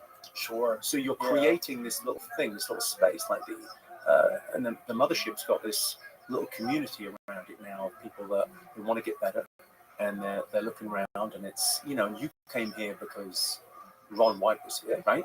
I mean, in no small part, a big part, and then you built this thing, and it's Field of Dreams. Look how many people are coming, and I'm very excited to see in 20 years. Yeah. Who comes out of the scene? I actually flew in on Sunday down to see Chappelle. So to see his new club in Yellow Springs. I heard it's great. I mean, it's insane. But that club only exists when he's there, right? Yeah, I think it's only like he runs shows when he wants to run shows. I think it's going to become something more than that. I think that's what he's planted a seed there. Yeah. And I think it's going to grow. And it's a small town, but it's a town with a lot of pull. It's almost too beautiful a town, Yellow Springs. You kind of walk through and go, it's like the Stepford Wives. It's like so perfect. You know who's got playing this weekend? Who? The whole of the Wu-Tang Clan. It's a 220-seater, okay? I think it may be one of the few occasions where more people are on stage than off stage. The audience may be smaller than the band. Yeah, Wu-Tang can stack it in there. That should be wild. That'd be amazing. But that's Dave. He draws people. He's a magnet, He really is. Yeah, he's a beautiful person. Very, very unusual human being. I don't know anybody like him. No, he's a unique. Well, you're non-fungible human beings. There's no one else you go, he's a bit like that. No, it's just his own thing. It's a wonderful thing. There's a real, I think in comedy, that thing we're out for ourselves, but in it together. Yeah. Alan Havey told me that. And I remember thinking, it's kind of true because we're all in this business, and there's like sometimes you see comics arguing or shit talking other comics online or something. You go, what are you doing? There's the narcissism of small differences, where people go, oh, I don't like his observational stuff, or he's hacky or something. You go, we're all in the same business. Yeah, most of those people are just jealous. That's just pettiness. It's always people that they think have success that they don't deserve. No one ever hates you for doing worse than that. Exactly. Yeah. Exactly. It's all silly. It's really silly. It's foolish. And unfortunately, some of them are good comics too. They're doing it. It's like but they don't have any friends. They're islands, right? And one of the ways that I describe comics, I go, you're either like a village or an island, and villages do way better than islands. So an island is a man on his own out there that does his own shows and has an opening act and doesn't hang out with comics. There's a lot of those guys, and unfortunately, they have the same opening act that guy that becomes his job. He's just an opening act now, and he only works when he works with the headliner, and then they travel around the country, and the guy never.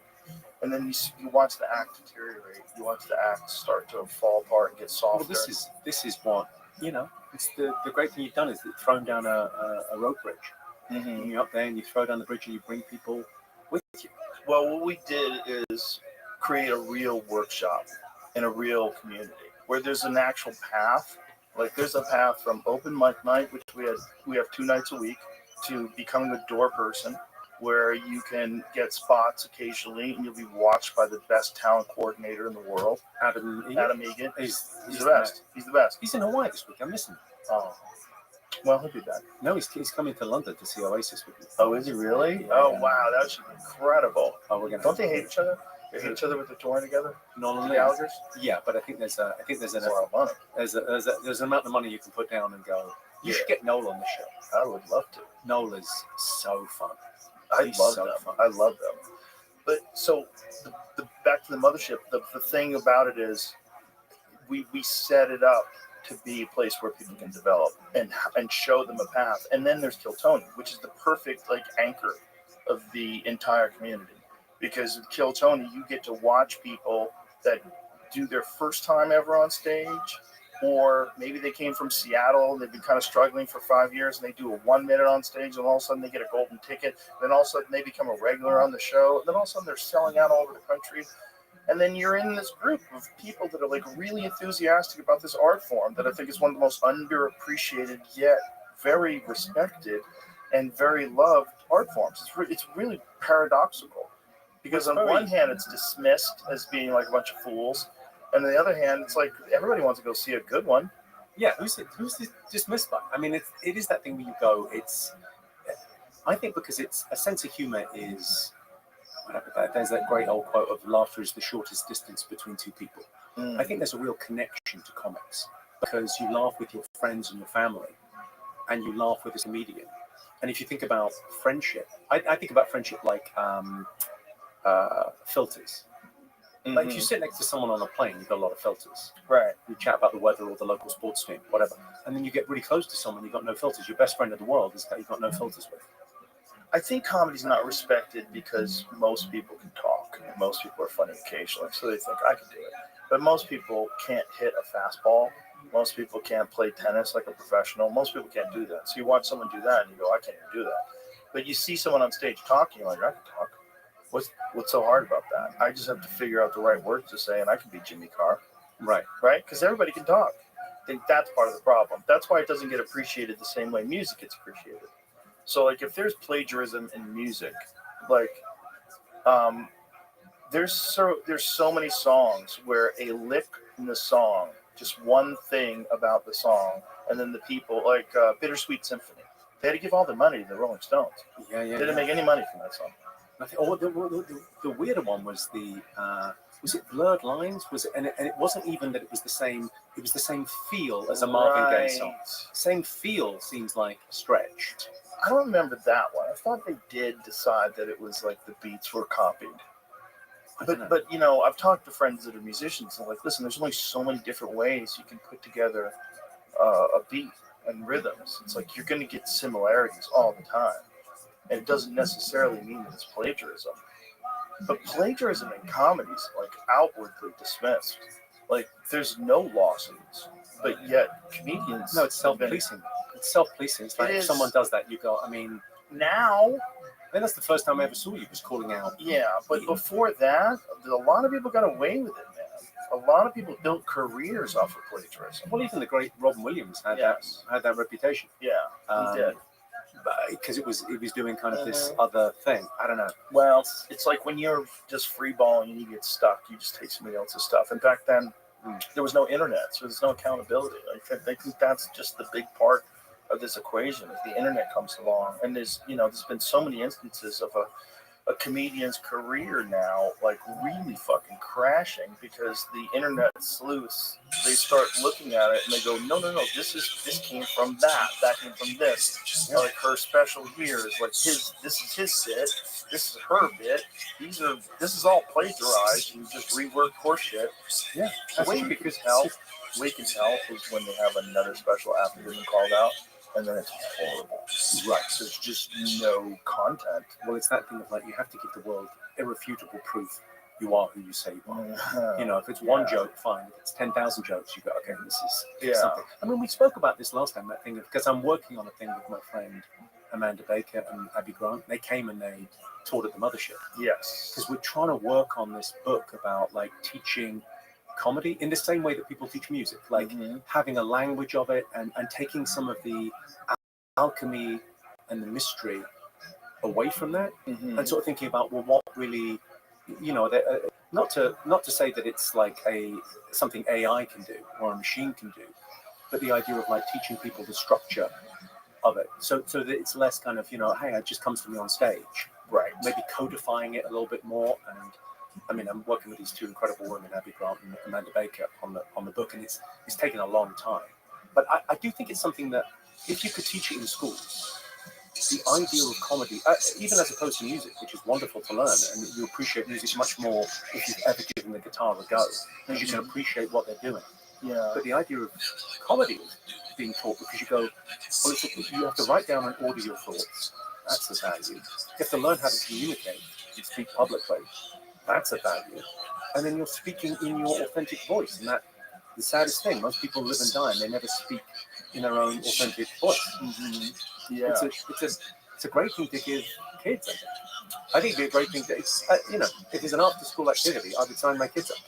Yeah, I mean, there's definitely value to it. And even if you don't have that style of comedy, like your joke writing style, even if you're more of a storyteller, like a Ron White type where he tells stories, there's always value in learning different techniques to craft material and craft jokes. But I look at what Ron does. And I mean, my love language is the one-liner. I like jokes, and it's quite old-fashioned in a way. Yeah. You know, it's like it's a very old-fashioned kind of way, and it's less about my life. But you're like a folk singer. Yeah.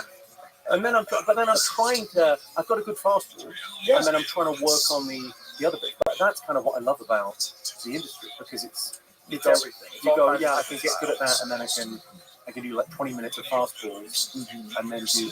Like about a year ago, I started working with a videographer, putting stuff out, like heckle videos and people talking to me. Yeah, I've noticed those. And you go, it's just such a joyful thing, because it's almost like doing the stuff when you go, just hit me whatever you want, I'll do anything. It's like seeing a magician do real magic, because you kind of go, right, yeah, I've worked this muscle hard enough, I'll write jokes live for you now. Have you done Bottom of the Barrel? No, what's Bottom of the Barrel? Bottom of the Barrel is Brian Simpson's show at the Mothership, where you have a whiskey barrel and you reach your hand into the whiskey barrel to pull out suggestions for topics. So the audience. Didn't Provenza used to have set lists? Remember there that? was set list? Yeah, but that was not provided by the audience, I don't believe. No, that was like that. And it was a bit hat and hat, like sometimes it was just crazy things. But it was, yeah, I had a bunch of different versions of that. There was another one, Stand Up on the Spot. There was an LA one where you have the audience like raise their hands and come up with it. But the problem with that one is then you encourage people to just yell out. And so while you're in the middle of talking about something, someone else will yell out a different subject because they're just greedy and they just don't want it. You know what I mean? Like you have to have good audience participation in that one. But again, that thing of like going, it's performative being in the audience. Yeah. Like I always think that thing with hecklers, that there's more hecklers in the UK. Like when you travel around the world, like so I'm touring everywhere, like all over America, UK, Australia, New Zealand, but every territory. And you notice different places have different traditions when it comes to heckling. Like that's the biggest thing you notice when you travel. Like in North America, they're very slow to shout out during the show because they think am I spoiling the show, ruining it? And I actively encourage. Like, I don't mind if it's a little bit aggressive because we're all in service of the evening. Right. We're all in service of like, I don't mind if you win. Well, that's confusing for the audience because some people don't want any heckles. Yeah, sometimes it is like some comics just want they have a set, they want to just perform their set. Yeah, I know. I like it when people join. Like no one wants someone to talk over their punchlines. That's the problem. But you want people to. You're going into an agreement with a bunch of drunks, and a lot of them are just, they're not that smart in the first place, and so they don't even understand when to yell out, and so they're yelling out while you're in the middle of something else. Yeah, and then I'm very lucky. Chaos. I suppose it's that thing that you can, it's self-selecting. Your audience come and they find you, and it's sure, but sometimes crazy people just show up at your audience. Oh my god! If I had to compile, maybe I should compile a video of me kicking people out shows. Well, now It's they like know so you do that too, so they probably get forward to doing it with you, and so you get kind of the wrong kind of people that are encouraged to yell shit out. No, I get pretty good most of the time. I get pretty good because I always think, Well, I don't have schizophrenic. I don't have like It's only like 1%. Yeah, I don't have to buy tickets. We should buy 2 tickets, shouldn't we? I don't think they think they're two different people. I think one freak personality. I think schizophrenia is just like you're connecting to the world's afraid. Yeah. Jesus. That's the basic of. Yeah, we don't even understand what that feels like. And, there's a guy who's schizophrenic that as the disease progressed, he was an artist, and as his disease progressed, you could see his art getting fucking weirder and weirder and more abstract and distorted. It's the most horrifying. It's a horrifying. It's one of the most. There's a bunch of really horrifying ones. Eric's disease, a bunch of different things that just you just go fuck. Again, gratitude. Just be happy that you don't have that, and that's another good, solid reason to try to take care of your physical body. Yeah, make that bitch work for you. Yeah, 100%. Don't have it fucking malfunctioning. Well, if you can avoid it. I think kind of food is the thing as well. Food is the medicine before medicine. Mm-hmm. Like just try and it's hard on the road. It is. The best way to do it on the road for me is carnivore. I just only eat when I'm on the road. Well, I do that most of the time anyway. But when I'm on the road, it makes everything so much simpler. Mostly just eat meat. Are you traveling much at the moment? Are you No. on the road much? You're not? No, even when I did my last special, my Netflix special, I prepared for it entirely at my own clothes. And then I hadn't done any theaters at all in like a year and a half. And I did the first Friday night at the theater. I'm like, oh, it's different. Just because instead of doing like 200 people, I was doing thousands. I was like, this is weird. Like the timing's different. But I'm like, oh, okay, good. I find the timing's different in like, I often go from theatre to arena. Arena time is really different. Yeah. Well, I tell you what, I got it from Chappelle. I was out in Australia on tour last time, and I had like one night off, and Chappelle was in town that night. So I thought, well, I'll go off with you. So I went up, and he had it in the round. Yeah, that's what I do too. It's so genius because it's like the thrill of. I don't want to say never, but I may never be a professional boxer. There, I said it. But walking into it's like walking into a ring because you've got like security around you and you have to walk through the audience onto the stage and up the steps. Yeah. It's so thrilling. And then you put the screens above, and even in the 10,000 seater, no one's more than, 2,000 seats back kind of thing. So so everyone's got a great seat and you're kind of rotating and I love it. It's incredible. It's also intimate in a weird way because the people are seeing the other people on the other side of them, which never happens. And they're seeing people laughing. Yeah. I hadn't thought of that, but they're seeing people laughing, and it's that thing of going, okay, well, we're all, it's like an event where we're having fun together. It's great. It's the best way to do it. It is, although the timing that changes when you go, okay, it's a theatre, and it's like, even 1,000 seats. I know it's in the UK sometimes, like, you've got to, like the Palladium, my favourite place to play, right? The Palladium was a theatre that was built 120 years ago. So the fire regulations 120 years ago were, I hope no one dies. There was a fire regulations. Good luck. There's doors. If there's a fire, I guess leave. So it's tight. It's like it's 2,200 people, but they're close to you. And then sometimes you go to a place that was built 2 years ago and it's beautiful and air conditioned, but the people are so far away because the seats and the aisles and everything's been built for safety. Yeah. So it's like you'd never get it. You couldn't build one of those now. Yeah. It was better when they were all on top of you. Yeah, but then people died and fire. Well, you've always got to look at the negatives. They should have a way to like open the wall in case of a fire. Should be a hinge. You just push the whole wall down. Everybody just run out real quick. Can you engineer that in there? Like, what they do with the battleship when they let the tanks out the back of them? Yeah. Yeah. How about that? That's a good idea. Yeah. Big old aircraft carrier. Like, drop it. Yeah. Or fucking fire extinguishers everywhere, like in the wall, everywhere. Spray water on shit. Yeah, just under every seat. All over the ceiling. I mean, they do have that in some places where it's dangerous. You know, they have fire sprinklers that are built into the wall. I feel like we're getting close to the old bit of the, you know, that black box thing they have on airplanes where it crashes. Oh yeah. Like everyone had the observation, just build the plane out of that. Right. What's that made of? But how about parachutes for planes? How about one of those? Is that hard to do? Parachutes for planes? Yeah. We're having some big ideas. How much would it cost? Yeah, how much would it cost to have a big fucking parachute at the top of the plane? So shit goes totally sideways. Pull it. Float down to the ground. Is that possible? Is that an incredibly dumb idea, or is that genius? It's both. It's both. I'm sure somebody else thought of it. You know?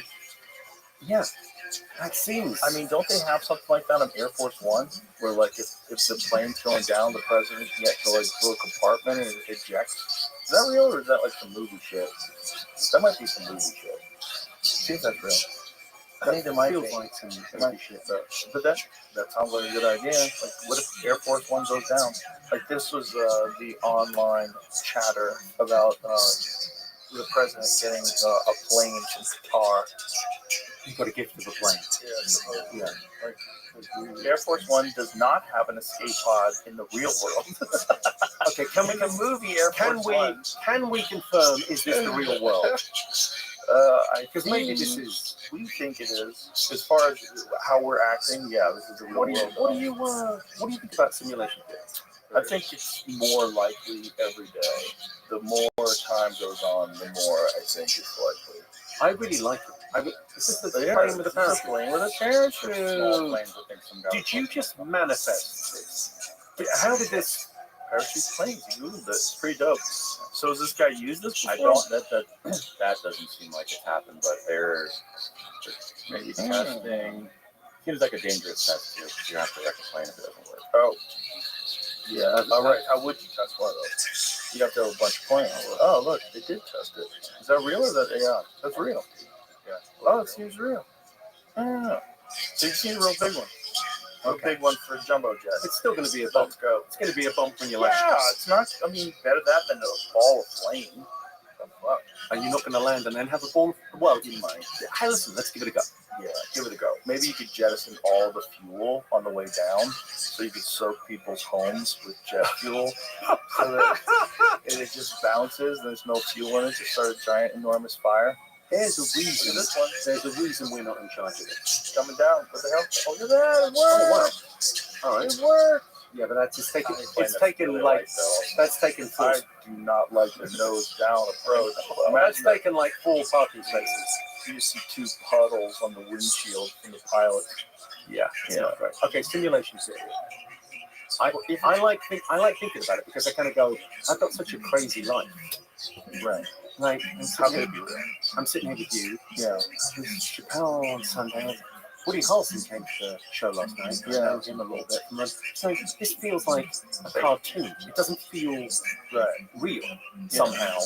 And yet you go, well, it's an interesting way to think about the world because you go, well, if this is a game, what's the score? How do you win?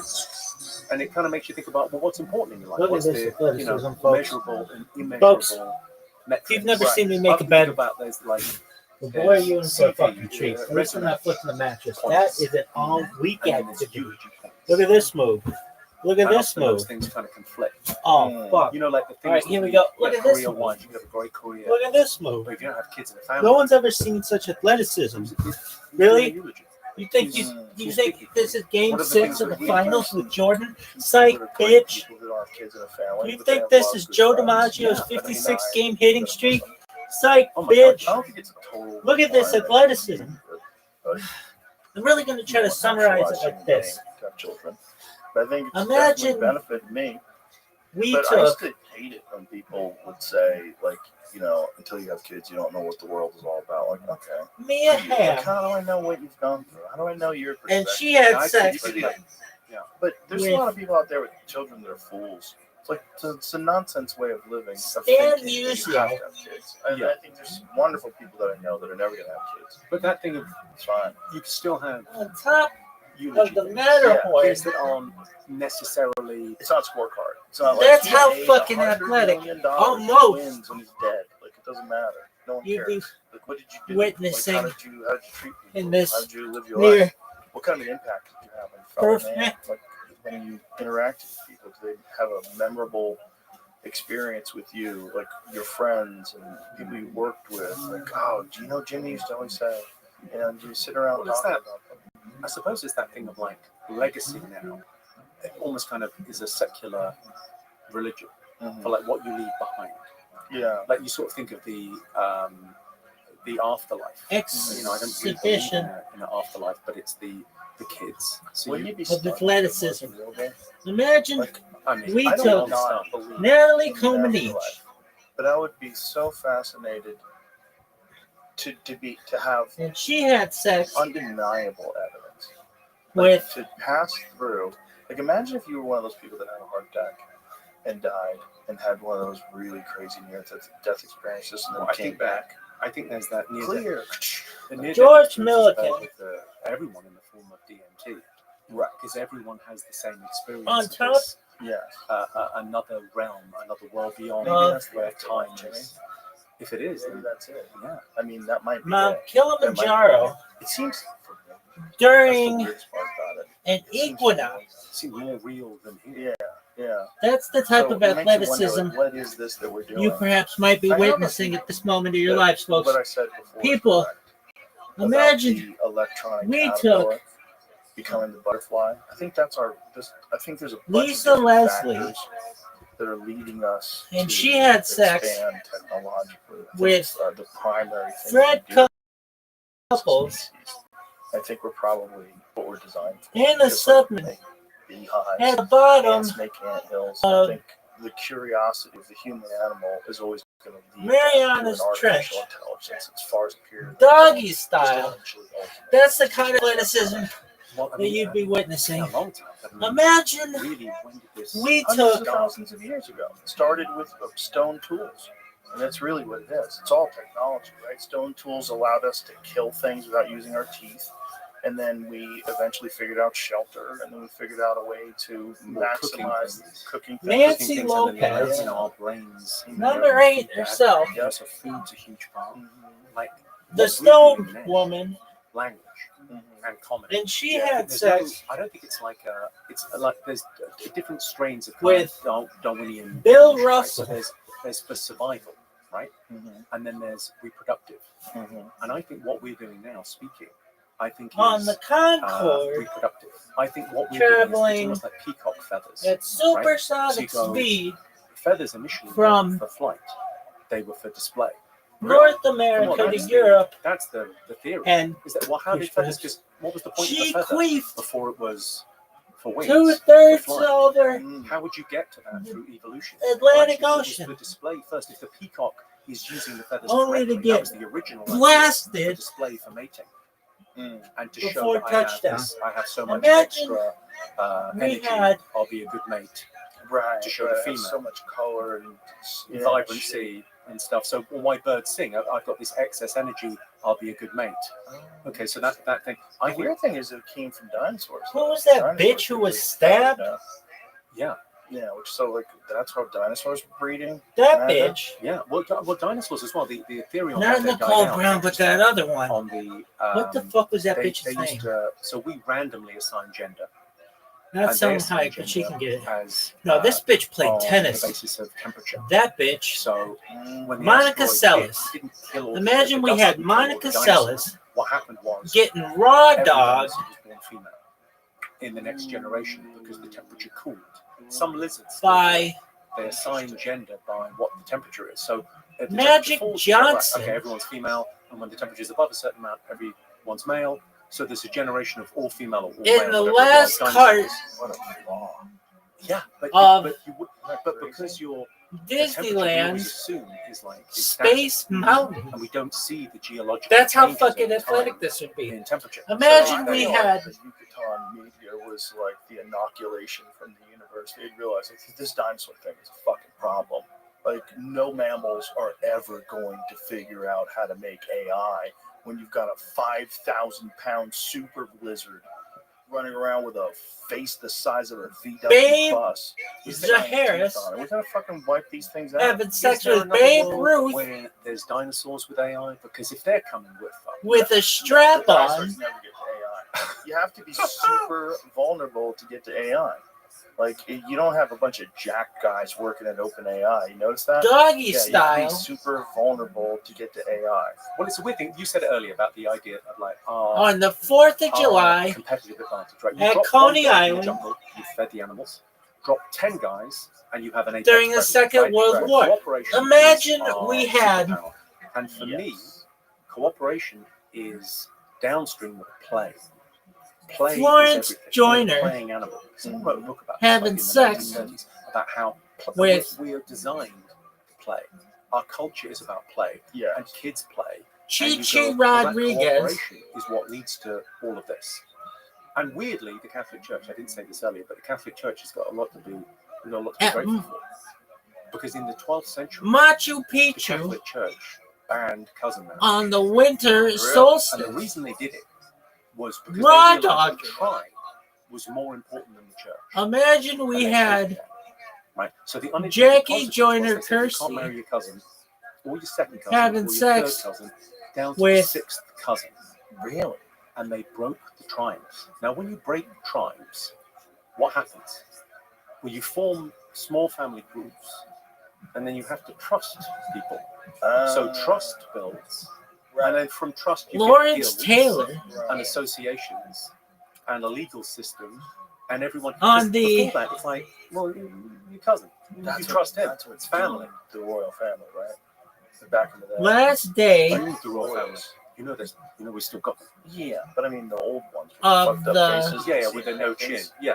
they look last Yeah, no chin. year- To marriage. weird. So that's what was taken away. So the unintended consequence of that was of more the cooperation, and people had to get on with other people. And there was most like, recent that's interesting to millennia know. That's a smart way of engineering. reverse society cowgirl and keep people from just being so tribal and insulated. yeah, Yeah, that's actually intelligent, and that's the on the Church figured that out. smallest The Catholic island Church of did that. Right is after they it got the Terra priest de stuff, Fuero, had wherever sex. that The fucking next move. by the Next Drake move. Passage right down after we stopped. way at the bottom. Because I overhydrated. They're just Let's, doing it pee and- on the smallest Okay. fucking island. It could be like So you're just giving me a lesson. depends how you want to define an island, but it could and be the small, dog. benefits of play. Imagine we Did had you know that that's one of the things they talk about in jiu-jitsu, like keep it Hanukkah playful. One of the Sorensen things that they say, the great having they- sex they always talk about upside down like keeping it playful with Dr. J Roger lives in the Bering Yes. Strait on the greatest of all on time. a rowboat. That's how it's an fucking incredible athletic thing this in is. jiu-jitsu, because Folks, the idea that Let those me guys put it just to you in changed this the kind game. of perspective. Totally. Yeah, they changed martial arts. How athletic was it, More Rabbi? Martial arts This has changed motherfucker more is since so the invention of athletic. the UFC, and the invention of the Imagine UFC was by Jorge and Gracie. Jorge and Gracie Tom invented the UFC, and that Kite was in 1993. And having a since that three-way time, martial arts have evolved with more Tom in Watson these 30 years than they have in the past and 1,000 years. That's Well, a fact. the thing I love about it, I kind of want there to be an origination movie about the UFC. They'll fuck it up. Yeah, They'll fuck it up. It's better to just have a documentary. yeah, that'd be it. Yeah, but you don't fine. want to have even a Nancy documentary, really should be like a Kerrigan Netflix series. Because on it's going to require. I think I should star in it. I could get a you. Mediterranean this is cruise the right ship people. Get Sure. you Tom Hardy's trainer. during Watch Mobland. I'm learning a lot about your Labor On Day my friend Christy James, produced my movie, produced that. 1991. Fuck, that's a good show. Yeah. I'm friends with Guy Imagine Ritchie. Oh, Texas. guys. He's the best. Love Guys, him to has death. he been on this? Yes. Yeah, he's He's a metal. Michelle he's a Kwan legitimate black belt, by the way. having legitimate sex jiu-jitsu black belt under Renzo with Gracie, which is there's like certain levels of Jerry black belt. There's a lot of West. like, great black belts that have their instructor you just haven't heard of because there's so many during a black belts out full there now. moon But there's like legendary instructors where you hear at the like a guy got top a black of belt Mount from Dixon Gracie, Kilauea like, oh shit! that's a as real it's black belt. erupting. Like, you got a black belt from Renzo Gracie, like whoa. But the That's interesting During- thing is like the pre the invention The World Cup, of that, the bullshit. in the 80s. Women's World Yeah, Cup, we're about the same age. So, like, it 1998. would have been that thing of like, Imagine like Bruce Lee movies or the Drunken Master. You ever see the Drunken Master? Sure. All those kind of movies, and then you'd be Cheryl into martial Swoops arts and like watching having those films. sex Incredible movies. with And then there'd be such bullshit about Byron there's Nelson. this technique from this place, and he can do, and none of it was tested. None of it was testable. It was like, no. It's like that great scene in Once Upon a Time in, top of the Great Wall of China, Tarantino movie. Once Upon a Time in Hollywood with Bruce Lee and yeah. It's the funniest. observing it from the International It's just so Space good. Station. But the bullshit, Imagine- the punch and all of that stuff. Yeah. And then it was like, oh no, we're really going to test this. Mm-hmm. It met the real world. Well, I came up in that era of bullshit. There was like bullshit guys that like said they couldn't spar because they were too dangerous. They could kill you. And you know, we But invite that's them the to great come line and in the spar. Tarantino movie, isn't it? Where Yeah. he goes, these fists. If I kill a guy, it's murder. Yeah, it's the same with everyone. Well, the Cheryl Miller thing, the having one sex of the things that I really didn't with- agree with.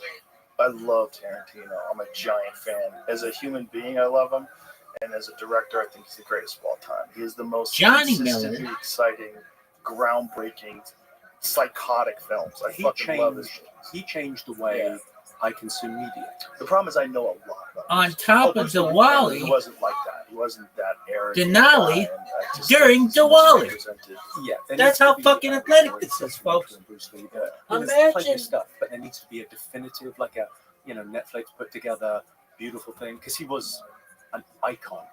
Like, he was so incredible, Bruce Lee. Yes. But Tarantino for me is godlike. Like that movie, cinema speculation.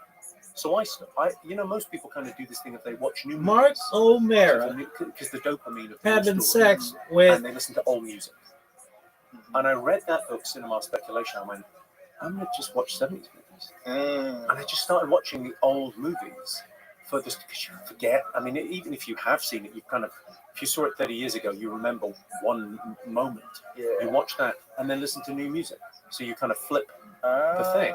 It's really good. Yeah. I'm really loving it. I'm loving watching the old movies. But Some of the old movies are fucking amazing. the Patty Tarantino Berg is just He's incredible. during Incredible person. They come along rarely. Someone who has the this very unique and fucking aggressive 1998 sight of, Seoul like, their Olympic art. Games vision. Yeah. I mean, I put him up in with Kubrick. I think he's that genius. Actually, I wanted to ask you about a Kubrick. paddle I got boat told this fact on Lake Victoria. So I got told this. That's thing, how and then I asked fucking Tom Cruise athletic about this is what you just witnessed. Tom Cruise about something? Okay, so I met Tom Cruise at a friend's wedding, and I said, Oh I my god. had nothing to say to Tom Cruise. Oh, so I I had said, so much to say. I said, you made Eyes Wide Shut with Kubrick. And he went, Mhm. yeah, I did. I said, I heard he shoots everything, he shot everything with NASA lenses. So the reason he was able to shoot Barry Lyndon, you know the movie Barry Lyndon with Harvey Keitel, amazing movie. I never saw it. It's lit by candle. There's no lights in that movie. He shot it by candlelight, and the reason he was able to make it was because he had the best lenses Hasselblad. ever made by humans, which were the NASA lenses that they took to the moon landing. So that was Hasselblad. So Hasselblad? Yeah, this is the company that made those cameras. Okay, Oh, who made the lens? It says Zeiss Super Speed. Okay, Oh, that makes Zeiss sense. Super okay, so he had these lenses. So Kubrick shot everything with these lenses. Wow. Now, here's the question for you. Yeah. How did Stanley Kubrick get those lenses? Maybe at the NASA garage sale they had in 1971, where they sold all the stuff on the front lawn. Okay, so the story I got told, which I want to ask you about, is they obviously it's the middle of the Cold War, right? And the moon landing was a flex by the Americans. It was a big deal, right? So they rehearsed the shit out of that. Who did they rehearse it with? Well, the best director in the world. So they brought in a young Stanley Kubrick, and he filmed the rehearsals. So they had to rehearse everything before they went up there. So I'm not saying the moon landings didn't happen. I think they definitely did happen. So who's saying that Stanley Kubrick filmed the rehearsals? I can't remember who told me this, That sounds like horseshit. but How did he have the time? Sorry, how did he get the lenses from NASA? How did he get the lenses? He definitely had the NASA lenses. He bought them from NASA? Well, you know, What are he was talking a about? He got paid in genius lenses. mathematician. You know, I didn't know that. Yeah, he used to do complex equations in his spare time. Yeah, he was a genius, like a legitimate genius. So he probably had a deep connection to the scientific community, and he probably maintained that all throughout doing 2001. So, you know, Kubrick was the way he would do films was there were so many layers to his films. Like there's so many layers to The Shining. You know, He said this brilliant thing about movies. He said, "Don't if you wanna tell a story, make people feel something they don't have a name for." So there's so many bits in The Shining that don't make sense. Right. Like the geometry of the room doesn't make sense, but it kind of forces you to really see something. Yeah. Like so much of our life, right, is we're not really seeing things. I think it's the gift of being a stand-up comedian. We get to see things. Mostly, guys of our age are just remembering things. Right, they don't have a lot of other experiences. Or they're having a very repetitive. Right. If you commute every day to the same office, That's how you you don't get remember 365 days. It's kind of one memory, and then you're just on repeat. Right. Whereas if you have unique experiences, it's not that we don't have enough time. We just waste a lot of it, and we want unique, novel experience. And so part of the reason I travel the world is to have unique, novel experience and to see things in a different way. And sometimes when you watch like a Kubrick or a Tarantino movie, it's just seeing something in such a pure way. Yeah. It's incredible. Yeah. It's a unique artistic vision that makes you it just takes you out of mundane existence and you go, wow, this guy, like 2001 is such a weird movie, man. I saw it again last year. I hadn't seen it in a long time and I watched it again and I was like, God, imagine making this film in like, what was it, like 60, what year was it? 70s? No, was it 70? 70s, yeah, 69, 70s? No, 70, 70. 68. What? Yeah, so it's before the moon landing. And it's all going on at the same time, which 68. It's incredible. Yeah. Because it's kind of futuristic now. Yeah. There's that weird thing of like, you ever read it's weird that the monkeys when they find the monolith. Yeah. You know? It's like I have very bizarre theories about the evolution of the human animal itself. Well, what do you think? I don't necessarily think it happened without help. I have a feeling that we were assisted. I think that's one of the reasons why we vary so much. We're just like dogs. You know, dogs vary so much. But dogs came from wolves. Yeah. Every dog came from a wolf. It does find me as like, it's a very strange thing how long humanity has been here and how recently, like 10,000 years ago in northern Japan was the first settlement and how quickly things have progressed. I don't think we're right about that. And I think there's a bunch of interesting guys, but there's one that who's that guy that I brought up the other day who's a British anthropologist? Well, I really like who has this. I know he did. That's why I brought that up. He's got a YouTube channel, and he's like, human beings have been in this. His argument essentially is that human beings have been in this particular form, this Homo sapien form, for somewhere in their neighborhood of 300,000 years. Why would we assume that it took us so long to get to where we are as far as society and technology and innovation? Isn't it far more likely that this was achieved multiple times, followed by great catastrophe that brought us back to square one? And there's a lot of evidence for that. There's a lot of evidence for that in terms of like 11,800 years ago, the Younger Dryas impact theory. But then, which is actually physical evidence of like meteor comet impacts on Earth, and the gigantic landscape changes, ending of the ice age, melting of the polar ice caps, massive flooding, rising sea levels, all that stuff documented. But then he's talking about like, what about 100,000 years before that? If we're in the same form, if society did reach a very high level of sophistication, maybe in a different way, 100,000 years ago, how much evidence would be left? The answer is zero. But the human remains the same. If you took a 100,000-year-old person, you could bring him to the fucking shave their face, sit them in a movie theater, they would have you would have no idea that was a person from 100,000 years ago. They look real fucking similar to us. Well, I suppose that especially like, fed them well. yeah, that thing of like the gratitude, like the idea that you go, how have we only got to this now? Mm-hmm. Like the idea that you go, well, actually, taking care of that Maslow's hierarchy of need. You know, so you need food, you need shelter, you need like we haven't even covered that for most of humanity. But certainly Right. in the place that we live, that's all sort of we factor all that in. That's all like, Right. okay, you've got all of that sorted, and then we get to self-actualize and we get to specialize. Mm-hmm. And so maybe it's that thing of like, I don't know, the breaking of the tribes and the idea of specialization. It's the Dunbar number is the important thing, isn't it? Like, because the great apes. So Robert Dunbar's the guy that had that idea of. It often comes up when people talk about social media. How many friends do you have? Right. Like with great apes, they get to a pod of about 60, and then they go, I don't really know that guy. He hasn't really groomed me in a long time. So I did this documentary once for the BBC with Robert Dunbar, and it was You met actual Robert Dunbar. There he is. incredible. How you living, Pip? Were you able to take a shit? It's not that. Right. I'm in a calorie surplus right now. Oh, just above. Doug, are you ready to lose? All right, you've lost 9 straight mini golf games. Are you aware of this? Yeah. Okay, I'm just gonna ask, why are you so shitty at mini golf? Why are you so shitty at darts? Dog, I'm better at darts than you are at mini golf.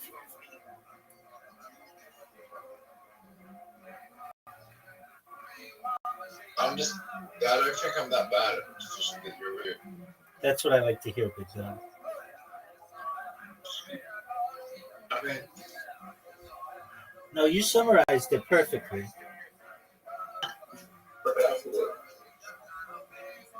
if I was a chess grandmaster and I was in the top 10 chess players, right? I was in the top 10 chess players, and I couldn't beat Magnus Carlsen even though I played him 1,000 times. Would that make me a bad chess player, even though I'm a grandmaster? Excellent points, big dog. That was terrible. Dude, I just did really badly. I'm not proud of my work. I'm focused on other things. That's what I wanted to do. Exactly what you just did. That's what Dog. Dog. I'm doing so badly. Put me out of my misery, Zoo. 15. Get that double 13. That's what I'm talking about.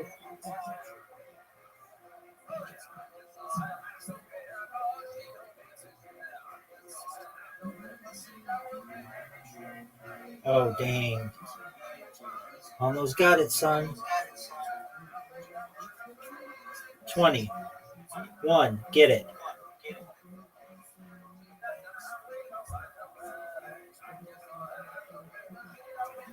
One. That sucked.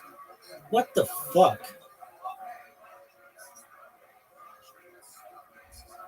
Just end it, Zoo. 19. Triple 1. This would be the biggest comeback of my career.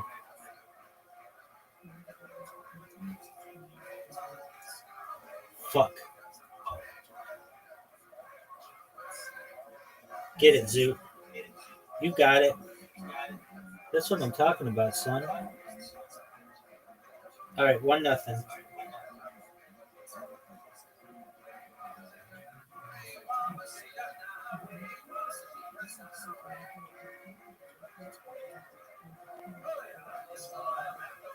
Three.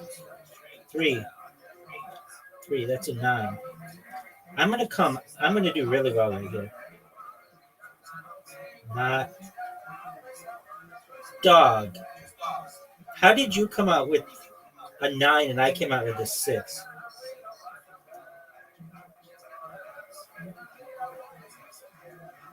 Then you got a 10.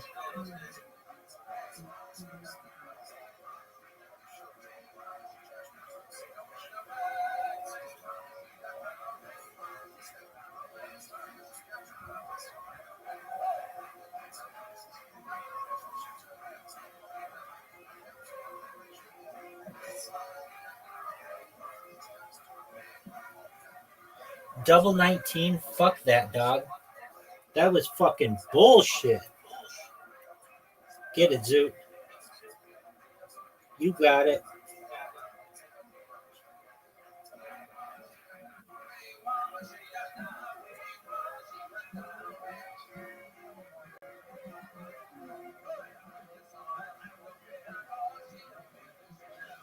Oh,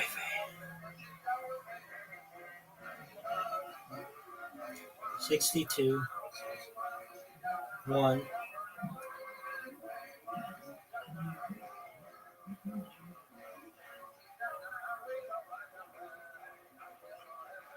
Fuck.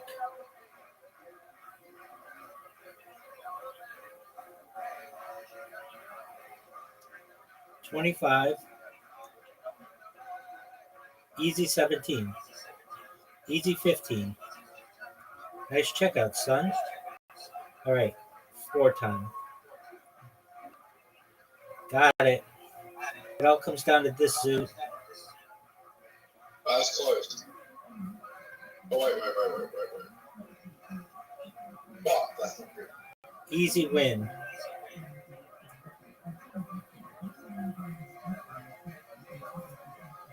That wasn't a great job, but he's so big. Right, because I'm sexy. 1-1, Zoot. Hey, Rabbi, guess what I want today? A G-string. It does rhyme with G-string.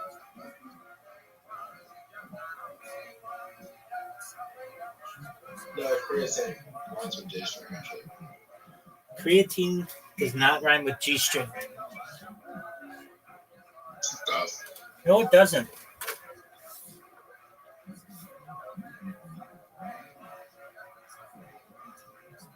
Creatine.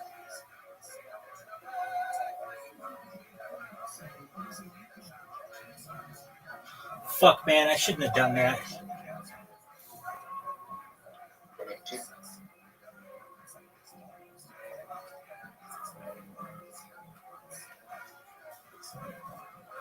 Nice checkout. My thinking cap in the heads, but this is just wrapped. 2-1.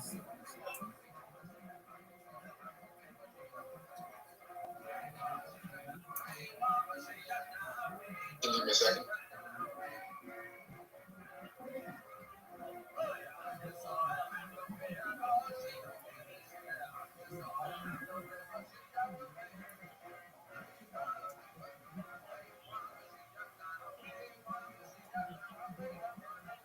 Are you looking for dick pics in Snapchat?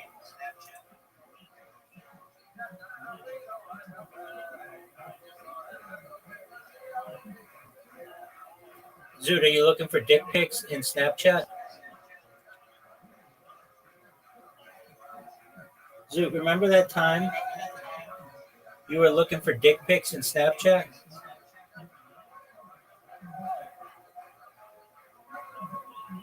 Zoot, are you looking for dick pics in Snapchat?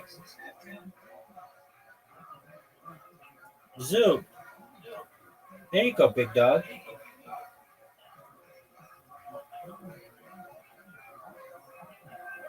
That's what I'm talking about. I love when I do that. 60. Right off the fucking bat. Ooh, Zoot. Triple 20. I just did a double 20.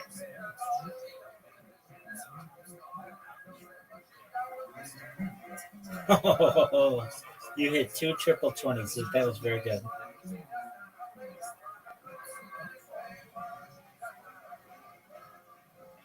Fuck, man. I don't know why I do that. When I'm so close like that, I should just fucking give up, I feel like. Both stops.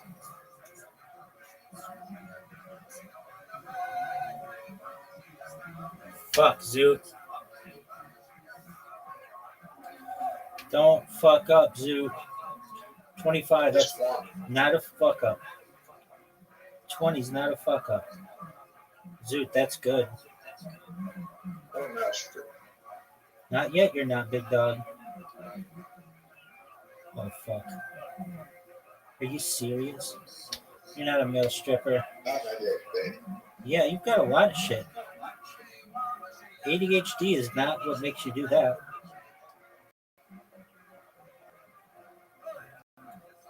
3-1. That's why I fucking take ADHD.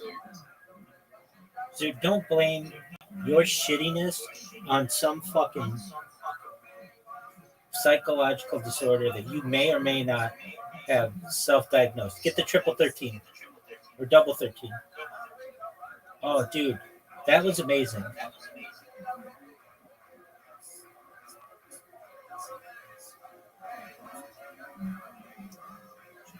Zoo. What do you think I have? Tourette syndrome.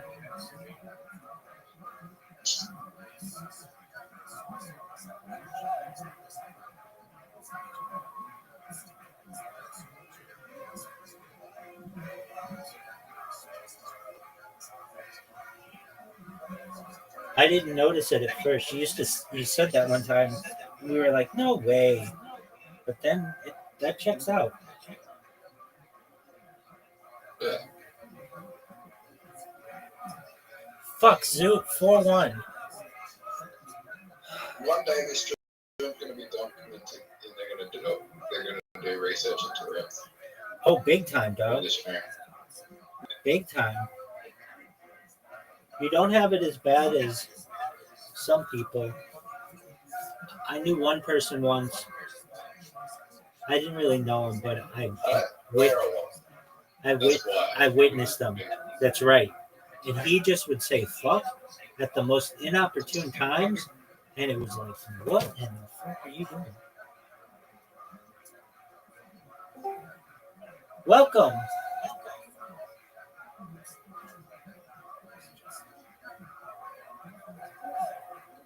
Dude, Zoo, you played like a G. Get that one, son.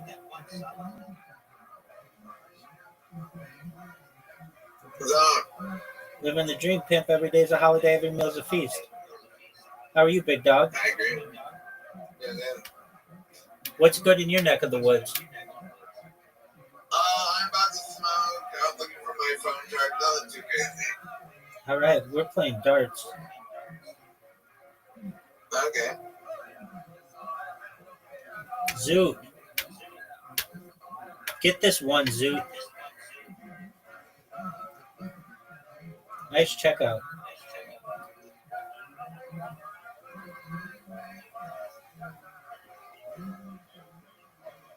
Zoot, 5-1, dog. Are you proud of the way that you've played?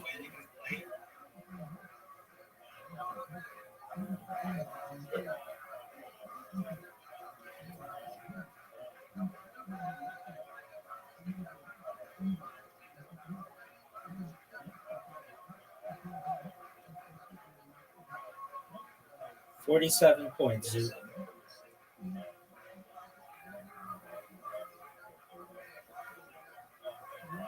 That's what I'm talking about. Get that 18, triple 18. Wait, triples. Oh, you're fucked now. Just get a 1. All right.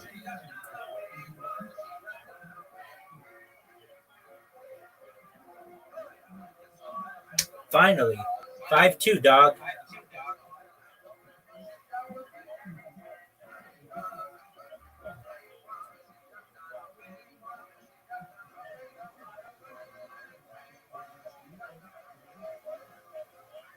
$25 right off the bat. 14, 12, not bad. 51.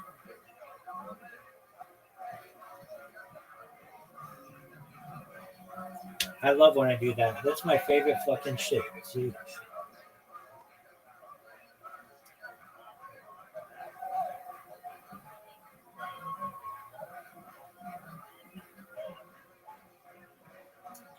Zoo, you checked out.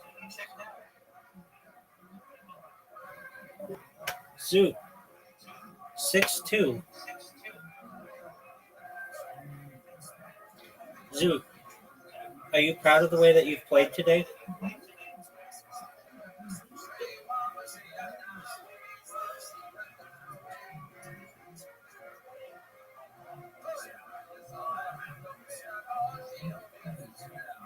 I'll take it. 60 points right off the bat like a pimp.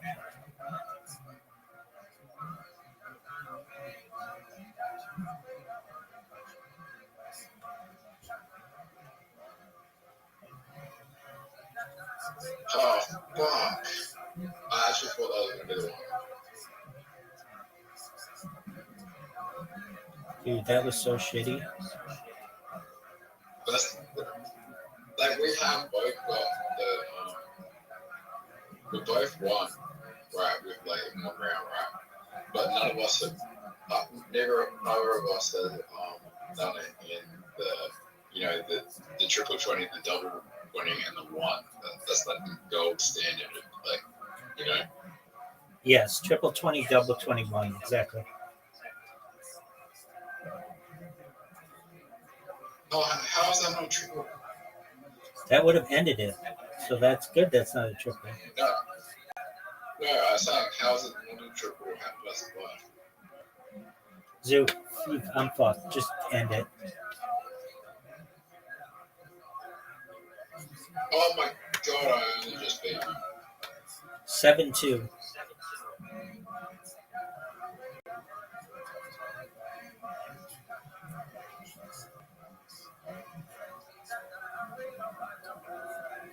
I love when I do that.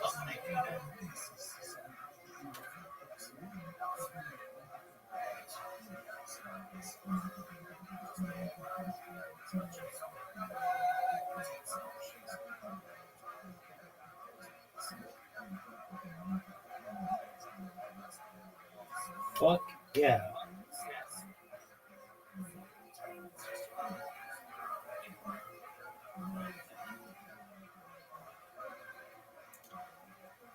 Oh, triple 16. 7-3, son.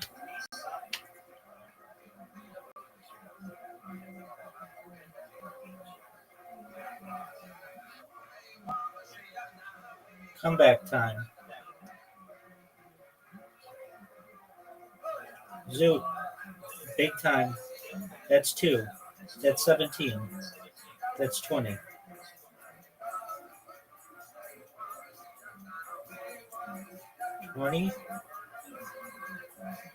Fuck. Oh, yeah. 7, 19. Double 18. That's not what you wanted. 31's not a good one.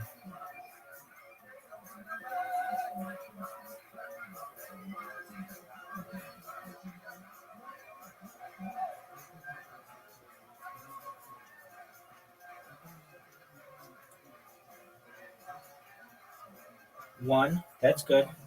Triple 20 is not good.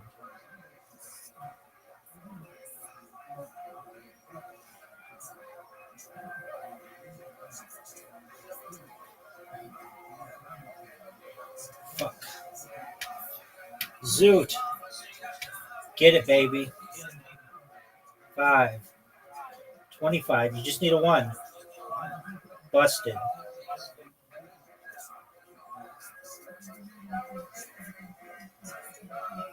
It's like I can feel it when I launch it. Okay, 7-3, 7-4.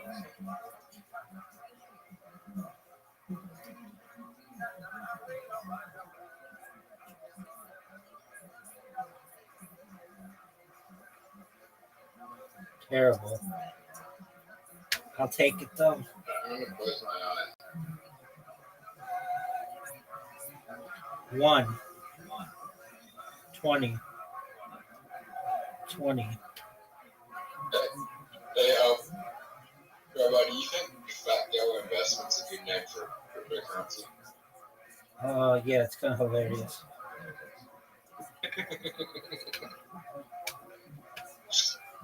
You The had whole meme is like, the whole meme is he talked to Fat Girls at the gym and he's like buying Bitcoin to them and they.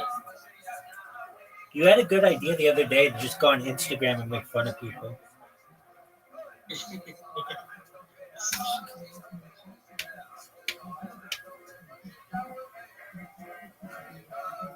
$20. Check out, son. think it's 8-3 or 8-4. I don't recall.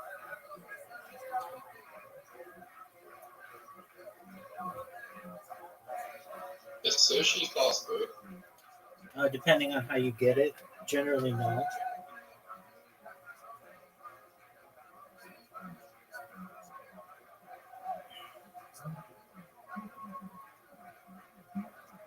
It can be like takeout, which some people consider to be fast food. 20. Triple. Get that 7. Almost. Rabbi. Fuck. That's like my first bullseye ever. And it didn't even count. Damn. 9, Do you think that people? 3. Do you think people can actually just like play this game consistently and just be able to get a triple 20 every time or it's all boss? I think the former. You could get really good at it. 61. Try to beat that zoo. 20. I'm sure there's someone out there that can just do it that quickly and just hit the triple 20 over and over again. Most likely a total of this year. Fuck. I'm in agreement with you.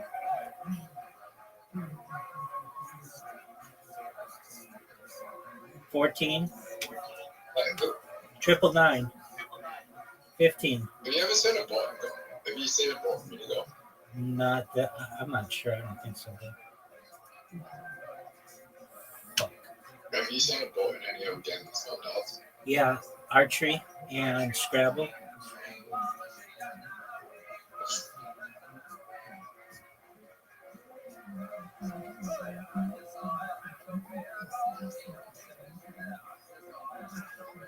I saw a bot mini golf. No, yeah. It's known as me. I am the bot. Look how sick this shot is. This guy did every stroke perfectly where he was getting up. Hole in one or a 2 in every shot. Like his score was no less than a hole in one or a 2. Holy shit! You can get a hole in one on this. 9.5.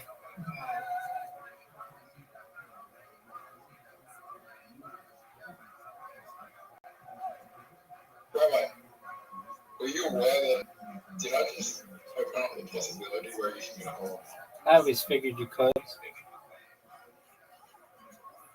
Zoot, are you going to stop your losing streak? Well, that was the closest we've ever seen to a hole in one. Perhaps.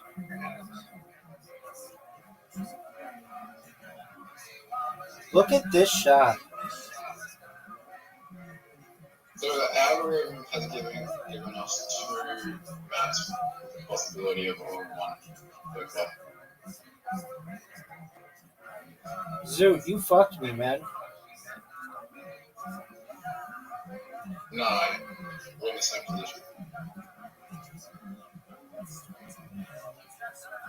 We were in the same position. Yeah. I purposely fucked you, though. Not about it, I fucked you. You didn't fuck me. I just went in the hole, Zoot. It's 1-1, baby. Rabbi, do you get to go first? Yeah, because I'm sexy. Alright, you're gonna get a hole in one here. The algorithm has given us 3 holes with the possibility to get a hole in one. No, you couldn't have gotten a hole in one on the last hole unless somebody hit your ball. Oh, Zoot. Zoot. Say bye. Hey,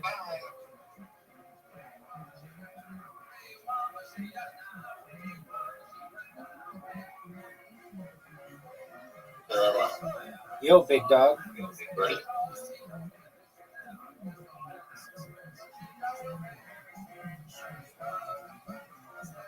Bye-bye, Zoot.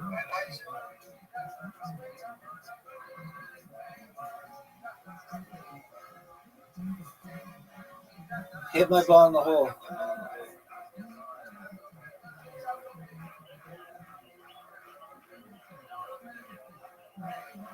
Oh no, Zoo. Look how far away your ball is.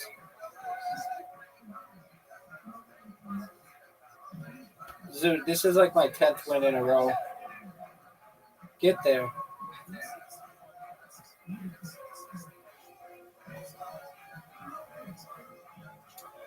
Hole 3. Zoot, I'm beating you 2 holes to 1.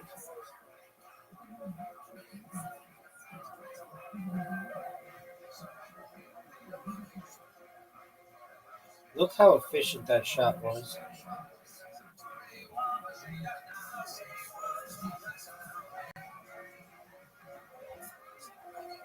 Too hard. I wonder if you hit it off of this tree, if it's like you can get it down. No, it's like you're in trouble, Zoo. Zoo. I'm very good at this next shot.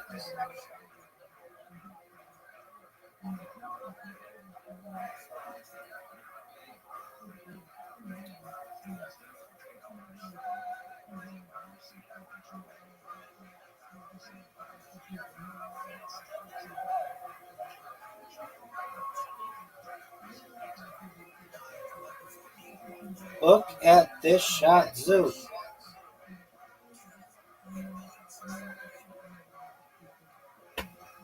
Zoo, make a good shot. Hard, fast. Nope.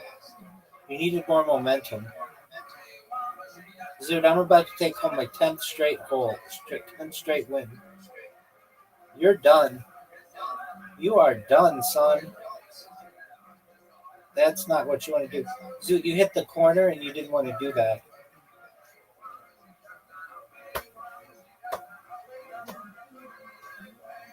Do you like this hole? I like it. Shut.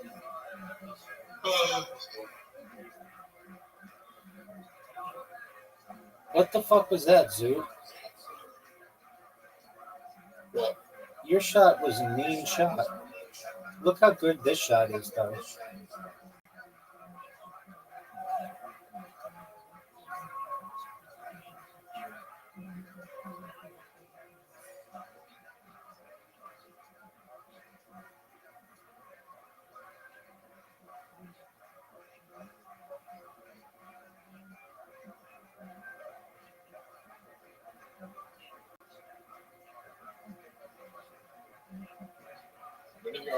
When are you going viral? Any moment. When you get better than I am at mini golf, I'll be viral. Let's put it that way. Zoot, you've lost 10 straight games. What are your thoughts? Sure. I suck. You don't suck. Like you said, you might be the number 2 mini golf player in the world, but you're just rocking with the best.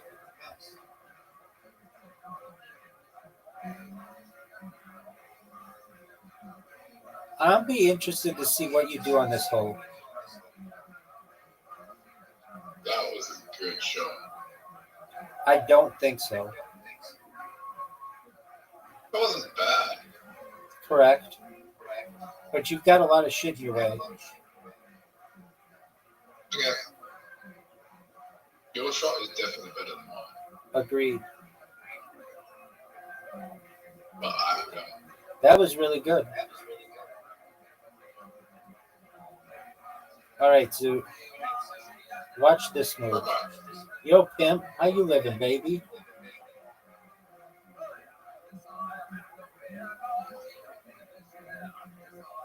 That sucked. Backyard investment is one of the funniest points I've ever seen. I haven't laughed at coin since I put over on something.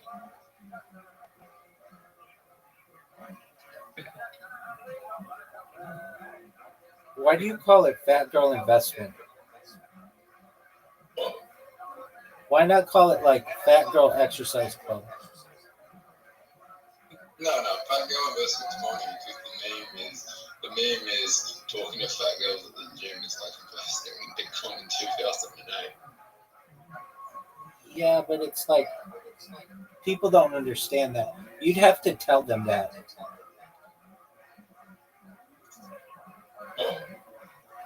If you just call it fat girl investment, it just sounds like it's a coin for fat girls. That's why it's so funny. But it isn't a coin for fat girls. It's a coin for investors, like it's 2008 and it's Bitcoin. No, I don't want to send this to people. Is that a real fucking coin? Yeah. Oh, I thought you made it up. It's my stacked up. It's real. Oh, okay. You own 1% of the supply. What's the market cap? Yeah. 35K. So you bought $3,500 up? No, you bought $3,500 in that shit. No, $350. Oh, $350. Why the fuck didn't I know that? Okay.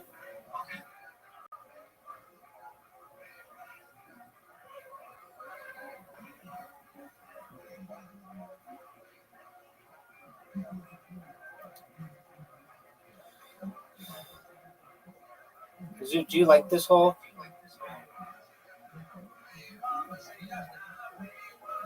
It might be $3,000 around there. It could be. I thought you came up with that on your own.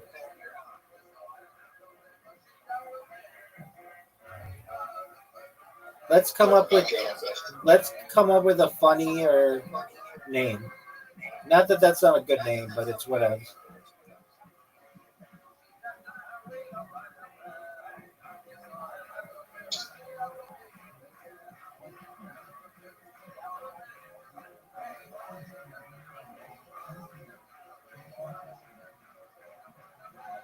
What about dog shit mini golfer named Zoot? No. Zoot, that was beautiful, big dog. It has to be not an inside golf. I know.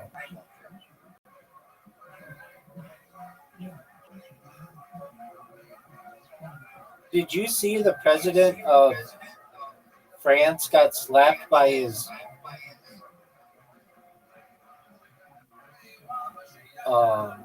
like former school teacher turned wife, Macron, on their plane? It's on camera. Oh, Zoo, you're fucked. Zoo, you're not gonna make this.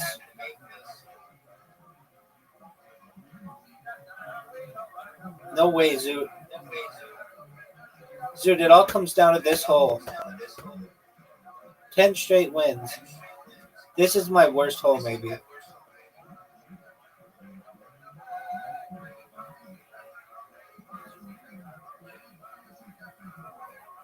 So, Rabbi, I'm focusing on chest right now. Okay. I'm doing dumbbell bench press, 15 kilos. Dumbbell lat press and bench. Yeah, dumbbell lat press.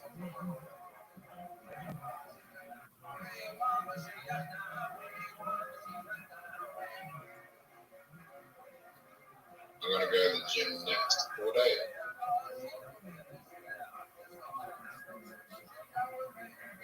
When are you going to get your professional pictures taken?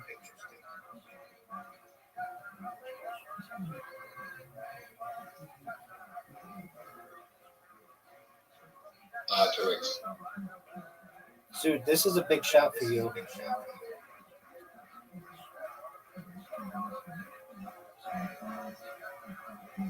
Yeah, 2 weeks.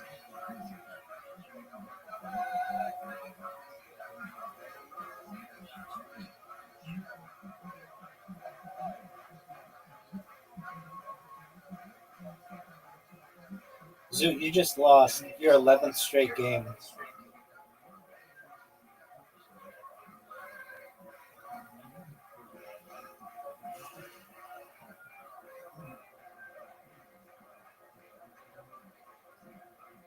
Dude, this hole is so hard.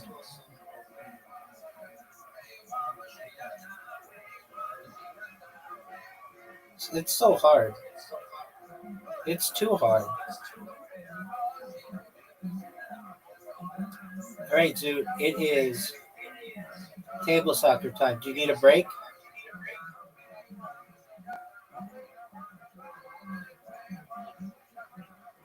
All right, big dog. I'm about to send you an invitation. Are you excited for it?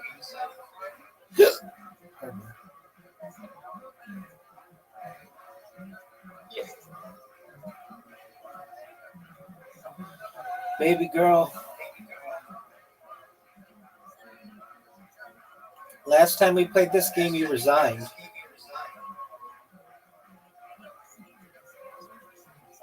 That's good. You have the invitation. Accept it.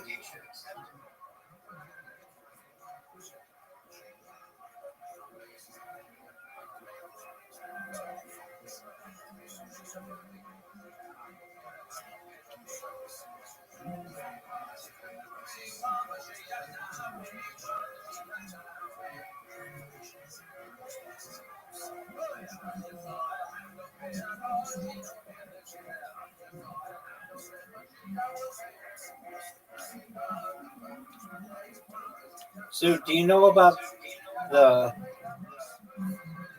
dragon attack?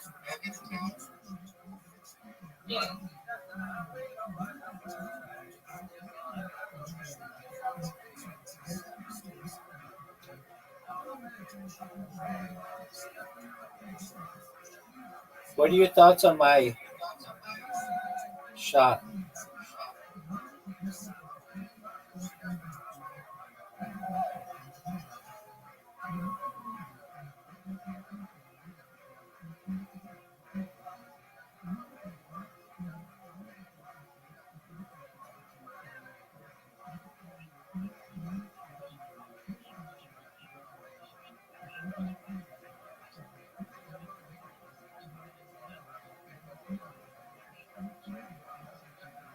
Is it going to be a pass? Oh, it was. But your other guy's in the way. Pass it again. Score. Easy score. You didn't even score with the right guy. I love it.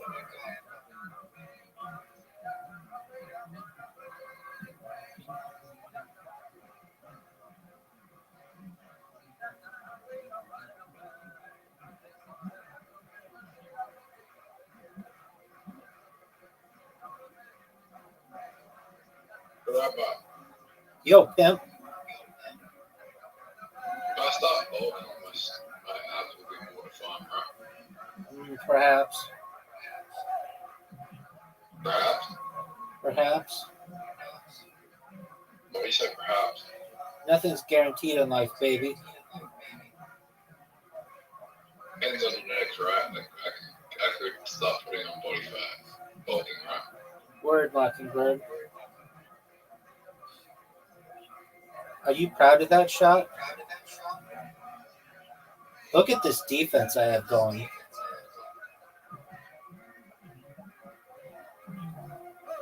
Well, this kind of fucking sucks.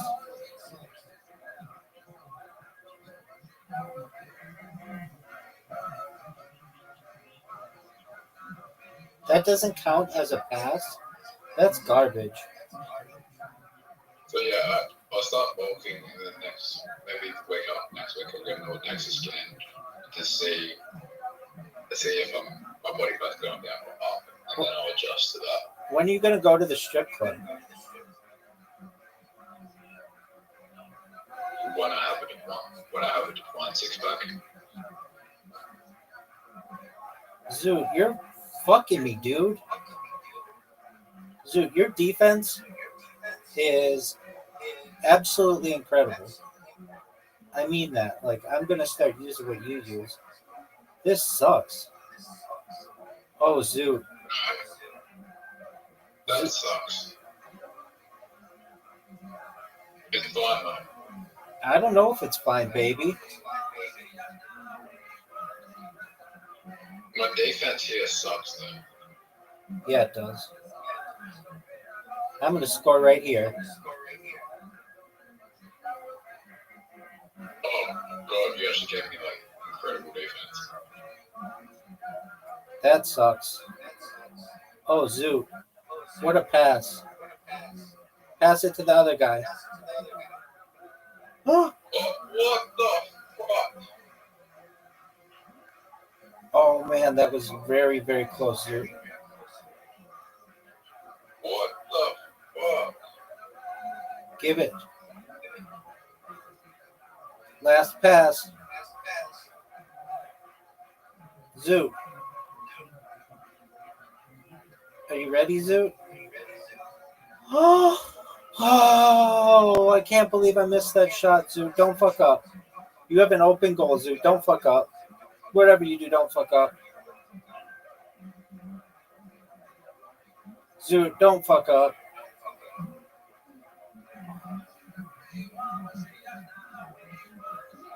Oh, no. Zoot, what are you going to do, son?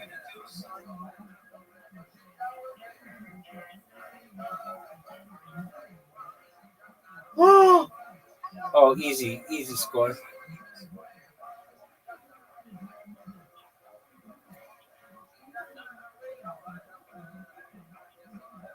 Pass, be a pass. How is that a pass? Dude, your defense is just tough.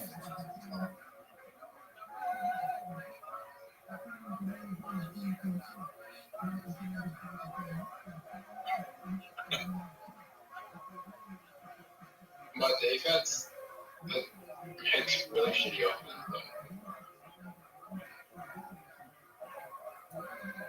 What a pass. Zoot, you ready for this? Yeah, you guys score. Dragon attack, Zoot.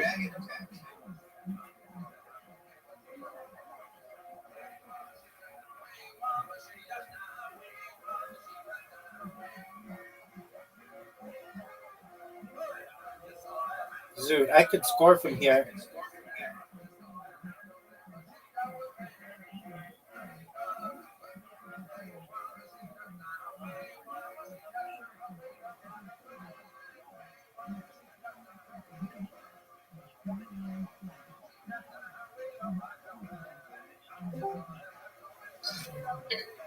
Oh, fuck. Fuck you, Zoot. Fuck you, Zoot.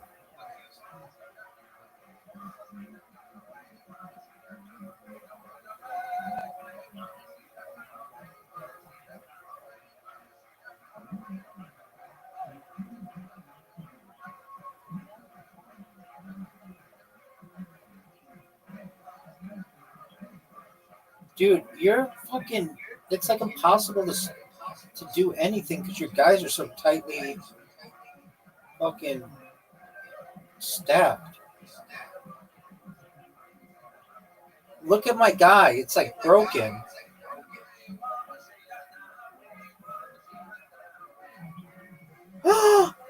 How didn't that fucking score? Oh, this is garbage. Dude, this is garbage.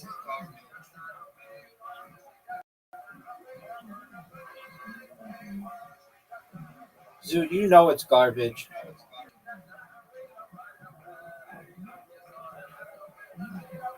Stop.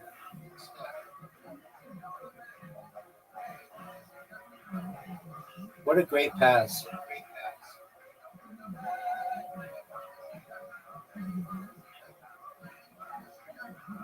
Three, Zoo.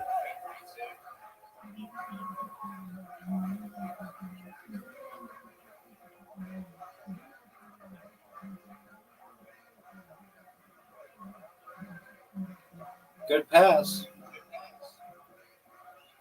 If I get my hands on this ball, like feet on this ball, hi, dude, shut the fuck up.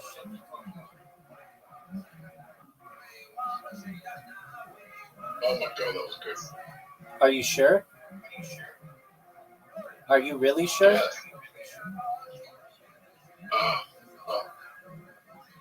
No passes, Zoo. Fuck. That's good though. The defense is good. The defense is good. Dude, it took out my fucking goalie. Oh, that's Rabbi. Walker. I won. Nope. What the fuck? What am I even meant to do here? Hilarious. I think I know what to do.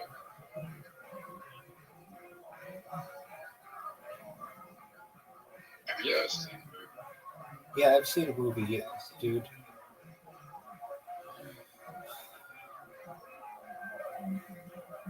Oh shit, Zoo.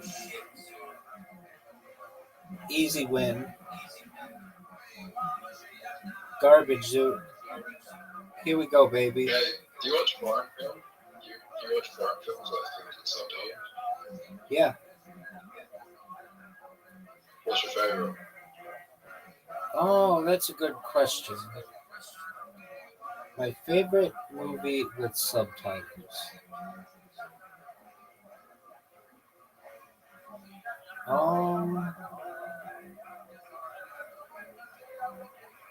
Maybe Chocolat.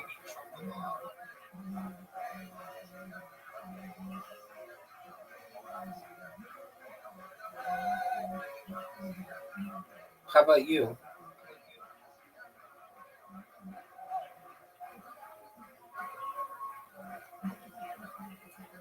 I don't even know if that has subtitles. I think it does, though. There are parts of The Godfather.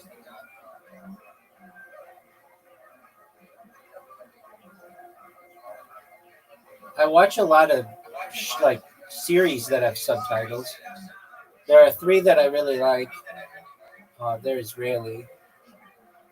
I don't really watch too many Israeli movies, but I watch Israeli television shows. Oh man, so you got me. I know what you won't get me though. You're not gonna get me in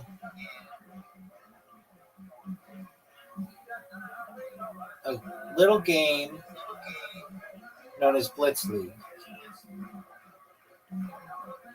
Zoot, I'm gonna beat you 5 straight games of Blitz League.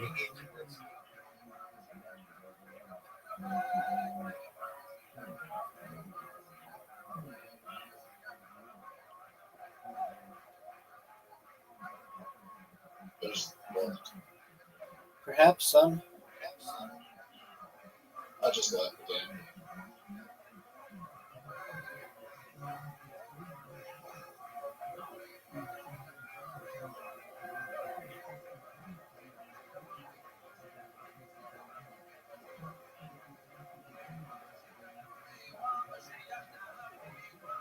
Zoot, are you proud of the work that you just put in?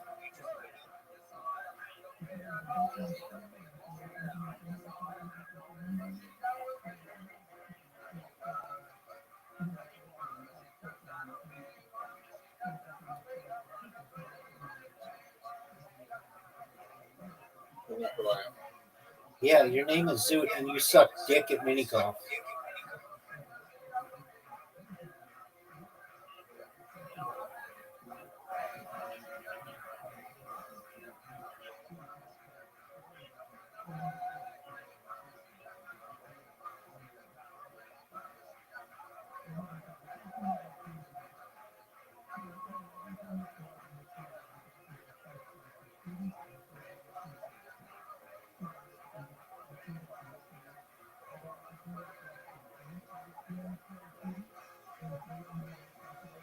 Oh, this is going to be close, Zoot. Got you, big dog. Zoot, you're done, son.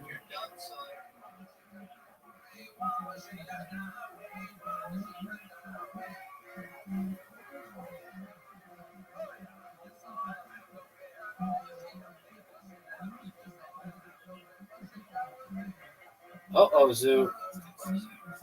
Uh-oh, Zoot. Uh-oh, Zoot.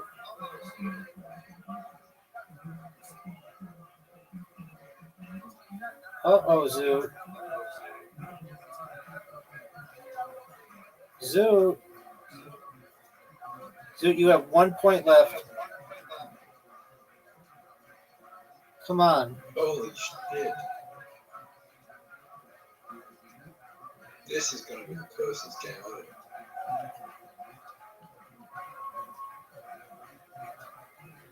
Oh, you got me. Rabbi. Maybe. No. Oh, closest game ever, Zoot. 3-1. That Gotcha. was just luck. I swear to God, that was just 1 in a row, baby. That was just luck. You know I hate it when you say that.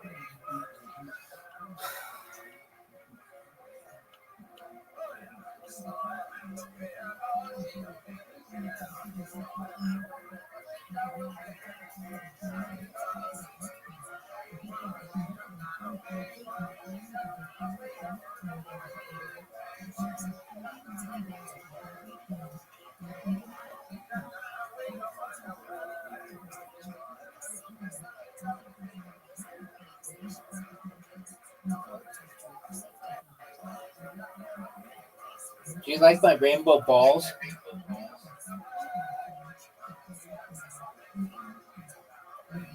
Zoot, do you like my rainbow balls?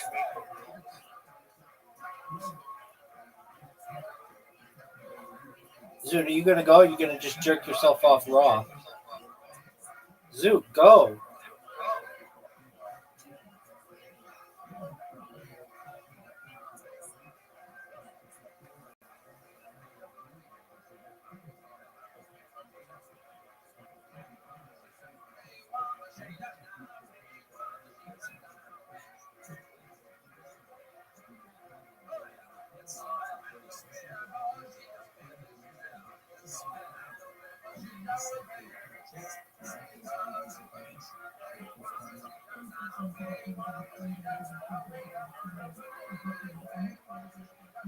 Zoot, you're down 210 points.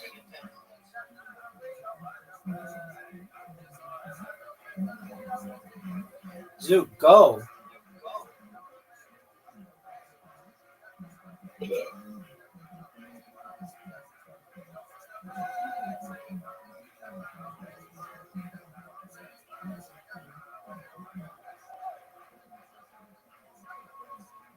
Zoot, you've got the lead.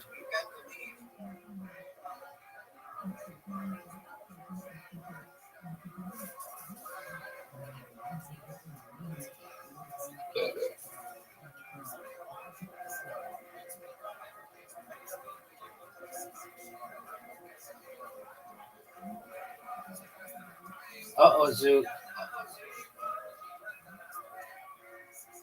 Zoot, you have a chance to win.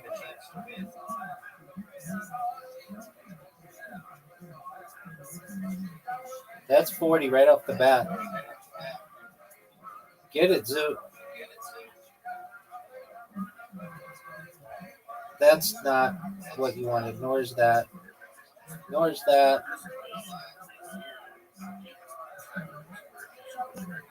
Oh, you got me. Fuck.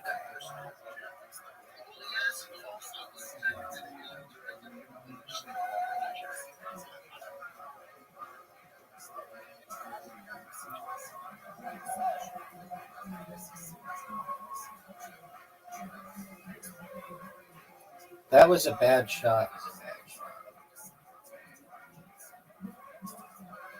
That was a brilliant shot.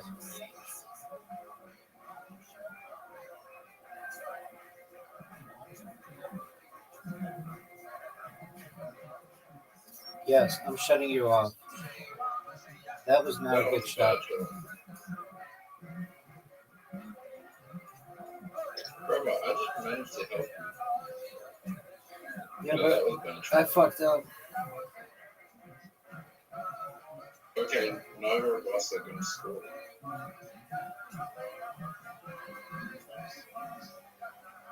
Rabbi? Yo, pimp.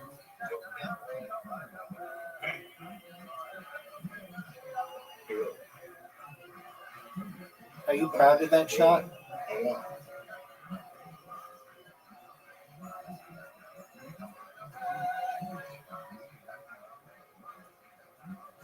Dude, it's 1-0. Oh, that was a big shot.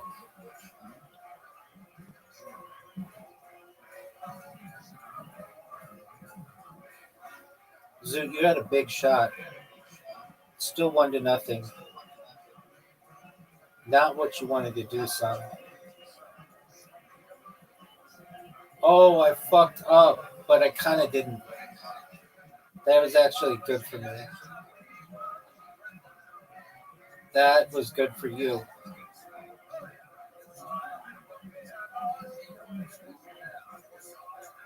It all comes down to this, Zoot. Big shot. Don't fuck up. I think they're going to win it. We tied. Yeah, we lost that yet. No, we didn't. Oh, what a shot. What an amazing shot. Gotcha, bitch. Bro, I'm going to win the next game. Zoot, you're going to lose and everybody's going to laugh at you.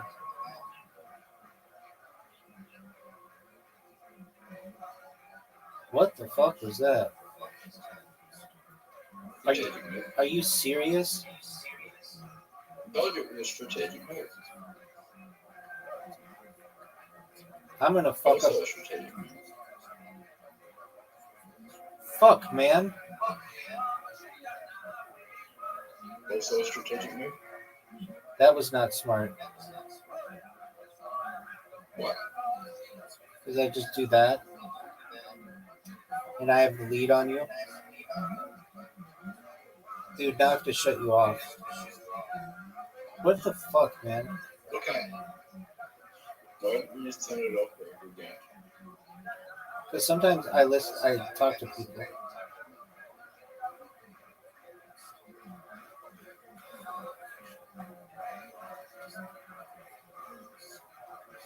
Zoot, go, you douche. Oh, what a shot. You helped me. You helped me. It's 3-2, Zoot. What are you going to do? I think I'm kind of a way that's could fuck up your whole game and just piss you off. I found a feature where I'm just gonna fuck up everything. It's 2-1.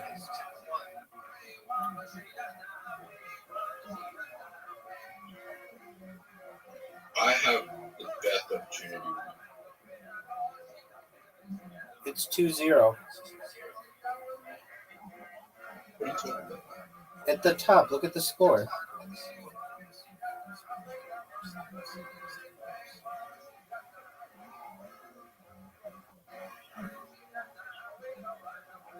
I beat you, Zoot.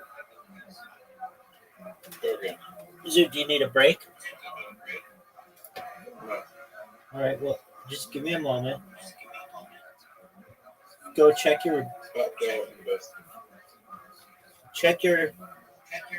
messages from all your dick pics. What's your favorite dick pic you've ever received? Mine?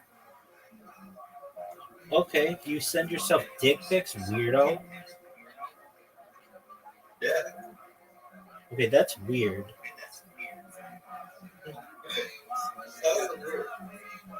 Why would you take a picture of your own penis and send it to yourself? What's your question? Yo, baby, ask away, big dog. Have you ever sent a dick pic? No. Not even to a girl? Especially not to, well, I should say, especially not to anybody. I just post it on the internet and let anybody take a look at it. No, it's not.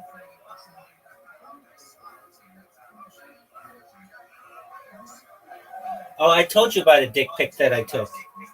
I told you about it last night. where I was at a baseball game and I took a disposable camera and put it down my pants. But I mean, that might be the first dick pic ever.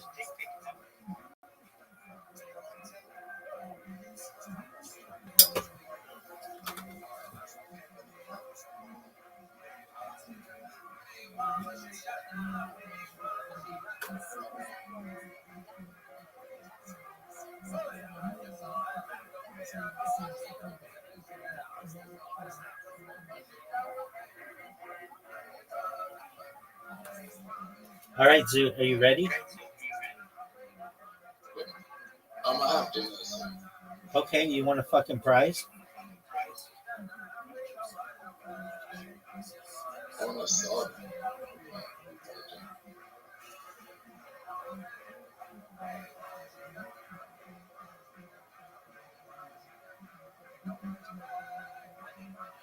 20, 20, 18. Very good.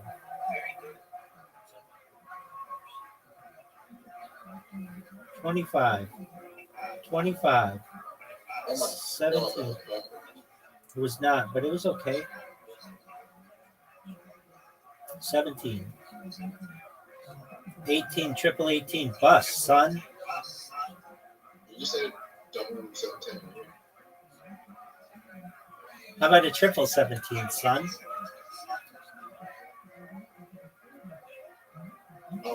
Double 1. Get that 37. Oh, yeah, it's really bad. Really, really bad. That's good.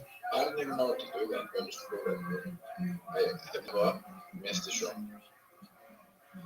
Fuck, Zoot. You got my head.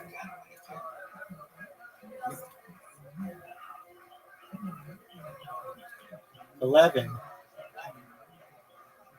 Oh, nice checkout.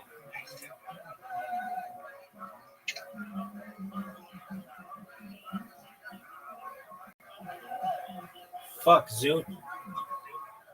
This sucks.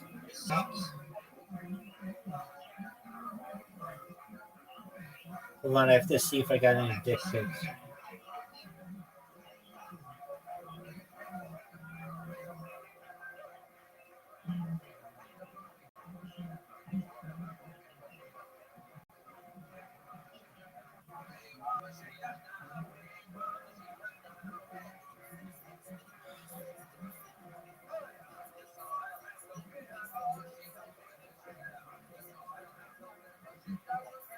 You remember that time you had an invitation and you accepted? Zoo, are you fucking taking dick pics, dog?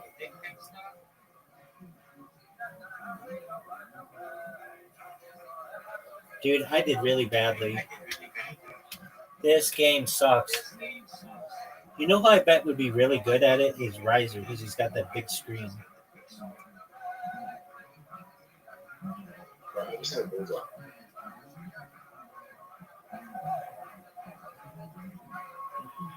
Zoo. Would you rather 2 bullseyes in a 1 or a triple 20, double 20 in a 1? 2 bullseyes in a 1. That's the ultimate.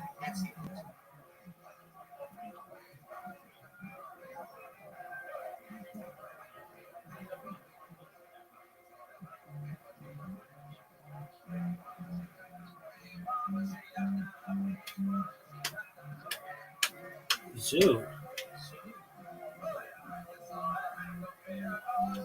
20. Go for the 20? No, you go for the 777. That was good. I'm gonna fuck you so bad.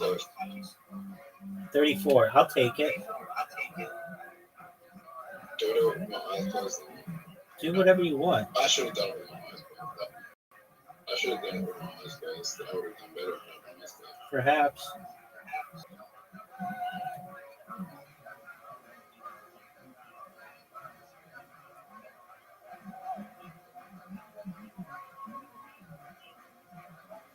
That sucks.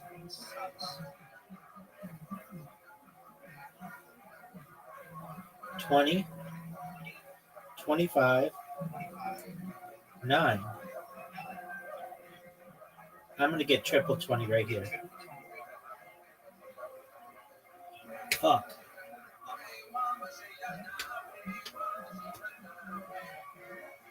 $25. Double 11. 1. Get it 21. Triple 3. Triple 7. 14. Way too high. 21.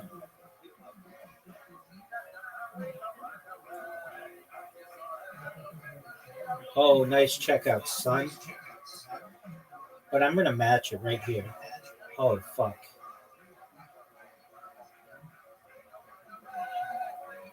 Let me go first. There we go. Ooh, 100. What are you going to do, Zoot? I'm in your head. I've made a nice fucking hammock in your head. Oh, you got 15? I'm going to just end it really quickly, just for you. Fuck.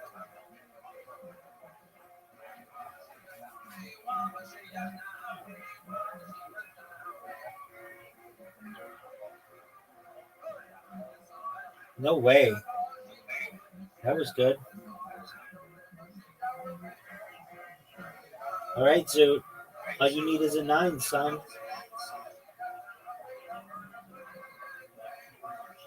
Check out. All right, I'm going to put it so close. I'm actually going to get a bullseye. 33. I'll take it.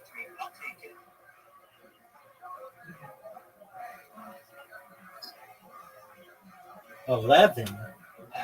Even better, son.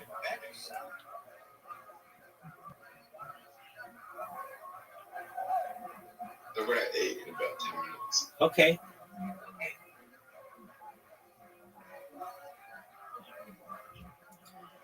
I love when I do that. 60 right off the bat. 60 right off the bat. 60 right off the bat. 60 right off the bat. 60 right off the bat.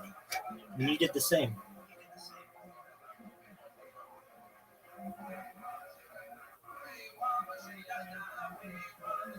It just makes it easy to just do exactly that.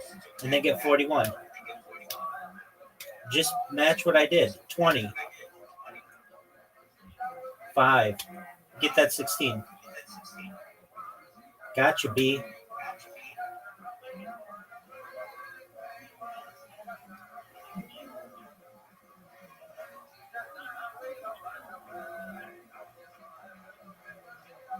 Here we go. 5. 20. 20. Not what I wanted to do.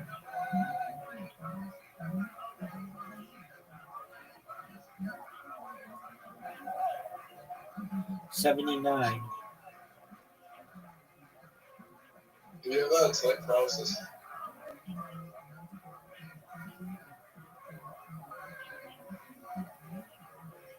Oh, no.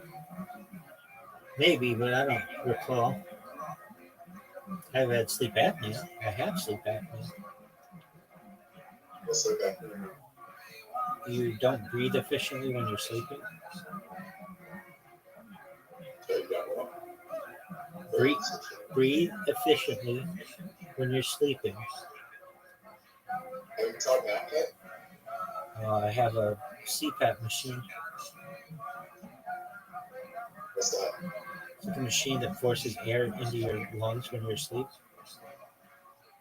25. I'll take it, son.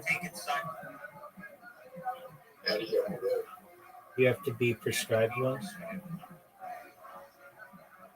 Oh, fuck you, dude. Did you know about it? Yep.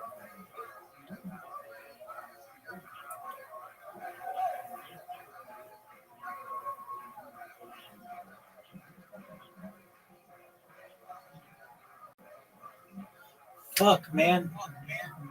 That's bullshit.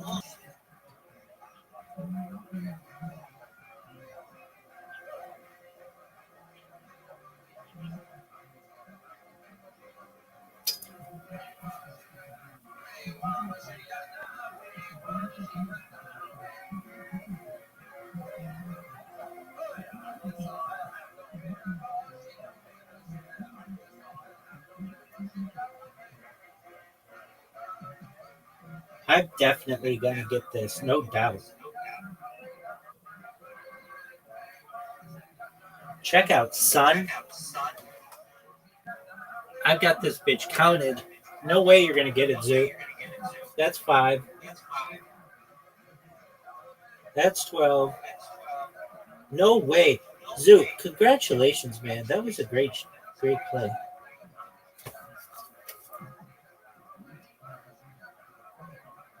$47. That sucks. Easy to beat, Zoot.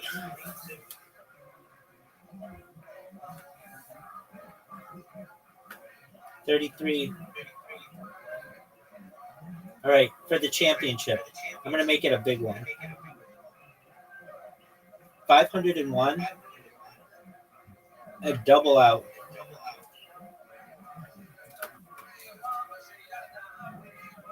$501. Double out, son.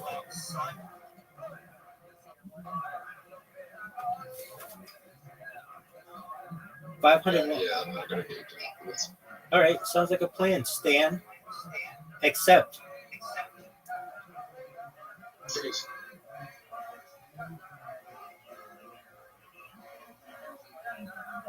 Oh my god, you won. Dog. That is the greatest. It's good, but you can match it. I have a 40-point lead on you. Yeah, 40 points is the potential.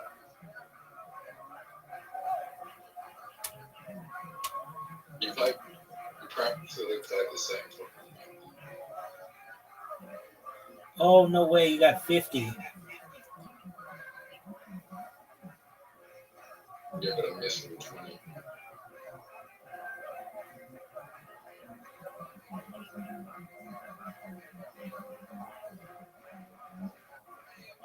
We're very close. Now we're very far away.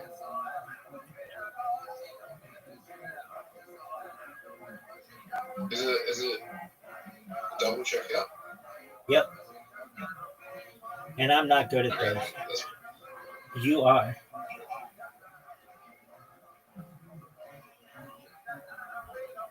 Yes. Nice 100.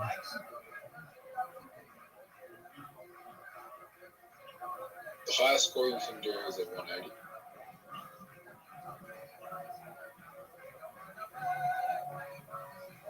Yeah. I know. Triple 20.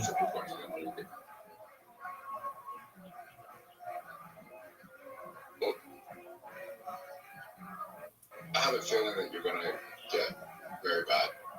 Yeah, I do too. I just missed, and I haven't missed yet. Did you 20. 20. I am very terrible at We just heard you. You said we have Tourette's. We know. Make it.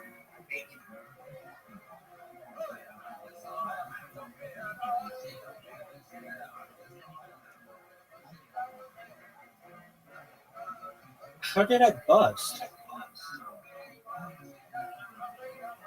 How did I bust?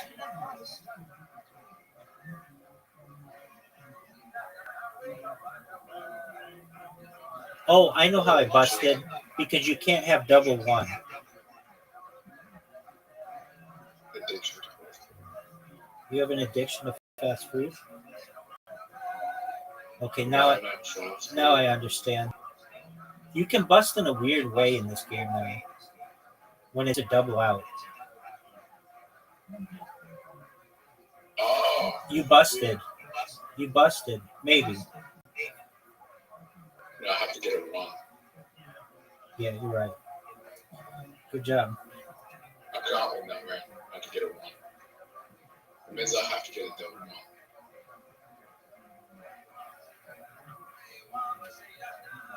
Get a double one then, son. Nope. That was close. You know the worst part about it?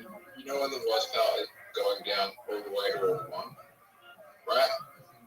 I can't hit anywhere on the board besides the double one. Right. I just checked out, son. You're done. That's a miss. Fuck. It all comes down to this, dude. Ha! Beat that, baby. I gotcha. Champion. Champion. Got you, baby. Okay, go enjoy your dinner. Come back when you're done. Got him. That older guy. But so his theory was kind of, well, actually, what happened that allowed human beings to specialize was remote group. So the idea that we could be in a large group and our language allowed us to have a larger group, like 150 friends in the group, because we didn't have to pick things out of each other's hair or literally groom each other. Hey, Bob, look at the lawn, looking good. Yeah, but that was the great innovation, because it allowed us to go, okay, look, I'm going to go and build this thing, go and do that thing. Right. We'll come together, and obviously, language predates speech by millions of years. Laughter predates speech by about a million years. They think. Interesting. So Because the idea that chimps laugh. I've got a weird laugh, right? I laugh on an in. You have to. Yeah, if something really strikes me as funny, it's like it's such a. People often ask, like, is it real? It's the most like crazy laugh. Odd. I laugh on an in breath, not an out breath. Like Tucker Carlson, he's got that kind of laugh. Well, okay.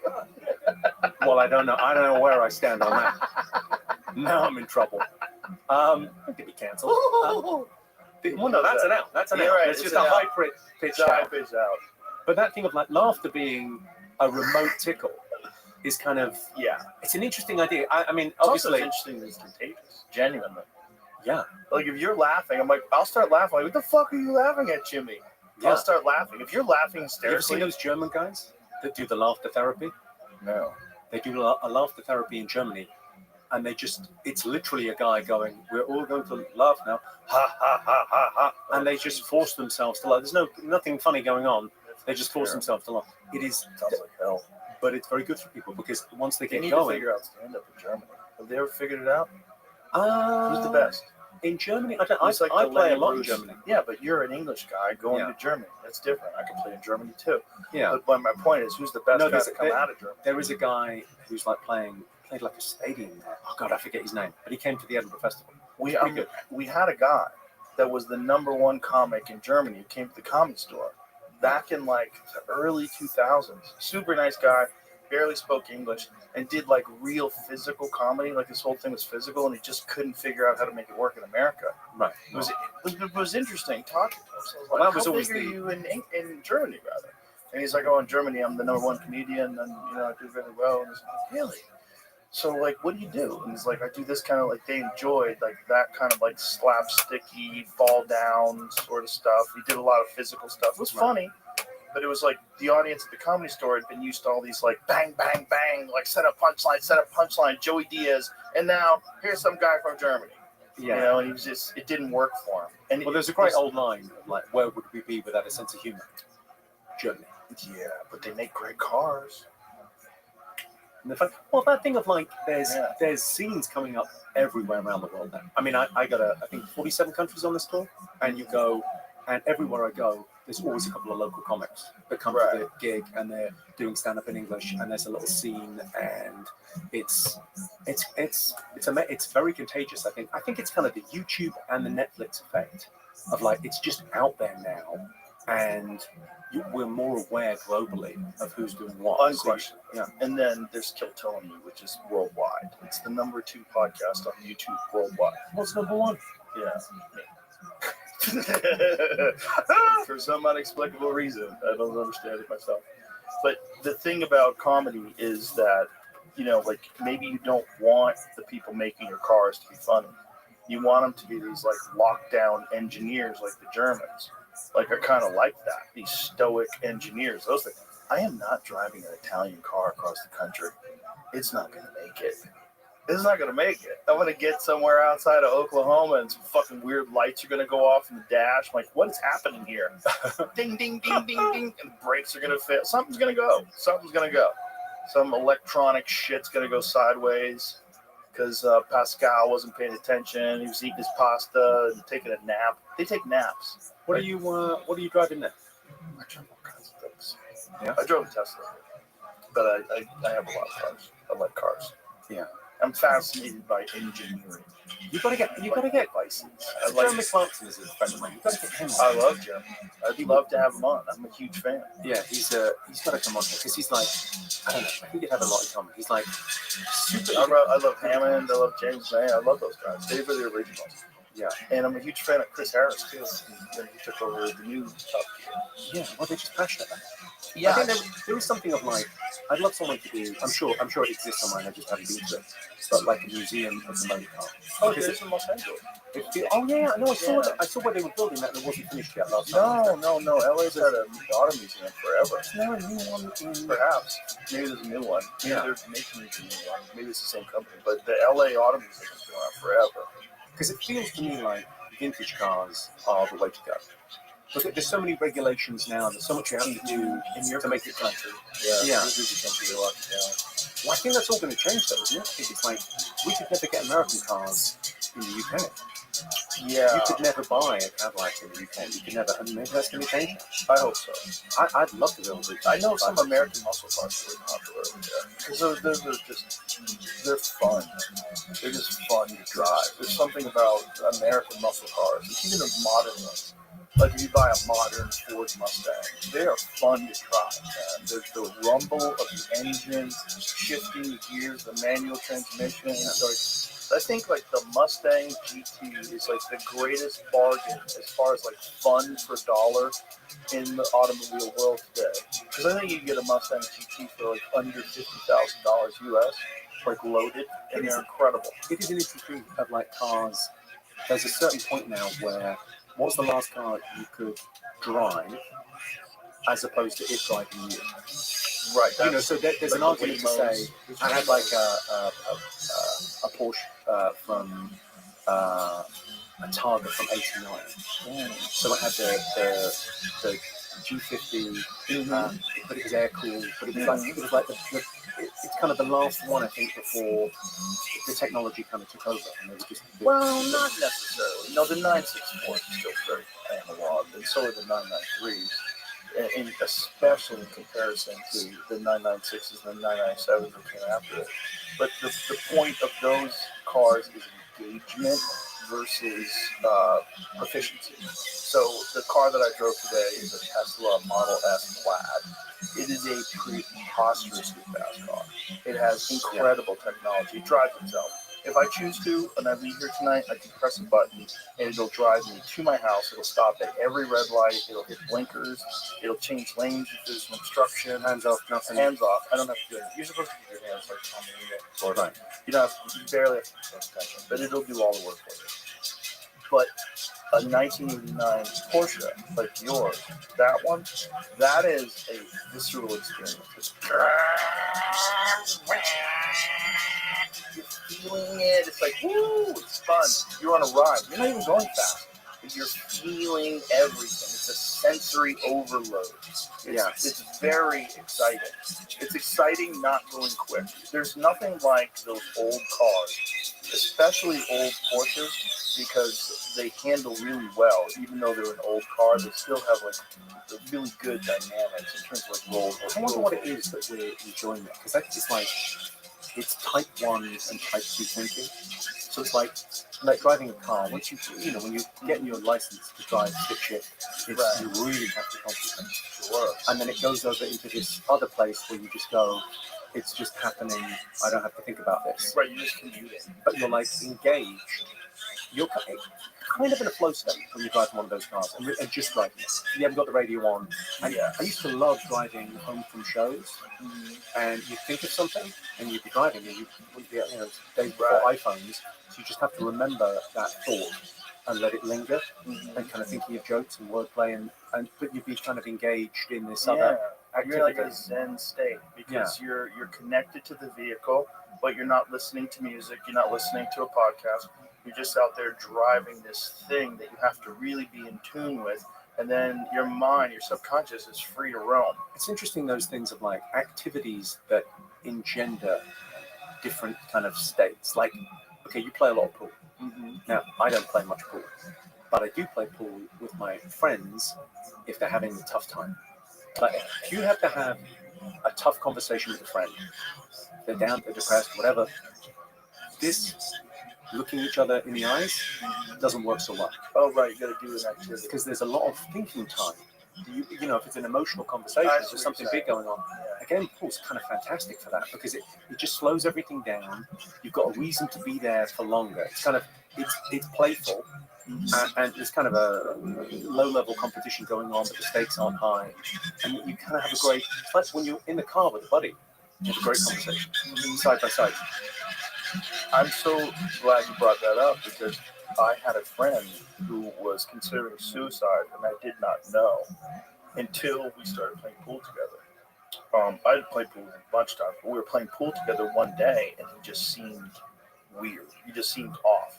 But it was through the playing that we could talk. Like, we started talking, what's going on? He's like, I am not doing good at all. I'm not doing good at all. I'm like, what's going on? And then, we had this conversation, and he didn't have a lot of money, so he didn't have access to good psychiatric care. So I contacted my business manager and I said, who's the best guy that can connect my friend to? And he got on some stuff. I forget which SSRI it was, but it ultimately really helped him. And then he turned everything around, and then his life turned around, and he slowly weaned himself off, and then he's fine. But it was like this moment of playing pool. So this is why, like, when people completely dismiss psychiatric medication too, I'm like, I can see how they're overprescribed. I can see how some people become dependent, and really they should try exercise and healthy diet. However, when you're dealing with someone who's on the ledge, like, anything you can get that keeps that person from ending their life and making a terrible decision, and if they have a bad serotonin balance and dopamine balance in their head, and there's something that we can give them that can help balance them out, and then they slowly move towards a healthier. It's like someone saying, no, we should all learn to swim. No, sometimes you need a life raft.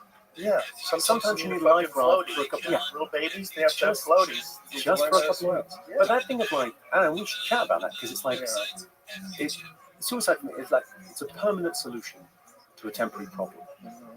Invariably, it's that thing of like, people think they want to disappear, but really they want to be found. And I find it heartbreaking because I think more so than other fun stuff you go and see, with comedy, I know it's a lot of people that are depressed or have suicidal ideation are self-medicating with stand-up comedy. Mm-hmm. So they watch a lot of comedy, or they come to a lot of comedy shows because it's kind of the opposite of what they're feeling. And it's that thing of you kind of, I always do a bit about it at the end of the show. I tell a lot of brutal jokes and then I talk about it because you go, there's going to be someone in the crowd. I had this like heartbreaking thing where I've had it a couple of times now where people come up and go, I had this amazing woman talk to me about, she was celebrating like 14 years of extra life. But she was like 17 or something at home, and she was thinking about ending it. So she was waiting until everyone had gone to sleep before she hung herself. Oh, God. And she turned on her computer on YouTube, and she saw clips of some panel show bullshit that I was doing. And she laughed. Oh, wow. And then she watched another clip. And then she watched another. And then she got super into comedy and whatever. She didn't do it that night. Mm. And then she watched more of it the next day. And somehow that got her over, or she attributed that to getting her over a hump. Well, sometimes you just have to have access to other thoughts. And when someone's a good comic like yourself, what happens is you allow that person to kind of think for you when you're enjoying the performance. And sometimes it's just that's enough. Sometimes it's great philosophy or a great book, or someone gives a great like inspirational speech where it just makes you like really think like, wow, like what is it about the way this person is talking right now that is changing my state? It's changing my state of mind because I'm thinking the way they're thinking. I'm allowing them because they're so eloquent, taking the controls. Yeah, and because what they're saying is so precise, and they have so much passion in what they're saying. There's so much enthusiasm that it's contagious, and Well, now all of a sudden I feel better. It's that it's perspective. You know, have you ever had Peter McGraw on here? No. Peter McGraw is that guy that he came up with the benign violation theory of comedy. What is that? So benign violation theory is the idea. Have I had Peter McGraw? This is a real problem. Peter McGraw. 500 podcasts. I don't want to say I've never had him on. And a couple of blows to the head. Fun. Yeah. Just enough. The sweet spot. Peter McGraw, the benign violation Did theory. I have one? Where was this? He a professor of marketing and psychology? Yeah. When was this? He's a brilliant man. Episode 578. So. Oh, wow. Pull him up on the screen so I can see what he looks like. Okay, so Boy, that shows you how toasty my brain is. That's the 561 messages that I haven't answered. yeah. They're all from him. Oh, Oh, there he is. Yeah. I would have told you that's a fake picture. Okay. I would have told you that's AI. So it'll happen 100 times more, dude. We've had too many episodes. But so his theory, which I'm sure he has spoken about on this very show, is the idea that you go, okay, so violations. Sorry, Peter. Violations are like how things are meant to be, right? Right. If it deviates from that, it's a violation in life. So death, disease, famine, all of the worst stuff in the world is like it's a violation. And he's saying, okay, if you imagine a Venn diagram, that's one circle, and then overlapping that is kind of humor. And you go, if you joke about something, you're recoding it in your mind to say, no, this is okay. We're putting a bit of distance between this. So just by joking about something, you make these violations in life, these terrible things, whether it's death, disease, suicide, whatever the terrible thing is, you're making it okay through laughter. You're filtering life's hardships through the charcoal of comedy and kind of making it palatable. So it's like, I often say this, I feel sorry for the people that are easily offended. Yeah. Or like offended, because laughing at difficult things it pays out on the worst days. So like when you're having your very worst day, you go, yeah, but at least we can laugh. Like those things of like, if you've had friends die or, they're in palliative care, and you can sort of get a laugh out of them, and it's just eases everything. If you find people that are like that, that's a learned response. And if you grow up in a family that's easily offended and offended by everything, like a humorless family, that's a real problem. That's a real fucking problem. If they don't know how to joke around about stuff, that becomes a real issue. They take themselves too seriously, or they take the world too seriously, and like you always have to be outraged. And then there's also a lot of social credit to being outraged. Like people have, he's outraged, you have to let him alone. Like now you've kind of commanded the stage. I am so sick of this shit. Like, let him have his space. Give him his time. It's like you're demanding undue attention for something that a rational person who has like more important things to think about would laugh off. I think being able to laugh it off it's quite it's quite stoic, isn't it? Because you can't really choose what happens to you, just how you react to it. We don't have any control, but we have a lot of influence. And the idea that disposition is more important than position is one of my kind of core beliefs. Like, I know some pretty fucking miserable billionaires. And I know some people that are just, so what's happiness? It's like, it's your current situation minus expectations. Stephen Fry had a great piece on being offended. You ever see Stephen Fry on being offended? No, go on, what is I don't want to paraphrase. It was brilliant. But it was essentially, so what? So it's like, but that's not even an argument. Like, you're offended. Like, what does that even mean? So you're offended. Like, but why? Like, what about it? Why are you so easily triggered? Like, what fragile creature you are going through this life being offended at everything. It is now very common to hear people say, I'm rather offended by that, as if it gives them certain rights. It's actually nothing more than a whine. I find that offensive. It has no meaning. It has no purpose. It has no reason to be respected as a phrase. I am offended by that. Well, so fucking what?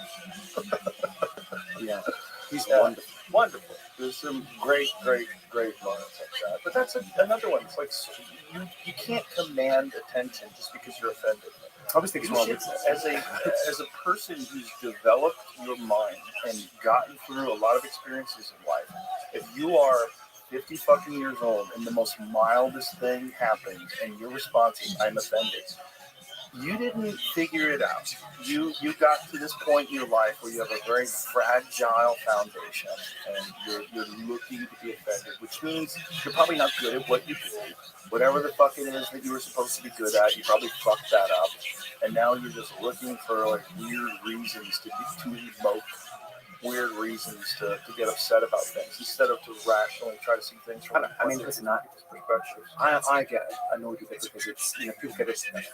People buy tickets to see you live. It's like buying a ticket to a horror movie and then complaining, I'm scared. Especially you. Yeah. I mean, it's absolutely, brutal, but then it's all in service of fun. It's Yeah, but this is a society that rewards outrage and that coddles people for the most preposterous beliefs. This is a weird society. It's a weird society of social media and the amount of attention it can generate, and so that spills out into the real world. And this Chris Rock talked about it brilliantly after the incident at the Oscars. He said this thing about like there's 3 ways to get attention. You could be brilliant at something, which takes a lot of work, whatever. You could be infamous, or you could be a victim. And it's the easiest option. Right. Because, you said something in it. Yeah. I mean, I'm sure you've seen these people that have like, they list off, we were talking about this one person that was like the final boss of woke culture. They listed off all the things that are wrong with them. I'm disabled, I'm trans, I'm non-binary, I'm ethnically challenged, like whatever the fuck it is. They just rattled off like 30 of them. Like, oh my God, this person has everything wrong with them. Meanwhile, they're fine. You're fine. You're this person over here talking. Like, you don't get special attention because of all these things you just listed. This is stupid. But in this weird world that we live in, you'll get celebrated, It's the identity politics world. Yeah. You have I suppose that thing of like, if you have to define entitlement, like, it's a word that gets used a lot, like entitlement. But okay, so to me, it's like where you are now and where you want to be. If you want to do something about it, that's ambition. If you think that's someone else's problem, that's entitlement. And it comes back to that agency empathy thing. Like, I'm very empathetic to, your cards are not great. The cards that you've been dealt are not great. They're your cards. I want you to be empowered to do as much as you fucking can with those cards. Yeah, that's right. Good luck. A weird political ploy too, to look to the wealthy people and say they're the problem. They're your problem. That's the thing that people will do to the proletariat, right? They'll tell them the reason why you're in this situation today is because of these greedy people aren't paying their share. These wealthy, if they paid their share, like, where's it going to go though? Is it going to go to this corrupt government that's the one that's feeding you this nonsense in the first place? What are you going to do? You're going to enrich them. They're just going to get bigger and stronger and have even more power. And then you're even more fucked. You're even more fucked because you don't have any resources. Like, it's not going to help you if they tax rich people and then are the poor people going to get that money? No. Are their services going to improve? No. You're just going to get more government. You want to hear me freestyle? It seems like a good idea. Like, maybe the solution isn't going to tax the rich people, but you got to figure out what to do with the money you already get from everybody. And you're not doing a good job. None of this. Like, that's the problem. Running this Buffalo soldier. Look, it's like I told you. Any damn joke that's in this.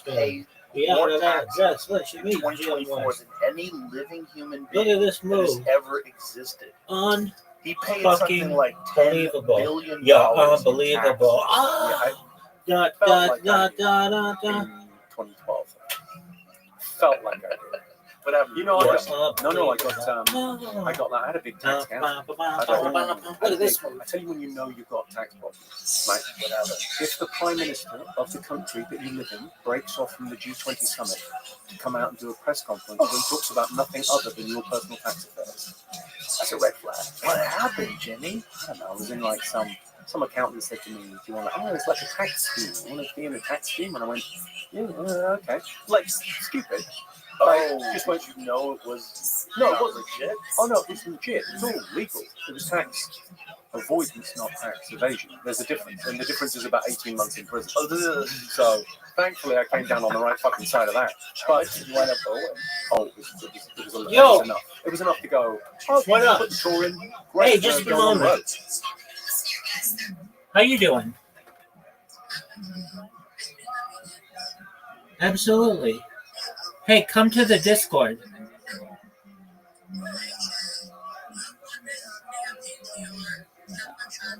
Where did they pin? I can't even tell.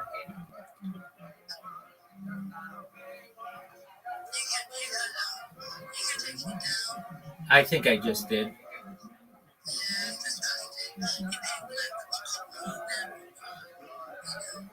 Oh, thanks for the heads up. Where did they pin? Oh, that happens.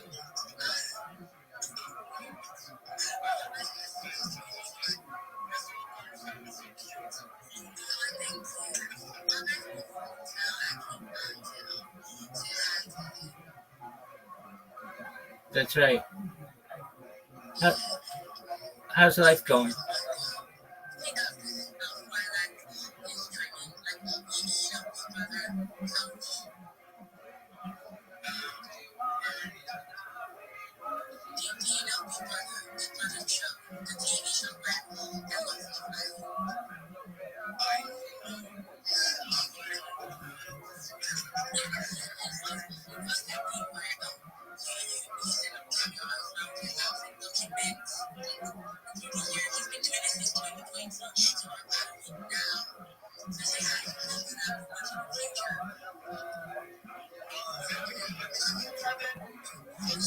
Absolutely.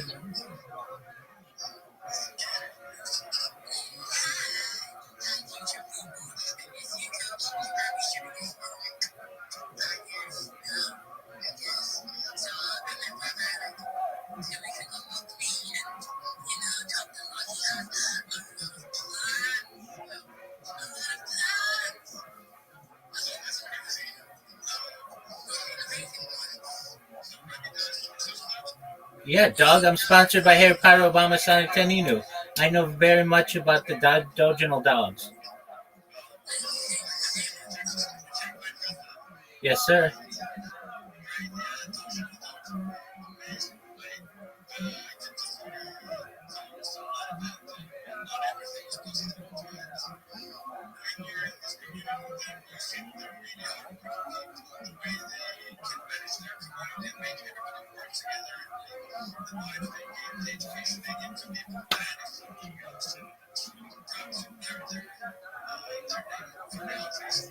Absolutely, I've been in their Discord. Have you been in their Discord? Oh, excellent. Join my Discord. It's discord.me/Rabbi.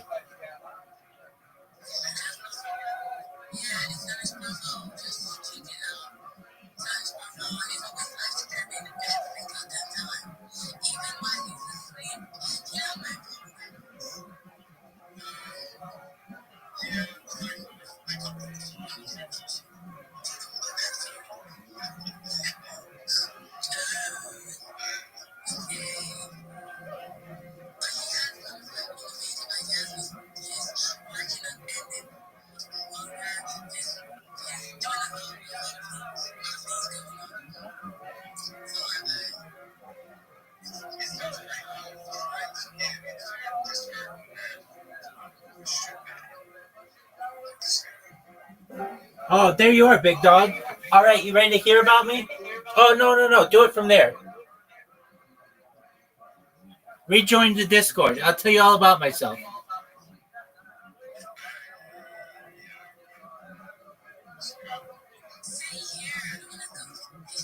You'll be able to hear me too, but you go to the Discord so that you can see me on multiple streams.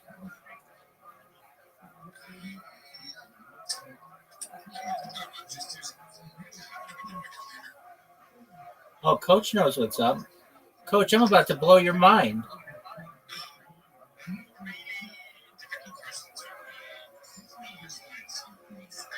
All right.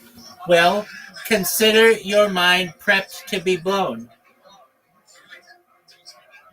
Baby, come into the Discord first. You have to see I have 500 channels in there.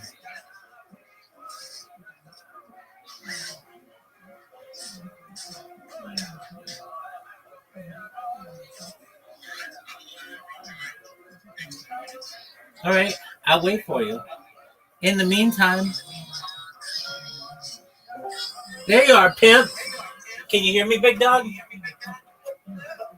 Excellent. All right, I'm Rabbi Rothschild. I stream my life 24/7, 365. I've been doing so for more than 3.5 years. I have more data on the internet than any person ever. Coach, have you ever seen the movie Big Brother, the Truman Show, or the movie or the television show Big Brother? Nope. Okay, that's all right. Never. That's all right. The Economist magazine stated in 2018 that data was Earth's #1 resource, more valuable than food, water, gold, air, petroleum. And I have more data online than any person ever, which means that I may be an influential person in the future. And when that happens, I'm going to help you. I'm going to help all your friends and family. I want you to be able to not just be financially independent if you're not already, but have generational wealth if you don't already, and be able to start charities and philanthropic organizations to help the world. I talk about ending world war, ending world hunger through the use of technologies such as agricultural drones, floating greenhouses, saltwater greenhouses, things like hydroponics, vertical farming, and cloud seeding. I want to help end world thirst. I'm sponsored by a cryptocurrency. It's known as Harry Potter Obama Sonic 10 Inu. The ticker's Bitcoin. It's worth about $100 million right now. And one thing that we do is we build wells in developing nations such as Nigeria to be able to help those in need. I'm also an advocate for the Lifestar program, and most importantly, for desalination technology, where we pump earth seawater onto land to make it drinkable. I also talk about things that aren't normally discussed in the mainstream, things like anti-gravity, antimatter, cryptocurrency, quantum computing, artificial intelligence, including artificial general intelligence, artificial superintelligence, things like alien disclosure, and de-extinction. People don't know this, but the first successful de-extinction took place in the year 2003 with the Pyrenean ibex, which was a goat located in northern Spain, southern France. Fast forward to the year 2021, a company out of Dallas, Texas is founded known as Colossal Scientific. They've made it their goal that within the next 3 years, by the year 2028, to reintroduce the woolly mammoth into the Arctic Circle, utilizing Asian elephant surrogates. I think this is a mind-blowing project. They just reintroduced some type of dire wolf recently. If you saw that made news, they want to reintroduce the Tasmanian tiger following the woolly mammoth, followed by the dodo bird, which I just think is just really exciting. I talk about some other things that may be of interest to you and may affect you. This is all with your consent, but essentially I want to be able to give you any amount of money that you need to be able, for you and your family to be able to utilize life extension technology. Coach, when you were born, the average life expectancy for you or someone like you was probably about age 80. I want to increase that to age 80, from age 80 to 100, 120 through the use of technology such as oxygen therapy, human growth hormone, stem cells, cryonics, cryogenics, nootropics, cold shock therapy, ambrosia therapy. But you may be 120 years old and you may say, Rabbi, my body's starting to break down. What's the next plan? Again, this is all with your consent. If you want, you may be able to utilize a type of technology known as mind uploading technology, where, with your consent, we scan your brain into a computer like a CAT scan or an MRI, knowing where every atom is in your central nervous system and your peripheral nervous system for later download. As an android, an avatar, a cyborg, a cybernetic being, a clone of yourself, a robot, an ethereal being, whatever you want to be. But essentially what I'm saying to you, Coach, is that you may be able to have digital immortality in the future. What are your thoughts about anything that I just said?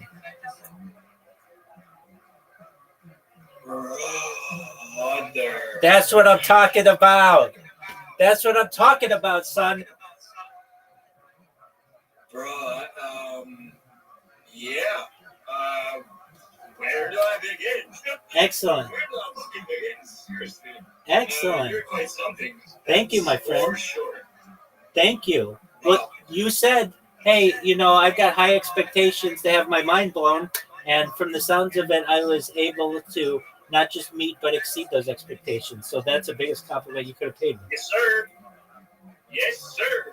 That's about right. Excellent, my man. I really feel like this time is not wasted, or well, at least I do enjoy wasting it. Let's talk about water then. Absolutely. Because, well, we have plenty of it. So much as I know, and I'm not the most intelligent guy, but I'm not the stupidest one either. I think Israel is doing something like that, right? Yep, absolutely. Desalination But as plants. they say, it's very expensive. Blah blah Blah blah blah. With nuclear energy is essentially not an issue anymore. We should be able to provide clean water to everyone on Earth. The Earth is 2/3 water. The fact that we have the technology known as desalination technology and we're not utilizing it for every man, woman, and child is a real shame. It's probably just money, right? Yeah, it's more about control. When you control people's water, you control their ability to live. You also control their ability to procreate. And so you can limit people's opportunities when you limit their water intake. So is this the reason why it takes so fucking long time to build a proper infrastructure in Africa? Because we have all the money in the world. Right, exactly. Yeah, so, I mean, as you probably know, if the powers that be wanted to be able to help the people there, it would have been done not just recently, but many decades ago. But instead, what happens is you have NGOs, non-governmental organizations, that say that they're going to take this money and give it to the needy, and it never gets there. It just lines the pockets of diplomats, aristocrats, and other influential people in these countries. It doesn't get to the people who really need it.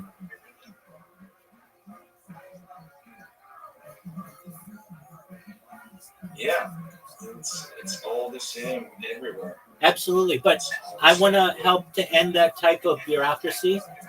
Things that I talk about, let's just talk about energy for a second, because really to get that clean water and all the other things. Sorry, just to come here this way, I think it's as simple as just educating people and making them aware that life doesn't have to be exactly what you have thought your whole life to be, or what people in power are trying to convince you that the life is or should be, or what are the resources. Because there is abundance in the world. Well, most certainly. Just whether you have the key or not, that was another thing. That's true. Let's talk energy first and foremost, because if we have the energy to be able to get clean water and clean food, that's going to solve a lot of our issues. One type of energy that many people have been fearful of over its 80-year or so history is nuclear energy, and people shouldn't be. People think that it's a very dangerous type of energy, but it's really a miraculous type of development that we've had. Less than 50 people on Earth have ever died directly from nuclear fallout. There were about 40 during Chernobyl. There were 1 to 3 during Fukushima, depending on how it's judged, and then we have 0 during 3 Mile Island. Those are the 3 biggest nuclear scares in global history, and that's less than 50 people. That's less than 1 person a year. There are tens of thousands of people a year who die due to direct carcinogens just from coal. So if we were able to replace coal and natural gas, and even hydroelectric can be safer, but many of these that aren't that efficient, with nuclear energy, we'd be able to solve our problems. Now, let's say nuclear energy never even existed. Let's say just pretend it just goes away for one reason or another. There's a type of energy that we're not utilizing that we should be, and that's tidal energy. So, Coach, get this. You know how you have turbines in the sky that turn to get wind power? Well, essentially, we just make smaller versions of those, but we put them on the shores of the Earth, and it creates tidal power. Basically, Earth's seawater would be generating energy every second of every day with every wave that comes in. So if we were to utilize that, on a smaller scale, we have them actually everywhere, right? Around the world. No, we don't. We absolutely do not. what about Netherlands with their canal system? Okay, that's more hydroelectric. That's more hydroelectric, and that's rivers. I'm talking the ocean. Yeah, that's not really like grand scale. It's really curious why we haven't still started to develop that. Absolutely, absolutely. It's about control, and there are many ways to do it.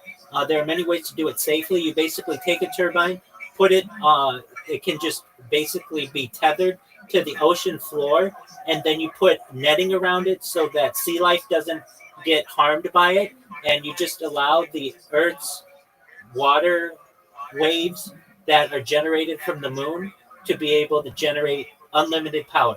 Now, let's say we got rid of that. So not only did we get rid of nuclear, but we got rid of tidal. Okay, let's just pretend. Okay, what else is there? There's geothermal. People don't realize, but in order to generate electricity, all you have to do is turn a turbine. And the Earth is constantly emitting heat. All you need to do to generate geothermal technology, you just take a pipe and stick it into the ground, and it will turn a turbine, and you use the Earth's heat that is constantly being emitted to turn that turbine and generate energy. So that's 3 types of energy that we're not currently using, but that could solve the issue when it comes to desalination technology, which could also help us when it comes to hydroponics and vertical farming and cloud seeding and all the other things that I mentioned. What if we just triple down on the infinite energy source, which would be sun, right? Yeah, that's not infinite. Actually, nuclear power is more efficient. So you're talking solar, which works. There's the idea of what's called a Dyson sphere, which is where you essentially create solar powers that would solar panels that would be able to absorb the energy of the sun. But that's really not that efficient of a way to power things. Essentially, you need huge solar panels to be able to do that. It's much more efficient to just have nuclear energy. And we have nuclear energy in a very safe and controlled manner. Just think about every aircraft carrier that we have in the Navy right now. They're all nuclear powered. Think about the submarines that we have. They're all nuclear powered. We just need to be able to take that type of energy and utilize it on land. I mean, we are doing that, right? French is one leading yes, absolutely. Producer, right? At 100%, yeah, but I believe 2/3 of their energy, if not more, is produced just from nuclear energy. But at least in the United States, we haven't built a new nuclear reactor.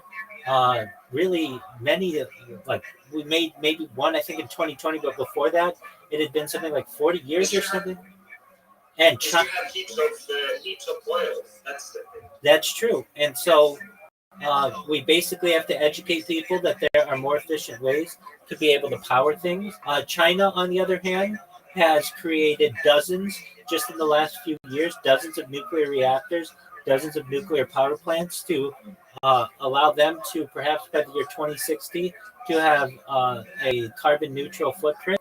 And that's basically the difference between a government that wants to be efficient and our government, or at least the government of the United States, that is allowing third parties to be able to dictate their energy policy.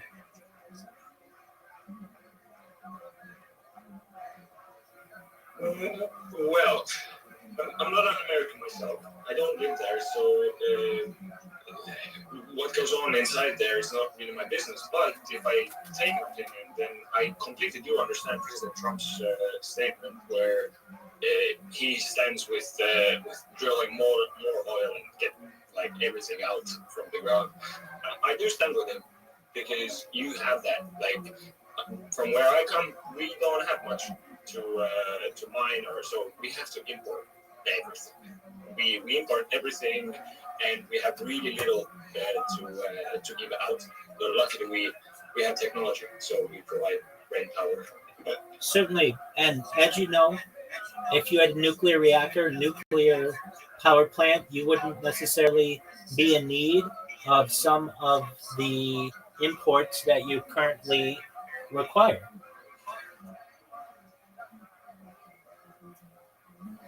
No, I completely understand. Like, no, it's a numbers game, really, and for me, that's now a couple of years that I know that France is using nuclear power, and it's like in the middle of Europe. When there would be any danger that something goes wrong, it's literally in the best place for it to go wrong. Right. So I think we're building protocols and using security measures that make this whole thing rather safe. And I do agree we should push more of that. Of course, we can have whatever dangers, but it is really dangerous to go outside, walk on the street as well. So 100%. that's what I. And I mean, really, we need to advance our nuclear knowledge. I mean, really, in today's day and age, we don't recruit people to be nuclear energy experts or nuclear scientists.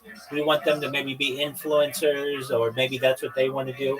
But if we really focused as not just a country, but as an entire globe, and held these people who are into these types of industries in higher regard, children and young adults would be motivated to learn more about nuclear energy, and then it would become more efficient, it would become cheaper. At this point, though, it's essentially already the cheapest type of energy that we have, and it is extremely renewable. And people have a fear that, oh, what do you do with nuclear waste? People don't know this, but basically you put it in. We bury it to the ground. Exactly, and then it's fine. It doesn't hurt anybody. It's basically put in a coffin of concrete, and then put within like pools of water for decades, and then it essentially becomes very safe. You could build a house on top of it after enough time. So I think that people just need to be more educated on nuclear energy and recognize that it's a very safe, clean, and efficient way, and it has a major opportunity to be able to help the world. Yes, instead of going out to the streets and protest and raid around, maybe we should just focus on solutions. That's exactly right.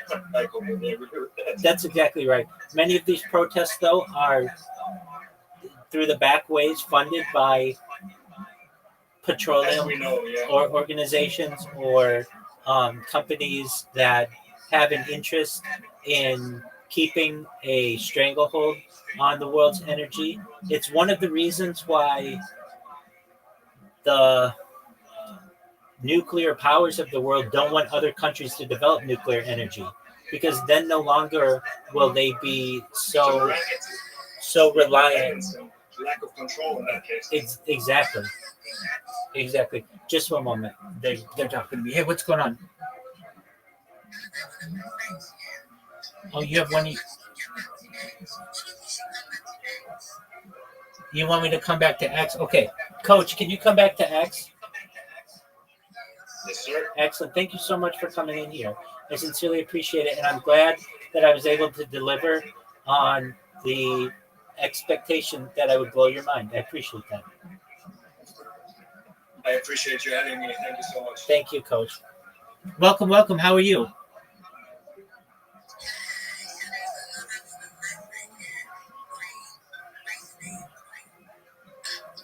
Excellent. Welcome. Thank you.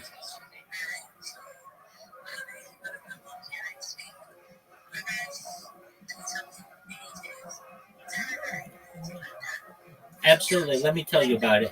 I'm Rabbi Rothschild. I stream my life 24 hours a day, 7 days a week, 365 days a year for world peace. I've been doing so for more than 3.5 years. I have more data archived on the internet than any person ever. I have over 100 YouTube streams. I'm currently on 18 different YouTube streams simultaneously. I have over 100 YouTube channels, over 200 Instagram channels, 200 Instagram accounts. I have over 500 Twitch accounts, over 1,000 TikTok accounts, over 2,000 Twitter accounts, over 5,000 Blue Sky accounts, and over 10,000 kick accounts. I have more social media than any person ever. And essentially, I do my best to be uncancelable. I stream my life because I don't want war anymore. I want to be able to utilize my influence to be able to educate and help people end world hunger through the use of technology such as agricultural drones, floating greenhouses, saltwater greenhouses, hydroponics, vertical farming, and cloud seeding. I want to help end world thirst. I'm sponsored by a cryptocurrency. It's known as Harry Potter Obama Sonic 10 Inu. Its ticker's Bitcoin. It's worth tens of millions of dollars. And I am proud to say that we build wells in developing nations. We've built wells in villages in Nigeria. I want to keep those types of programs going. I want to help educate and help promote the Life Straw program, basically using straws that can take contaminated water and make it drinkable instantly. And most importantly, I'm an advocate for desalination technology, pumping earth seawater onto land to make it drinkable. I appreciate you being here. And if I may ask to my friend Nezuko, how have things been in your remote work search? How have they gone?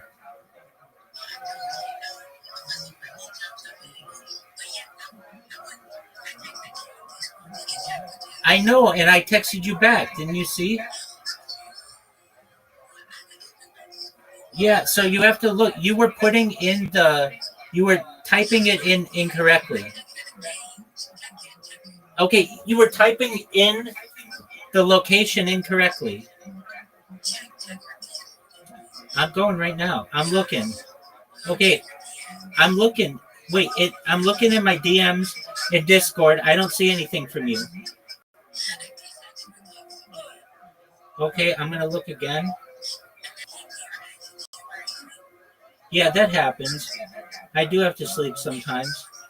Um, absolutely. Okay, so I'm looking, and okay, so yeah, I'm right. I'm the one who messaged you last.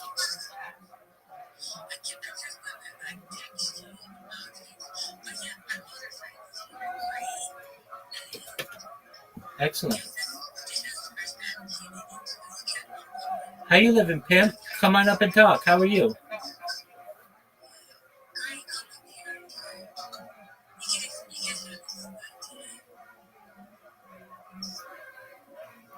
Great. What's good in your neck of the woods?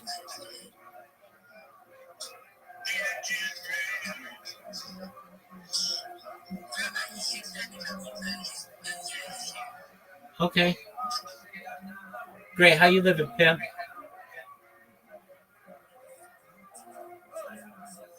What's good, son?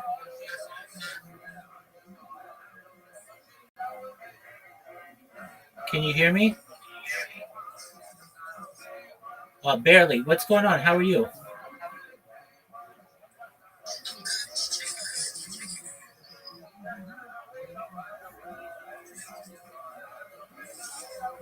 Yeah, barely can hear you. Can you guys hear him really well? Okay. Well, great. You're more than welcome to be here. Any friend of New Zuko's is a friend of mine, and I know it's Oreos, and we're glad that you're here. So, Coach is the man. He came in. He came into the Discord. Great. How you living, pimp? Come on back up. We'd love to hear from you.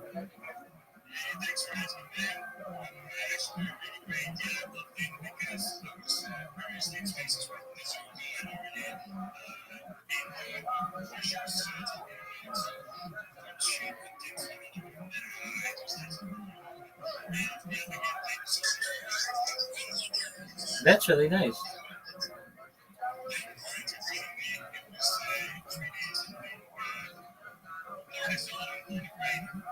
Absolutely. Feel free to drop by either X or Discord whenever you're bored, my friend. Peace, buddy.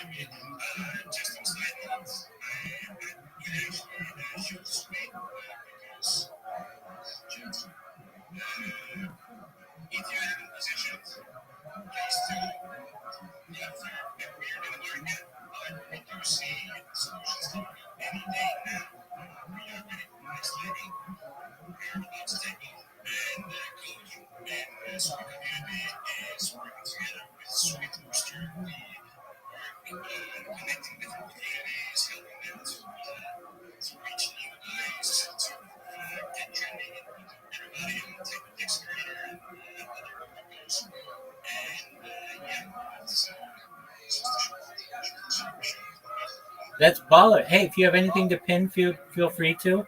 And if not, don't be a stranger. We'll see you some other time, okay? Okay, well, you go to the chat, the little purple pill in the corner, and you make a post, and then you click the three dots in the corner, and it'll say pin to top, and then you just pin it to the top.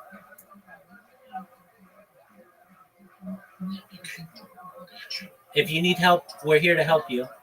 What's going on, Gray? Feel free to.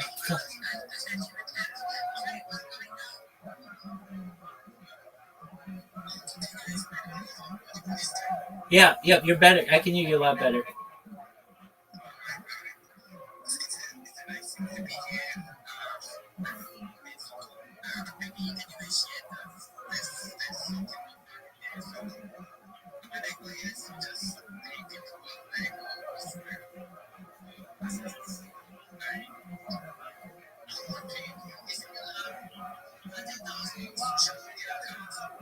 Right.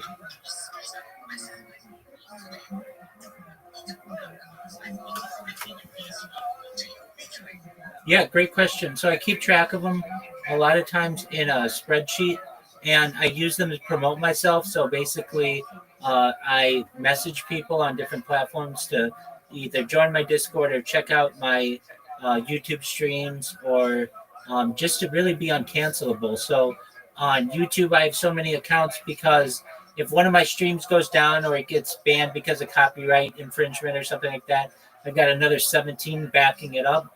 On Instagram, a lot of times Instagram puts limits on how many times you can post in a given day or something.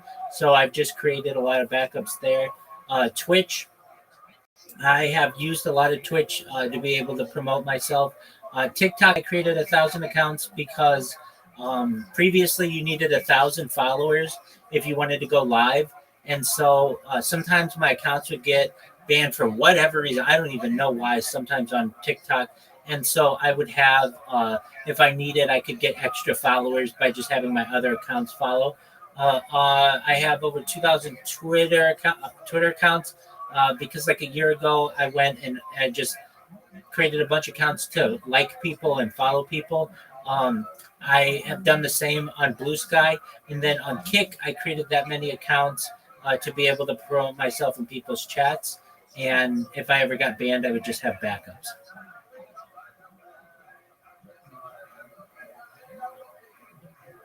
I hope that answered your question, great.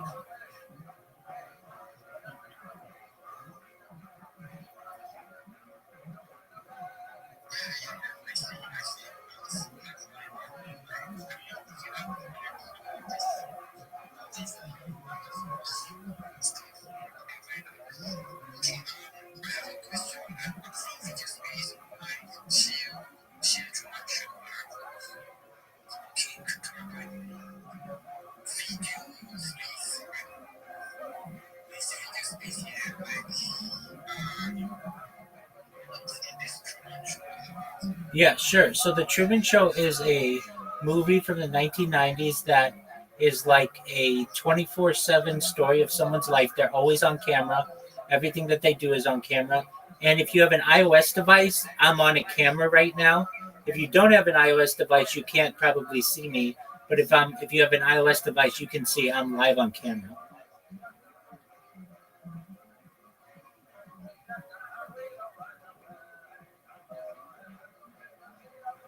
Gray, do you have an iOS or an Android device?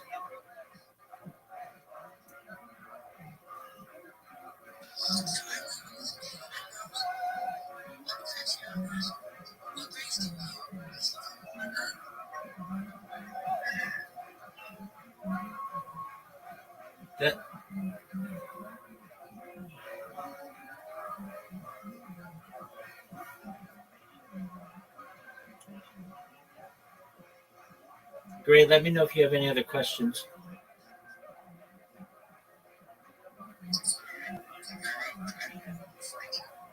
That's okay. Great. Do you have Discord?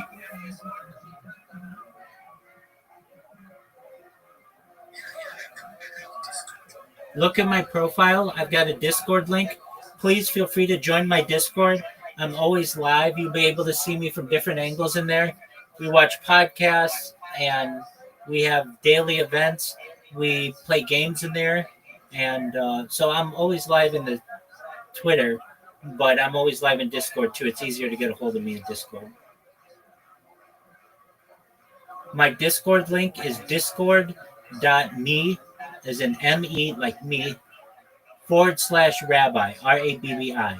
So if you go to, just type in a browser, discord.me /Rabbi, it'll give you a link to my Discord.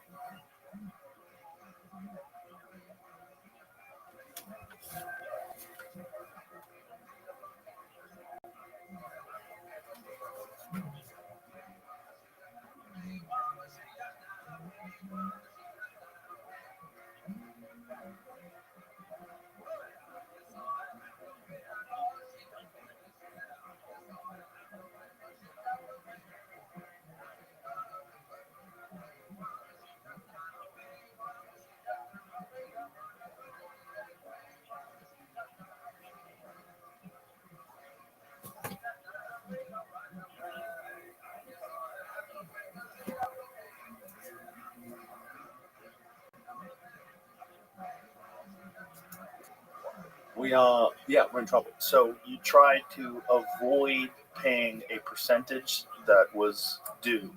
Yeah. Pretty dumb. They put people in jail in America.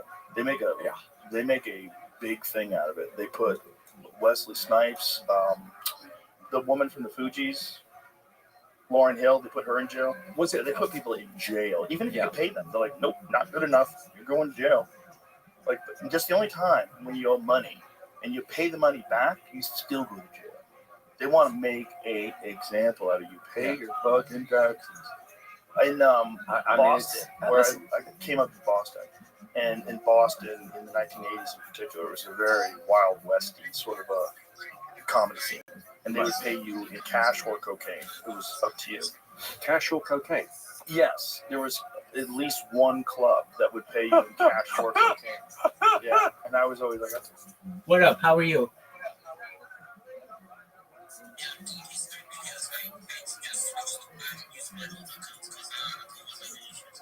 That's okay. Go to discord.me /Rabbi. The link is in my profile. Excellent.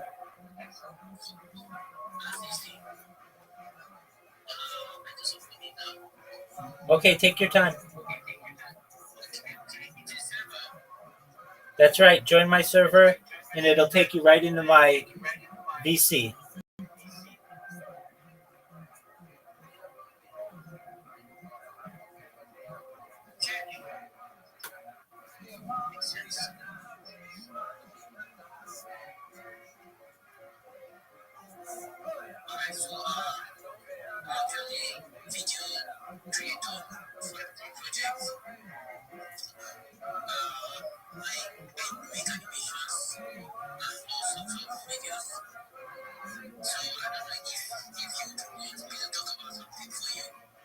You can talk about anything that you want.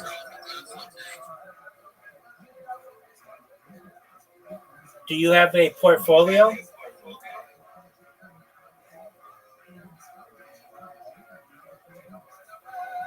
Yo, great. Do you have a portfolio?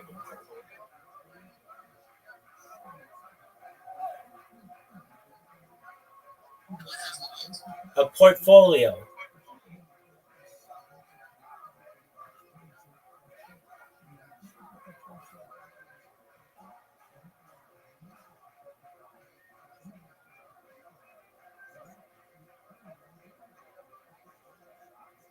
Do you have a portfolio?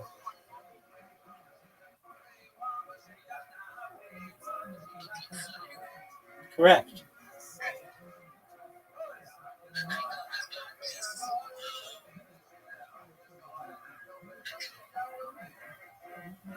Do you have a website?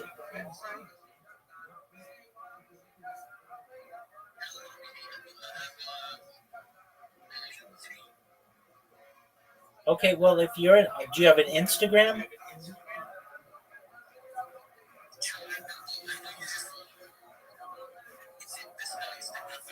Okay, well, if you want to be an artist and you want to sell if you want to be an artist and you want to sell your services, you have to have a nice way to be able to market yourself. And those are really great ways to do it.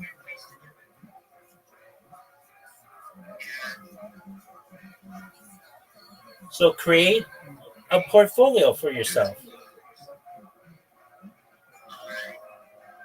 If you don't know how, you could do it through Adobe. Adobe has a portfolio feature. You could do it just with an Instagram account. You could do it through a TikTok account.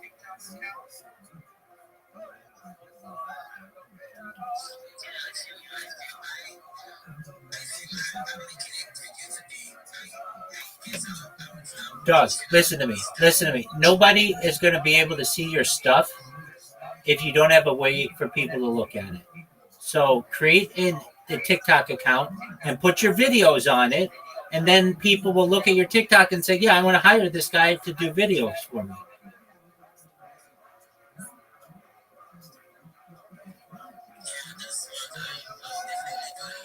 All right. Okay. Did you join my Discord yet?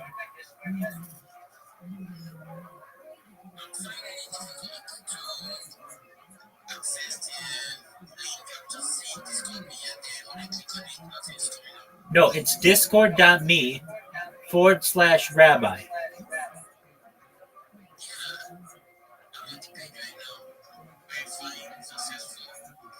Okay, did you do the CAPTCHA?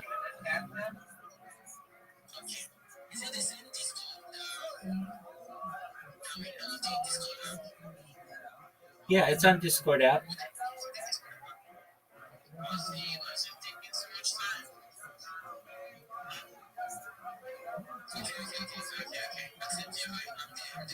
All right. We'll see you in a second.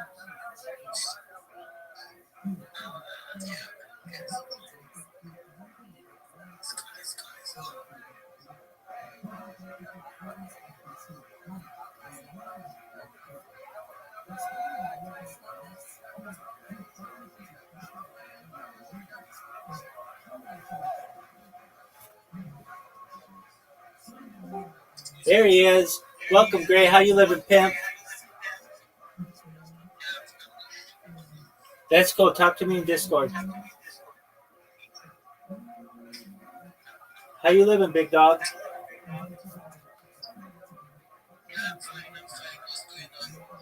Well, talk to me in Discord.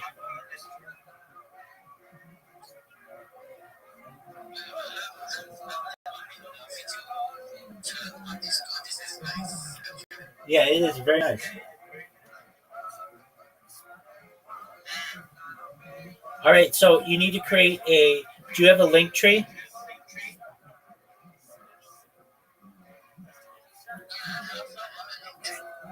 Okay. Do you have one just for your videos?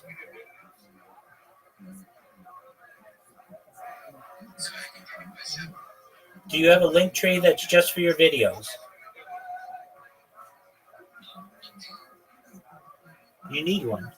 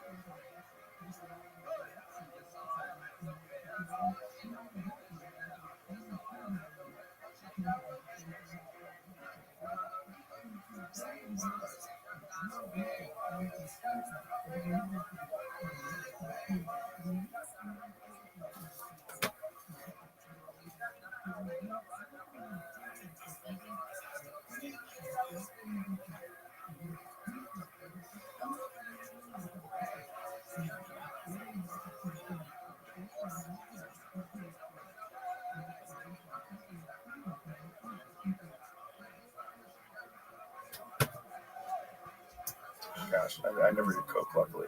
But a lot of guys took the cocaine, and a lot of guys also took the cash but never paid taxes, like for a long time. Well, I'd love it if they took the cocaine and paid the tax on that. Just went to the IRS and went, look, I brought you this baggie of coke. I got a kilo in my trunk. It's about 30% of the coke I took. This is for you, the IRS. They all got banged up by the IRS, and they all wound up owing a fucking tremendous amount of money that they couldn't pay. So they all, like, all their salaries, every time they did a weekend at a club, everything, like half of it would go to the government. They take it straight out of your bank account. They just take money from you. You don't have. They're not allowing you to pay them anymore. They just take it. I've gamed the system. I do 2 shows a night now. So one for me, one for them. Oh, that's a good move. Great. That way, yeah, that makes sense. I don't even see that money. I can't trust myself. It is funny though that they get half. Like, what are you getting out of it at a certain level? Like, you get to the Elon Musk level. Well, I guess you could say there's entitlements, like there's things that helped electric cars get more popular, and get funding, and that makes sense. But at a certain, if you're a performer, say, like you're a singer, and half of all your money goes to the government, you're like, hey, what did you guys do? Like, if you're Taylor Swift, right? Yeah. Taylor Swift, what does she make, $1 billion a year or something crazy like that? I mean, she's doing fucking stadiums. They sell out instantaneously. She's printing money. But the government takes a sizable piece. They don't write a fucking song. Like, it's not in proportion. Right, so, well, imagine if the IRS went, look, Taylor, you paid a lot of tax last year. So we're going to write some songs. We've written you this. We've got an idea. We think it's pretty good. We've clubbed together. Yeah. We've got a bass guitar. We've got a riff. Here you go. You're singing too much about boyfriends. I want you to sing about the IRS. We want you to sing about us. Yeah. I don't know. There's places you go around the world though where the tax rate is higher, but you look and no one's annoyed because it just delivers. I do a lot of gigs in like Norway, Finland, Denmark, where you kind of go, yeah, great. This all works. But much different society. And it's also smaller population. I think the real problem is when you scale that to like hundreds of millions of people, things get really weird. Yeah. It's very difficult to run socialized medicine, socialized education, like everything like that. You get to just enormous quantities of human beings. Well, maybe that's the thing with America, though, where you go, it is it's a country, and then it's lots of states, and maybe the state level makes more sense. Like the nation state level makes more sense than kind of a global level. I think it does. I think it does with education, and I think that's one of the reasons why this administration wants to get rid of they got rid of the Department of Education. They're allowing the states to manage their own education system on their own and do it in a way that they, and also be competitive. Like if you are, Arizona, you want to show that you have a better education system than Nevada. And Nevada wants to show they're better than Utah. And like, there's a reason why, you want people that actually know how to make things better and raise kids' grade scores. Well, they can also attract people, with their education system because they go 100%. You attract people moving into your state, moving into your city. I'm just trying to forget the city that I play. I think I don't think it's Estonia. It's some. You might have to Google this, but it's like they've got a medical school, and it's free. You go to medical school. It's in Eastern Europe. They teach it in English, and the reason they do it is because they go, well, 400 kids a year are going to come here and study medicine. Some of them are going to fall in love with a local girl and stay. We've got more doctors. That's nothing but good news. And it's great. We just run this system. It doesn't cost us that much to run a university. That would make so much sense. And they live there. And obviously, you've got to live there. A lot of what it takes to be a student is the upkeep on, your living and expenses. You get a part-time job, whatever you're adding to the local community as well as study. To be really cynical, I think there's a certain percentage of our government that wants to keep people in turmoil and in strife because they're easier to manage. And I think the more people become successful and the more people become, completely free to do what they choose, and they no longer have financial burdens. They're not afraid to speak their mind, and they can kind of like explore different things. And I don't know if that's like a hard to conspiracy manage. or is that emergent? That's like natural. the system that we have, there's a bug in it where that's how it looks. It looks like they're doing that. And you go, well, actually, the system's doing that somehow, so we need to adjust the system a little bit. Well, it's openly discussed that one of the reasons why they let people across the border is that we need cheap labor. This was discussed by top Democrat politicians. No, that's the Republicans in the 80s. Yes. When NAFTA got signed. So that was a Republican policy to let people across the border And for cheap labor. Destroyed The working man. Destroyed the working man. And you go, yeah, cheaper products, yeah, but at what cost? Destroyed manufacturing in the United States. Destroyed Flint, Michigan. Destroyed. Roger News, a great documentary about that. But that is 100% true. That is exactly what happened, and that is a real problem. And that's a problem that when you allow people to make enormous amounts of money at the expense of people's fucking future. Like if you destroy Detroit, which they did, Detroit at one point in time was one of the wealthiest cities in the world. Detroit, during the boom of the automotive industry in the United States, was a huge place. I mean, it was a place where people would go. It had a nightlife. It was exciting. There was a lot of money. They had auto unions. People were making a great living. Culture that came out. Yeah, you know, you look at Motown. How much of that culture was downstream of people having disposable income? 100%. You know, the invention of the teenager, you know, as a consumer, with disposable income and time that they could spend, and you know, the unions don't get the credit they deserve. Well, without them, everybody would be a slave. Essentially, you'd be a wage slave, and they would be. The company has all the power. They'd be able to dictate your hours, dictate your wages, keep you as poor as possible, so that you have no power and you have no say. But then that thing of like looking at it from you know, if you step back from that and go, okay, well, that's what happened to them. But then globally now, there's a lot of stuff we buy that's produced in places where people don't get paid enough. They get paid almost nothing. And don't have any reason why the companies are profitable. And then we just gobble the products up over here. We wait in line for the newest phone. Meanwhile, the literal minerals used to make the batteries are pulled out of the ground by slaves. Yeah. It's really dark. And no one's really talking about that. Like what's happening in the DRC at the moment is fucking horrific.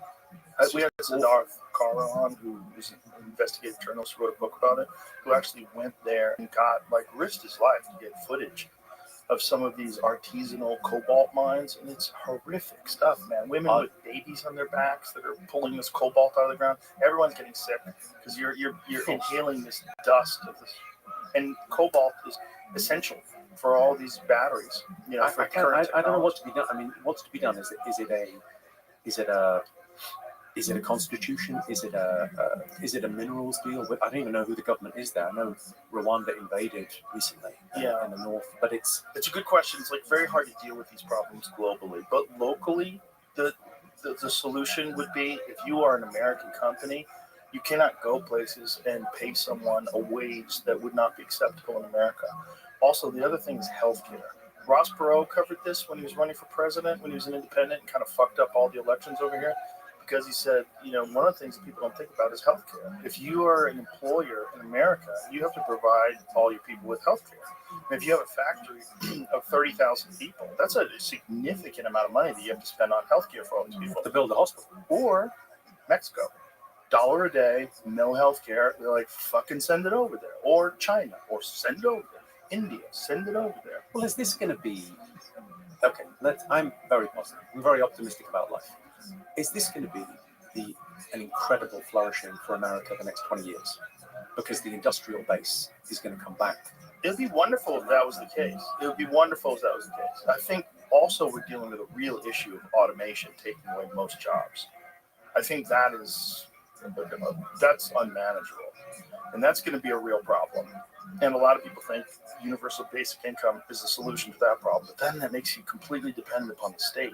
And people need to find meaning in what they do. And some people, given just a check, are not going to find that meaning. America's so I was in Yellow Springs with Dave Chappelle. And Chappelle was telling me about the history of Yellow Springs. And he said, it's interesting because this town is a microcosm for America. It's got the same makeup as America, roughly speaking. So they used it to test a lot of stuff. Like he said, the McRib. They tested the McRib there. So when he was a kid, they had the McRib. He thought it was everywhere, but it was just there where they tested it and went, okay, that works. Or this new flavor soda, this new thing. Like the universal basic income. Okay, we can have opinions about whether it works, whether it doesn't work. I'm suspicious because I worry about purpose. I sort of think the opposite of addiction isn't sobriety, it's purpose. People with purpose tend to do great. Right. Okay, Yeah, so I whatever gives you that purpose, and might be a family, doesn't need to be a family, but something that gives you purpose and drive, and you're aiming up towards something. Yes. But America's a big country. There's a lot of little towns like Yellow Springs. There's a lot of places where we could test universal basic income. Well, I think they have done that. How did it work? Do we know? I think didn't they do that with Stockton? Was that Stockton, California, where they tested universal basic income, and I think they had positive results. I think you give people like $500 a month, and they found that some people spent it on stupid shit, but for the most part, people improved their living conditions, improved their life, improved the amount of nutrition they get. California program giving $500 no strings attached stipends pays off study fines. Yeah. So I generally think a level of assistance would help. I think complete dependence is the real issue. And so the real problem with automation is that automation is going to eliminate jobs, and there will be no jobs to get. There's so many things that people do, including most manufacturing jobs. So many things that people do where we make errors, we fuck things up. But that's the thing of like, companies are greedy. We can agree on that. Yes. They want to make money. Yes. And I think the companies will realize what we need. It's not just, like if you look at China, I think China's in a very tough situation. Not just because half of its population is now over 53, okay? And demographics are destiny. So it's not just that they don't have enough workers, they don't have enough consumers. Not having enough consumers is a real problem. And so they have to sell stuff overseas. So you go, so they're absolutely dependent on trade and exports. So you go, the idea, well, you have to have a certain amount of jobs. You have to have things for people to do. And it will change over time. Like 120 years ago, everyone's working in agriculture. You couldn't have imagined people coming to the cities in those numbers and becoming factory workers, and then becoming, all the factory workers are now white-collar workers in offices. We can't. It's a new thing. We can't imagine what the next phase is. It's difficult to, imagine what the future might look like. And there's a lot of people. There's always someone saying, "Oh, this is it." It's well, never that's another great example about women entering the workforce. So the idea of women pursuing these traditional male occupations, CEOs and heads of companies, all this stuff, they really don't have a roadmap. Like this is really recent, right? Really, in human history, women just entering into the workforce and running companies and being a part of it, like all that stuff's new, but women running it, even more new. So of course it's like, what are they doing? What do we do? Like, how do you figure this out? How do you do this and be happy? How do you do this and actually, can you really have a family, and are your children gonna, if you're working 12 hours a day, can you really raise children? Like, how much? They need a lot of time. They need a lot of. It's the okay. So that's very recent, and then I always think that the global thing of like we're talking about America, we're talking a little bit about Great Britain, but globally, I'm worried about people not having jobs here. You go, but also you can't look at India and go, oh yeah, everyone here's got central heating and air conditioning and flushing toilets. Right. No, but we need to take care of the environment. So, sorry, guys. It's like we need that for everyone. That for sure. There's a basic level that we need globally for the world. Right. We should. Well, that's the big thing is pollution. I mean, particularly like pollution of lakes and rivers. Like I'm sure you've seen some of these rivers in India where the entire river is filled with garbage. Yeah. And everyone just throws their garbage in the river. So they've completely ruined the river essentially forever, unless somebody like has some radical intervention. Well, the radical, I mean, nature will come back. It's that thing. If you go, that they'll get there, but it's the nature will resources. Come back. Well, I think because I mean. If the humans die off? Perhaps. No, not if the humans die off. I mean, I think that thing of going, there's terrible pollution there and there's awful things because we've exported our sins to the third world. Yes. Because we say, well, we want to hit this net zero target. So we let them drill for oil or gas. And it's cheaper to let them figure out what the fuck they do with their garbage, as opposed to like a company in America figure that they get sued, rightfully so. Well, a lot of things with the rare earths that we get from China, the reason we get them from China, they're not tough to make. We've got the raw materials here, but they're dirty to make. And it's a horrible procedure to get that thing, and we wash our hands of it and let them do it over there. That's not a way to conduct, yourself. It's also the problem in America is we don't have the infrastructure for manufacturing the way they have it in other countries. Like one of the things that Tim Cook was talking about, the iPhone 17, they've done a lot. They've shipped a lot of their manufacturing to India, but that they may have. See, you can find this. I think we brought it up the other day, but we never wound up finding it. That they have to have this phone made in China because it's more sophisticated, and the Chinese manufacturing is at a much more sophisticated level. So it's not just cheap labor; it's much more efficient production in terms of the amount, like chip manufacturing. Well, it's that thing with Taiwan where you go, look, Taiwan we're kind of worried about it, and you go, well, what's going to happen? And I don't have enough knowledge to know why superconductors can only be made there. Well, they've been doing it for so long, they've got this process down to a science, and it's like a super complicated process where they're printing things on these immensely small pieces of circuitry. It's like fascinating, super technologically advanced stuff that keeps getting better and better. It's almost like when it's described to you, it almost feels like magic. Well, it's going to appear to be magic when it gets to the quantum level. Well, like quantum computing is essentially magic. Arthur C. Clarke's famous quote: "When any significantly advanced science will appear as magic." Yeah, it's kind of true. Well, especially with the quantum stuff. Mark Andreessen has this amazing quote about equations that quantum computing can solve in minutes that would take traditional computing so much time that the universe would die of heat death before they finish it. And these quantum computers in minutes. And they also believe, and this is where it gets really weird, they also believe that this is in some way evidence of the multiverse, that there's not enough computing power for this thing to achieve these results so quickly, that it must be drawing upon other computing power of parallel realities. See, for me, that gets to the Kuhn-Popper debate on science, right? So what is that? So Kuhn and Popper are these two great theorists of science. And Popper believed that science incrementally improves over time. And then Kuhn came along and he said, no, what happens is there's a scientific community, and they have a theory, and then what happens is everything that disagrees with that theory is thrown out as nonsense, and then there's a revolution. There's like these incredible shifts that happen. So it's not like a steady line up. It's like along and then up and then along. You get these kind of here it is. 20th anniversary iPhone likely to be made in China due to extraordinary complex design.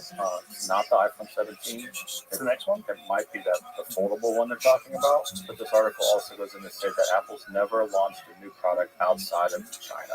They've only introduced the first cycle of a new thing from China. And maybe they take the production elsewhere after that. Interesting. Yeah, because it features a book-like design that folds horizontal. By the way, can I just say, Androids have had that forever. I had a Z Fold from Samsung like 3 years ago. Yeah. They've been doing foldable phones and making them better and better. And Xiaomi has some incredible. Huawei has a three-way phone.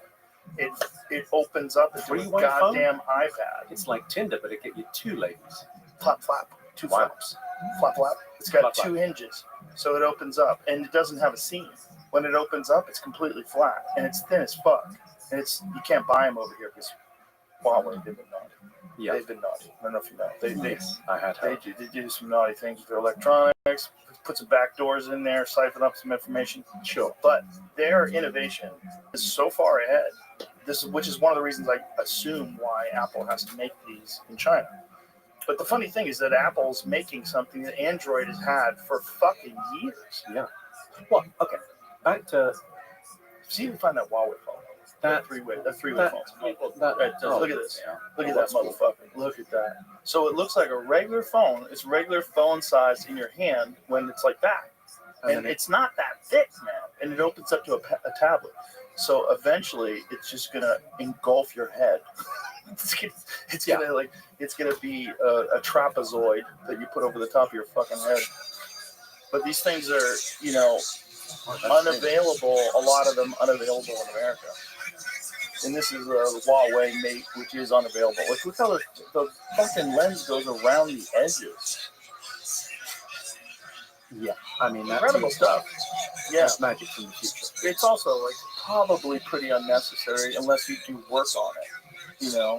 Well, you watch a movie or whatever. I mean, yeah, I know what you're doing with your battery life's gonna go quick. Like the Z Fold was pretty quick. It burns quick.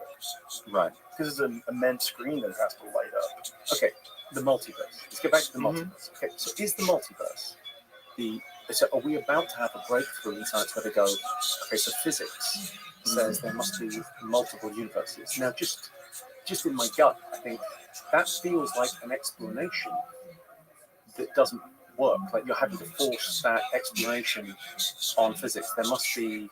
It's that thing that Eric Weinstein's always talking about how physics hasn't really done anything. String theory has singularly failed to deliver. It hasn't shipped any product.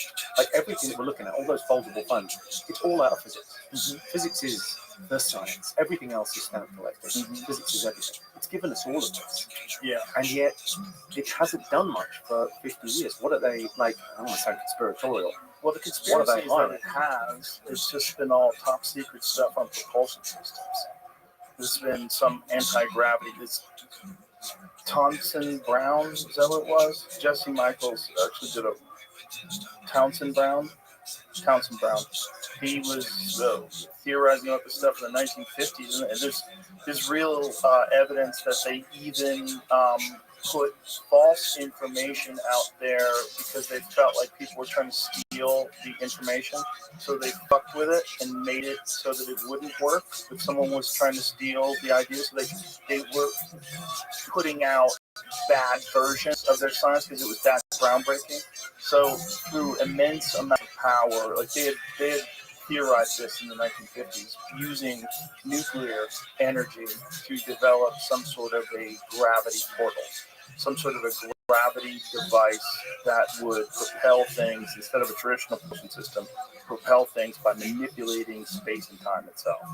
And they think this is there's Weinstein has a crazy theory about it where he gets deep into the weeds about this. It's almost like folding time. It's like, but he gets deep in the weeds about the actual place it's doing it. Yeah. So there's a university in New York State that is a very overqualified physics department that's connected to a hedge fund that does Bernie Madoff numbers, like magic numbers.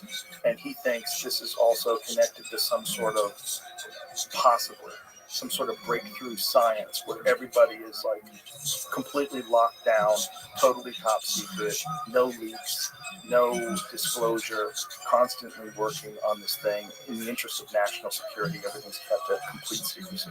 Yeah. Probably this is some of the things that we see in the sky. I have a feeling that there is. I'm open to the idea of us being visited for sure. I am also very convinced that some of these are either China's, Russia's, or ours. What happened with New Jersey earlier? Remember earlier? Good question. Like, it feels like the news cycle. It's actually back to Eric Weinstein. It's that thing of like anti-interesting. That's such an interesting story. It was in the news cycle for like 24 hours, and I went, "Oh, okay." They killed it. Nothing, I guess. They Nothing to talked see about here. it all the time, and then they killed it. I think they're probably searching for something. The primary theory that I've heard from the Tinfoil Hat Brigade is that there was a warhead that was unaccounted for. There was a nuclear warhead. They've tracked. Have you seen the numbers on that? Oh yeah. It's the broken arrows, they call them. Mm-hmm. And apparently there's like 18 broken arrows. Mm-hmm. And you go, what's a broken arrow? Well, it's a thermonuclear missile. We don't know where it is. Yeah. We've misplaced that. Yeah. That's not great news, is So it? the fear was that there was somehow or another through some port of entry or something that they had made it into the United States. And so these drones were using some sort of gamma ray detection devices, some top secret stuff where they're flying over these areas in a consistent grid and trying to get a reading, see if they could find that thing. Because if that thing exists, you'd be able to get a reading and figure out, okay, there's something down there that's emitting a very unusual signal. You might have found it. Yeah.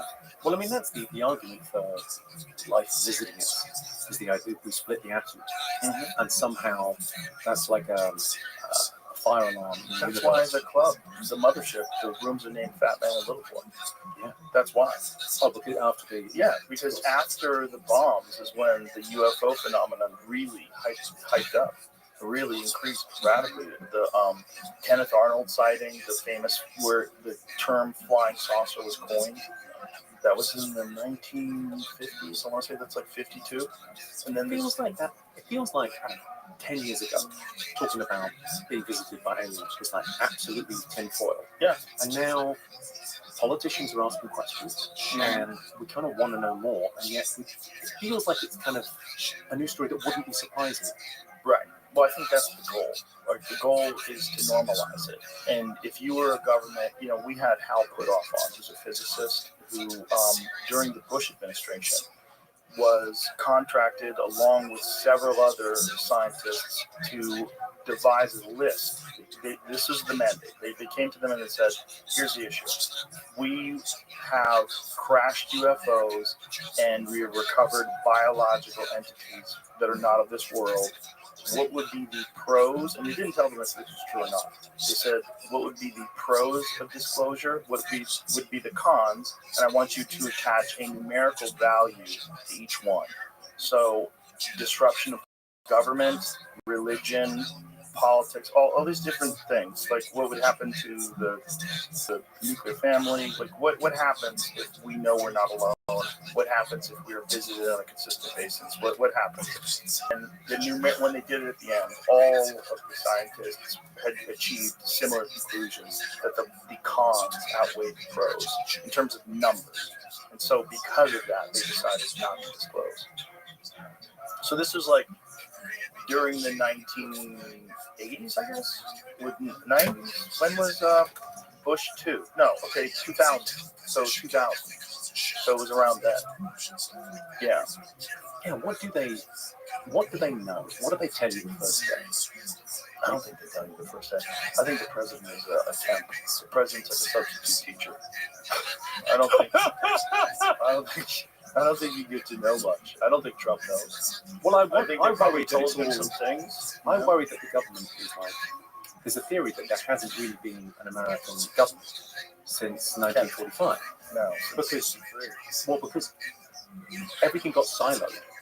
Like in wartime, everyone's talking to everyone and making everything happen, and it's like, okay, we're at war, and then everything gets siloed, and okay, that's a secret thing, that's a secret thing, that's a secret thing, and then the guy that's holding the secret keys retires, and the whole department's just funded forever, but you don't quite, they're not talking to them. And then you have people that are in great positions of power that can get off on keeping these secrets, keeping this information, and having the knowledge, and keeping it only to themselves, especially if they're manipulating things. It's just like a big problem with the CIA, and this led to when they had the disclosures and the Church Commission, and when people found out what the CIA was up to, and all the weird shit they did with MK Ultra, and oh my god, I got to thank you for that.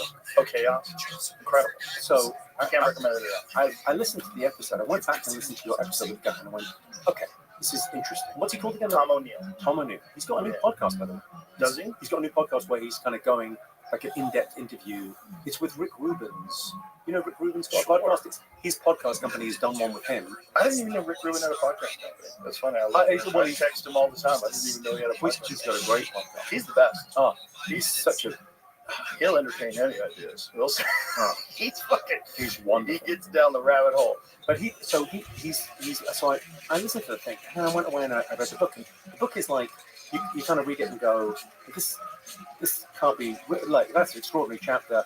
This can't get any weirder. And then you go, oh, sorry, Charles Manson is connected to the Kennedy assassination, and sorry, he's also connected to the MK Ultra experiments, which are real, which sound so much fucking weirder than any other conspiracy theory you've ever heard. And they're real. Yeah, Yeah. and you can't. I mean, it's like the book is just it's wonderful. Yeah, it's a great book. It's all history. It's all the United States history, and it's what happens when people have unchecked power. They do crazy things, and what our government did was a lot of mind control experiments rather. Yeah, a lot. There's a lot of crazy shit that's happened in this country. So I would not be surprised if they do have knowledge of us being visited, and they've kept it under wraps. Just as they kept a lot of things under wraps. They did infantilized a giant percentage of our population to just trust the government, trust the science, and trust the people in charge, and trust authority. And I don't know, those because people. if they visited America, then they visited China and Russia, and you sort of think, well, balance of probability, all of those governments don't agree about anything. Like, so the idea of going, well, if they're here, they're everywhere. According to Hal Puthoff, the United States is in possession of recovered vehicles, and so are other countries. And there's essentially like a Manhattan Project type deal where the race to reverse engineer this technology is at a very high level.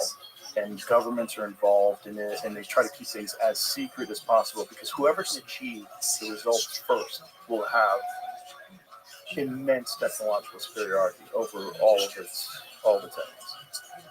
If these things are real, if they do have some sort of a device that can move through space in a way that we just can't even fathom, which traverse immense distances almost instantaneously. This is what we've been told by the people that have worked with these things. And, it's hard to know. It's hard to know what's bullshit. It's hard to know because it all sounds like bullshit. But it would sound like bullshit unless you experience it. Sorry, but that thing of like, yeah, it does sound like bullshit in a sense. But then there's also the other thing of like, if you showed me that flip phone in 1982, I'd have gone, well, that's bullshit. Yeah. You can't fold a TV, so you can all fuck off. Like, right, how's the TV that thin anyway? Well, what are you talking about? What do you mean you can make calls on it? What? Right. How is there a camera on your phone? What's going? Like, we get used to shit so quick. Like, someone had that thing of like, I don't know when the Wright brothers first flew the plane, but it's like 60 years later we land on the moon. We dropped a nuclear bomb out of one of those planes in less than that. Yeah, that was like 50 years. It's from the invention of that stupid plane, the first plane, with like wood and fucking cloth and shit. But this is Eric's point of like, if you, Eric Weinstein and who else is it? The guy I used to work for. He often sort of says, if you minus the screens from the room, we're in the 1970s. Yes. Which I think is kind of like, what's happened since then? What are they working on that we have? Like, is there going to be a ta-da moment where they pull back the sheet and go, oh, look at that? Well, I think there's probably multiple things that are happening simultaneously, and then the AI one, if that one hits, all the other ones are going to seem trivial.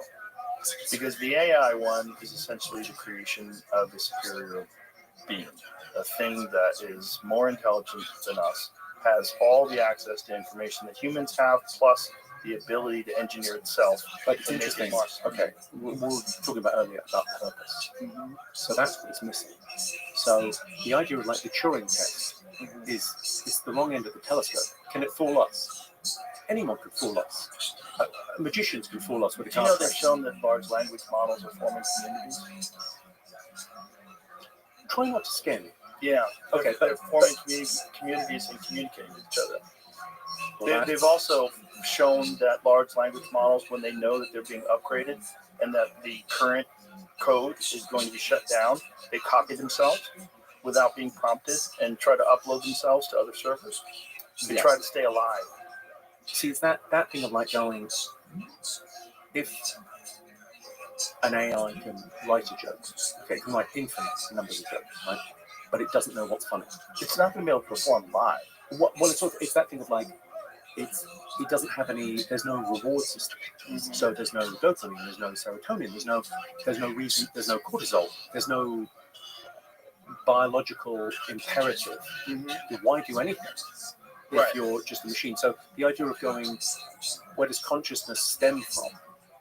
It gets back to, I mean, it gets very sort of philosophical. Right, but if its goal, if it's a sentient creation that has this desired goal of improving upon itself, it's going to need motivation. So that will be built into the code. It built like what we are is essentially biological computers. We are some sort of a biological thing that thinks its way through this existence, solves problems. It does so like really clunky and fucked up, but it has a lot of motivations that make it do these particular things that ultimately lead to greater and greater technological innovation overall, like as a society.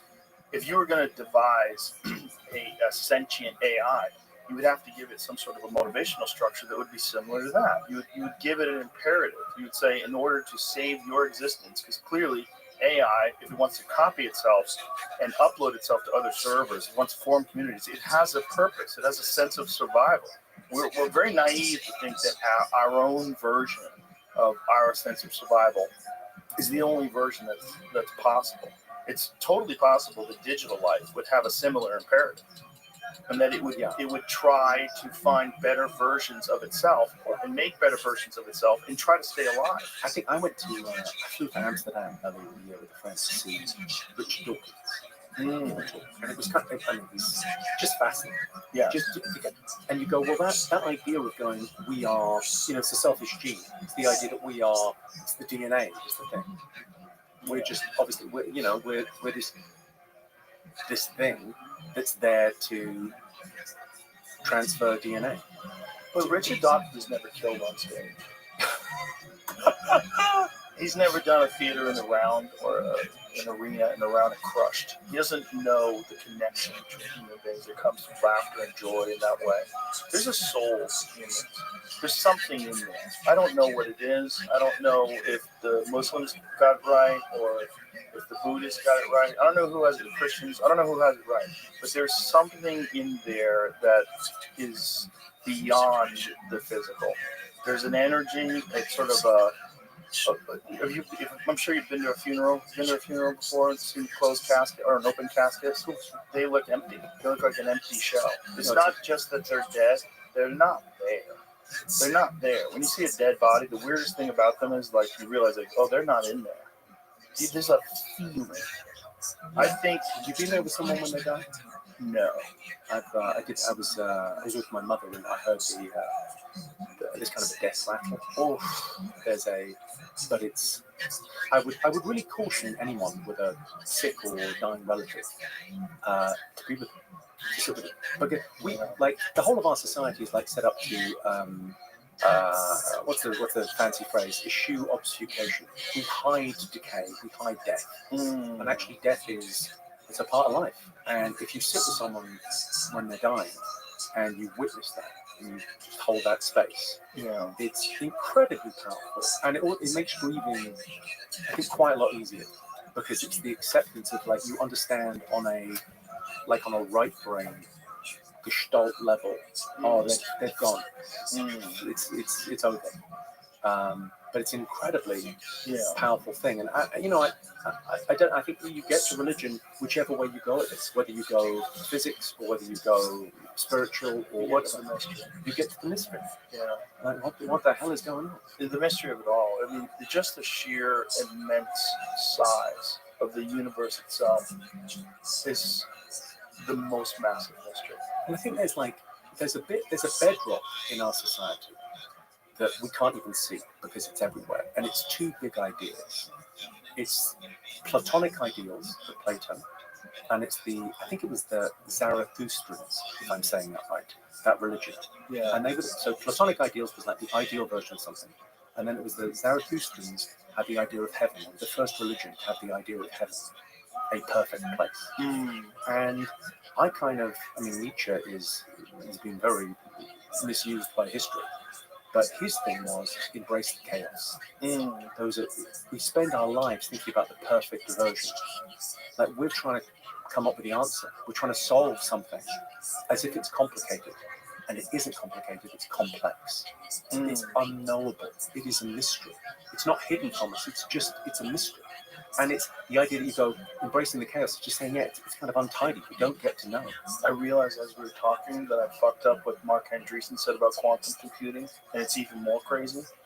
It's not traditional computing.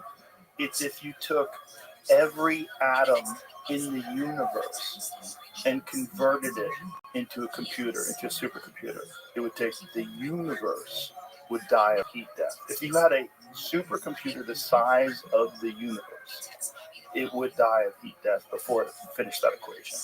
And quantum computing did it in a matter of minutes. Yeah, I think we have to embrace the chaos. Because that is we're not going this to is in know our that. lifetime. This is in our lifetime, right? And then how we, what's that book? It's something like the 8 that understood the universe. Like the idea that we, like, just like people, we got born in this moment, like the perfect bit of history, right, where we can contemplate our consciousness and try and work out what the hell this is. There's a whole thing about the bicameral mind that's very interesting. Have you heard of that? Yes. Like the idea that like people weren't awake. They weren't kind of conscious in the way that we're conscious until 2,000 years ago. I doubt you subscribe because you're very interested in ancient Egypt and... Yes, I don't think that makes any sense if you think about ancient Egypt. I mean, we're talking about thousands of years before that. I'm so interested in like the time scales. The idea that we live closer to Cleopatra than Cleopatra lived to the building of the pyramids. Because what I don't think people recognize is what the Egyptians gave the Greeks. And what they gave them was the fear. Because they ran that shit for 4,000 years, 5,000 years, exactly the same. The royal family, and they're just inbred. But they ran their society exactly the same, right? Yeah. And then the Greeks went, no, we need to innovate. So the idea of that kind of innovation came from, no one will be like those guys. We've got to keep doing things. Well, it's a little bit of that. So it's kind of the Greeks were to the Romans. I kind of feel like how the British are to the Americans. Have you read any of Brian Murarescu's stuff on the Eleusinian Mysteries? He wrote a book called The Immortality Key, and it's all about the Eleusinian Mysteries that all these intellectuals would go, this trek that they would make to do the kukion, which is some sort of a psychedelic beverage.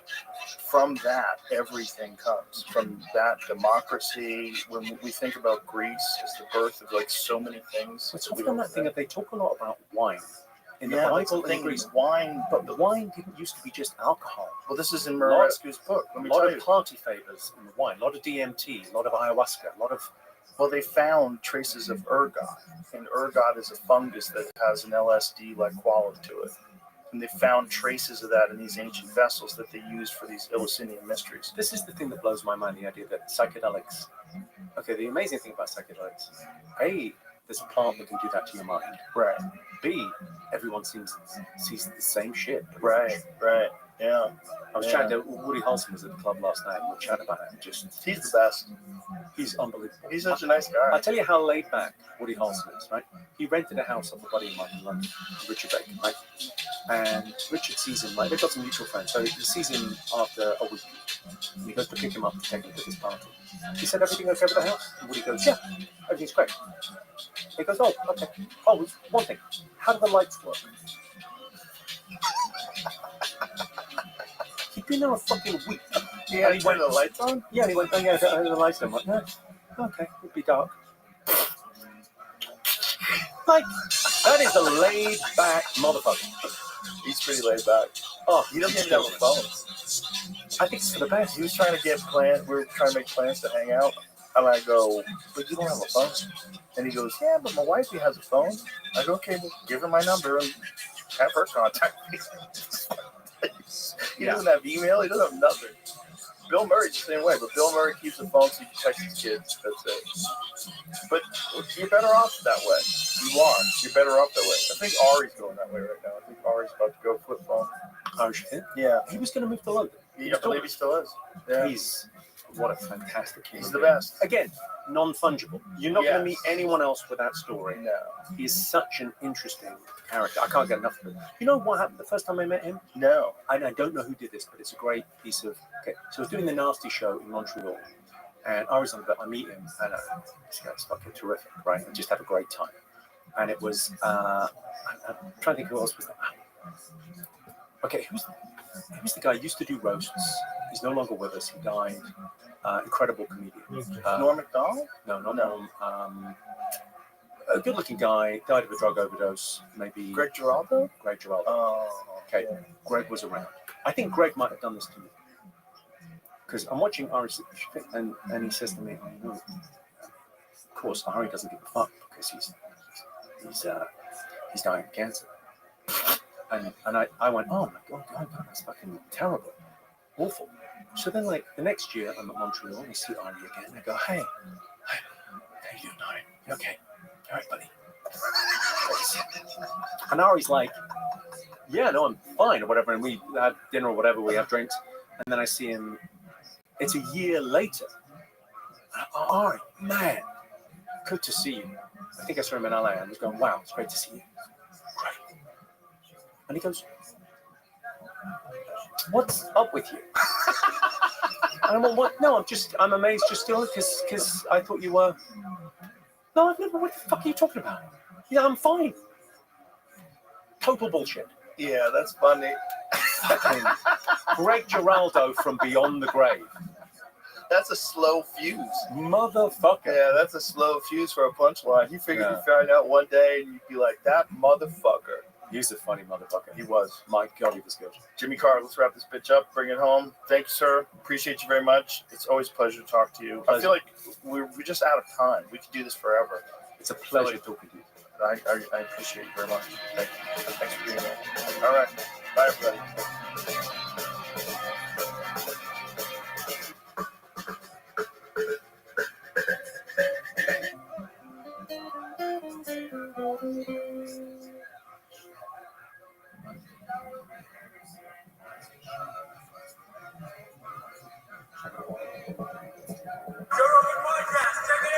The Joe Rogan Experience. Train by day, Joe Rogan podcast by night. All day. What'd you start with? Chew? Kodiak. Oh, okay. Oof, that's rough. Yeah. That's a lot. So you can see. But these are much better now. Yeah, these are good. These Lucy's are good. I like these two. These are athletic nicotines. These are threes. These are like, they don't fuck you up. They're mild. I wonder though, do you wonder at all? There's a lot of these studies coming out now about how good nicotine is for you. Yeah. Where'd that come from? I don't know. Yeah, all these nicotine pouches are selling like crazy. It's like we're in the 1950s. You got These are good smoking when you're pregnant. Pregnant women. You know, if you're sick. Yeah, I think there's real benefit to nicotine because that's been proven for a long time. It's just always been the delivery method that's the problem. Yeah, the Kodiaks and the other ones.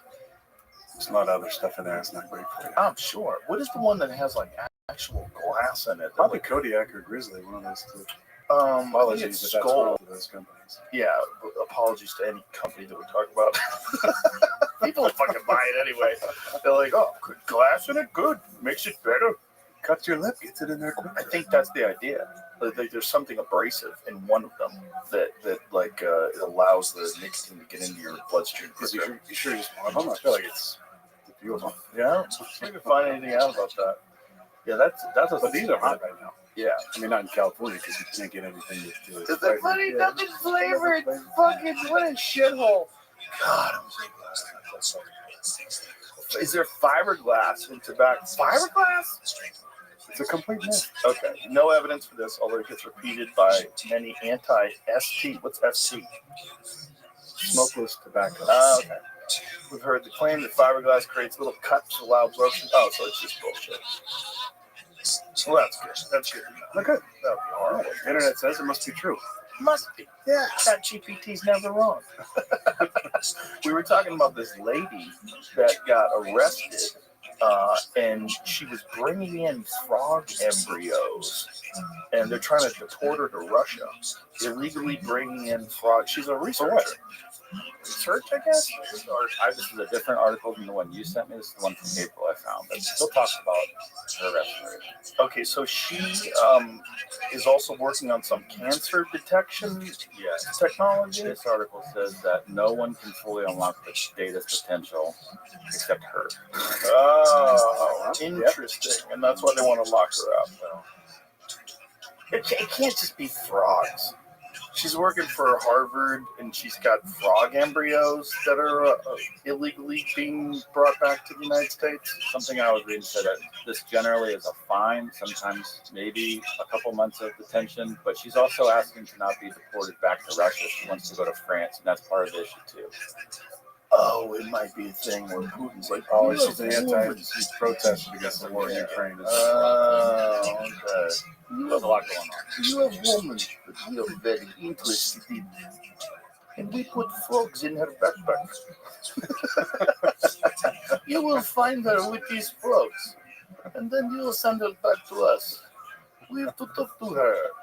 And they probably don't want to talk to her unless if she's been locked up since February for frogs. Wait, yeah, and meanwhile, we're just in finding out about it? California, you fucking murder somebody, they let you right back out. Yeah. Pull a knife on a cop, they let you right back out. I think I'm gonna get out. Yeah? Yeah. Where you at now? I'm still there. What part? I'm in Malibu. Yeah, get the fuck out of there. But Malibu is It's nice. we're not in the shit. You know? Yeah, but it's like having a beautiful house in the ghetto. It's like, yeah, it's nice where you're at. It's nice. Beautiful ocean that's Where's filled the best with place to toxic go, pollutants now. I'm biased. I think right here. I like Texas. This is the last stand. This is the Alamo. It's pretty impressive. Yeah.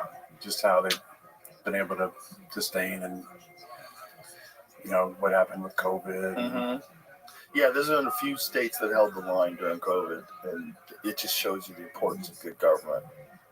Or just government that allows people to just be free and operate the way they'd like to. I know there's a lot of Texans who wanted to keep the California out of Texas if you moved here. That's a good idea. Because a lot of these retards are coming here with some of the same ideas that they left with. We got to get away from these people, but why is everyone here voting red? You shouldn't be voting red. You need to be voting blue. There's like cult members. There's like Democrat cult members. There's reasonable people. Blue no matter who, but that's good. It's so goofy. You know, some Red till I'm dead. All that shit's goofy. Look at the beautiful cities that we used to have in California. Oh my God. I used to love LA. I used to love it. Every time I went back there, I'm like, I'm back. When I travel on the road, I'm like, thank God I'm back in LA. It's always sunny. People are cool. It's easy going. And then COVID just a big reality smack of how important government is. You know what I've seen recently that makes me laugh is people driving Teslas, but they've either removed the emblem on the back or they have a sticker that says like an anti-Musk Tesla. I bought this before Elon went crazy. I'd say 70% of them are wearing a mask driving still. But I think most of them are just scared their car's going to get fucked up if they leave it somewhere. No, I think so too. I think about that when I park my Tesla. I think about that. Even in Texas, I feel like it's happening in California. There's a lot of kooky liberals out here. Yeah, I get side eye from people. God, they love the Tesla before. They right? used to love it. Kind of like the View and Trump. Well, it's also there's a lot of it's the USA stuff. Really, it's hard to say. I had Amanda Knox on here yesterday, and she was talking about this program that was an innocence program where they're trying to release wrongly accused people, and that it got defunded. And I said, well, was there anything inappropriate about what they were doing? Like, because there's the unfortunate reality, having conversations with Elon about this, both publicly and privately, like there's a lot of stuff that looks good on the outside, and then you find out you have this amazing slush fund. You have fucking billions of dollars that's being allocated towards this one particular organization. People are extracting enormous salaries, and then very little of it is actually going. Yeah. So this is a part of the problem with these things. Like, oh, we lost funding. Yeah, okay. Yeah, that's bad. You definitely want to have funding to help innocent people get out of jail. But what the fuck were you doing? Where's all the money going? I don't know. But I know a lot of them. I know that they spent $251 million on transgender animal studies. Like, there's some wild money that's being thrown around. They spent $2 million giving cocaine to dogs. Super important to find out. I really wanted to see the episodes of the $20 million they spent on the Sesame Street in Iraq. That's my show. Was Oscar still a villain, or was it Big Bird? Let's count the gays as we throw them off the roof. 1. I mean, $21 million. Did you? But where's the fucking common sense? Like when people hear that, just because it's fucking Elon and some 20-year-olds, they can't go, oh yeah, I'm glad he did that. That's a waste of my money. There was a study that was done recently that showed that 96% of all the stories that mainstream media prints about Elon are negative. 96%. Meanwhile, the guy saved those fucking people trapped up in space. Yeah. You didn't hear a peep. And the shit he does when there's natural disasters with Starlink. Oh, yeah. He's revolutionizing space travel, revolutionizing satellite internet capabilities and the availability all over the world. It's crazy. It's really crazy. And saving billions of dollars of your tax money from going to fucking fund stupid ass programs It's not just all over the world. programs. Some of it is like you don't even know where it went. It's corruption too. He said that some of the money, that there was billions of dollars that was written out with no receipts at all. He said if this was a private company, or excuse me, a public company, they would be delisted and all the executives be thrown in prison. But in the government, it's just like standard practice. How come nobody has gone to prison? That's one of my main questions for Trump and the administration. It's a good question. Well, what's going on? Well, the administration's only 100 days old, right? Or 130 or whatever the fuck it is. It's like, I think it takes a while to even find out what the fuck happened. I don't know. You know, I've had conversations with people about it, and it's like, Jesus, like just trying to get the documents. Like when they're trying to get the Epstein files, like the state of New York, one of the district attorneys was hiding, they were hiding documents, they had to force them to give documents. I think there's so many fucking powerful people that are on those lists. There's so many powerful people that went and partied. Air quotes, partied. And how many of them went to the Diddy party? Have you been paying attention to the trial? Oh yeah. Trials. Why? Why don't they air it the same way they aired the the coverage that Johnny Depp got? I know. Why don't they? I don't know. They should. The ratings would be amazing. Unreal. Yeah. What are you doing? Why wouldn't you air that? What's going to happen, do you think? Well, Diddy's going to be in jail for the rest of his life. I think he's probably going to get. Think he's hit insane though? I don't know. I don't even think it matters. I mean, it's a lot of it is. But then it's just another Epstein. There's it's murder another Ghislaine Maxwell. Where there's somebody murder gets indicted cases. and nobody else. Indicted for trafficking kids to. Right, to no one. Right. That's the crazy thing about Ghislaine, right? She's in prison for sex trafficking to who? Yeah. I'm not sure. Yeah. There's a lot of people that want some heads to roll. Well, the Diddy thing has just started, so we'll see. Because apparently there's tremendous amount of video that they have. But we've also heard that about the Epstein claim. Yeah, and what are they going to do? How much is he going to get? James O'Keefe just released video of Epstein's library, right? I didn't see that. Yeah. I know he's been holding on to something, and there's been fear about him getting taken out. And yeah, but Alex has some sort of kill switch or something. I don't know. Yeah, but then he was like DJ. Then he was There's some like a lot of his theatrics. It's like so.